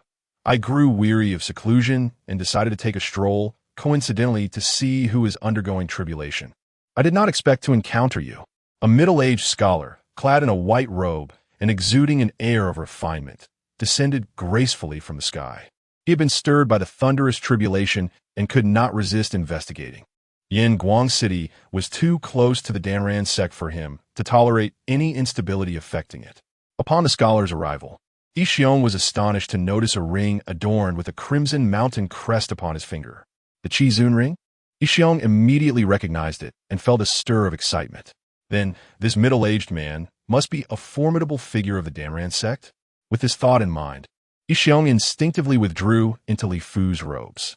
He had only just attempted to confront Jiang Ningyi, and now, facing the true authority of Qizun Mountain, how could he not feel trepidation? The middle-aged scholar landed beside Li Fu, casting him a glance before surveying the enigmatic and inscrutable ancient volcano. After a moment of careful perception, he expressed his astonishment. Why does the aura of this tribulation only resonate with the returning void stage? Could it be that you truly found a disciple? I have indeed found one. His name is Fang Chen, and he is qualified to enter my Qizun cliff. Li Fu replied slowly. The middle-aged scholar remained silent for a moment as he scrutinized Li Fu. Does this fellow's mind still harbor old habits? Has he changed not at all? Over the years, how many new names has it been? Fang Chen. He pondered briefly, perusing the list of the Danran sect and Appo's members, then shook his head with a bemused smile. I do not recognize him. I checked the list of elders and seal bearers, and it appears no one by the name of Fang Chen exists. The middle-aged scholar found this perplexing. A tribulation capable of returning to the void stage implied that Fang Chen must hold at least a seal-bearing status within the Danran sect. Yet, he could not find him in the records. Was it possible that the sect and Appo's steward had been negligent in maintaining the roster? Or was it that Fang Chen had been diligently secluded, ignoring worldly matters? How would I know? Given my disciple and Appo's notoriously bad temper, he likely would not become an elder. You should investigate further, Li Fu remarked, snorting at the mention of Fang Chen's temperament. But I advise you against it. This fellow is rather unapproachable and may drive you to frustration. Haha, really? Then I shall certainly pay him a visit. It is normal for top-tier prodigies to have eccentricities. The middle-aged scholar laughed heartily, though internally he mused. Nonsense. If Li Fu and Appo's condition is such, and if Fang Chen possesses a bad temper, it is undoubtedly not Fang Chen and Appo's fault. He must have done something outrageous again and shifted the blame onto his disciple. The middle-aged scholar resolved that since his seclusion had been interrupted by the tribulation, upon returning to the sect, he would have someone dig deep to uncover Fang Chen. A talent capable of meeting Li Fu's stringent standards of cultivation must be a peerless genius among thousands. Even if he was merely at the returning void stage now, his actual combat power could likely rival that of the harmonizing Dao stage. Such a talent must be cherished. First, he would invite Fang Chen into the Elders and Oppos, Council of the Danran sect, showering him with spirit stones and magical treasures to secure his allegiance. By the way, where did this little tiger come from? The bloodline of the Qianquan sacred tiger clan, even of imperial quality. Splendid. As the middle-aged scholar refocused his thoughts, he suddenly noticed Yi Xiong and exclaimed in astonishment, "An imperial bloodline? This is among the pinnacle bloodlines of the demon world, with unimaginable potential. With even a modicum of earnest cultivation, his future is boundless. Moreover, this meat must be delectable. I once tasted the flesh of an imperial-blooded demon sage, and the flavor was exquisite, greatly enhancing my cultivation. Reporting to you, esteemed senior, I am Fang Chen and Oppos, SB's companion, named Yi Xiong. You may call me Little Tiger." Yi Xiong stood upright on his hind legs, bowing to the middle-aged scholar, adopting a nickname based on the latter's earlier address, and then displaying a worldly smile. It must be said that over the years, Yi Xiong had learned much about the intricacies of human interactions within the Danran sect, which had significantly reduced the incidence of him being hunted. Upon hearing this, the middle-aged scholar revealed a hint of regret. "Ah, so you're Fang Chen's beast companion? Then it is of no consequence. I shall forego my meal. If it were an unintentional catch by Li Fu, we could have divided it right here." Then, with a beaming smile, the middle-aged scholar nodded. "Excellent. Fang Chen is fortunate to have a companion of such boundless potential." Upon hearing this, Yi Xiong's heart swelled with joy. The senior holds me in such high regard, such praise. If the members of the Danran sect were to know, would I not be able to walk with swagger? Yi Xiong continued, "Esteemed senior, you flatter me. I was merely impressed by Fang Chen's strength after battling him. To follow a master of such limitless potential is truly my fortune." After Yi Xiong finished speaking, the smiling middle-aged scholar suddenly froze. "Wait, what did you say?" "Huh? What?" Yi Xiong was taken aback. Why did this esteemed figure suddenly change his demeanor? "You claim you battled Fang Chen? What capability do you possess to engage in battle with him?" The middle-aged scholar's brow furrowed in confusion. Why can't I?" Yi Xiong was momentarily dumbfounded. After all, he had managed to hold his own against Fang Chen for quite some time. How could he lack the capability? The middle-aged scholar sensed Yi Xiong and Oppos' retort and found it amusingly infuriating. "Fang Chen possesses returning void stage cultivation. You are merely at the foundation establishment stage. How could you possibly contend with him? Senior, this is unjust." Being glared at by the middle-aged scholar frightened Yi Xiong into a panic. He could not afford to lose the support he had just gained, so he hurriedly explained, "I am not lying. Although Fang Chen is exceptionally talented, he is still merely at the foundation establishment stage, while I am at the 5th level of foundation establishment. It is entirely reasonable for me to engage in battle with him." Is that so? Now, I understand." The middle-aged scholar, upon hearing Yi Xiong and Oppos' explanation, finally grasped that Fang Chen was at the foundation establishment stage. This was indeed remarkable. Such a genius must be cultivated diligently. Wait a moment. Suddenly, the middle-aged scholar was struck by a disconcerting realization, his eyes widening in disbelief. "Did you say foundation establishment stage?" "Indeed." Yi Xiong nodded vigorously. In that moment, an ominous premonition began to unfurl within the middle-aged scholar's heart. Then, what is the nature of this tribulation? It seems that the Fire Killer King has ensnared Fang Chen, which has caused the tribulation to reach the returning void stage. However, Seniorly mentioned that this would not affect him. Yi Xiong responded honestly. The middle-aged scholar was left speechless. What is this Fire Killer King? What does it mean for the tribulation to have reached the returning void stage? At that moment, the middle-aged scholar felt as though the world around him had gone dark, and his heart began to bleed. The Danran sect and Oppos' unparalleled prodigy. The next instant, the affable middle-aged scholar erupted in furious exclamations. Li Fu, are you out of your mind? Is this disciple of yours or your enemy? He has been ensnared by the Fire Killer King. And you still allow him to undergo tribulation? Do you intend to bring about his demise? Li Fu, growing impatient, furrowed his brow. Are you finished? He is cultivating. What do you mean by bringing about his demise? I do not wish to fight. Before he could finish, a chilling scream erupted from within the ancient volcano. Boom! Following, there was a blinding bolt of lightning that pierced the heavens. In that moment, the lightning illuminated the ancient volcano, casting light upon the dark night sky and the middle-aged scholar's astonished visage. Chapter 58. The foolish Fire King. As the anguished cries echoed, the middle-aged scholar collapsed, his body seemingly drained of vitality, murmuring in a daze, it's over, all is lost. With the descent of the tribulation lightning, what chance did Fang Chen have of surviving? It was feared that at this very moment, he had become nothing more than a charred corpse. The thought of an unparalleled genius with the potential for transcendence perishing before his eyes shattered the scholar and Appo's heart. In the next instant, he seized Li Fu and Appo's collar, roaring, "You have doomed my disciple. I will not let this go. Immediately dispel the formation. I must save him."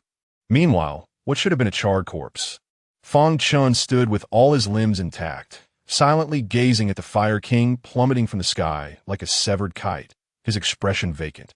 In truth, the cries the scholar had heard were not from Fang Chen, but from the Fire King.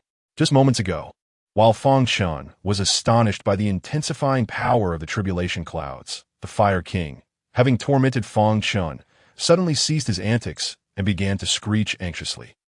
The aura of the tribulation clouds filled him with dread. Observing this scene, Fang Chen could not help but smirk. "Ah, frightened are we? I just told you to leave, yet you insisted on staying." The Fire King screeched in response, clearly conveying, "Why would I leave without feasting on your substantial essence? That would be a waste." Fang Chen, this creature is surprisingly shameless, so brazenly self-righteous. Then, Fang Chen gleefully remarked, "Oh, a substantial essence? Why not indulge in the tribulation lightning then? It's even more nourishing." The Fire King disregarded Fang Chen's mockery, and after a flurry of frantic screeches, gathered all its strength to escape from Fang Chen's body, attempting to flee the enveloping tribulation clouds. However, once it exited, it found itself unable to escape. No matter where it ventured, it was bound by the tribulation clouds. Ultimately, it could only return to Fang Chen's side. Fang Chen teased, "No escape now. Don't think you can run. We are now one entity under this tribulation." Upon hearing this, the Fire King grew increasingly agitated, screeching in distress.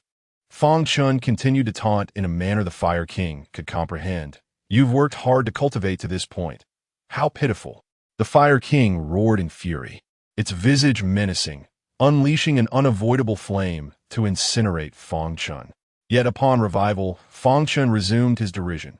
"TSK, TSK, TSK, so pitiful." The Fire King, seeing Fang Chen retain his obstinate demeanor, chose not to engage in further argument. Instead, it gazed skyward at the ominous tribulation clouds, which appeared as dark as ink.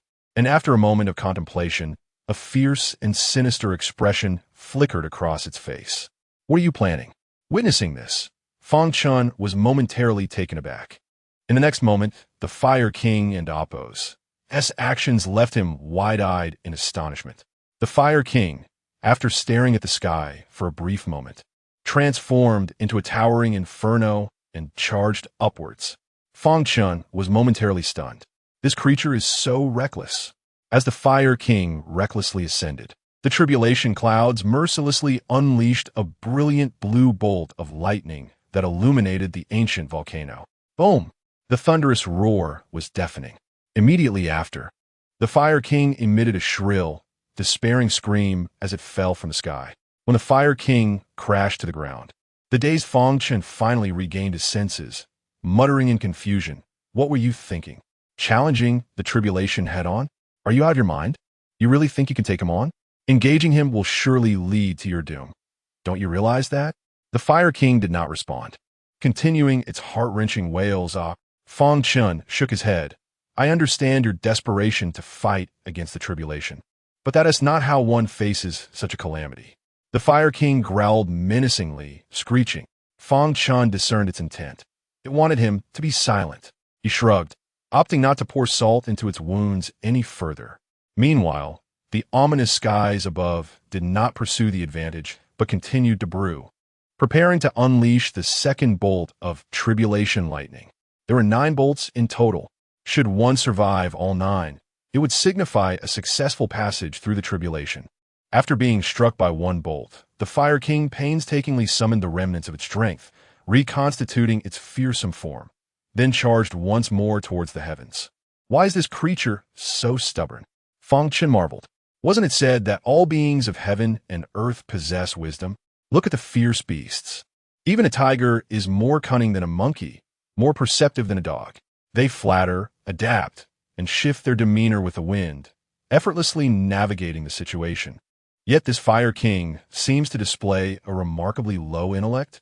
Just moments ago, in Fang Chen's body, it was evident that such a relentless adversary must surely have ulterior motives. It could have fled and observed the situation from a distance before seizing the opportunity to devour Fang Chen. Why cling on so stubbornly? Now, in the face of such formidable tribulation lightning, instead of gathering its strength for defense, it chooses to confront it head-on? What folly is this?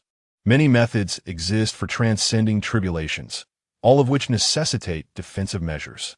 Previously, others attempted to confront the tribulation, but those who attacked were left vulnerable. Upon failure, they were struck by the lightning, suffering injuries ranging from unconsciousness to complete obliteration of their souls. The Fire King's fate in confronting the tribulation was thus sealed.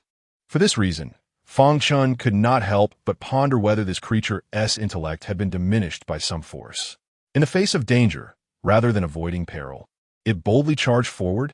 Just then, a resounding boom echoed. The heavens erupted with blinding lightning once more. The Fire King screamed as it fell, its white flame-like form flickering with a hint of ethereal despair, its mouth exuding boundless resentment and malice. Witnessing this, Fang Chen suddenly felt a spark of enlightenment, his eyes widening in realization. He understood. He grasped the reason behind the Fire King's actions. If the Fire King were not so tragically lacking in intellect and possessed a penchant for reckless confrontation, with its cultivation at the void return stage, it could easily obliterate those at the foundation building stage countless times over. How could it possibly have been subdued by the Qi refinement stage cultivator, Shaoqing? It was precisely due to the Fire King's diminished intellect that, as per the system's description, it had fallen victim to Shaoqing's ploy. Boom! While Fang Chen pondered, the Fire King and Appos, as screeches echoed nearby. Slap! Before Fang Chen could react, darkness enveloped him, and a massive insectoid mandible swallowed him whole.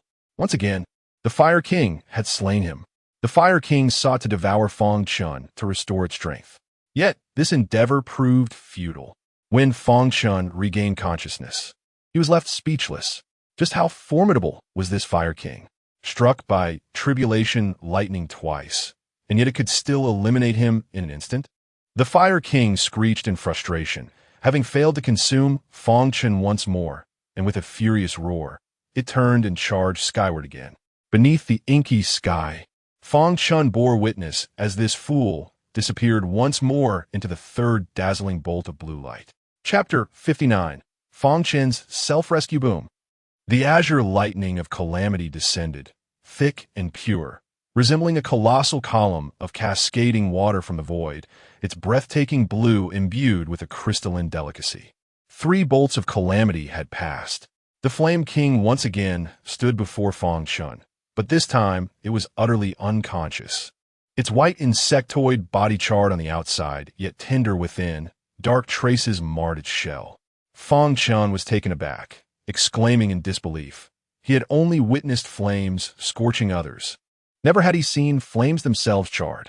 Soon, the calamity clouds in the night sky began to gather, a thunderous roar echoing incessantly. Fang Chen took a deep breath, commencing to weave his hand seals, summoning all the power within him. The might of the ancient divine body, and unparalleled will erupted, causing his form to shimmer brilliantly, radiating golden light in all directions. Multicolored flames of calamity floated around him, forming a defensive line that appeared rather precarious against the impending thunderous tribulation. At last, the last white flame of the Flame King ignited upon Fang Chen and Appo's surface. This was all the power he could muster at that moment. Prepared for the worst, he gazed at the rumbling clouds of calamity, their oppressive weight akin to a mountain, piercing every inch of his skin. Despite being ready to sacrifice everything and calmly accept death, he couldn't and Appo's help but sigh. According to his original plan, he had a 90% chance of overcoming the tribulation. Yet, due to various interferences, that confidence had dwindled to nothing. In truth, Fang Chen's despair stemmed not from the inability to consume the elixirs prepared by Huachirong, but from the fact that he could not access the poison he had purchased from the apothecary pavilion. Just days prior, he had pondered whether there were additional preparations he could make to face the calamity beyond the flames and elixirs. He quickly conceived an idea. While he could not be struck down by the tribulation, what if he could take his own life at the moment he was severely injured by it? In that case, he could revive fully healed. Elated by this thought, Fang Chen deemed it a feasible plan, as long as he could utilize the elixirs and flames to create a powerful defensive force, avoiding a lethal strike from the calamity. He could inflict a self-harm that would leave him gravely injured, allowing him to swiftly end his life and revive to face the next bolt of lightning. However, upon further contemplation, he soon recognized a grave issue. How could he achieve a swift demise amidst a thunderstorm? To be candid, with the current strength of his ancient divine body, Fang Chen could indeed take his own life. However, accomplishing this swiftly with his current cultivation proved daunting. Even if he unleashed his full power through the vital energy fist and struck himself twice on the head, he would still manage to cling to life for a time. Naturally, he had also considered whether he could quickly perish after inflicting severe injury upon himself with that technique. Yet, reality proved him mistaken. When gravely wounded, his combat power diminished. As for the 10,000 Flames Heart method, it was of no use to him in this context. The encroachment of the Flame King held no utility for his own survival. Thus, aside from relying on magical artifacts and poison, Fang Chen found himself with no other options. The magical artifacts that could not be wielded during the tribulation were swiftly disregarded. Only the poison remained. Though poison was lethal, it was also an external substance. He was uncertain if he could ingest poison under the calamity, but he was aware that once the tribulation commenced, consuming elixirs would yield no effect. Therefore, Fang Chen concluded that the poison would likely prove ineffective as well. Nevertheless, he believed this poison was his best recourse. After much deliberation, he devised a plan to encapsulate the poison with his spiritual energy and release it when on the brink of death. To this end, Fang Chen procured a highly concentrated poison capable of killing him instantly for experimentation. He discovered that he could indeed envelop the toxin with his spiritual energy. However, the energy was rapidly consumed by the poison, allowing him to stave off the lethal effects for no more than 15 minutes. After that, he would undoubtedly perish. Thus, Fang Chen reasoned that he must not consume the poison too early. He concluded that he should ingest it just before the tribulation began. However, he soon faced an even more pressing dilemma. He realized that upon reviving, the poison within him would be purged by the system. Initially, he had intended to withstand the 9 bolts of calamity with 9 doses of poison. Yet, reviving even once would mean losing all remaining doses. In the midst of the tribulation, it was clear that he could no longer utilize the poison for self-rescue. Consequently, Fang Chen was left to contemplate using the poison solely as a means for that critical moment of revival. Although he could only rely on the poison for a single revival, Fang Chen remained undeterred. After all, he was merely facing the tribulation of the Foundation establishment stage. The power Shuden and Appo's to be excessively formidable. Moreover, considering the circumstances, he had essentially gained an extra life. Surviving the tribulation was sufficient. However, he never anticipated that the Flame King, that wily creature, would ruin his painstakingly devised plan. Not only did it prevent him from consuming the poison, but it also thrust him into the peril of facing the tribulation of the returning void stage. Under such circumstances, how could he hope to revive? If he continued to hammer his chest with the vital energy fist, he would likely perish from the lightning strike before he could even finish. If you have any conscience, stand up and shield me from the tribulation. Fang Chen gritted his teeth, kicking the charred body of the Flame King. Yet deep down, he understood that the Flame King had already borne 3 bolts of calamity and was now on the brink of death. Even if it wished to rise and shield Fang Chen, it could barely withstand much more. Suddenly, Fang Chen was struck by a thought. Gazing at the Flame King on the ground, after a moment of dazed reflection, he displayed a glimmer of resolve. He approached, crouching down beside the Flame King. He then extended his hand towards the creature in damp, Appos, S-body. A surge of overwhelming power coursed through Fang Chen and Amp, Appos, S being, intense and searing, imbued with an authority that filled him with trepidation. Fang Chen murmured, "Even if you cannot withstand 7 bolts of calamity, if you can offer even a fraction of your strength to shield me, it would be more than enough." Though impractical, he refused to surrender. He stubbornly clung to this last shred of hope. What if he could endure the 4th bolt, and someone came to rescue him? Or what if the calamity clouds recognized his potential and chose to spare him for withstanding the 4th bolt? With thoughts racing, he grasped the Flame King. In that moment, with a flicker of hope remaining, he resolved to channel the 10,000 Flames heart method, seeking to refine the Flame King and harness its power for himself. If fortune smiled upon him, and he succeeded in the refinement, it would signify a monumental turnaround. Yet, in the next instant, Fang Chen realized the absurdity of his ambition. Xiao Qing, the child of destiny, had needed the combined might of 8 god transformation cards to bring the Flame King to its knees, leaving it but a shadow of its former self, reliant on the assistance of the formidable Xiaoyao Zunzhang to succeed in refining it. And here Fang Chen stood, with the Flame King merely gravely wounded by the calamity. Yet, its power from the returning void stage was not something he could lay claim to, let alone refining it. Fang Chen could hardly endure its presence. As the 10,000 Flames heart method activated, the overwhelming force of the returning void stage surged into Fang Chen's body, akin to an out-of-control bulldozer wreaking havoc. In an instant, Fang Chen was gravely injured, spewing blood as he was sent flying several kilometers away. In that moment of flight, blood gushed from his mouth, and every pore of his body was squeezed dry, releasing torrents of blood, while he continuously coughed up fragments of his own insides. Was it too exaggerated to be blown away so far? Fang Chen muttered irritably. Then, feeling the violent power of the Fire Fiend King surging within him, helplessly closed his eyes. Damn it! With such a meager strength, he could barely withstand it, facing instantaneous death. Not to mention that the Fire Fiend King still possessed so much power. He thought of using the opponent to withstand the calamity, but it was utterly impossible. This final glimmer of hope was lost.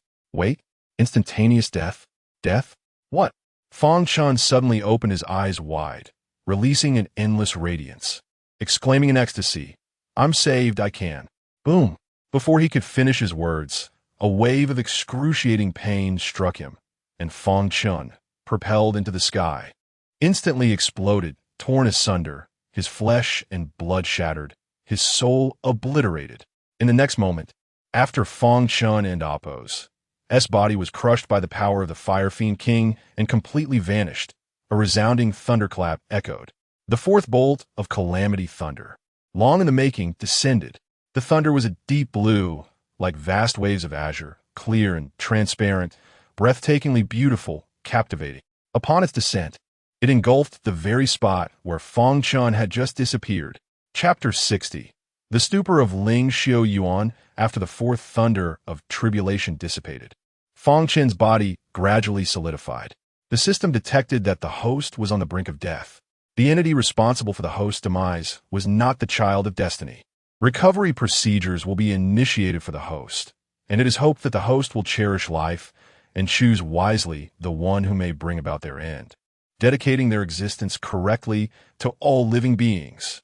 As the system's voice echoed in his ears, Fang Chen found this familiar sound, which he had heard for 2 days, suddenly remarkably pleasant. In this rebirth, Fang Chen was completely unclothed, his skin smooth and bare. His robe had been blown away in the explosion. As for the storage ring on his hand, it had been left behind at the moment of his disintegration, directly struck by the thunder and obliterated. However, the storage ring did not vanish.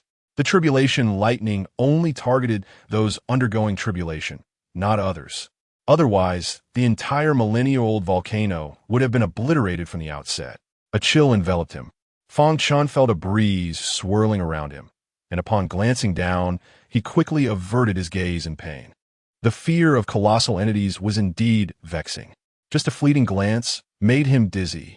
Unable to retrieve his robe from the storage ring, Fang Chen hurried back to the side of the Fire Fiend King. The Fire Fiend King's form remained unchanged. The power that Fang Chen had taken was but a trivial fraction to it. Boom! In the distant sky, the clouds of tribulation were brewing the fifth thunder. Fang Chen looked up at the rumbling clouds, inhaling deeply, his gaze reflecting tension and anticipation. Now, he had discovered a new method to undergo tribulation. The hope of survival had significantly increased. Yet, he could not afford to be complacent. He had to precisely time the absorption of the Fire Fiend King and Appos' power. After a moment of contemplation, Fang Chen lifted his gaze to the horizon, noticing the tribulation lightning gradually converging towards the center, revealing a pitch-black opening in the clouds. This was the harbinger of the impending tribulation. Touching the Fire Fiend King, Fang Chen gazed at the dark aperture, anxiety swelling within him. In the next moment, a surge of intense danger flooded Fang Chen's heart.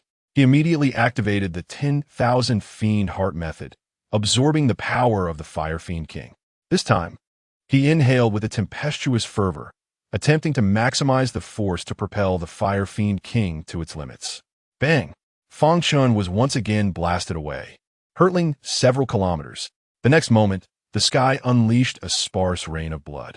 Before the blood could touch the ground, the fifth thunder of tribulation arrived. Boom! Meanwhile, outside the realm shrouded by the tribulation lightning, a middle-aged scholar stood in stunned silence, gazing at the still rumbling tribulation before him, beginning to doubt whether his long years of cultivation had gone awry. Just moments ago, upon learning that Fang Chen's cultivation was merely at the foundation establishment stage and had been struck by lightning, accompanied by a heart-rending scream, the middle-aged scholar felt his heart shatter. With his intellect and understanding of Li Fu, he quickly deduced the dire situation Fang Chen faced. It was certain that Fang Chen had become entangled with the Fire Fiend King, and Li Fu had gone mad, disregarding his disciple and Appos' life, allowing the tribulation to descend. Under the dual assault of the Fire Fiend King and the tribulation, even if Fang Chen were extraordinarily gifted, death was inevitable. Thus, Ling Xiaoyuan initially intended to urge Li Fu to hasten the activation of the formation, seeking any chance to rescue Fang Chen. Yet Li Fu refused, calmly asserting to Ling Xiaoyuan that Fang Chen would be fine. Ling Xiaoyuan uniding berated Li Fu arshli. In response, Li Fu, with calm demeanor, delivered a single punch that sent Ling Xiaoyuan flying. Ling Xiaoyuan had let his guard down, failing to evade the ambush successfully. Upon returning, Ling Xiaoyuan seethed with rage, summoning a myriad of magical treasures, prepared to subdue the unscrupulous old madman. However, upon reaching the formation, Ling Xiaoyuan suddenly discovered that Fang Chen was still undergoing tribulation. In that instant, Ling Xiaoyuan was completely dumbfounded. At that moment, Li Fu and Appos' voice resonated from behind the middle-aged scholar. Ling Xiaoyuan, stop being so dazed, come sit down. I told you my disciple would be fine. Ling Xiaoyuan ignored the madman, furrowing his brow, murmuring, impossible. Why is Fang Chen still alive? How could he possibly be alive? A foundation establishment cultivator, tell me, what could he rely on to survive the tribulation of the void return stage? Li Fu replied nonchalantly, of course, it is love. Ling Xiaoyuan, Li Fu continued, my disciple, though he possesses a poor temperament, must be acknowledged for his profound love for cultivation.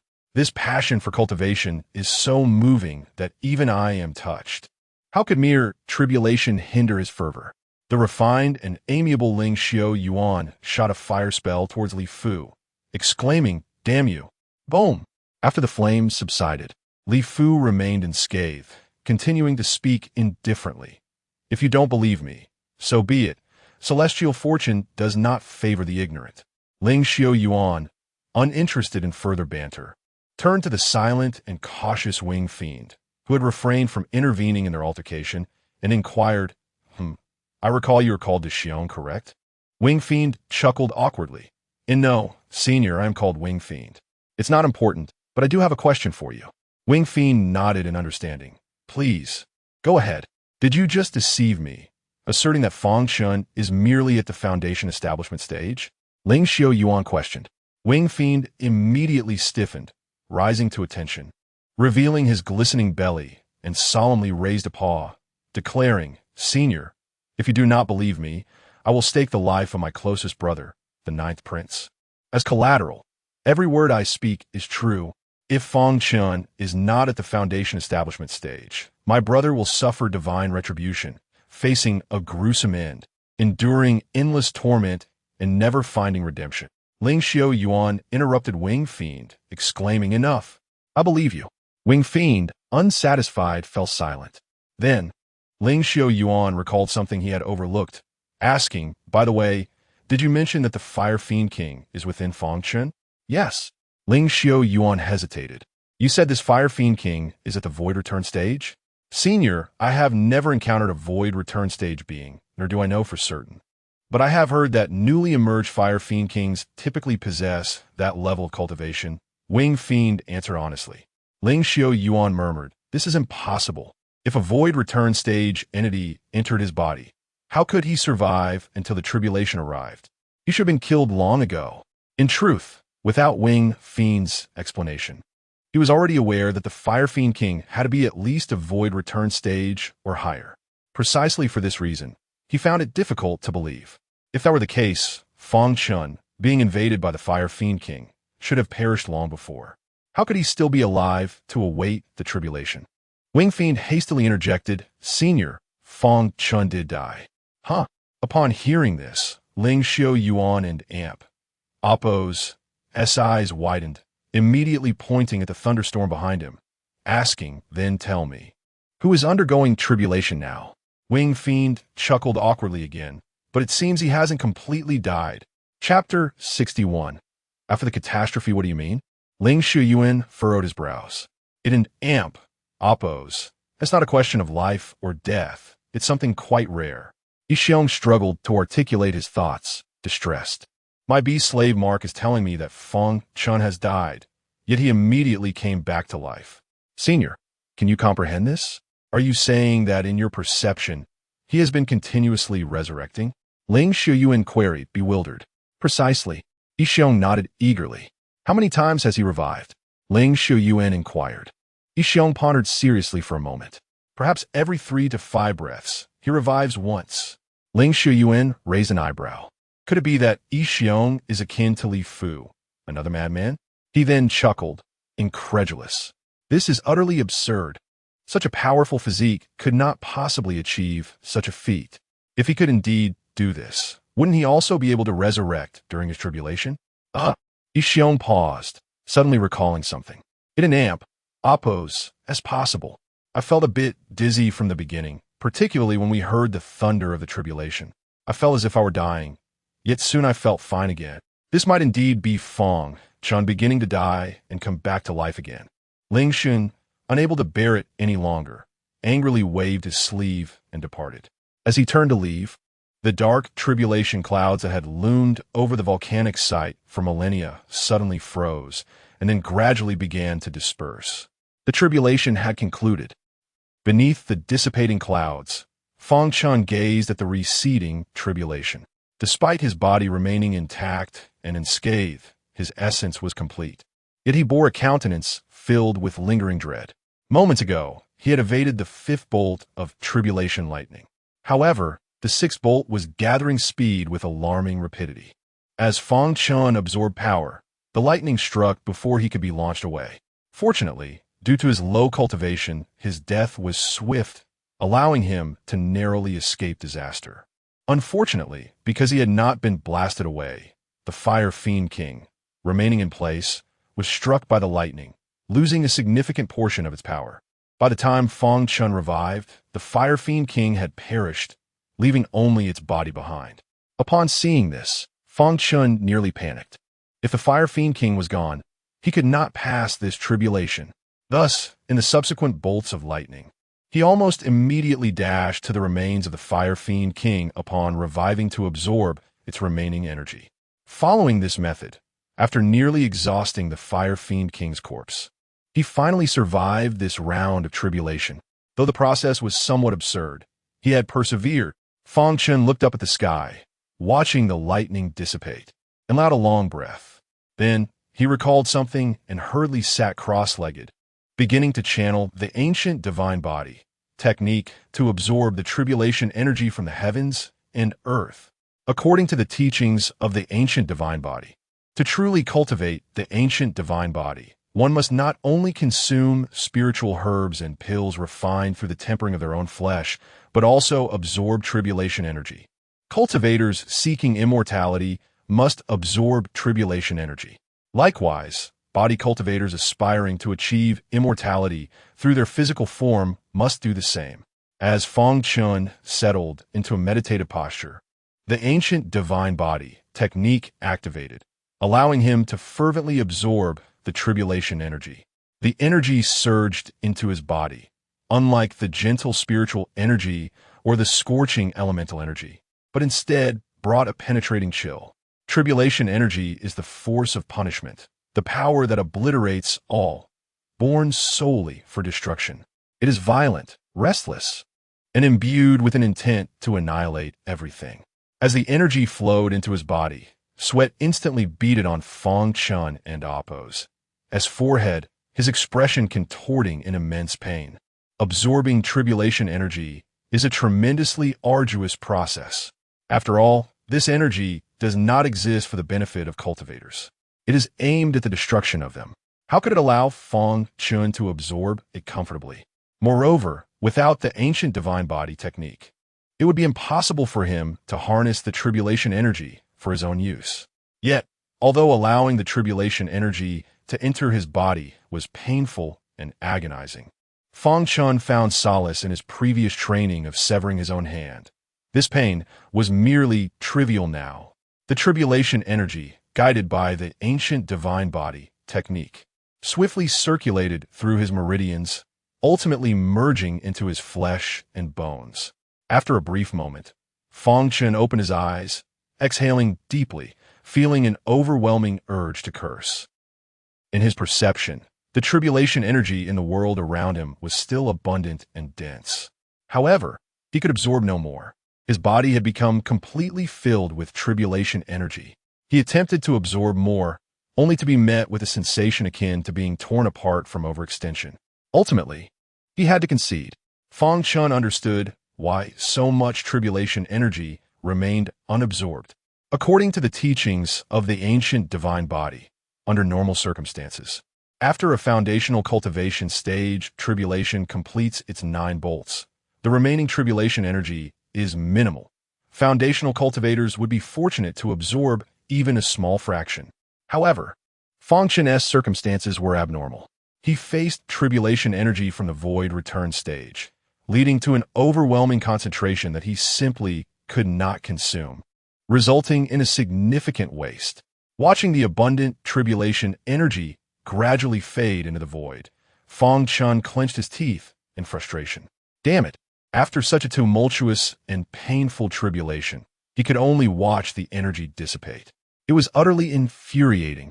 Finally, as the tribulation energy dissipated helplessly, Fang Chen urged himself to relax, reasoning it was best not to dwell too much on the unabsorbed energy. Surviving was what mattered, especially since others had perished facing the tribulation. Fang Chen had witnessed the Fire Fiend King's demise while uttering these words. The Fire Fiend King, after enduring several bolts of lightning, was no longer present. Furthermore, due to Fang Chen's reckless absorption of energy, the residual power of the Fire Fiend King was reduced to a mere wisp. With so little power remaining, it was roughly equivalent to his own. Wait, equivalent to me? Fang Chen suddenly paused, his gaze shifting as he mumbled to himself. Ah, if it's roughly equivalent to me, wouldn't it dissipate quickly? If he allowed that power to fade away, it would be a tremendous loss. Thus, he decided to grit his teeth and endure the pain. Speaking to himself, Fang Chen sat cross-legged, placing his palm against the ethereal body of the Fire Fiend King. The Fire Fiend King's current power was comparable to his own, indicating it was quite suitable for absorption. Although this entity was initially meant for Shao Qing as a senior brother, how could he allow his junior brother to consume something stale? He would procure a few fresh ones for Shao Qing later.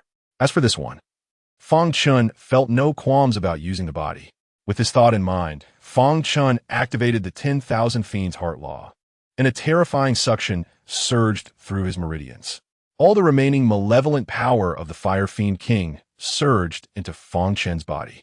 The force overwhelmed him, causing his meridians and dantian to swell almost instantaneously, accompanied by a sharp pain.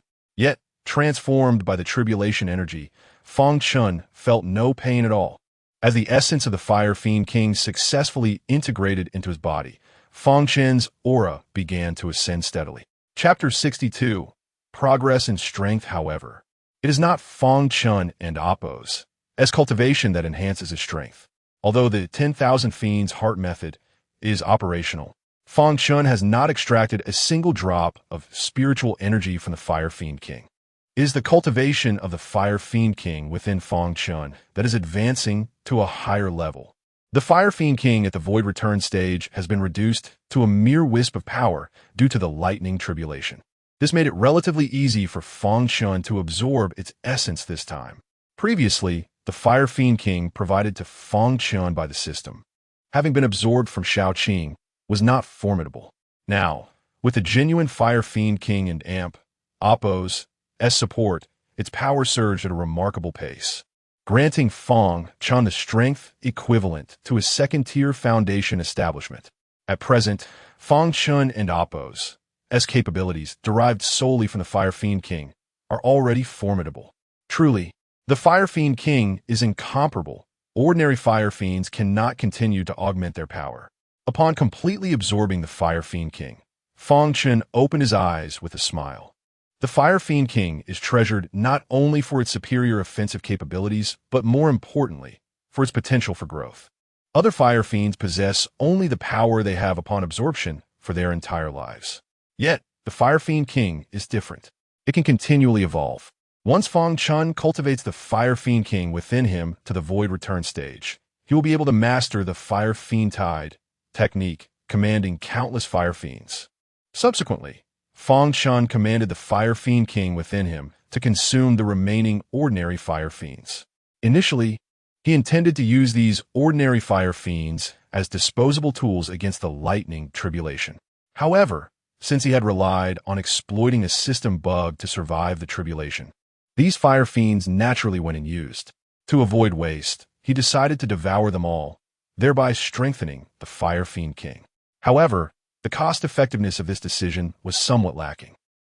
Observing the Fire Fiend King consume a multitude of ordinary Fire Fiends of the Qi refinement and foundation establishment stages, Fang Chen noted that its cultivation had only increased slightly. He couldn't Appos help but shake his head. This was also why, during his tribulation, he had not allowed the Fire Fiend King to consume ordinary Fire Fiends. Instead, he had considered directly using them to withstand the tribulation. Allowing the Fire Fiend King to devour ordinary Fire Fiends would result in a significant waste of energy.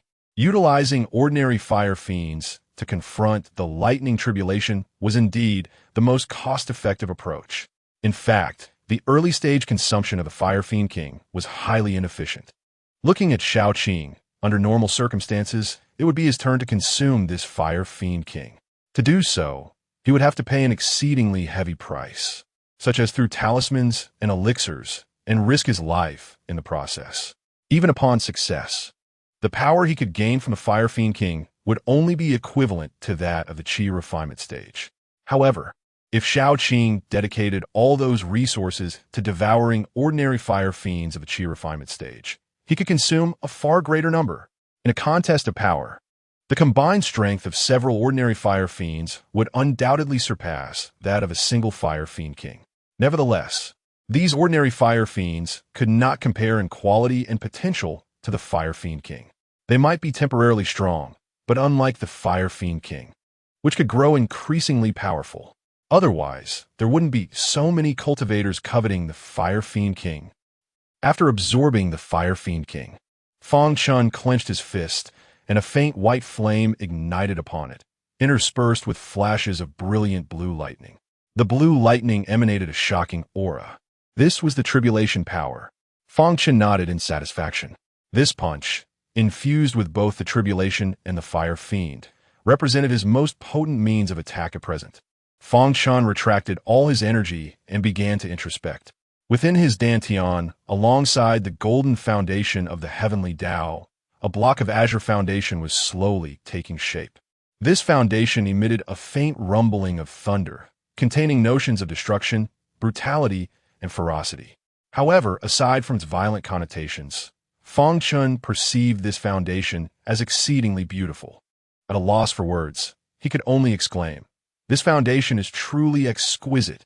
This foundation, crystalline and flawless, radiated a pristine azure light, reminiscent of a transparent and clear ocean encapsulated within, profound and pure, akin to the most perfect and delicate of artifacts.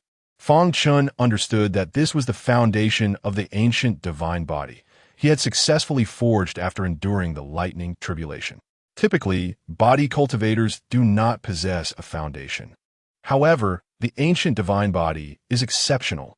It draws upon the celestial secrets and condenses a foundation through tribulation power. With this foundation, Fang Chen has officially embarked on the path of cultivating the ancient divine body.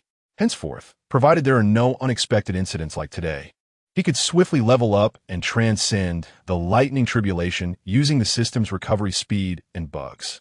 Fang Chen clenched his fist, invigorated by the prospect. Soon, 2 days for golden core, 5 days for nascent soul, 10 days for God transformation. Next month I shall ascend, treating the entire sect to a feast and reaching the pinnacle of life. Excellent. The future holds great promise. After indulging in self-motivation, Fang Chen began to ponder another matter. His current cultivation could be succinctly summarized as follows. Heavenly Dao Foundation Establishment, First Tier. Fire Fiend King Foundation Establishment, Second Tier. Ancient Divine Body Foundation Establishment, First Tier. In light of this, Fang Chen began to worry about one thing. His cultivation far surpassed that of Shaoqing. Moreover, Shaoqing had unfortunately lost the Fire Fiend King due to the lightning tribulation, leaving him significantly behind. Should a confrontation arise, one punch from him could easily incapacitate Shaoqing. If that were to happen, would the system possibly retrieve his cultivation to assist Shaoqing in overcoming him? In truth, this concern had lingered in Fang Chen's mind since he first began cultivating the ancient divine body. He had feared that honing this body would provoke restrictions from the system. However, the system had remained unresponsive, so Fang Chen had chosen to disregard it for the time being. Now, witnessing his cultivation reach such heights, he can no longer ignore it. System, my cultivation now exceeds that of Shaoqing. If he cannot defeat me in a life and death struggle, you will not reclaim my cultivation, will you? Fang Chen inquired. Ding, the system responded. Host, you are remarkable. Your concern about being unable to sacrifice your life to assist the child of destiny is something the system deeply appreciates. Please continue your efforts. Fang Chen. The system elaborated, but please be assured, even if the child of destiny, Shaoqing, cannot prevail against you, the system will not retract your cultivation. The system is merely an assistant to help the host complete tasks, a perfect tool dedicated to its duty, and lacks the authority to strip the host of their cultivation. Upon hearing this, Fang Chen felt a surge of joy. No retraction of cultivation? Excellent. That's reassuring. The system continued. However, there is a principle I wish for the host to comprehend. What principle? Fang Chen queried. The system began its sermon. Failing to sacrifice your life for the child of destiny signifies task failure, indicating a lack of life value. which is something both you and the system must reflect upon. The meaning of life lies in realizing one and amp, oppos, s ultimate value. If the host fixates solely on momentary victories or defeats, they will be unable to perceive the vastness of the world. A person should aspire to become a brilliant dawn from the moment of birth. Albeit fleeting, it is resplendent. Merely existing may seem prolonged, but it is merely a path leading to the obliteration of life's value. At this moment, Fang Chen had already begun to focus on other matters. From the system's initial statement, he had ceased to listen. What sensible person would heed such rhetoric?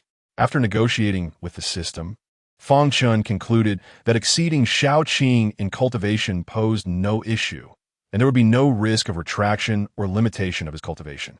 However, possessing overt strength that surpasses Shaoqing does not necessarily imply that Fang Chen can vanquish him. It is likely that Shaoqing and oppos, life-preserving trump cards outnumber the times Fang Chen has succumbed in recent days. For the sake of enduring stability and longevity, it is prudent to maintain a brotherly bond with Shaoqing. Chapter 63, Private Conversation. As Fang Chen formulated his strategic guidelines, the ominous clouds dissipated entirely. The sky regained its clarity, heralding the break of dawn. The stars and moon vanished, and the distant clouds began to shimmer like warm yellow silk. The golden sun rose in the east, casting its resplendent light upon the ancient volcano. With the morning glow illuminating the landscape, Fang Chen surveyed his surroundings. Gathering all his storage rings, including those belonging to the 8 God transformation stage practitioners, he then lifted his gaze, admiring the sunrise as he leisurely donned his robe. With the dawn upon him, it was time for his chickens to return to the coop. Once properly attired, he heard a voice calling from afar. Turning around, he saw Yixiong sprinting toward him, followed closely by 2 individuals. One of them bore a satisfied expression, Li Fu. The other, clad in white robes and exuding an air of refined elegance, was unfamiliar to Fang Chen. However, the crimson ring in the scholar's hand was recognizable to him. Upon seeing the stranger, Fang Chen's heart skipped a beat, a thought emerging. Is he a prominent figure from the Danran sect? As Yixiong reached him, Fang Chen halted him, affectionately ruffling the top of his furry head before bowing respectfully. Master, Senior, there and oppos. No need for excessive formalities, Li Fu replied with a slight nod. Indeed, you have not disappointed my expectations. You have successfully navigated the tribulation through your own efforts. Fang Chen offered a flattering remark. It is all due to Master's excellent guidance. This exchange pained Ling Shiyuan, who watched in dismay. How could this troublesome disciple remain so considerate in the presence of his eccentric master? How infuriating! Why wasn't this disciple mine? Navigating the tribulation seemed effortless. I never taught you, nor did I need to. Li Fu dismissed Fang Chen's praise, stating, I merely inscribed a mark upon your soul. Should you fail the tribulation, I would locate you and continue your training, awakening your current memories. Fang Chen was momentarily taken aback. His master had secretly undertaken such measures. Even if he were to fail, Li Fu still intended to teach him. A warmth blossomed within him, stirring feelings of gratitude. However, Li Fu continued, yet, if you cannot transcend this life, I shall not instruct you further, but will send you into reincarnation early. Fang Chen replied, Master, should there be a next life, please do not seek me out. Enough. Silence. At this moment, Ling Shiyuan could no longer contain himself. He interrupted Li Fu and stepped forward, smiling gently at Fang Chen. Fang Chen, I am a close friend of your master. My name is Ling Shiyuan, one of the current ancestors of the Danran sect. It is a pleasure to meet you. Fang Chen's pupils widened in astonishment. An ancestor of the Danran sect? This Ling Shiyuan was indeed a formidable figure. It was said that the ancestors of the Danran sect were illustrious beings, renowned across the realms. Fang Chen bowed deeply. Greetings, Ancestor Ling. It is my honor to be acquainted with you. There's no need for such formality. I've been a dear friend of your master for many years. You need not be so restrained. Consider me as your uncle, Ling Shiyuan said with a gentle smile. Understood, Fang Chen replied, feeling a newfound clarity. Previously, he had wondered why the Danran sect and oppos vigilance seemed lacking, allowing a powerful madman like Li Fu to linger in Ruyue Valley. Now, he realized that there had always been an ancestor supporting them from behind.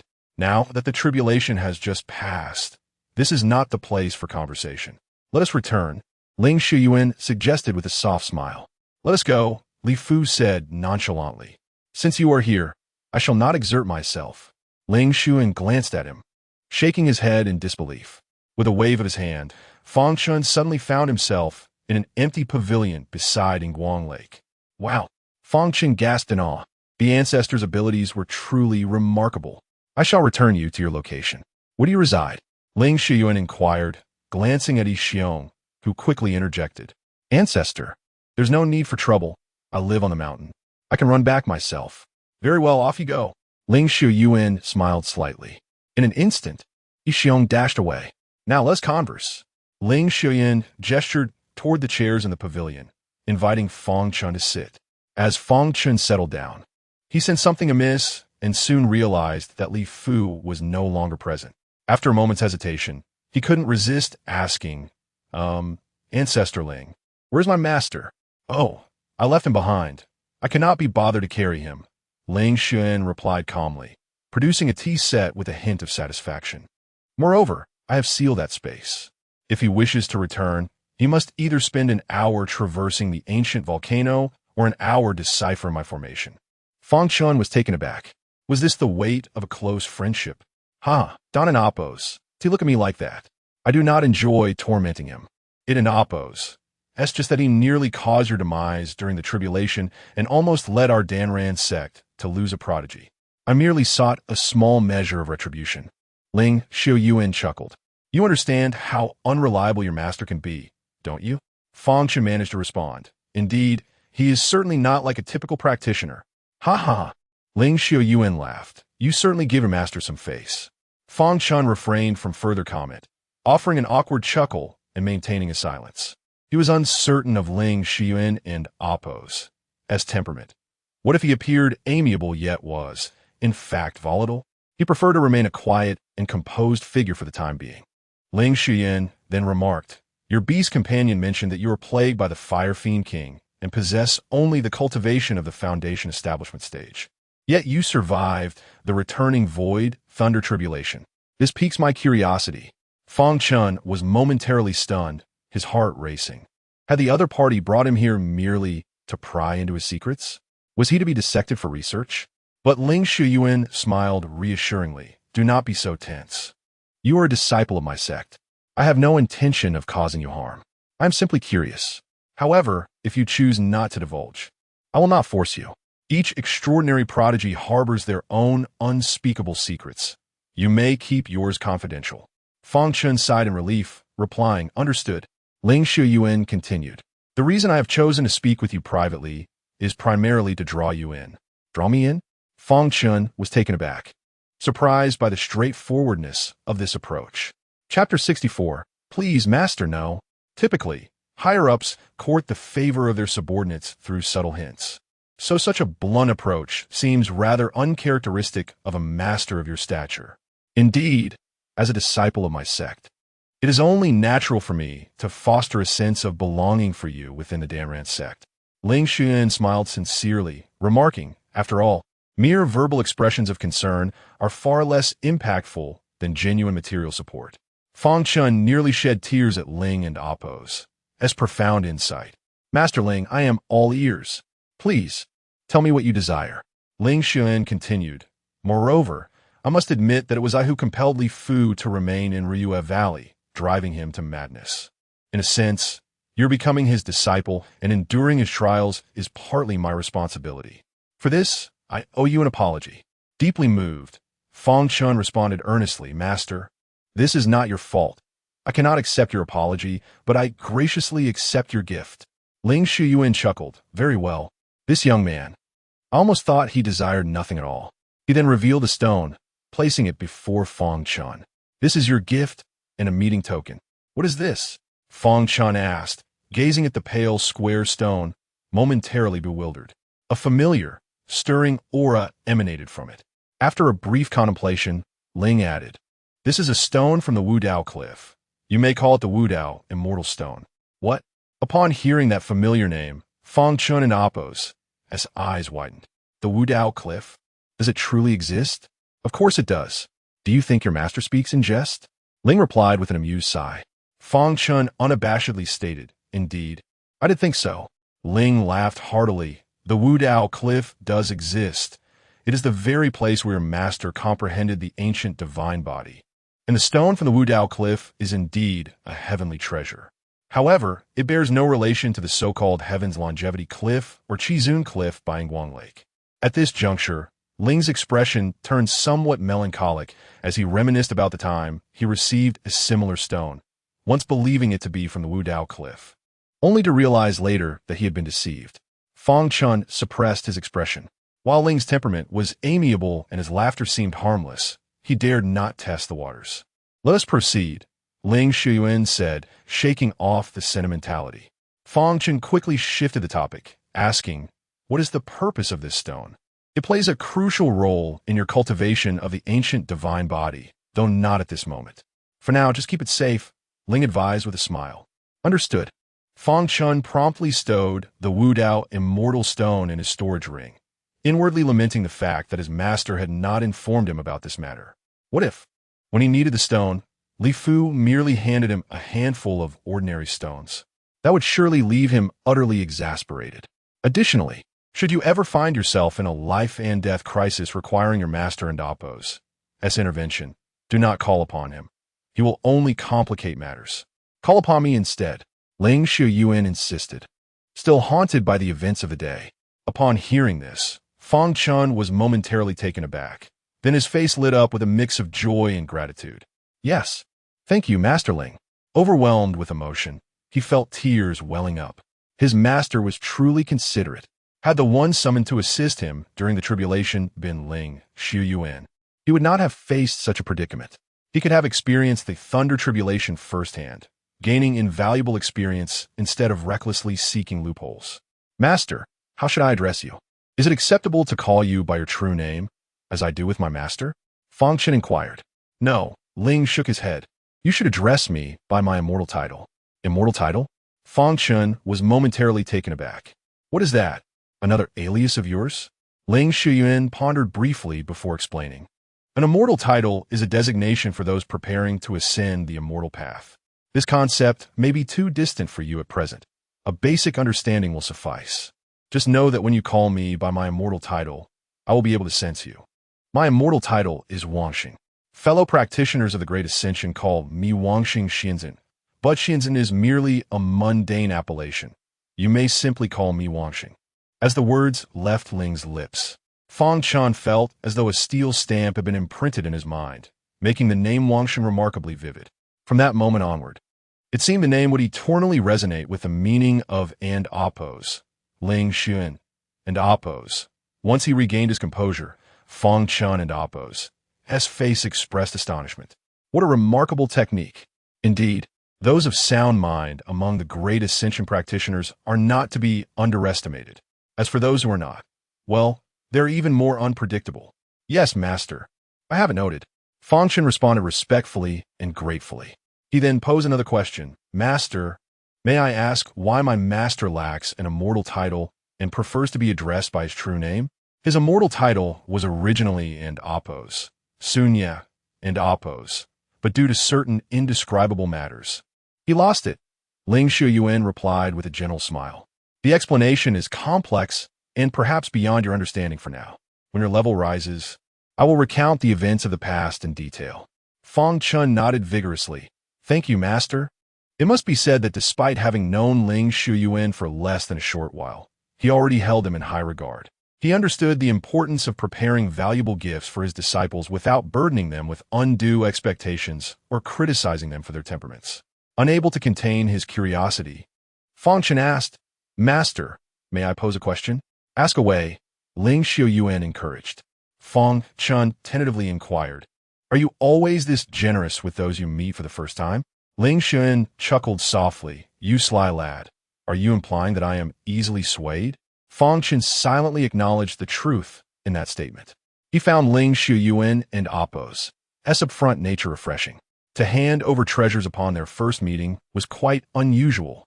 He still harbored doubts about Ling and Apo's intentions. Generally, such individuals had ulterior motives. Ling smiled at Apo's as quite simple, really.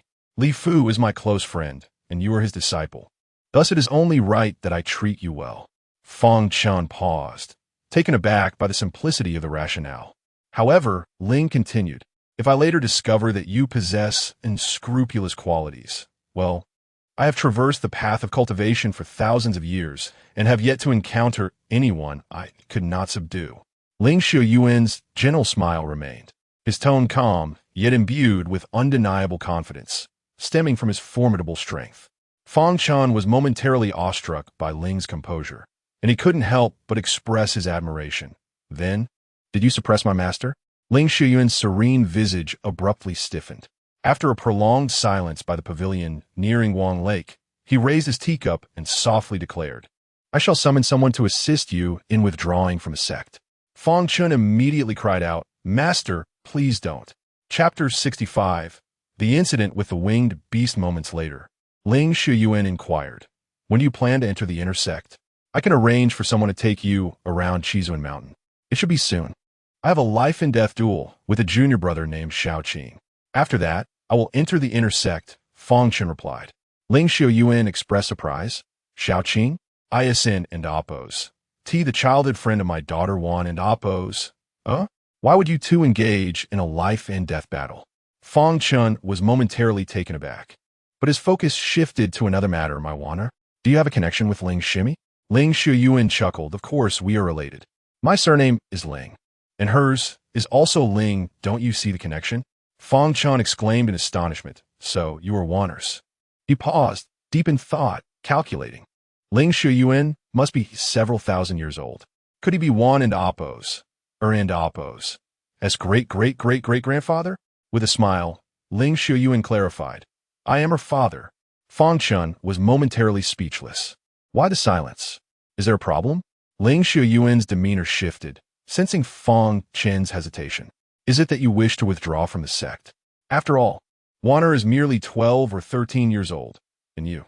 Fang Chen hesitated, unable to voice the phrase, an old clam giving birth to a pearl. Ling Shuyuan, astute as ever, quickly discerned Fang Chen's underlying implication and grew somewhat displeased. Are you suggesting that I should withdraw? Fang Chen promptly asserted. Late marriages and childbearing are indeed what we cultivators should emulate. Our sect should encourage all cultivators to wait until after achieving the great ascension before having children. Enough, Ling Shuyuan retorted. Your words are filled with sarcasm, and you are even more infuriating than my master. Fang Chen insisted. I speak from the heart, sincerely. Stop.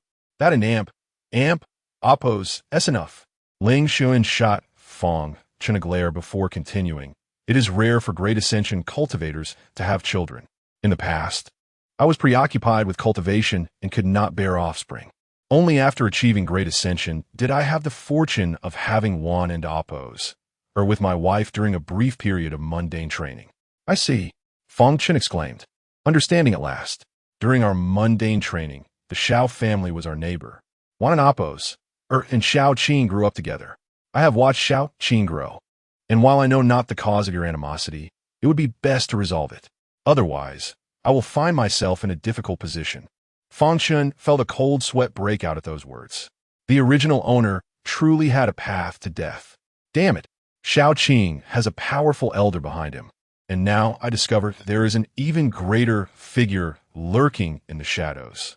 The luck of this child of destiny is indeed formidable. Fang Chen hurriedly assured, rest assured, Ling Zushi, the matter between Xiaoqing and me has been resolved. If you doubt my words, you may inquire with Wan and Apo's. Ling Shuyuan nodded slightly, knowing well he could discern the truth of Fang Chen and Apo's statement with a simple inquiry. Fang Chen tentatively asked, Zushi, there is something I wish to ask, but I am uncertain whether it is appropriate. Ling Shuyuan, amiable and congenial, replied, since you and Apo's begun, continue. With a playful grin, Fang Chen inquired, since you have watched Xiaoqing grow up, did you not notice any issues with his talent? Ling Shuyuan paused, suddenly looking at Fang Chen. How did you discern that?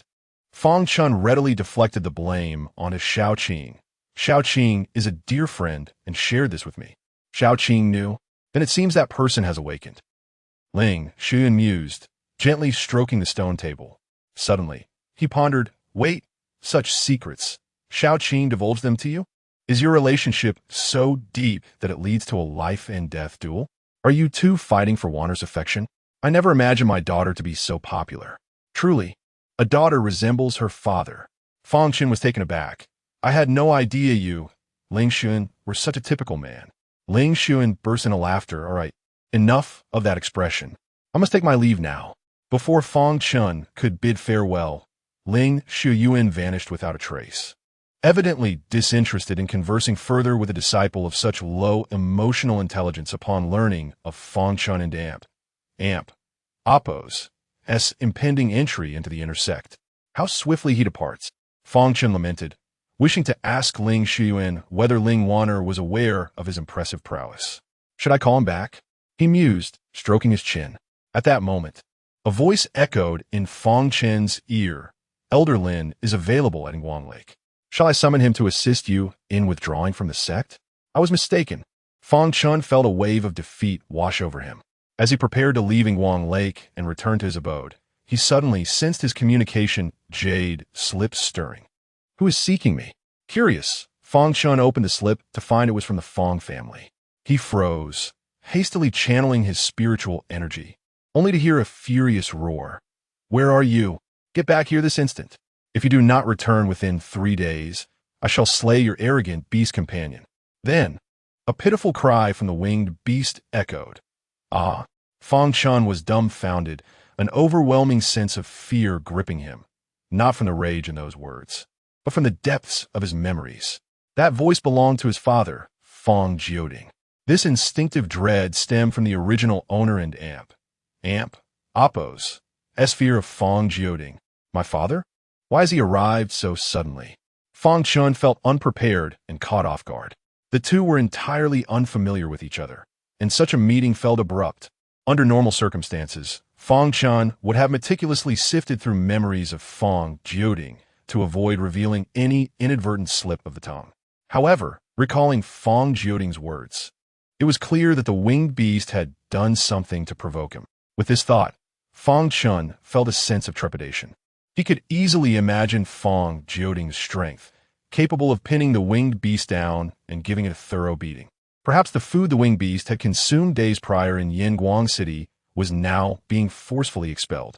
Imagining the pitiful state of the winged beast, Fang Chen hurriedly made his way back to his home. Meanwhile, in Fang Chen and Appo's residence, a tall and robust middle-aged man in splendid attire, bearing a striking resemblance to Fang Chen, sat in the hall alongside a beautiful and gentle woman whose slightly rounded belly suggested pregnancy. They were none other than Fang Chen's parents, Fang Jioding and Wen Xiao. At this moment, Wen Xiao wore a worried expression tinged with guilt, while the middle-aged man's face was darkened, glaring at the winged beast bound like a rice dumpling before him, coldly demanding, "Speak, what have you done to Fang Chen?" The winged beast, its pristine white belly flesh contorted into layers of folds from the binding, pleaded, "Uncle, I was wrong. I truly did not know you were the esteemed father of my master. That is why I spoke so loudly. I realize my mistake now. Could you please let me go?" Chapter 66. The Mouth of the Beast. No way. Fang Jioding glared coldly at Yixiong. "We'll talk when he returns." Yixiong and Appo's face instantly fell, and he dared not utter a word. Not long ago, while Fang Chen conversed with Ling Xuyuan, Yixiong had joyfully returned to the grand residence halfway up the mountain. Just as he settled down, a thunderous noise erupted at the gate, followed by an enraged roar. "Fang Chen, come out. Is no one here? Hurry out." Moments later, the furious voice lost all patience. "You wretched beast, get out here." Upon hearing this, Yixiong exploded with rage. Who dared to insult Fang Chen in such a manner? Did they not understand Fang Chen's current standing? Both Senior Ling Xuyuan and Senior Li Fu protected him. He could easily aspire to become the leader of the Danran sect tomorrow. How could anyone dare to insult him so brazenly today? Seeking death, in the past as a captive, Xiong would merely grumble internally when faced with provocations at the door, outwardly feigning submission. But now, having just witnessed Li Fu's admonition that sent a group of tribulation passers retreating, he was filled with fervor. How could he endure such humiliation? Moreover, he was no longer impulsive. After careful consideration, he realized that he was in the right. If someone came to provoke him, was it not justifiable to retaliate? Even if trouble ensued, Ling Shuyuan would surely support them. Having clarified the situation, Xiong revealed a hint of disdain. Though he had always been cautious, even hesitant to approach when Fang Chen was poisoned, he finally felt a surge of youthful bravado. He dashed to the entrance and shouted through the door, "Get lost. If you say another word, I and amp, oppos, LL kill you within 3 days. Do you believe me?" As soon as these words escaped his lips, an eerie silence fell outside. Observing this, Xiong felt a swell of pride, wearing an expression of arrogance. In the hierarchy of the Lingguang Lake, it was clear that the Tiger Lord came before anyone else. How dare these insignificant individuals shout at his doorstep? In truth, Xiong had long occupied a subordinate position and had always maintained a low profile. He was not typically so audacious. However, upon hearing the other party insult Fang Chen as a beast, he could no longer tolerate it. Was he expected to endure such insults without protest? Just as Xiong reveled in his triumph, the voice from outside echoed once more, laced with a suppressed fury. "Who are you?" Xiong sneered. "Me? I am your Tiger Lord. Fanyeva apos, et bits companino." Let me tell you, in the outer sect of the Danran sect, Fang Yi ranks first, and I rank second. The outsiders seemed greatly shocked. "Tiger Lord? Ha ha ha. So you're Fang Chen, wretched beast." Xiong was taken aback. Could the person outside possibly be mad? At that moment, a woman's voice interjected, "Don't be angry." "How can I not be angry?" The man bellowed, then directed his wrath at Xiong, demanding, "Tell me, how many people have you killed in the outer sect? How many disciples have you harmed?" "Yi viong frozen momentarily." Kill. How could a newly liberated beast like him have killed anyone?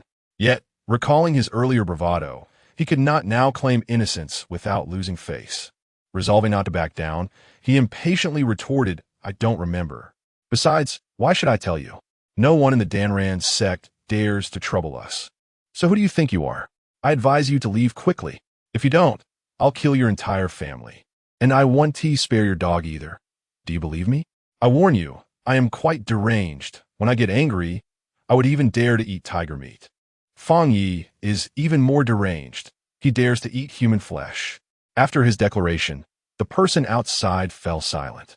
Xiong thought triumphantly, "You insult my master as a beast, and I threaten your entire family. Surely that is not too much to ask." Then, after a long pause, the voice outside finally ground out, all right.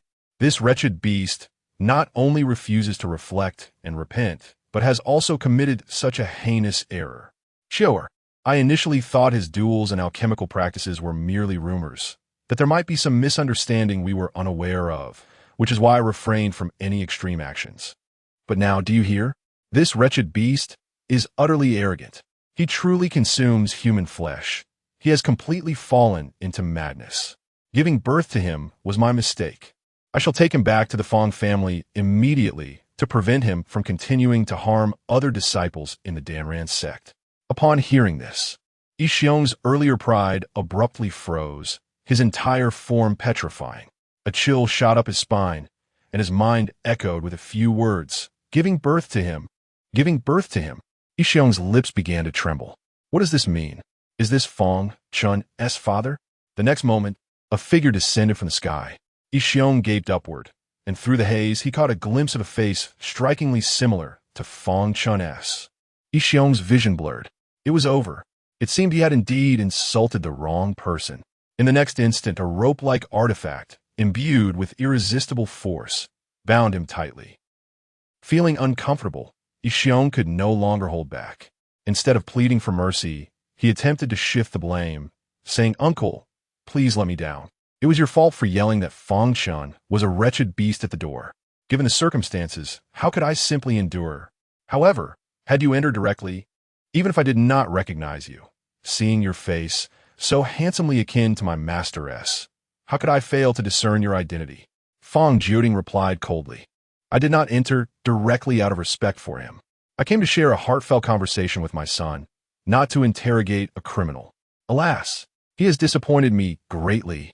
With that, a fleeting shadow of melancholy crossed Fang Chen and Amp, Oppos, his eyes. Hearing this, Ensue hesitated, ultimately refraining from speaking. He could only murmur inwardly, "Forget it, just endure it." At that moment, Fang Chen finally arrived, albeit belatedly. Upon entering, he immediately glanced anxiously at Ensue, relieved to find him merely bound and unharmed. The earlier cries from the Jade Slip had merely been Ensue and Amp, Oppos, as fright, not an indication of injury. Then, Fang Chen turned his gaze towards Fang Chen and Ensue, the two figures who were in essence his parents.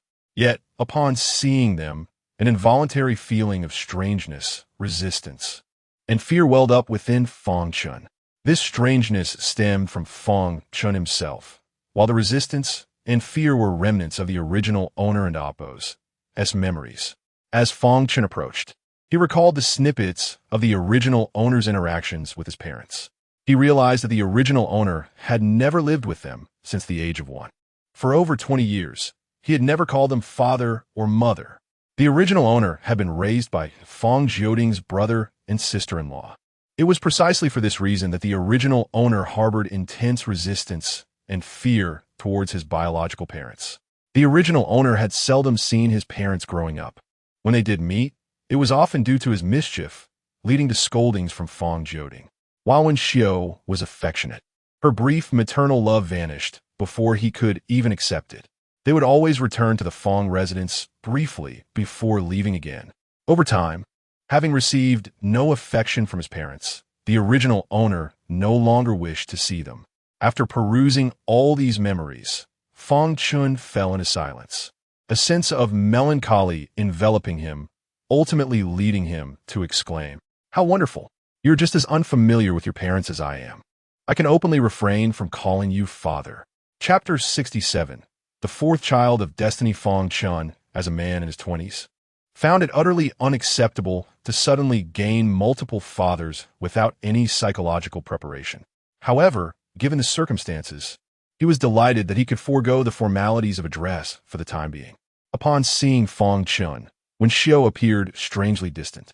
Yet there was a hint of concealed alienation in her inquiry, leaving her momentarily stunned. Her gaze was somewhat vacant, as if she were an ordinary mortal. Fang Chen also lapsed into silence. Seizing the opportunity while the two remained silent, Fang Chen dashed over to Ensue and Amp, Oppos' side to untie him.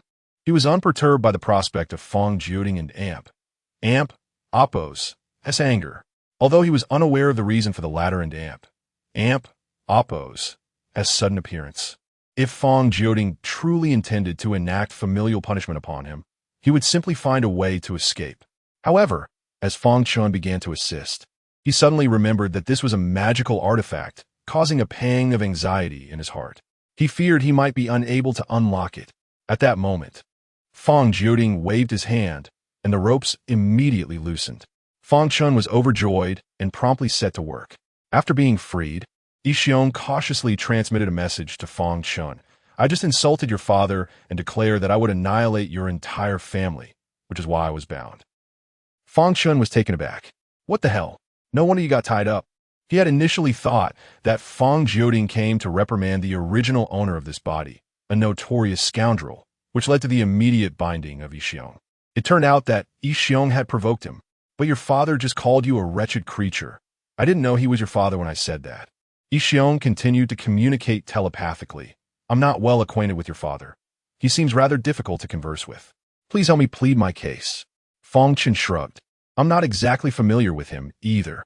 Nevertheless, he turned to Fang Chen and Ensue, offering a slight smile, just as he was about to speak. "Kneel," Fang Chen said expressionlessly. "Why?" Fang Chen was momentarily stunned. Fang Chen glared at him, his irritation palpable. Taking a deep breath, he stated, "You engaged in a life and death duel with a disciple of Danran's sect, Shaoqing, to concoct a demonic pill and have fallen into the path of darkness, correct?" Fang Chen was no fool. Upon entering, he had discerned from Yixiong and Appo's demeanor that the latter had not committed murder. Thus, he deduced that Yixiong and Appo's previous statements were mere fabrications. This was precisely why he had discreetly loosened the bindings. However, the evidence regarding Fang Chen's life-and-death duel with a child was indisputable. This was a significant reason for his journey to Danran sect to confront Fang Chen. What? Fang Chen was taken aback, his eyes reflecting his astonishment. How did you know about that? He was not surprised that Fang Chen was aware of the duel. But how did he know about the demonic pill? At that moment, Fang Chen sensed an undercurrent of conspiracy. Still playing the fool? Someone has already informed me of your circumstances. Fang Chen and Appo's anger flared. Having reached this point in the conversation, if there were misunderstandings, Fang Chen could clarify them. If the allegations held true, then Fang Chen ought to admit his wrongdoing. How could he remain oblivious in such a situation without inciting Chen and Appo's wrath? Chen, do not be hasty. Chen and Appo's is right here. Let us speak to him calmly, when Xiao interjected. She had always disapproved of Fang Chen and Appo's treatment of Fang Chen in this manner. Then let him speak. He must clarify everything. Fang Chen commanded sternly. If I have misjudged you, as your father, I shall apologize. But if not, I shall take you back to the Fang family for punishment. When Xiao sighed lightly, glancing at Fang Chen with a gaze filled with tenderness. Chenner, please speak. Upon hearing her words, Fang Chen looked toward Wen Xiao and was about to respond when he suddenly noticed her slightly protruding abdomen. Do cultivators have bellies? That shoot and Appo's be the case. Is she with child? Fang Chen pondered silently. This must be a result of a failed cultivation attempt, intending to nurture a new life. Soon, Fang Chen refocused his attention, just as he was about to explain the life and death duel. Suddenly, a melodious voice resonated in his mind. Ding, detecting the presence of a child of destiny. Detection complete. Child of destiny, unnamed.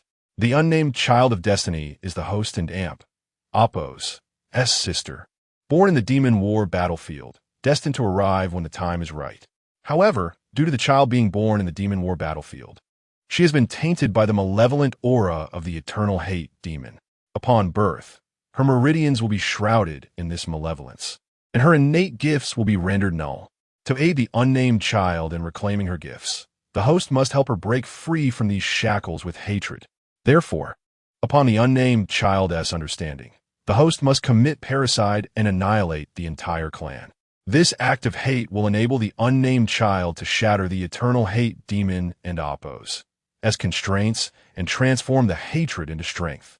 Fang Chen was dumbfounded. What in the world is this? After hearing the system's words, Fang Chen felt an overwhelming wave of disbelief.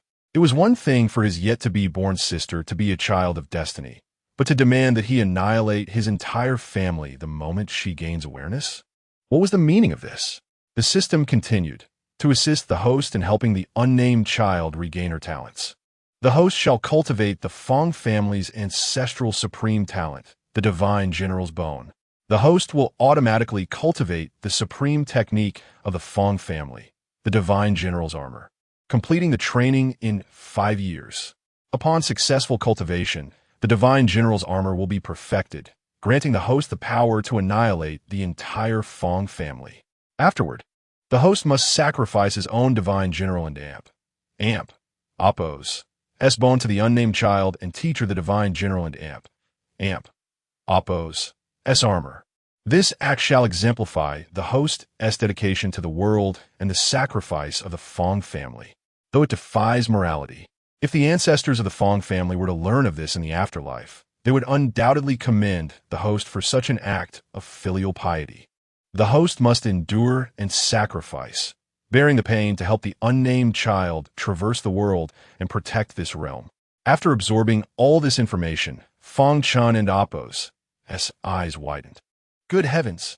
Not only will I be expected to annihilate my entire family, but I must also sacrifice my own Divine General and Appo's bone to my sister? System, you are truly something. Moreover, what is this power you speak of? The strength to confront Shao Qing is immediate. Yet this familial annihilation power seems to come in installments? The system explained, "Please do not concern yourself. When the time comes, the full strength will be granted to the host. Providing it now would only lead to unfavorable experiences for the host." Fang Chen nearly laughed in exasperation. Unfavorable experiences, you say? Just then, Fang Chen felt an inexplicable warmth rising within him. Subsequently, a mysterious force surged from his tailbone to the nape of his neck, beginning to meander aimlessly. Meanwhile, within his dantian, the divine general and Oppos, armor commenced its silent operation. Evidently, the system had already begun to assist him in cultivating, granting him power in installments. This phenomenon, lacking any significant enhancement in strength, was not particularly astonishing. At that moment, Fang Chen could no longer contain himself. Speak. Chapter 68. The true Fang Chen was already furious to the point of smoke billowing from his 7 orifices due to Fang Chen and Oppos' suspected descent into the demonic path. The opportunity for Fang Chen to explain himself and defend his actions was solely the result of Ensue and Oppos' relentless persuasion, urging him to control his emotions. Had it been any of his subordinates or soldiers, he would have long since locked them up without a second thought before discussing anything further. Now, Fang Chen remained silent, which only fueled his anger further. Fang Chen understood why Fang Chen was so enraged. The Fang family was renowned in the eastern realms as a righteous lineage. Fang Chen, along with his father, grandfather, and great-grandfather, had all earned illustrious reputations as divine generals on the battlefield against the demons. It could be said that the Fang family had played a significant role in the defense against the demonic forces. Yet now, Fang Chen had willingly fallen into the demonic path. It was akin to the son of a narcotics officer neglecting his studies to revel in delinquent behavior, only to ultimately succumb to drug use. How could Fang Chen not be furious? However, despite his wrath, Fang Chen was indifferent. It was Fang Chen who had fallen into the demonic path. What relevance did it have to him? He turned his attention away from his resentful sister and addressed Fang Chen coolly. "Please do not be so angry. Do I truly appear to be someone who has fallen into the demonic path?" As the life and death duel had yet to commence, he had not yet succumbed to the demonic path. Fang Chen snorted. If Fang Chen had truly fallen into the demonic path, how could he possibly remain composed? "Since I have not yet fallen into the demonic path, you cannot interrogate me with such an accusatory tone. Presumption of guilt is unfounded. Can I suspect you of stealing my money simply because I have doubts about your integrity? Thus, you must converse with me in a more gentle and sincere manner." Fang Chen stated. Fang Chen was taken aback. Is this truly my son? How is he so eloquent? He suddenly realized that he seemed not to recognize this son any longer. Upon further reflection, he recalled that their last conversation had been an unintentional encounter 2.5 years ago. It was not surprising that he was unfamiliar with him. "Yixiong, please bring over a chair." Following this, Fang Chen proceeded to speak for himself. He was unaffected by Fang Chen and Oppos' anger, for he was not his father. "Yes." Yixiong cautiously nudged a grand chair closer with his tail, glancing at Fang Chen and Oppos' expression, and seeing no objection, he proceeded. After Fang Chen comfortably seated himself, he asked, "Would you care for some tea?" At last, Fang Chen erupted, his fury reaching its zenith. "Let us discuss serious matters." Ensue could not help but smile slightly. She had never witnessed Fang Chen speak so fearlessly and confidently with Fang Chen. "Very well." Fang Chen finally ceased his feigned nonchalance and spoke earnestly. "This matter fundamentally stems from your being deceived." "Deceived? What do you mean? Do not try to fool me." "Lin Yunhe has already informed me that you have a duel scheduled with Shaoqing." Fang Chen coldly interjected. Lin Yunhe was Elder Lin from Yingguang Lake Mountain, a close friend of Fang Chen. "I do have a duel scheduled with Shaoqing, but that does not imply I intend to kill him. Nor does it suggest I would fall into the demonic path," Fang Chen explained. "I simply wish to ask you one question. Who informed you that I would descend into the demonic path?" "Your second aunt mentioned it," Fang Chen replied. His second aunt was the one who had raised Fang Chen since childhood.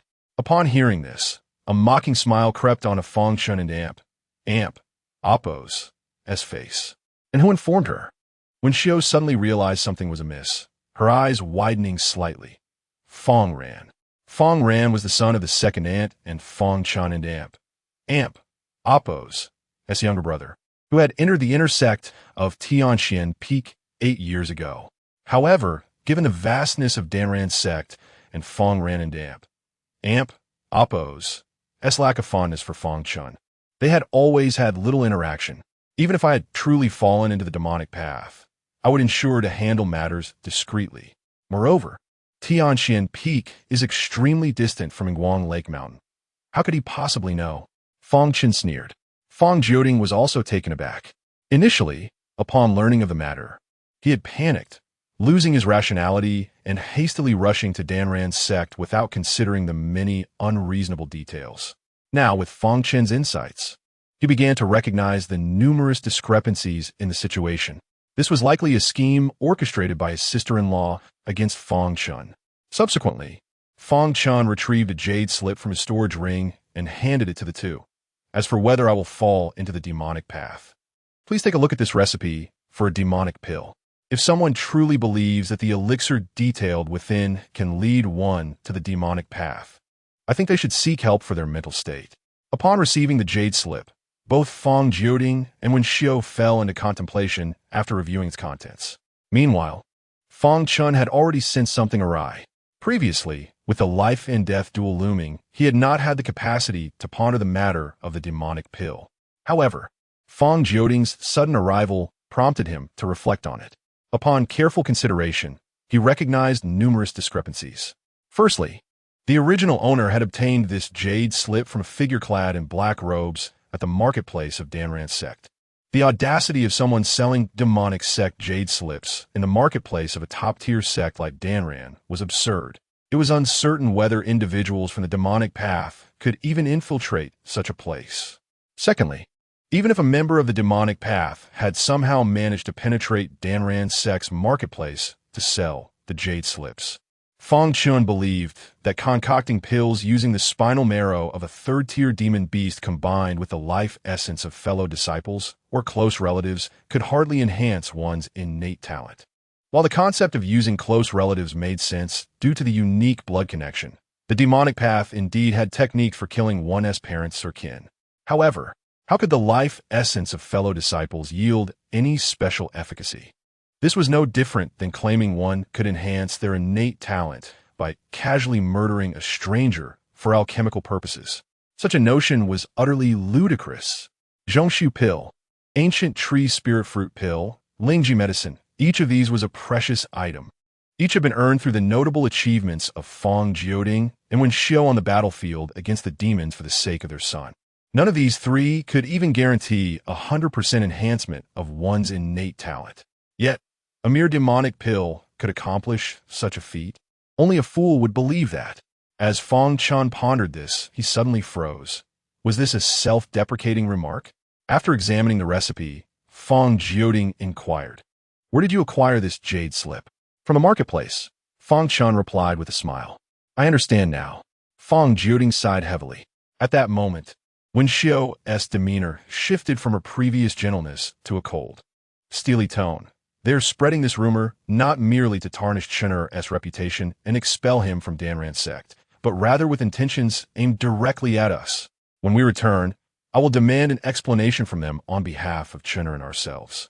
The commander on the battlefield against the demons, head of a distinguished righteous family in the Eastern realms, has a son who has fallen into the demonic path.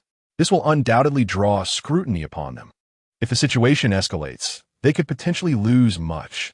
At the very least, Fang Jioding can forget about continuing to serve as the legitimate head of the Fang family. It was clear to any discerning observer that the schemes of his second aunt and Fang Ran were not simply aimed at a spoiled Fang Chen, but rather designed to strip Fang Jioding of his qualifications as head of the family. Fang Jioding's face darkened, and he nodded slowly. Yet, Fang Chen suddenly expressed curiosity. What if they refuse? We have no evidence regarding this matter, do we? If they stubbornly deny it, what can Wen Xiao do? Wen Xiao regarded Fang Chen, her icy demeanor softening into a warm smile. "Chen and Appo's. Mother will teach you. If someone seeks to harm you and you are weaker, then endure and gather evidence. But if you possess greater strength, then strike first, and while doing so, allow them to speak at their leisure. With that, when Xiao offered a gentle smile, her affection still evident. Fang Chen. Chapter 69. It doesn't an amp. Oppose. Matter. I will take action at this moment. Fang Jiuding set aside the jade slip, exhaling a sigh of relief, his eyes revealing genuine joy and a smile gracing his lips, dispelling the earlier seriousness and anger. His son not only evaded the path of darkness, but also cleverly sidestepped a crisis. Excellent. Very satisfying. He truly is my son. However, after smiling, Fang Jiuding felt that this demeanor did not align with his image as a stern father. He quickly resumed his serious expression, cleared his throat, and stole a glance at Fang Chen and Wen Xiao. The two of them are engaged in conversation and have not noticed his expression. After a moment of relief, Fang Jiuding suddenly realized that there was a large, silent figure sitting obediently nearby. Big Fat Tiger. Upon seeing him, Fang Jiuding and Appo's expression froze momentarily. Yixiong then suddenly broke into a grin. Fang Jiuding immediately shot him a warning glance, signaling him not to speak carelessly. Yixiong displayed an intelligent gaze, slowly nodding, patting his chest with a paw, and pointing at Fang Jiuding, indicating that he understood. Seeing Yixiong's compliance, Fang Jiuding nodded in satisfaction. Then, he recalled another matter, his expression tightening as it grew stern. Chenia. Fang Jiuding elongated his voice, inquiring. What is it? Fang Chen responded.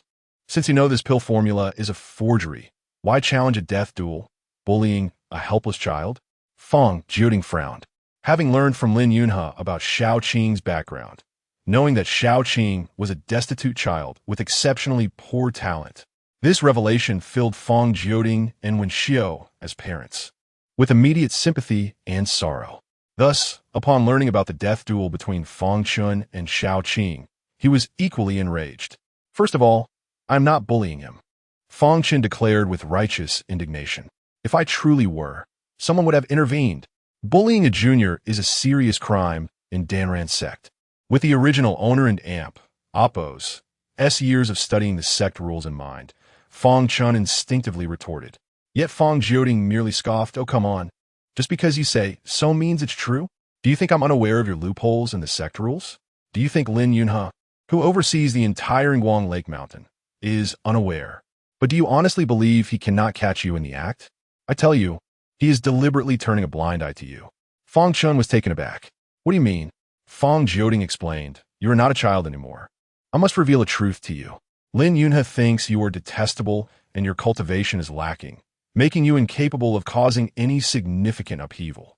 He believes you are precisely suited to be a sharpening stone for the outer disciples, which is why he chooses to ignore you. Fang Chen. Goodness. The system treats me as a stepping stone for the child of destiny, and I never expected the seemingly refined Lin Yunhe to be a sly one too.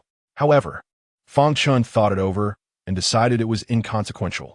He was the one being used as a stepping stone, not Lin Yunhe. Fang Jiuding declared back to the point. Hurry and cancel this death duel. Upon hearing Fang Jiuding instruct him to cancel the death duel, Fang Chen could not help but sigh. This death duel could not be canceled. He was still contemplating how to obtain items to feed Shao Qing and gain cultivation. If he canceled it, the system task would automatically fail. This death duel must remain for now. Fang Chen replied, I cannot cancel it. Fang Jiuding furrowed his brows. Do you truly wish to kill him? Give me a reason. Hearing this, Fang Chen sighed. Very well.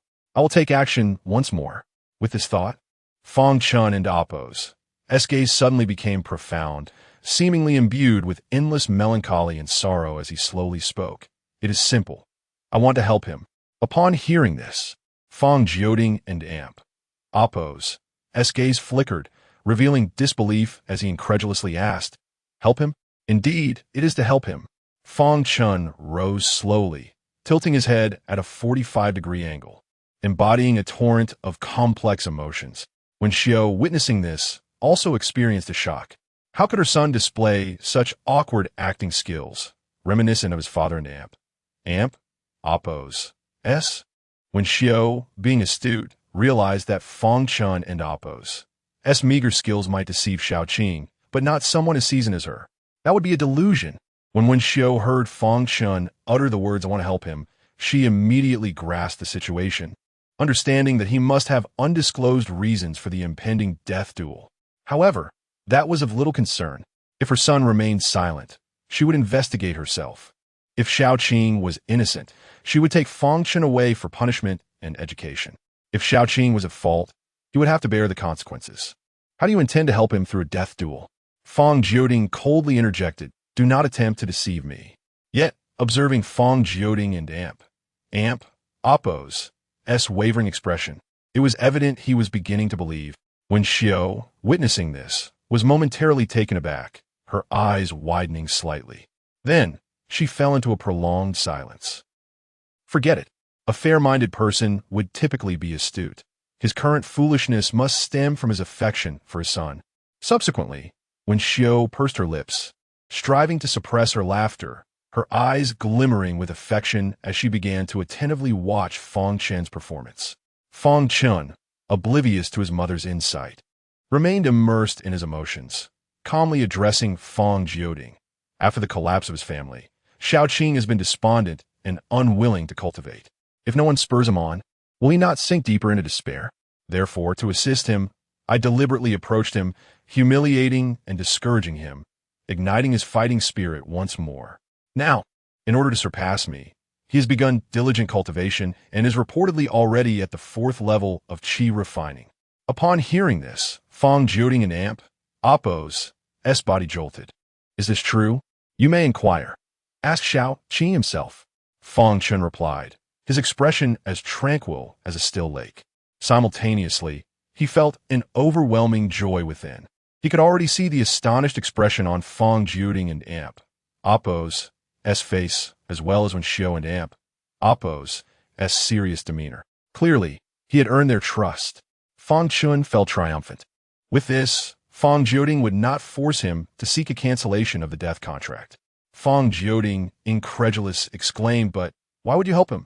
Do you not know that everyone claims you are bullying Xiaoqing? You are being mercilessly scolded. Do you realize?" His son and Apos' actions left him astonished. To aid Xiaoqing, while bearing the blame, was too virtuous. This was indeed the child of the Fang family. In this moment, when Xiao withdrew her gaze, unable to resist turning to adjust the teacups on the table, only to find there were none, forcing her to fiddle with the vase instead.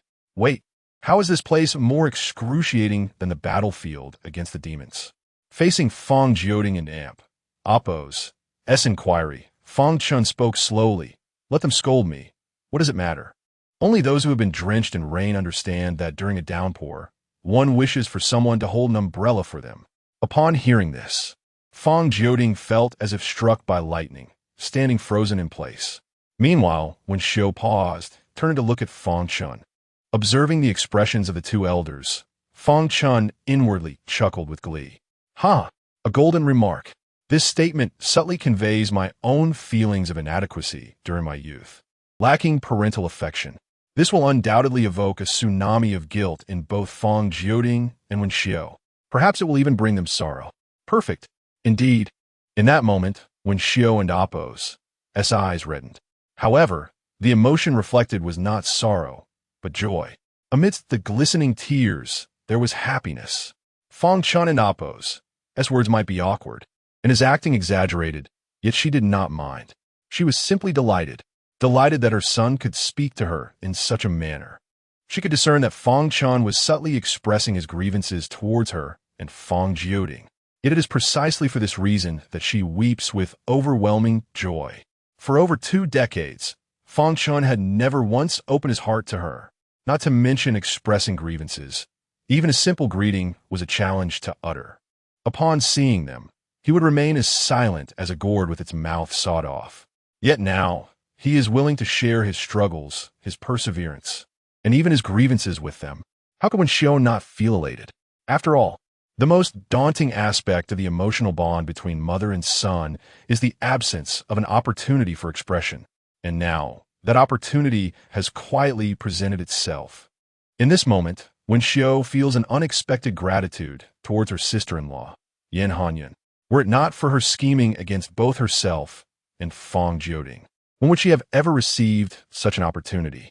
Reflecting on this, when Xiao silently made a promise to herself, Yan Hanyun, I shall only deal with you for 29 days upon my return, not a full month. Chapter 70. Born to protect Fang Chen within when Xiao and Appo's heart. She expressed gratitude towards Yan Hanyun for creating an opportunity for Fang Chen to voice his grievances and complaints, allowing her to make amends. Meanwhile, Fang Jioding was momentarily taken aback, rendered speechless. After a brief pause, he inhaled deeply and gradually spoke. Good. Truly, the sons of the Fang family are exceptional. I always said, how could a tiger have a dog for a son? Our family embodies the spirit of chivalry. His eyes gleamed with profound admiration. When Xiao, who was mentally rehearsing how to express her thanks to Yan Hanyun, glanced up at Fang Jioding with a look of contempt, wondering who had been clamoring to hang Fang Chen up for a beating along the way. However, after his praise, Fang Jioding suddenly recalled something and furrowed his brows. But, I have one more question, he said. Fang Chen replied, ask away. You are now at the 4th level of qi refining, while I am merely at the 3rd level. How can you assist him? What if he truly manages to kill you? Fang Jioding inquired. Upon hearing this, Fang Chen felt displeased. Do you not know how to speak? Why does your tongue seem to be coated in honey? Besides, can't you see I'm not at the 3rd level? Your discerning eye seems rather lacking. Even if I employed a method to conceal my aura, with your cultivation, you should have easily seen through my formidable strength behind this seemingly weak exterior. Alas! Fang Chen sighed at this thought. Since Fang Jioding could not perceive his true cultivation, he would have to take matters into his own hands. Rest assured, he cannot kill me, for I have already established my foundation. Upon hearing this, both Wen Xiao and Fang Jioding were momentarily stunned, while Fang Chen and Appo's body suddenly radiated with the formidable power of Heavenly Dao Foundation establishment. In the next instant, their eyes widened in astonishment as they realized that a magnificent and vigorous aura flowed around Fang Chen. This was indeed Heavenly Dao Foundation establishment. How could this be possible? Fang Jioding and Wen Xiao were genuinely astounded. How long had it been since they last met? Their son had achieved Heavenly Dao Foundation establishment, yet their shock was far from over. They observed that amidst the radiant aura surrounding Fang Chen, there was an essence they recognized all too well. This power was exceedingly fierce, with a murderous intent that surged forth, seemingly capable of piercing the eyes of any who dare to gaze upon it, accompanied by a colossal will that spoke of invincibility. This was the ultimate technique of the Mo Yuan Fang family, the divine general armor, which struck terror into the hearts of countless demons. When did you cultivate the divine general armor? Fang Jioding exclaimed in astonishment. The divine general armor was the very technique Fang Jioding had initially instructed Fang Chen to practice. After Fang Chen and Appo's training, according to their most optimistic estimations, they believed he would never hope to master it in this lifetime. Yet now he had actually succeeded. I have successfully entered the basics. Fang Chen nodded slightly. As his words fell, a multitude of red, ethereal mist erupted from his body, coalescing into a suit of armor that enveloped him, while in the armor's grasp, he wielded a massive red-bladed axe. This was the initial form of the divine general armor. Given Fang Chen's aptitude, should he refine the divine general armor to its peak, the entire suit would be colossal, capable of wielding various weapons and employing countless techniques. This was the true value of the divine general Dao Bone.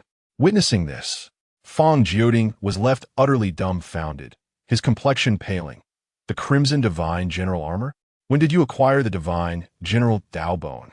As the current head of the Fang family, aside from his father, grandfather, and great-grandfather, no one understood the divine general armor better than he did.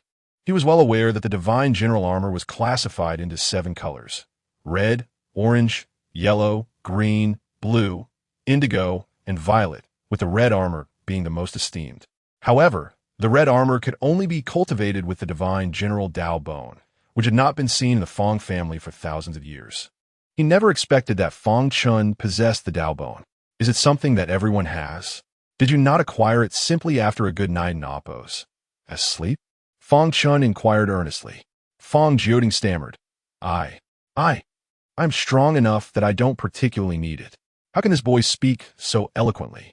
Wen Xiao chuckled, shaking her head and choosing not to expose Fang Jioding's stubbornness.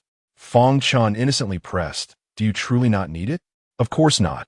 Fang Jioding coughed awkwardly, suppressing his envy, and quickly changed the subject. Well, I understand now. You have done well. At this juncture, Fang Jioding became serious. I owe you an apology. It was all my impatience.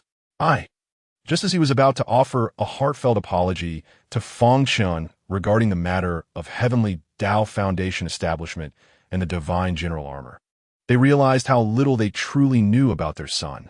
However, at that moment, Fang Jioding and Oppos' expression suddenly shifted, and his body involuntarily leaned back. Fang Chen was taken aback. What is wrong with you? Nothing. At that moment, Wen Xiao acted swiftly, supporting Fang Jioding, and chided. Your father has not rested for 10 days, and after just experiencing a fierce battle, he is quite fatigued. I shall take him away. We originally intended to visit Danran sect to find you and procure a calming elixir for your father to rest. Without further ado, Wen Xiao pulled Fang Jioding along. Preparing to depart, Fang Chen was caught off guard and could only bid them farewell, travel safely. Once the two hurriedly left, Fang Chen murmured in confusion, The Fang family is prosperous. Do they not possess even a calming elixir? What are you two up to? Beside him, Yixiong couldn't help but interject. If you have doubts, why not simply ask them directly? Fang Chen replied softly, Isn't it because it was our first meeting, and we aren't an amp? Oppos. Familiar yet? Yixiong shot him a resentful glance, feeling as though he was being toyed with. It was I who was bound, and now I'm the one being played with. I feel betrayed. You never regarded me as one of your own. Release the beast slave seal immediately. I want to go home. A new batch of cat-fox hybrid beasts just arrived at Ingguang Lake. I have contribution points to exchange. Do you want to come along? Xinggu, your father just smashed the pond in the courtyard. I will fix it right away. Meanwhile, after Wen Xiao and Fang Jioding exited Fang Chen's small courtyard, they boarded a horse-drawn carriage pulled by a gray-white steed, heading straight for the mountain peak. This carriage was a treasure belonging to Wen Xiao and Fang Jioding, capable of traversing both land and sky. Inside the carriage, Wen Xiao asked with concern, Jioding, are you all right? Amp, Oppos, and Mifine. At that moment, Fang Jioding and Amp, Oppos' complexion was pale, and he shook his head, forcing a bitter smile. We are both injured, yet you appear unaffected. I seem to be the first to show signs of weakness. It appears I'm still inferior to you. Wen Xiao chided. What time is it to be making such foolish remarks? First, take the demon-suppressing pill. She then produced a pitch-black pill, its surface pockmarked, with countless eerie skull faces faintly appearing, occasionally accompanied by piercing wails of resentment, and urged Fang Jioding to consume it. After he swallowed it, Fang Jioding's complexion improved significantly, and he laughed. All right, I am fine now. I can still fight for another 5 centuries. Wen Xiao rolled her eyes at him and added, Later, let Lin Yunhe invite Elder Hua to take a look. It would be best if they could also check on the fetus in my womb. I fear it might be affected by the demonic energy unleashed during the explosion of the Chong Hentian demon. It should be fine, Fang Jioding said with a smile as he leaned closer to Wen Xiao's abdomen. After all, he was born to protect Qin'er. He should be very strong. Chapter 71. The origins of Fang Chen. Do not say such things. It would only sadden him. No child should be born for anyone else, said Wen Xiao, glaring at Fang Jioding as she pushed him aside. What is there to fear? The sons of the Fang family are meant to protect their elder brother. There is no reason for sorrow. Yet, Fang Jioding remained indifferent. But what if it were a daughter? Wen Xiao was at a loss for words. Wouldn't that be even better? She could learn the Supreme Warrior's spear from you, surpassing even our family's divine armor, and protect Qin'er. Fang Jioding chuckled. Enough. Wen Xiao was rendered speechless. Qin'er was not the same as before. He no longer needed anyone's protection. Upon hearing this, Fang Jioding finally understood. Indeed, after they had fortuitously conceived during the battle at the demon realm, a notion had taken root in their minds. If Fang Chen's innate talents could not be salvaged, they would invest all their resources in his younger brother or sister, allowing them to protect Fang Chen and inherit the family legacy. However, they never anticipated that Fang Chen's abilities would far exceed their expectations. With the bones of a divine general and the foundation of the heavenly path, these attributes alone were sufficient for Fang Chen to achieve greater heights than any previous head of the Fang family. Ah, truly, he is my son, Fang Jioding, gifted, astute, and compassionate. All his past behaviors were mere facades to deceive Yin Hanyun, Fang Jioding lamented. After Fang Chen unraveled Yin Hanyun and Appo's schemes, all his past frivolous actions and lackluster talents suddenly made sense to Fang Jioding. Clearly, his son was astute from a young age, recognizing Yin Hanyun and Appo's true nature. To thrive under her influence, Fang Chen had feigned frivolity, all to disarm Yin Hanyun, even allowing others to perceive him as a waste. Stop with the nonsense. Wen Xiao shook her head in disbelief. Your son evidently experienced a fortuitous encounter or received enlightenment from a sage. His talents did not simply materialize. Otherwise, how could we have been oblivious? Yet, she conceded one point. Fang Chen likely pretended to be frivolous to prevent Yin Hanyun from harboring jealousy and plotting against him. At this, Fang Jioding erupted in anger. That venomous woman! How could I have trusted her so blindly? She deserves punishment. Trusting her was only natural. She had invested so much. When Xiao and Appo's expression darkened, when they had welcomed Fang Chen into the world, they had intended to remain away from the demon realm temporarily to nurture him. The demonic energy there was too perilous for anyone below the foundation establishment stage, and even those at that level would struggle without powerful guardians. Only at the golden core stage could one move about freely. Thus, when Xiao had planned to return to the demon realm with Fang Chen once he reached foundation establishment. Yet that year, the eastern demon realm underwent catastrophic changes. Countless sealed demons broke free, desperately attempting to invade the east, as if it were brimming with treasures they coveted. At that moment, the Fang family had to send reinforcements immediately. Reluctantly, the renowned Wen Xiao and Fang Jioding left Fang Chen behind as they returned to the demon realm. As they departed, Yin Hanyun, who had just given birth, fervently assured Wen Xiao that she would care for Fang Chen. Though Wen Xiao felt uneasy, she insisted on leaving 2 of her trusted maidservants behind to look after Fang Chen. For the first 7 years, Yin Hanyun and Appo's care for Fang Chen was indistinguishable from that of a biological mother. She treated him as her own, providing meticulous attention, even neglecting her own child for Fang Chen's sake. She entrusted her less powerful nurse to care for Fang Ran, while dedicating herself entirely to Fang Chen. Every comfort was prioritized for Fang Chen. 1 year, when he suffered from a high fever that would not relent, Yin Hanyun even sacrificed her own vitality, enduring a grave illness for 6 months to heal him. It was through these 7 years of care that Wen Xiao began to trust Yin Hanyun. Even now, she continued to tend to Fang Chen's needs, overseeing all matters related to his training and contributions at the Danyuan sect, while her own son, Fang Ran, was barely acknowledged. When Fang Chen created a significant debacle, Yin Hanyun went door to door to apologize and seek forgiveness. While mending the fallout from Fang Chen's actions, she persistently nurtured him, often telling Wen Xiao that she was not his biological mother and lacked the right to discipline him, insisting that she and Fang Jioding should educate him directly to prevent him from becoming frivolous. Thus, Wen Xiao believed that Fang Chen and Appo's current state was entirely due to his own failings, unrelated to Yin Hanyun. But at that moment, she realized she had fallen into a trap. Yin Hanyun had successfully utilized a seemingly impeccable strategy to render her son ineffective. Perhaps that fever Fang Chen had endured was orchestrated by Yin Hanyun herself. When Xiao closed her eyes, her expression growing serene. 2 decades spent securing the position of the Fang family head seemed worthwhile. She opened her eyes and spoke slowly. Yet, why the urgency now after such prolonged scheming? This plot appears rather simplistic. Simple? Replied Fang Jioding. It is anything but simple. When Xiao responded coolly, "Have we not uncovered this? Or if Chun'er were genuinely frivolous and truly lost, your character would have compelled you to resign the family head position by now. Yet, though we have seen through the ruse, do we possess any evidence to prove her wrongdoing? No, none." Fang Jioding was taken aback. Given my temperament, I would certainly have beaten her senseless without evidence. Can you imagine what others would say?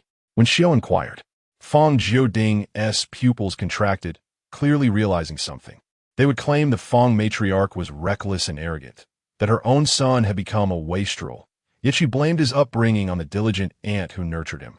Before Fang Jioding could respond, when Xiao continued, "Indeed, well," Fang Jioding nodded slowly, then chuckled bitterly. "Then, Xiao, what do you plan to do? Shall we simply swallow our grievances?" "Of course not," when Xiao replied nonchalantly. "Do I seem like a person of such mild temperament? I heard she plans to visit the ancestral hall to pray for Chun'er. I shall accompany her. On our way back, if we were to encounter a surge of beasts, a demonic invasion, or a rebellion against the Fang family leaders, would that be too much to ask?" Fang Jioding was taken aback, his eyes widening. "Originally, I intended to keep the demon spies captured within the army for bait, but now I cannot bear it." "Very well. As you wish, my lady." Fang Jioding nodded, still in a daze. When Xiao gazed out at the scenery, smiling as she said, "Ah, we have arrived at Lin Yunha's courtyard. Let us disembark." Fang Jioding promptly assisted Wen Xiao from the carriage. As they stepped down, a tranquil courtyard appeared before them, where a tall, black-clad middle-aged man stood at the entrance, his demeanor commanding and serious. It was none other than Lin Yunha, the master of the Yingguang Lake Mountain. "Kumin, I've been waiting for you for quite some time." Upon witnessing Fang Jioding disembark from his carriage, Lin Yunha immediately remarked. Upon hearing this, Fang Jioding was momentarily taken aback, and then, with a look of utter astonishment, exclaimed, "How could you possibly know that my son has established his foundation in the Heavenly Dao, awakened the divine general and amp, Apos, essence, and has already forged the divine general's armor?" Lin Yunha. Chapter 72.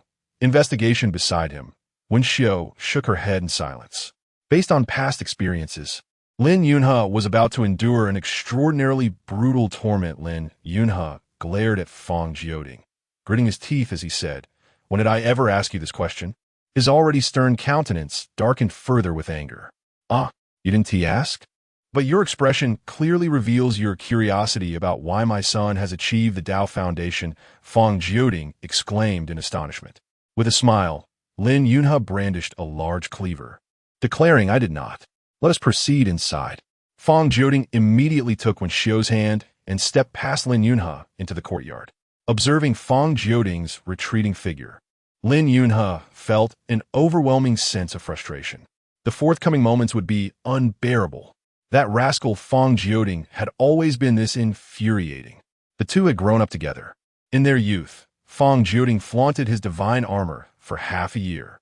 After marrying Wen Xiao, he boasted for an entire year, incessantly questioning Lin Yunha about why he had yet to find a partner. Was it because he did not desire one? Upon becoming the clan leader, he paraded for 3 years, relentlessly asking why Lin Yunha did not take up the role of the Danran sect master. Was it because he did not wish to? Upon entering the courtyard, Fang Jioding and Wen Xiao were immediately met with the sight of 3 gruesome beast corpses hanging in the yard.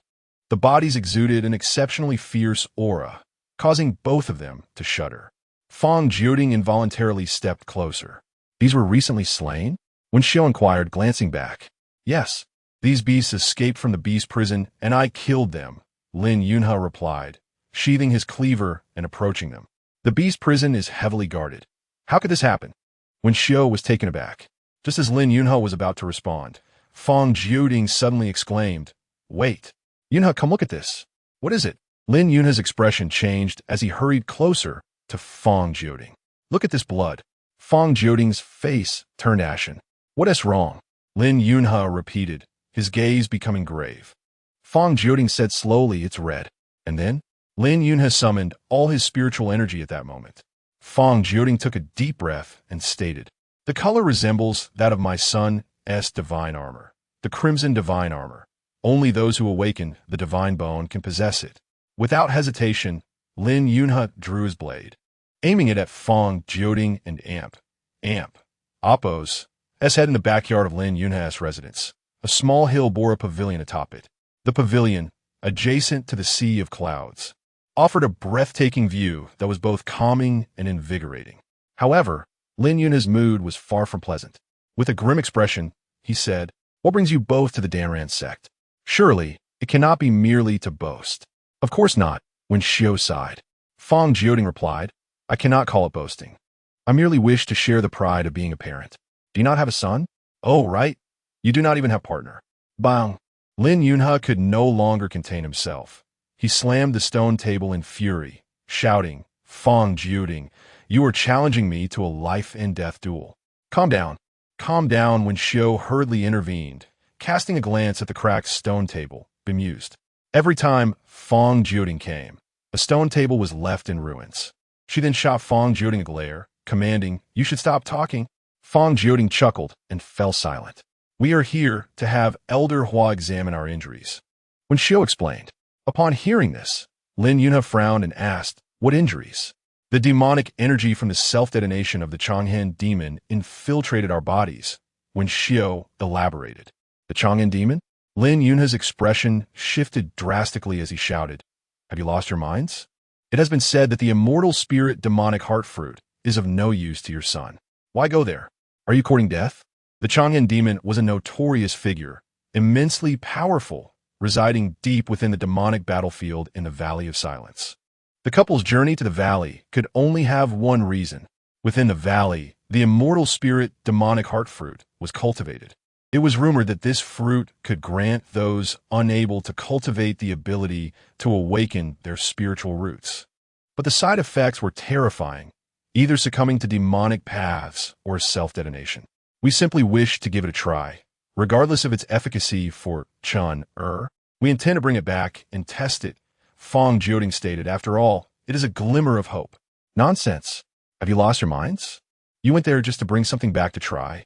Is the demonic battlefield so easily accessible?" Lin Yunhe was furiously alarmed, regretting deeply. Such a perilous place was not one to be entered lightly. Just a moment of carelessness, and they could perish within. His face turned crimson with rage. And what infuriated him most was that Fang Chen hadn't thought to inform him beforehand. "Ah, you're back now. Do not be angry," Fang Chen said cheerfully, waving his hand.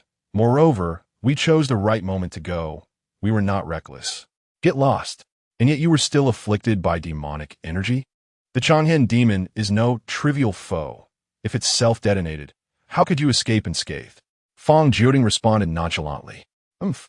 Lin Yunhe scoffed coldly, then took out a jade slip, swiftly sending a message to Hua Qirong, requesting her presence to examine the two. Fang Chen remarked, "However, there is no need for further recklessness. After all, Chun-Er has already achieved Dao Foundation and possesses the Crimson Divine Armor. A tiger father does not beget a dog son. Lin Yunhe, when will you have a son?" Bang. The stone table shattered into countless pieces. Lin Yunhe glared at him menacingly. "Fang Chen, have you been possessed by demonic energy?" Fang Chen, glancing at the shattered table, coughed awkwardly and said, "I'm fine. I'm perfectly well." "Umph." Lin Yunhe coldly snorted. Fang Chen, observing Lin Yunhe and Appos' exasperated demeanor, contentedly retrieved another stone table from a storage ring and set it down. Seeing the pristine table and Fang Chen's practiced manner, when Xiao fell silent now. "Refrain from speaking too much. Quietly await Elder Hua's arrival," Lin Yunhe said curtly. Fang Chen nodded. Sighing, Lin Yunhe added, "It's also my fault. I should have informed you that Fang Chen's talent has improved, which would have prevented you from taking such risks." "You already knew?" Fang Chen was taken aback. "Of course, I knew long ago," Lin Yunhe affirmed. "I learned just a few days ago that he had achieved Dao Foundation." "Then why didn't you tell me?" Fang Chen was displeased. Lin Yunhe smiled. "Can you guess why I didn't say anything?" Fang Chen paused, then suddenly realized and chuckled. "The reason we rushed to the Danran sect was not solely due to the issue with the demonic energy. We also heard that Chun-Er was to duel Shao Qing for life and death regarding his alchemy. That is why we came Ensue explained. This was also why Fang Chen was furious. He was risking everything for Fang Chen. While Fang Chen was plotting to kill and refine alchemy, how could he not be angry? To refine alchemy with Xiaoqing? Nonsense. Who did you hear that from? Lin Yunhe was momentarily taken aback. Family matters do not concern you. Fang Chen decided not to discuss it further. Ensue then inquired, why does Chen wish to duel with Xiaoqing? She was eager to uncover the true reason behind Fang Chen's life and death challenge. Chapter 73. Submission. Of course, it's to help him, Lin Yunhe declared. Upon hearing this, Ensue was astonished. Is Chen really going to help him? She never expected Lin Yunhe would say such a thing. Indeed, Lin Yunhe affirmed, nodding. Initially, I believed he intended to bully Xiaoqing, which is why I informed you about this matter. However, I have come to realize that this is not the case. Really? Ensue remained skeptical. That behavior of Fang Chen and Appos is clearly deceitful. He must have ulterior motives for not lifting the death duel. She had assumed Fang Chen sought to compete with Xiaoqing for a woman or cultivation resources. Yet Lin Yunhe presented a different perspective. Fang Chen, however, was displeased and interjected, what an Appos, that's the matter? Do you not believe what Chen said? He was quite sincere. Ensue shot him a glance and replied, coolly, silence. Fang Chen immediately fell silent. After mocking Fang Chen with a glance, Lin Yunhe continued, of course it's true. The reason I know this is due to the incident at the beast prison. Ensue's gaze sharpened. The beast prison incident also involved Chen? Yes, Lin Yunhe replied. When you arrived, did you see Fang Chen and Appos' beast companion? Fang Chen nodded. I did. It's black and white fur, with a golden ring at the tail. Is it Qian Kuan's sacred tiger? Without using spiritual power to investigate, one could discern its exceptional bloodline merely from its appearance. Both of them refrain from using spiritual power unless absolutely necessary. For instance, when Fang Chen captured the winged beast, he employed a magical artifact instead of confronting it himself. This was why they failed to perceive Fang Chen and Appos as true aura. They had not utilized their spiritual power to investigate.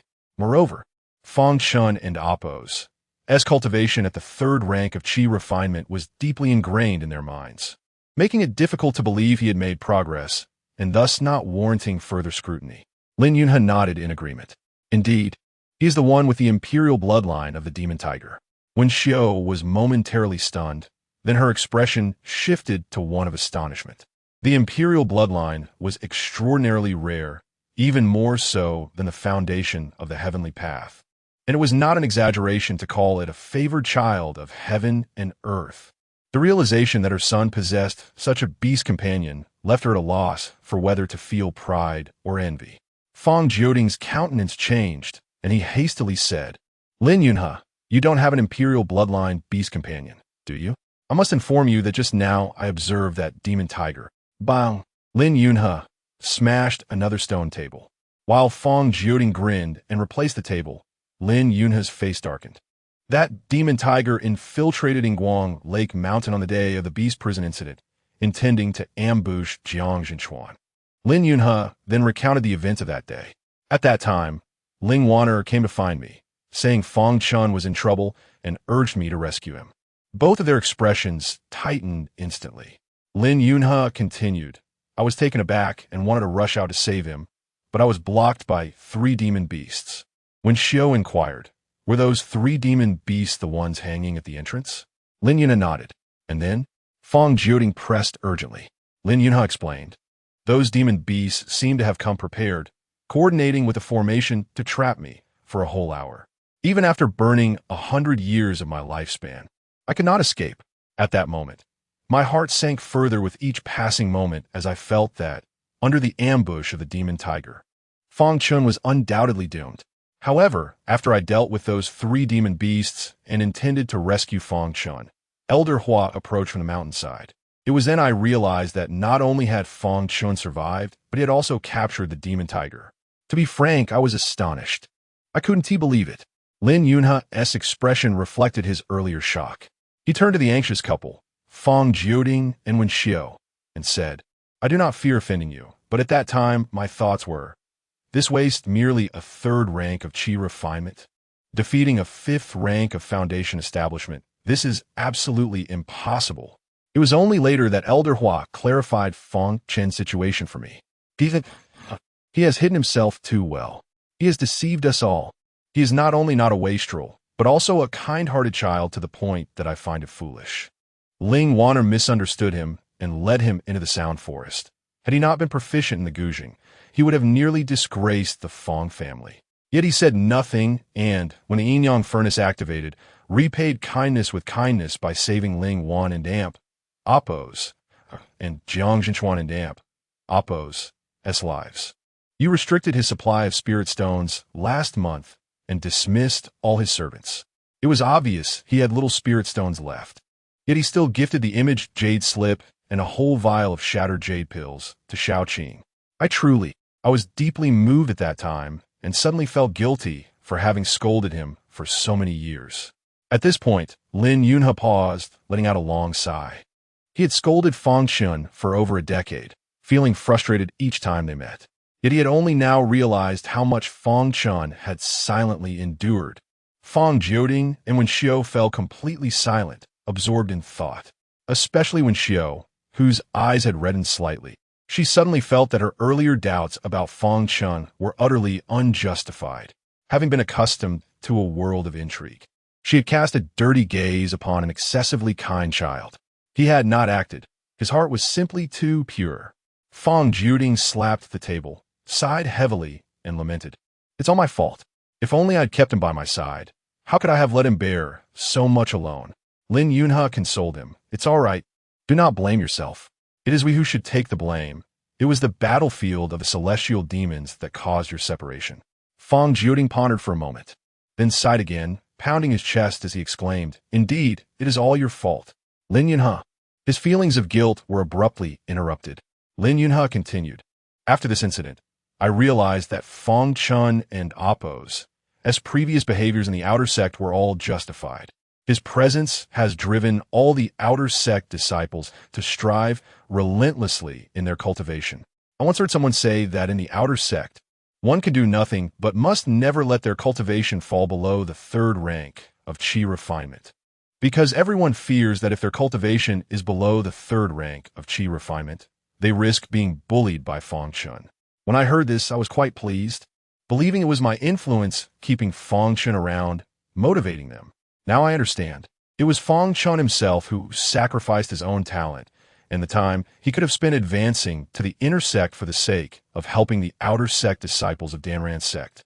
When Xiao and Oppos' eyes grew even redder, a sense of bitterness welling within her, she recalled Fang Chen's words. Only those who have been drenched in the rain know how much they wish for someone to hold an umbrella for them. Over the years, he had tirelessly sheltered all the children in the outer sect. It was all my fault. If only I had been a bit smarter or more attentive, I would have recognized the many things he did in secret, sparing him from such hardships. Fang Jioding lamented. It is not a matter of your intelligence or diligence. Rather, your son is simply too clever, far beyond us. Lin Yunhe remarked. Fang Jioding exclaimed, What makes you say that? Is he not intelligent? Lin Yunhe slammed the table, standing up in excitement. Over these years, he has excelled in formations, cultivation, and innate talent. And while cultivating so intensely, he has thoroughly grasped the sect regulations. I always thought he spent a great deal of time researching the regulations to uncover so many loopholes. Now I realize, how would he possibly have that kind of energy for both? He must have merely glanced at the regulations to discern where the errors lay. I pose a question. Is such a mind not astute, not exceptional? Fang Jioding immediately inhaled sharply, exclaiming, Indeed, it is only natural, without such wisdom and cunning. How could he deceive Yin Hanyun, with whom he spends every day? When Xiao murmured. The two had been thoroughly convinced by Lin Yunhe. Meanwhile, at Lingyun Peak, Father, when will you return to excavate the spirit mine? Ling Wan and Oppos inquired from the pavilion beneath the Sound Forest, addressing Ling Xun, who sat across from her. Wan and Oppos, 3 days hence. The spirit mine is currently recuperating, and I can afford a rest for 3 days, Ling Xun replied, his expression unchanged, with a gentle smile. Beside them, Hua Qirong cast a glance at Ling Xun, hesitating to speak, ultimately refraining from voicing her thoughts. Such audacity in this master ancestor. Chapter 74. The Beast Prison Turmoil. Father, you have worked hard. Ling Wan and Oppos, sighed. I am on the verge of foundation establishment. Soon, the spirit stones I receive from Master each month will be sufficient for our family to reside at the foot of the Yingguang Lake. Do not think too much about it. Mining spirit minerals is not as arduous as mundane mining. I am fine. Focus on your own cultivation. Ling Shuyuan replied with a gentle smile. Moreover, the spiritual energy within the mines nourishes one's spirit. I feel that I will soon break through to foundation establishment. And your mother is also close to her own breakthrough in the deep-sea medicinal fields. However, Ling Wan and Oppos, sighed, a hint of guilt in her eyes. In her view, her father, who once made a living selling words and paintings, and her mother, who supported the family through embroidery, had followed her to the Danran sect solely for her cultivation. Her scholarly father had ventured into the spirit mines, while her dexterous mother tended to the water-element spirit herbs in the deep-sea fields. Ling Wan and Oppos, observed this with a heavy heart. Although her parents had embarked on their own journey of cultivation, how could she, as their daughter, feel at ease accepting their toil? Beside them, Hua Qirong, who had maintained a stoic expression, could no longer hold her tongue. Two grandmasters, one in the tribulation stage and the other in the great ascension stage. Is it truly appropriate for you to deceive your own daughter like this? Ling Shuyuan chuckled. There is no however. Now, did you not say you wish to learn from Elder Hua? You should hurry along. Ling Wan and Oppos, cast a guilty glance at Hua Qirong before saying, Then I shall go to the alchemy chamber to learn alchemy. Father, would you like to return first and not disturb Elder Hua?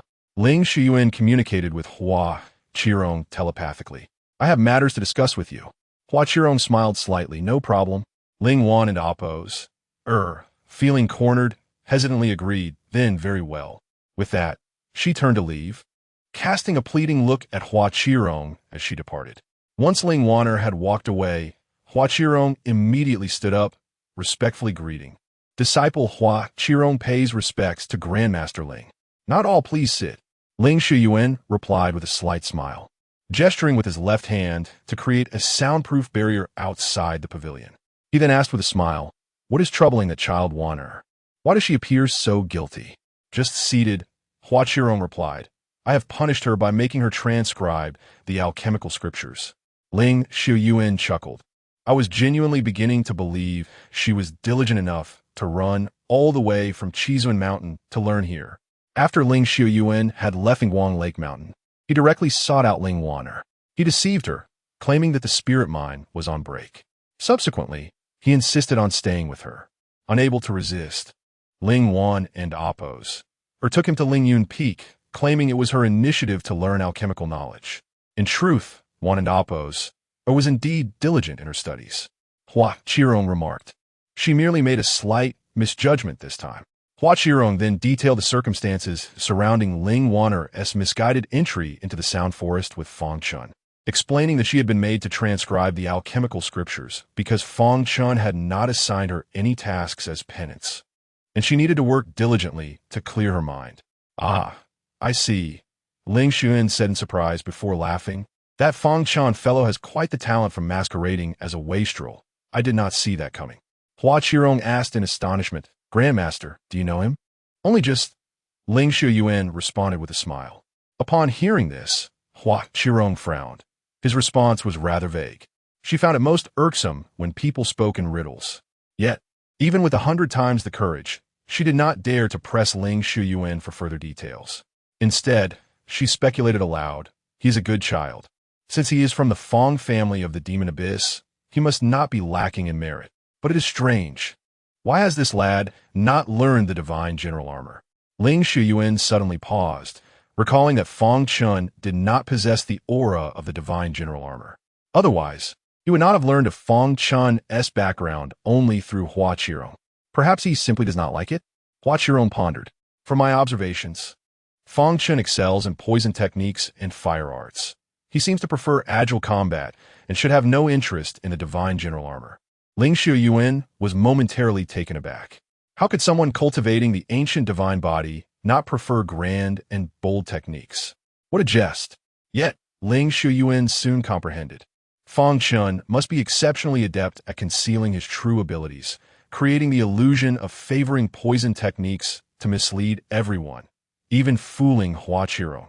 This way, he could secretly cultivate the ancient divine body. After all, the ancient divine body is an exceptionally rare technique, and it is entirely reasonable for Fang Chen to wish to keep it hidden from prying eyes. With this thought, Ling Shuyuan could not help but chuckle. He was indeed a clever lad. Huachirong interjected. Why did you say he is clever just because I mentioned he does not like practicing the divine general armor? Do you enjoy speaking in riddles?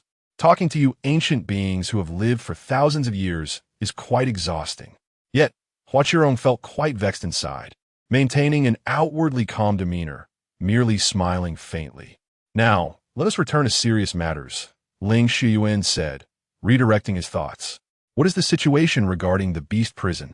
His visit to Lingyun Peak was primarily to accompany his daughter, but he also wished to inquire about the beast prison from Huachirong, who could be considered an eyewitness. It has been largely resolved. The instigator behind the burning of life essence and the tearing of the beast prison seal, Elder Yu Chong, has perished. Huachirong explained with a sigh.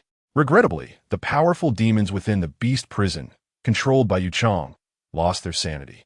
To create the Great Formation, they all perished, resulting in a significant loss. I am incompetent. Please forgive me, Grandmaster. It is of no consequence. It is not your fault. Yu Chong has long been an elder. I had once guided him when he entered the sect, and his betrayal of the Danran sect was indeed unexpected. As for the beast prison, Ling Shuyuan continued lightly. The highest cultivation of the beasts inside does not exceed the initial stage of harmonization. They cannot transcend tribulation. Ultimately, they are but ants. This loss is one we can bear.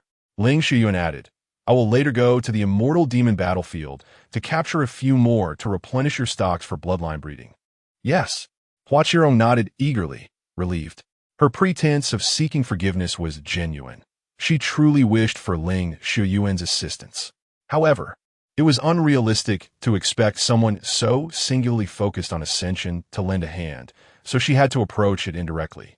Fortunately, although the Grandmaster enjoyed teasing his daughter and speaking in riddles, he was ultimately willing to assist his disciples. Please elaborate further on what transpired during that time. Ling Shuyuan prompted. Huachirong began. It was like this. At that time, Yu Chong controlled the beasts of the beast prison, rendering them devoid of reason.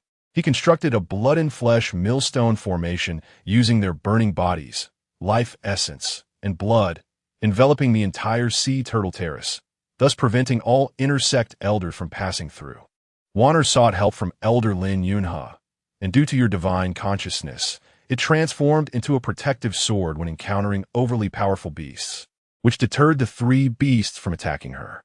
But, Ling Shuyuan interjected, did Wan and Amp, Oppose, or discover that it was my divine consciousness? Huachirong replied, no. She thought it was Elder Zhang Hufeng and Oppose, divine consciousness. Then, that is acceptable. Please continue. Ling Shuyuan nodded. However, Ling Yi incurred significant losses. When she arrived at the Sea Turtle Terrace, she found it impossible to pass through and had no choice but to activate the only means of passage. The Great Teleportation Talisman, Huachirong explained. Not only was there a loss of treasures, but it also consumed an immense amount of blood essence. As she spoke, Huachirong discreetly observed Ling Shuyuan and Amp, Oppose, as reaction. Clearly, she intended to subtly suggest that Ling Shuyuan procure another grand teleportation talisman for Jiangning. However, Ling Shuyuan and Amp, Oppo's response was unexpected. His expression darkened. What was Jiang really up to? Chapter 75. The Shining Life Lamp. Ling Shuyuan expressed his dissatisfaction, stating, the great teleportation talisman she possesses was given to her by the sword Old Ghost when she entered the sect, emerging from the sword grave.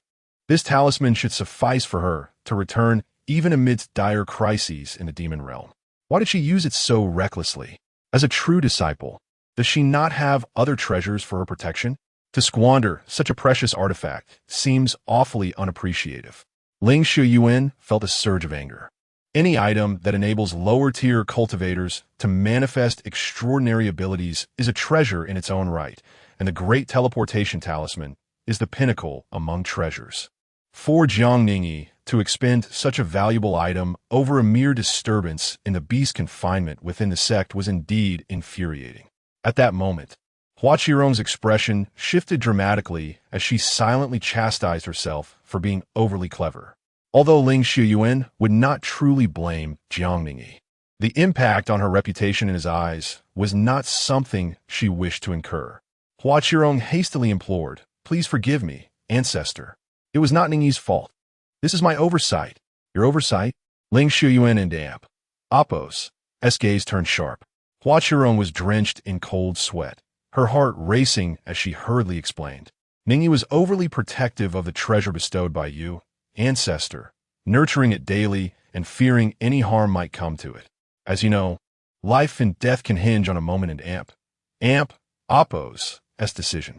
I feared that when she needed to use the Great Teleportation Talisman, she might regard it as an invaluable gift from you and hesitate, thus missing a crucial opportunity to escape.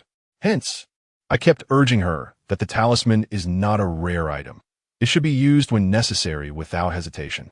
This ultimately led to today and Apos' predicament. It is entirely my fault, and I beg for your punishment." After scrutinizing Hua Qirong for a moment, her anxiety palpable, Ling Shuyuan finally shook his head and said, "Very well, you are not entirely at fault. However, you must have a serious talk with her later. Treasures are invaluable and should be used judiciously." "Yes." Hua Qirong breathed a sigh of relief.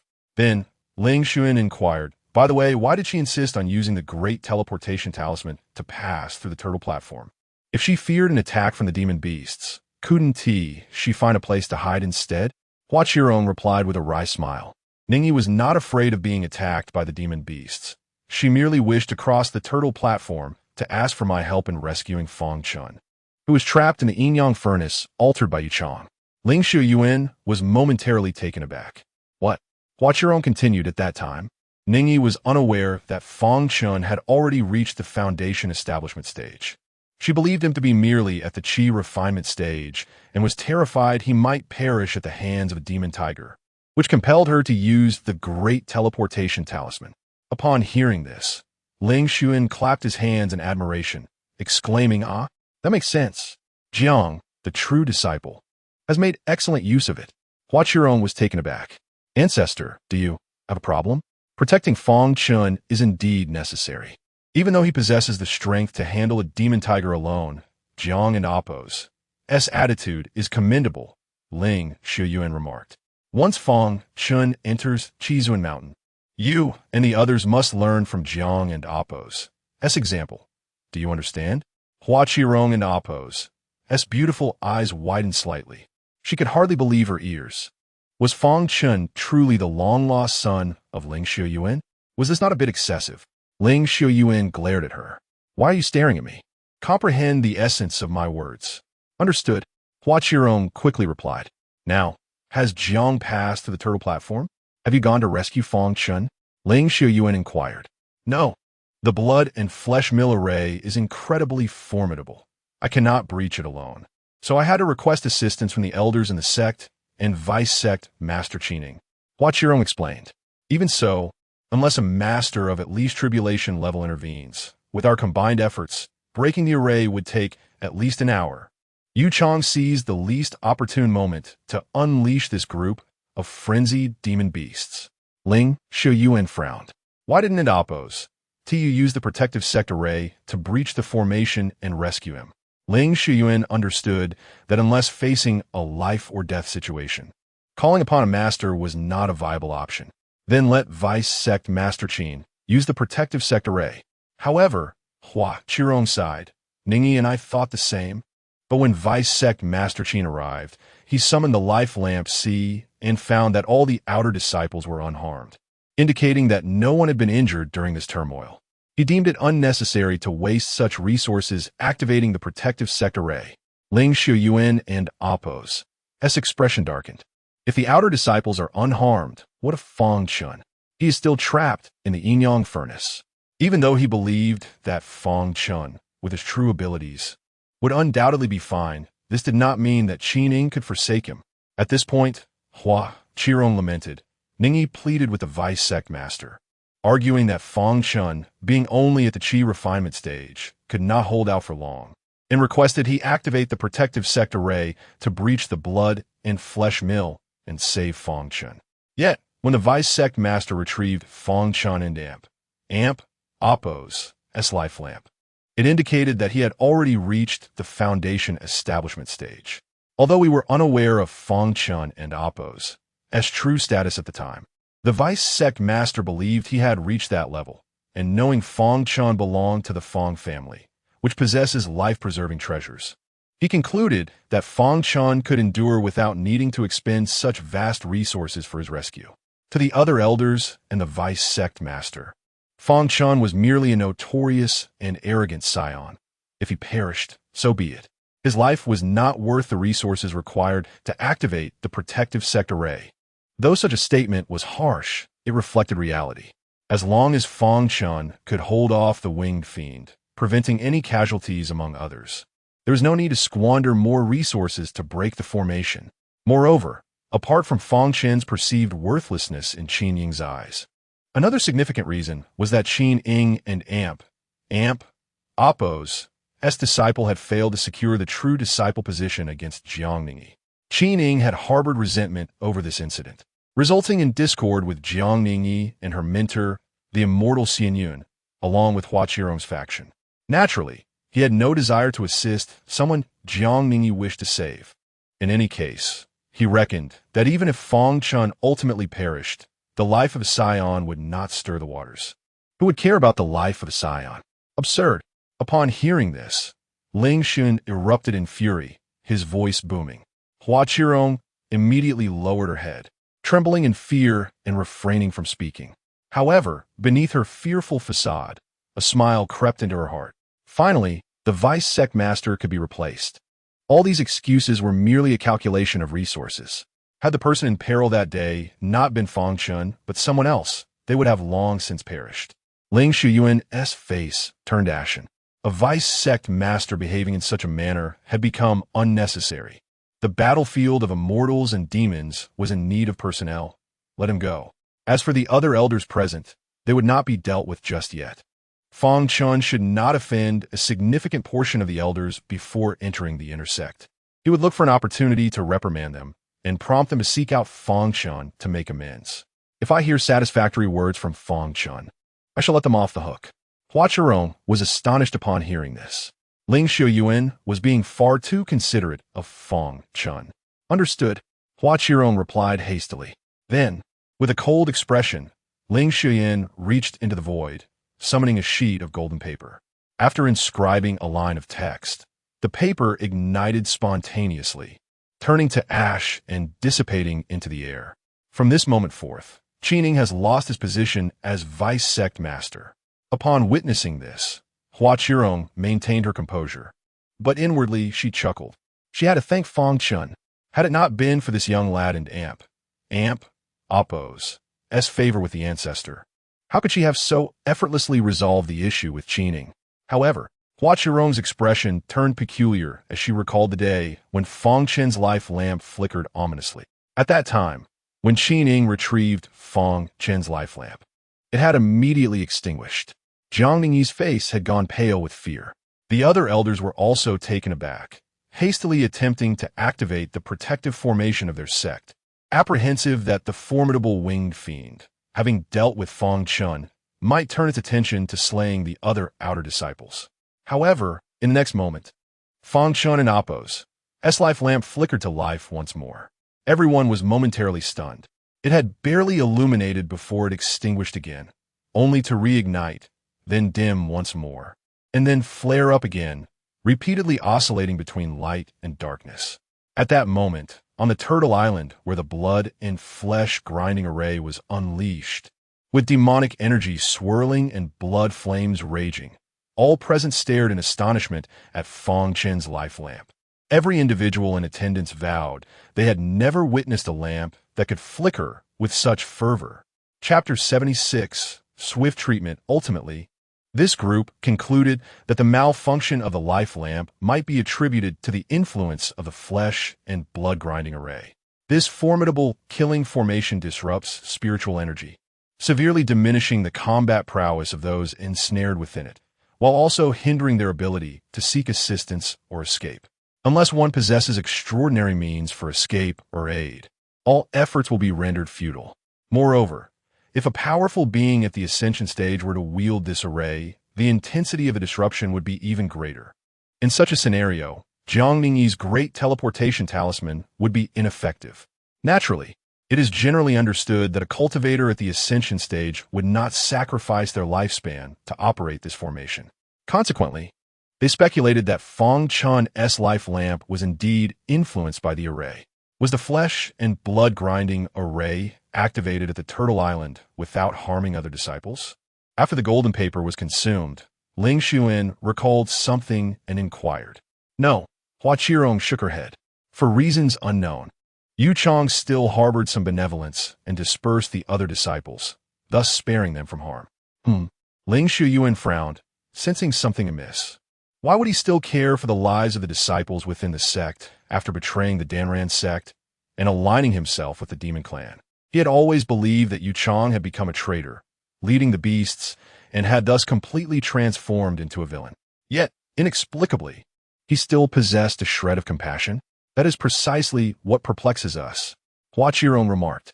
In truth, there is something I wish to share, though I am uncertain if it is appropriate to voice it. I detest those who speak in riddles and obfuscate the truth. Since you have begun, please speak plainly. Ling Shuyuan replied calmly.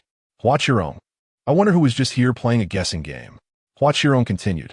I heard Fang Chen mention that Yi Xiong claimed this turmoil was orchestrated by a senior within the beast prison to facilitate his escape, even guiding him to devour Ningyi. However, if their sole intention was to liberate Yi Xiong, such a grand spectacle would be unnecessary. Therefore, we suspect that Yi Xiong has been duped by Yu Chong, a powerful demon, into a state of confusion. The apparent goal of this upheaval seems to be Yi Xiong's escape, yet it is, in truth, merely a ploy to use him as a tool to eliminate Ningyi. But we still sense something amiss. Ling Xun's brow slightly arched as a sudden thought struck him. Hua Qirong added, we know that Yi Xiong, with the aid of the yin-yang furnace, indeed possesses the capability to eliminate Ningyi. Otherwise, Ningyi would not have utilized the great teleportation talisman for assistance, but rather to save Fang Chen directly. However, the commotion caused by Yu Chong was undeniably excessive. At that time, when Jiang Ningyi saw that Yi Xiong was unwilling to allow her entry into the yin-yang furnace, she had no choice but to withdraw. Her hesitation to use the great teleportation talisman stemmed from her concern that depleting it would diminish her vitality, making it even more challenging to confront Yi Xiong, thus increasing the likelihood of both her and Fang Chen perishing within the furnace. Consequently, she opted to use the talisman to seek aid. In her perspective, the arrival of the sect and oppose as powerful cultivators would be swift. Yet, she did not anticipate being delayed for an entire hour. As a result, she felt immense guilt towards Fang Chen, believing she had nearly led him to his demise. Ling Shuyuan nodded in approval. Indeed, Jiang Zhenchuan made the right choice. One must possess a clear understanding of their own capabilities. Exactly, Hua Qirong affirmed. Ultimately, it would have been far less risky and more feasible for Yu Chong to personally bring along a demon beast at the harmonization stage to ambush Ningyi. Thus, we believe Yu Chong harbors a deeper scheme, but we have yet to discern it. Ling Xun's lips curled into a subtle smile. He understood. He then asked, is Yu Chong's corpse still present? It is no longer here. Hua Qirong observed Ling Shuyuan's expression, her heart racing. Could it be that the master has already discerned Yu Chong's true intentions? No matter, are the corpses of the other demon beasts still intact? Ling Shuyuan inquired. Most have been transformed into materials for the flesh and blood-grinding array, but there are 3 that Elder Lin Yunhe personally dispatched that remain. Hua Qirong replied. Elder Lin stated he wanted to preserve them for the sect master's examination upon return. Then allow me to investigate. Additionally, we should visit Yi Xiong. If my assumptions are correct, The truth behind this matter should align with that reasoning. Moreover, Yu Chang's decision to spare those ordinary disciples is likely connected to it as well. Ling Xuan's lips curved into a mysterious smile. Hua Qirong, what exactly is that reasoning? Could you refrain from speaking in riddles? Yet ultimately, she restrained her irritation and smiled. Then I shall accompany you to find Elder Lin Yunhe and examine the demon beast corpses. Let us proceed. I shall also check on one's progress in transcribing the alchemical texts. Ling Xuan dispelled the soundproofing array and was about to depart when, Elder Hua, urgent matters. A voice rang out from outside, belonging to Xiao Peng. Hua Qirong immediately glanced at Ling Xuan, seeking the master's approval. Ling Xuan nodded leisurely. It is of no concern. Let her speak. There is no rush. Take your time. Hua Qirong then called out, You need not enter. Just speak. Elder Lin has sent a message stating that Master Fang Jioding and Madame Fang have sustained injuries from demonic energy entering their bodies, and she requests your immediate assistance. Xiao Peng announced loudly. Very well. Hua Qirong nodded, murmuring, Fang Jioding? Isn He Fang Chen's father? How could he have been afflicted by demonic energy? Ling Shuyuan's expression changed abruptly as he rose. Let's investigate. With a sweeping gesture, he transported them to the vicinity of Ingguang Lake. Hua Qirong was momentarily stunned. Was the urgency truly warranted? Go knock on the door. Ling Xuan stood before her, speaking in a calm tone. Understood. Hua Qirong snapped back to reality and hurriedly approached. Upon knocking, Lin Yunhe opened the door, and upon seeing Hua Qirong, he was about to invite her in when he suddenly noticed Ling Xuan. His expression changed drastically as he swiftly bowed. Disciple pays respects to Master Ling. Lin Yunhe seldom encountered the master, but Ling Xuan was an exception. Having come to speak with him when Ling Wan first joined the sect. There is no need for excessive formalities. Where's Fang Jioding? Ling Xuan inquired. He is in the back. May I ask what the matter is? Lin Yunhe was taken aback. The master has come to assist with the issue of demonic energy entering the body. Hua Qirong explained at the opportune moment. What? Lin Yunhe exclaimed in shock. A figure of Ling Xuan and Appo's stature would not be summoned unless the very existence of the Danran sect was at stake. How could Fang Jioding's demonic energy affliction warrant such a revered presence? Do not be alarmed. Fang Chen is a pillar of our sect and has become akin to a half-disciple of mine. His father's predicament necessitates my examination. Lead me to him. Ling Xuan spoke with an air of composure. Lin Yunhe was utterly taken aback. Half disciple? Fang Chen is that formidable? As Lin Yunhe, still dazed, guided Ling Xuan to Fang Jioding's side and relayed the master's identity. Both Fang Jioding and Wen Xiu were left in utter shock, exclaiming what? The revelation was too sudden. No one had anticipated that Fang Chen's backing would be such an individual who had already reached the pinnacle of the world. Gentlemen, there is no need for astonishment. The pressing matter now is for me to assess the issue of demonic energy. Ling Xuan replied with a gentle smile. Hua Qirong chimed in. Master Ling's medical skills in alchemy are unparalleled within the Danran sect. With Master Ling's examination, Fang Chen can surely rest assured. Gazing at Ling Xuan, Fang Jioding was momentarily so astonished that he struggled to articulate his thoughts. It was Wen Xiu who maintained her composure, managing to force a smile as she addressed Ling Xuan. Master Ling, we would be grateful if you could look into this for us. Not a problem. Ling Xuan replied softly. Before anyone could react, he waved his hand, and a torrent of thick, purple demonic energy was extracted from the bodies of Fang Jioding and Wen Xiu. Almost immediately, Ling Xuan heard the venomous wails emanating from the energy, and with a gentle squeeze, crack, the demonic energy shattered. Both Fang Jioding and Wen Xiu simultaneously spat out a mouthful of blood. Ling Xuan retrieved a vial of elixir from his storage ring and instructed, Take this. Thank you, Master Ling. Wen Xiu and Fang Jioding murmured, blood trickling from their lips. Still in a daze, Ling Xuan had resolved their excruciating dilemma in mere moments. The contrast was striking. Beside them, Lin Yunhe had not even had time to adjust his emotions. He was still reeling from the shock of discovering that Fang Chen's backing was Ling Xuan. Yet, in the blink of an eye, They had extracted the demonic energy, spat blood, and taken the antidote, all concluded. At this moment, Lin Yunhe found himself plunged into yet another round of astonishment and bewilderment. Are there any further concerns? I can assist you once more, Ling Shuyuan offered. There is. Wen Xiu replied hastily. Master Ling, we are worried that the demonic energy from Changhen Tian may affect the child I carry. Would you be able to assist us in this matter? Upon hearing this, Ling Xuyan and Appo's eyes sparkled with interest. You are expecting a child? Chapter 77. The malevolent power coveting her upon witnessing the gleaming excitement in Ling Shuyuan's eyes. The four individuals present were taken aback. Master Ling, what are you doing? Wen Xiu exclaimed nervously. Yes.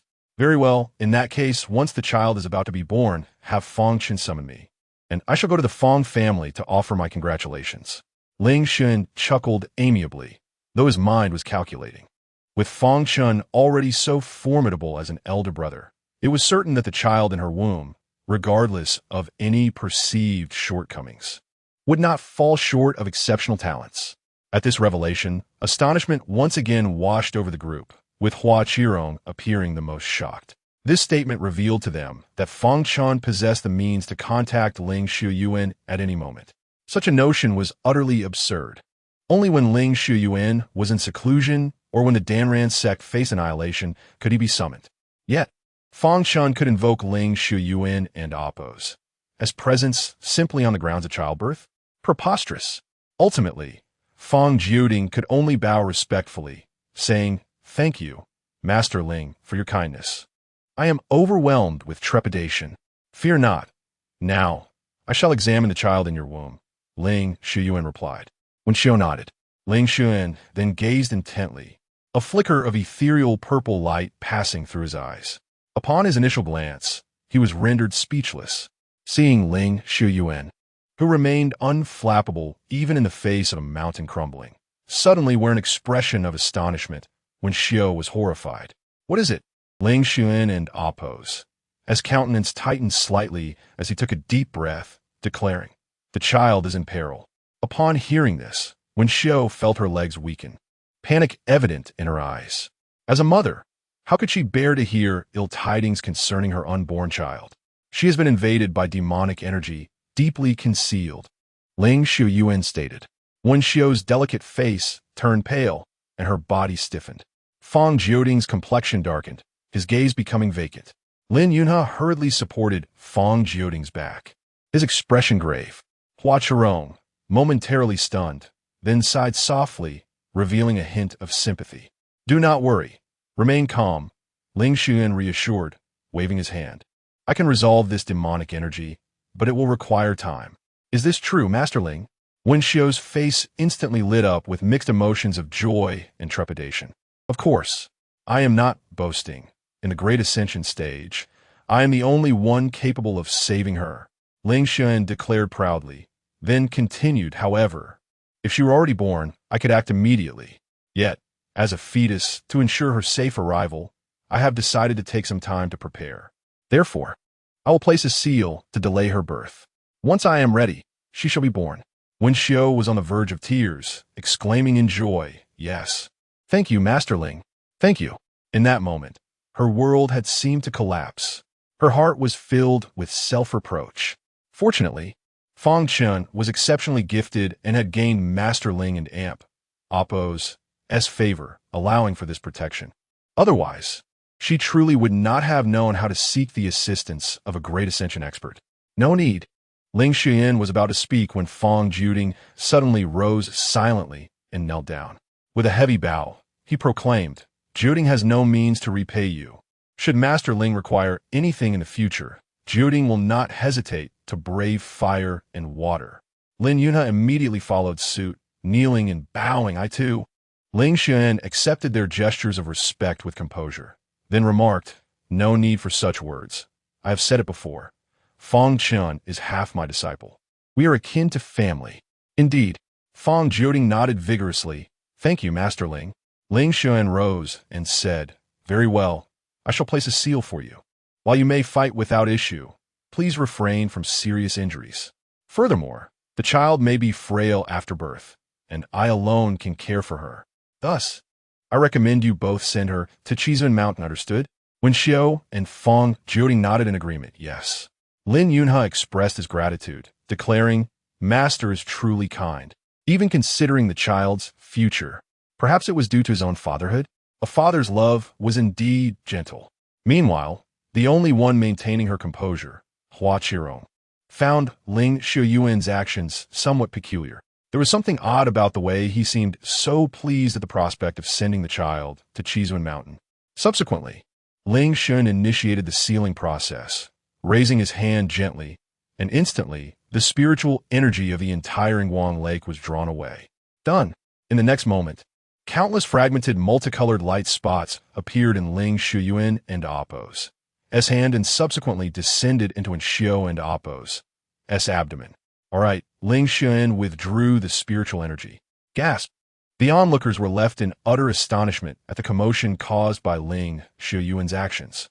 Although there were no roaring winds or deafening sounds, the sheer weightlessness of his gesture was enough to instill awe in all present. Afterward, Ling Shuyuan and Hua Qirong walked to the front courtyard. As they walked, he displayed an expression of immense pride. Ha ha ha! The demonic energy from the eternal hatred demon has infiltrated, and yet she remains alive? What astonishing talent! Ling Shuyuan was utterly satisfied, relishing the prospect of taking on a disciple early. He chuckled inwardly, pondering, I wonder what fortune Fang Chen and Wen Xiu have stumbled upon. Although they are not particularly impressive, their children are remarkably powerful. What a curious phenomenon. Master, the corpse of the beast is right here. Lin Yunhe interjected. Upon hearing this, Ling Shuyuan withdrew his thoughts, looked up, and after a moment of observation, a teasing smile emerged on his face. Indeed, it is that one. No need to look any further. Let us go find Fang Chen and confirm. Meanwhile, in Fang Chen's courtyard. Excellent. Let us proceed as planned. After Wen Xiu and her husband departed, Fang Chen made his arrangements. Once his sister was born, he would have his family participate in a charade, feigning death. This would compel his sister to harbor resentment toward him, enabling her to shatter the demonic energy from the eternal hatred demon effortlessly, thus resolving everything. At that time, his sister would possess unparalleled prowess, allowing him to recline at home in ease. Whenever an issue arose, he would merely invoke his sister's name. All be well. As for the divine general and Amp, Appo's Dao bone and armor, he would certainly experience them for several 100,000 years before deciding. One must experience it to provide guidance to his sister. After all, if it were unsatisfactory, he, as an elder brother, could not let her down. With a plan in place, his spirits lifted as he oversaw Yi Xiong improving the pond and retrieved 2 storage rings. These were compensation from the 8 unfortunate souls of the transformation stage, due to the thunder tribulation and conversing with Ling Shuyuan. He had not yet had the chance to inspect them. Just as he was about to open one, a voice suddenly resonated in his mind. System voice. Ding, detected a child of fortune. Unnamed, facing obstacles, please assist the host. Fang Chen was momentarily stunned. Obstacles? You wanted help? Why not others? Upon hearing the system's words, he felt perplexed. Jiang Ningyi, Zhu Qiner, and Xiao Qing undoubtedly faced troubles. Yet the system had never called upon him for assistance. Why, now that his sister was in peril, was he required to help? Is it because my sister is receiving special treatment that I must attend to her? The system responded. The system greatly appreciates the host's willingness to assist other children of fortune. However, the other children of fortune are adults, possessing the ability to resolve their own issues.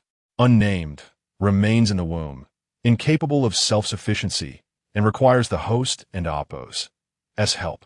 Currently, it has been detected that Unnamed is being targeted by the malevolent power of Ling Shuyuan, who has cast a sealing spell and needs the host and Appo's assistance to lift it.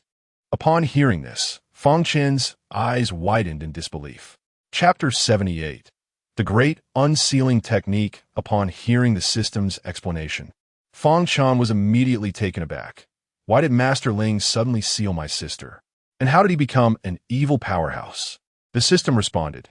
In an attempt to eradicate the demonic energy within Unnamed, Ling Shuyuan forcibly delayed her birth, which inevitably caused Unnamed to miss her destined moment. Furthermore, he even attempted to establish a master-disciple bond with unnamed, preventing her from following the meticulously crafted path to enlightenment that the system and the host had devised. Would this not squander our efforts? Does the host not consider him an evil cultivator? Fang Chen replied, "Your mother's banana has a big pineapple. I have your convoluted schemes and meticulous arrangements. Such efforts are better wasted." Fang Chen understood. Although he was unaware of how his parents had encountered Ling Shuyuan, he surmised that Ling Shuyuan was treating his sister and had even entertained the thought of taking her as a disciple. For any cultivator under heaven, having a great ascension cultivator personally treat them and wish to take them on as a disciple was an extremely fortunate event. How many years of incense offerings and good deeds could not compare to such good fortune? Yet, in the system's words, Ling Shuyuan was labeled as an evil cultivator? Fang Chen felt it necessary to investigate the system's mental state. "I do not believe Ling Shuyuan is a good person," Fang Chen retorted. The system insisted, "Not at all. The host must correct their attitude, recognize the enemy's position, clarify their own beliefs, and actively eliminate their entire family to assist, unnamed, in attaining enlightenment. Otherwise, if the evil Ling Shuyuan succeeds, unnamed will likely become nothing more than an ordinary great ascension cultivator, ascending to the immortal realm as an unremarkable individual. As you behold unnamed falling into such a tragic fate, do you not feel a pang of sorrow?" Fang Chen, the essence of my national culture surged forth in an instant, overflowing with thousands of words. An ordinary great ascension cultivator, ascending to the immortal realm as an ordinary person? System, are you out of your mind? While Fang Chen scrawled the character for tragedy on his leg in frustration, he grumbled, "Damn it. This kind of ending is called tragic? Huh, what would you call it if I were to die at the hands of the child of destiny?" The system declared, "My evaluation is a magnificent legacy that will echo through the ages, a contribution worthy of being inscribed in history, with the host's name etched upon a monument for future generations to recite and appreciate the host and Apos as contributions to the world. All right, should I also erect a monument for you?" Fang Chen scoffed at the system's flattery. "You dog, you only know how to brainwash me." The system replied, "The host agrees with the system and Apos' assessment, which pleases the system greatly. However, the host need not erect a monument for me. I am merely a tool for the host and do not possess the host and Apos' noble and unparalleled character, unworthy of sharing in such honors." Fang Chen, are you really that sensitive about your weight? Seizing the moment of Fang Chen and Apos' silence, the system continued, "To assist unnamed on her path of vengeance. The system will automatically teach the host the immortal technique, great unsealing technique. This technique will perfectly resolve the sealing technique of the great ascension stage.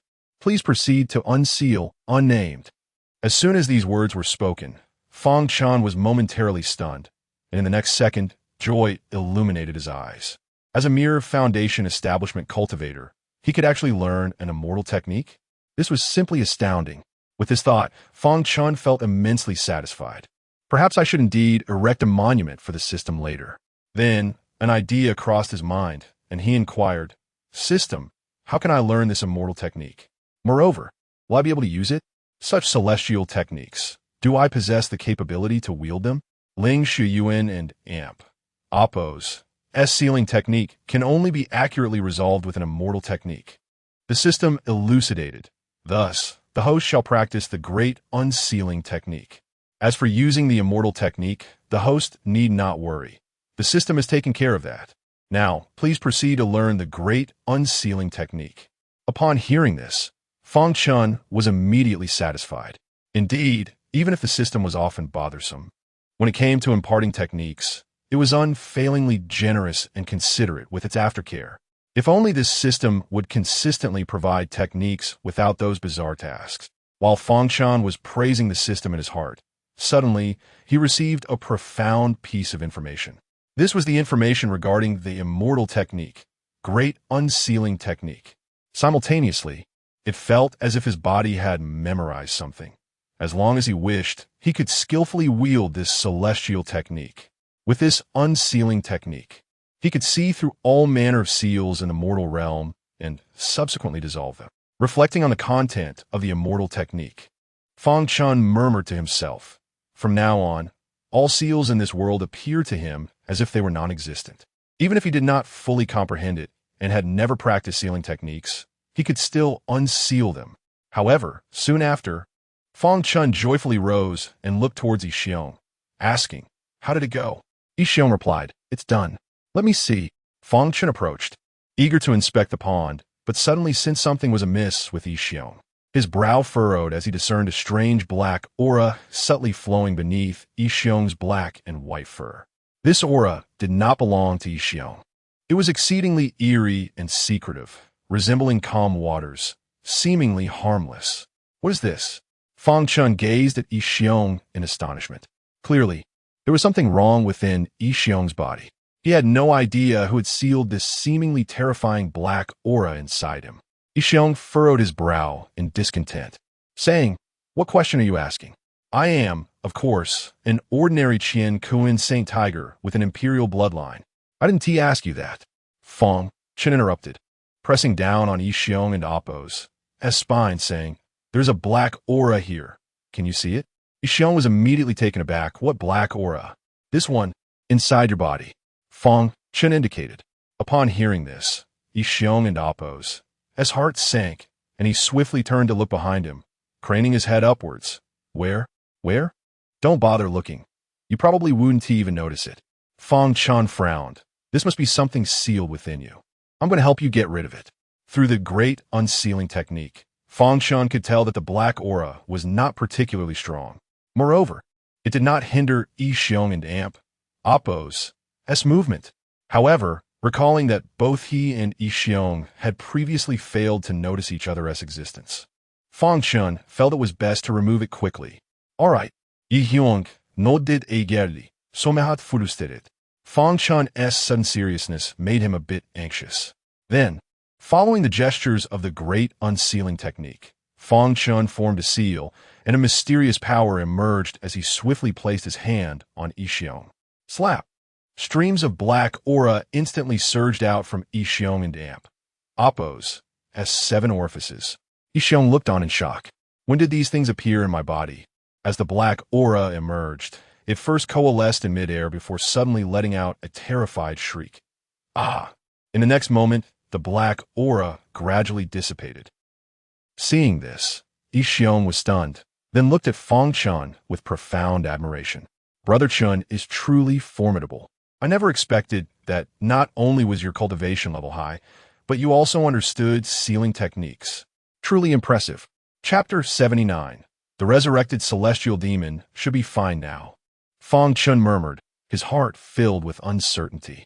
After all, he was not well versed in sealing techniques. Yet, he could distinctly sense that the formidable power had dissipated entirely. At that moment, Yixiong looked up and flattered, "Brother Chen, you are truly remarkable." Fang Chen placed a finger to his lips and shushed, "Do not flatter. It may lead to arrogance." "What of arrogance? With your prowess, it is only fitting." Yixiong, like an eager sycophant, continued with a grin, "Since you are so capable, could you assist me in deciphering how to lift the beast's slave seal?" Fang Chen, upon hearing this, raised his hand to stroke the tiger and Appo's head, smiling silently as he regarded him. Yixiong, feeling disheartened, retracted his smile and turned to rummage in the pond. Just as Fang Chen planned to return to inspect his spoils, he heard Hua Qirong and Appo's voice from outside. "Fang Chen, Elder Hua, what brings you here?" Fang Chen raised an eyebrow and stepped outside. Before him stood Hua Qirong in a flowing crimson gown, a faint scent of medicinal herbs wafting from her, refreshing his spirit. Besides Hua Qirong, he noticed Ling Xuan was also present, though he paid little heed to the latter and Appo's attire. "Ah, Master Ling, you are here too," Fang Chen exclaimed in surprise. "Elder Hua and I have come to find you to confirm a matter." Ling Xuan replied with a smile. "Please, come in and have a seat," Fang Chen cheerily invited. At his words, Hua Qirong and Appo's expression shifted. "This boy, Does he not know to pay respects to the master upon arrival? Does he not fear reprimand? Yet, upon observing Ling Shuyuan and Appo's nonchalance as he entered, Hua Qirong smacked her forehead in realization. Oh, I forgot. His status is not the same. Master, may I ask what you wish to confirm? Fang Chen inquired as he followed Ling Shuyuan into the courtyard. Ling Shuyuan walked directly to Yi Xiong and Appo's side, who was engrossed in digging, and addressed Hua Qirong without turning. Elder Hua, please relay the sequence of events to him. Of course. Hua Qirong recounted the events, omitting any mention of Jiang Ningyi using the great teleportation talisman or Fang Chen and Appo's flickering life lamp. The former was a request for confidentiality from Jiang Ningyi, while the latter was something Hua Qirong felt reluctant to disclose, fearing it would displease Ling Shuyuan. Upon hearing the truth behind Yi Xiong's escape, a tremendous upheaval and a hidden conspiracy behind it, Fang Chen was taken aback. He could only think one thought. Yi Xiong truly deserved to be the minor boss encountered by Jiang Ningyi, the child of fortune. The commotion was indeed quite significant. Yi Xiong, bewildered, raised his head from the pit, his gaze vacant as he murmured, "Was I deceived?" Hearing Hua Qirong mention that he was manipulated by the formidable demon Yu Chang, he felt as though his world had collapsed. The elder beast who had treated him so well in the beast prison, even gifting him an yin-yang furnace array he had studied for 2.5 years, was all a facade? What was real? Ling Shuyuan smiled faintly indeed. You were ensnared. In truth, you had no hope of escaping from the beginning. Wah! The shattered Yi Xiong succumbed to overwhelming sorrow and began to wail. After Ling Shuyuan cast a silent spell on him, allowing him to weep silently, he turned to Fang Chen. I have come to assess Yi Xiong and Appo's condition primarily because I have uncovered Yu Chang and Appo's conspiracy. I suspect he orchestrated these events to enact a forbidden spell known as an Appo's blood sacrifice of the demon body, and Appo's. Fang Chen was taken aback. Blood sacrifice of the demon body? What is that? Hua Qirong was inwardly astonished, not by the spell itself, but by Ling Shuyuan and Appo's unexpected candor with Fang Chen. The blood sacrifice of the demon body is a method to resurrect a celestial demon, Ling Shuyuan explained.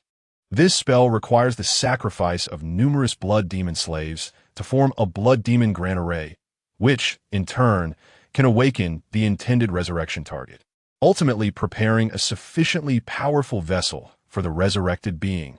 The target of resurrection is a great ascension stage shadow, celestial demon, that I, alongside Sword Old Ghost, once vanquished. I have sensed the presence of the blood demon grand array and the shadow, celestial demon from the 3 beast corpses. Yu Chang and Appo's approach is quite simple. The flesh-milling grand array is merely a guise. He has sacrificed these beasts to secretly establish the blood demon grand array, awakening the shadow, celestial demon, and then allowing Yi Xiong to perfectly devour Jiang Zhenchuan through the yin-yang furnace. Should Yi Xiong succeed, the dormant shadow, celestial demon within him would consume him, seizing the most perfect vessel. Of course, if Yi Xiong were to fail and be slain by Jiang Zhenchuan, Yu Chang would have a method to resurrect the shadow, celestial demon. The shadow celestial demon sealed within Yi Xiong would absorb the purest blood essence of the imperial lineage, quietly infiltrating Jiang Zhenchuan and Appo's body. With Jiang Zhenchuan and Appo's strength, he would likely remain unaware of the shadow, celestial demon and Appo's presence. At the opportune moment, Jiang Zhenchuan would ultimately be engulfed by the shadow, celestial demon, and the shadow celestial demon would once again descend. As Ling Shuyuan concluded, Fang Chen, Hua Qirong, and Yi Xiong were all left in stunned silence. None had anticipated that Yu Chang's goal was to resurrect a great ascension stage celestial demon. Elder Hua, your previous assertion that Yu Chang harbored benevolent intentions in driving away the other disciples was not due to his kindness, but rather because those disciples possessed mixed bloodlines. Their deaths would contaminate the blood demon grand array, affecting the resurrection of the shadow, celestial demon. Ling Shen elucidated with a faint smile, recalling tales from a long-past master. Hua Qiron responded, I have learned much. However, why did Yu Chang conspire with the celestial demon clan to commit such heinous acts? Ling Shuyuan chuckled softly. He is deceased, and thus I cannot ascertain the truth. Perhaps he was unknowingly controlled by the demon clan at some point. You must thoroughly investigate and ensure no such insidious elements remain within the sect. Hua Qiron nodded, understood. Meanwhile, Yixiong, rendered mute by the spell, stood with his mouth agape in a daze. So, he had not only been used, but was also regarded as a mere tool for resurrection due to his noble bloodline. His body slumped, despair washing over him as his eyes dulled. Upon awakening his imperial bloodline upon entering the beast prison, he had been surrounded by praise, even receiving special treatment from Elder Yu Chang, who personally tended to him. He had always believed it was his overwhelming aura. Now he realized he had been but a pawn in a grand scheme. The world is perilous indeed. Ling Shuyuan continued, now, Fang Chen. I have come to extract the final remnant of the shadow, celestial demon, and Appos, soul hidden within Yixiong. The shadow, celestial demon excels in concealment. Even I, if not vigilant, would overlook it. Otherwise, I would have discerned it during our encounter at the 10,000-year volcano. As for you all, even with your utmost effort, capturing such an adeptly hidden demon will be impossible. Now, focus your minds and observe closely as I draw it out. Pay attention and learn well. Should you grasp even a fraction, it will greatly benefit your endeavors against the celestial demons. Hua Qiron promptly replied yes, while Fang Chen suddenly realized something, his expression turning distinctly peculiar. Very well, I am here to rescue you. Ling Xuan lifted the silence spell and approached Yixiong. Thank you, Master Ling. Yixiong expressed his gratitude. Ling Xuan placed one hand upon the forehead of the winged beast, his gaze profound, with a faint purple luminescence flickering in his eyes.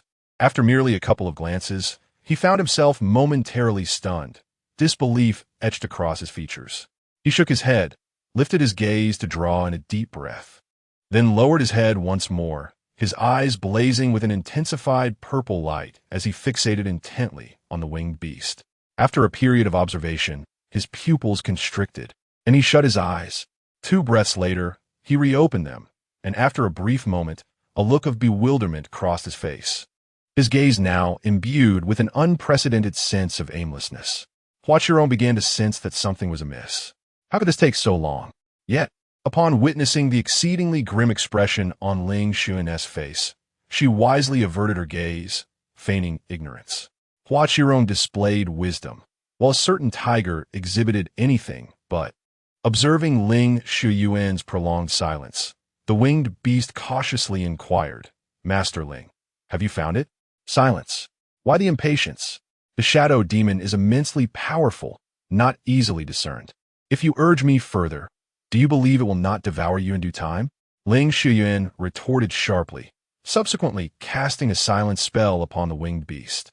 With a deep inhalation, Ling Shuyuan abruptly closed his eyes. In the next moment, he opened them, now entirely transformed into a hue of violet, and his hands began to move in frenetic gestures, conjuring countless phantom images. Commence, he bellowed as he concluded his gestures, and his violet eyes shifted to a golden hue, subsequently locking onto the form of the winged beast with unwavering intensity. Observing this spectacle, Fang Chen could only stand witness in silence.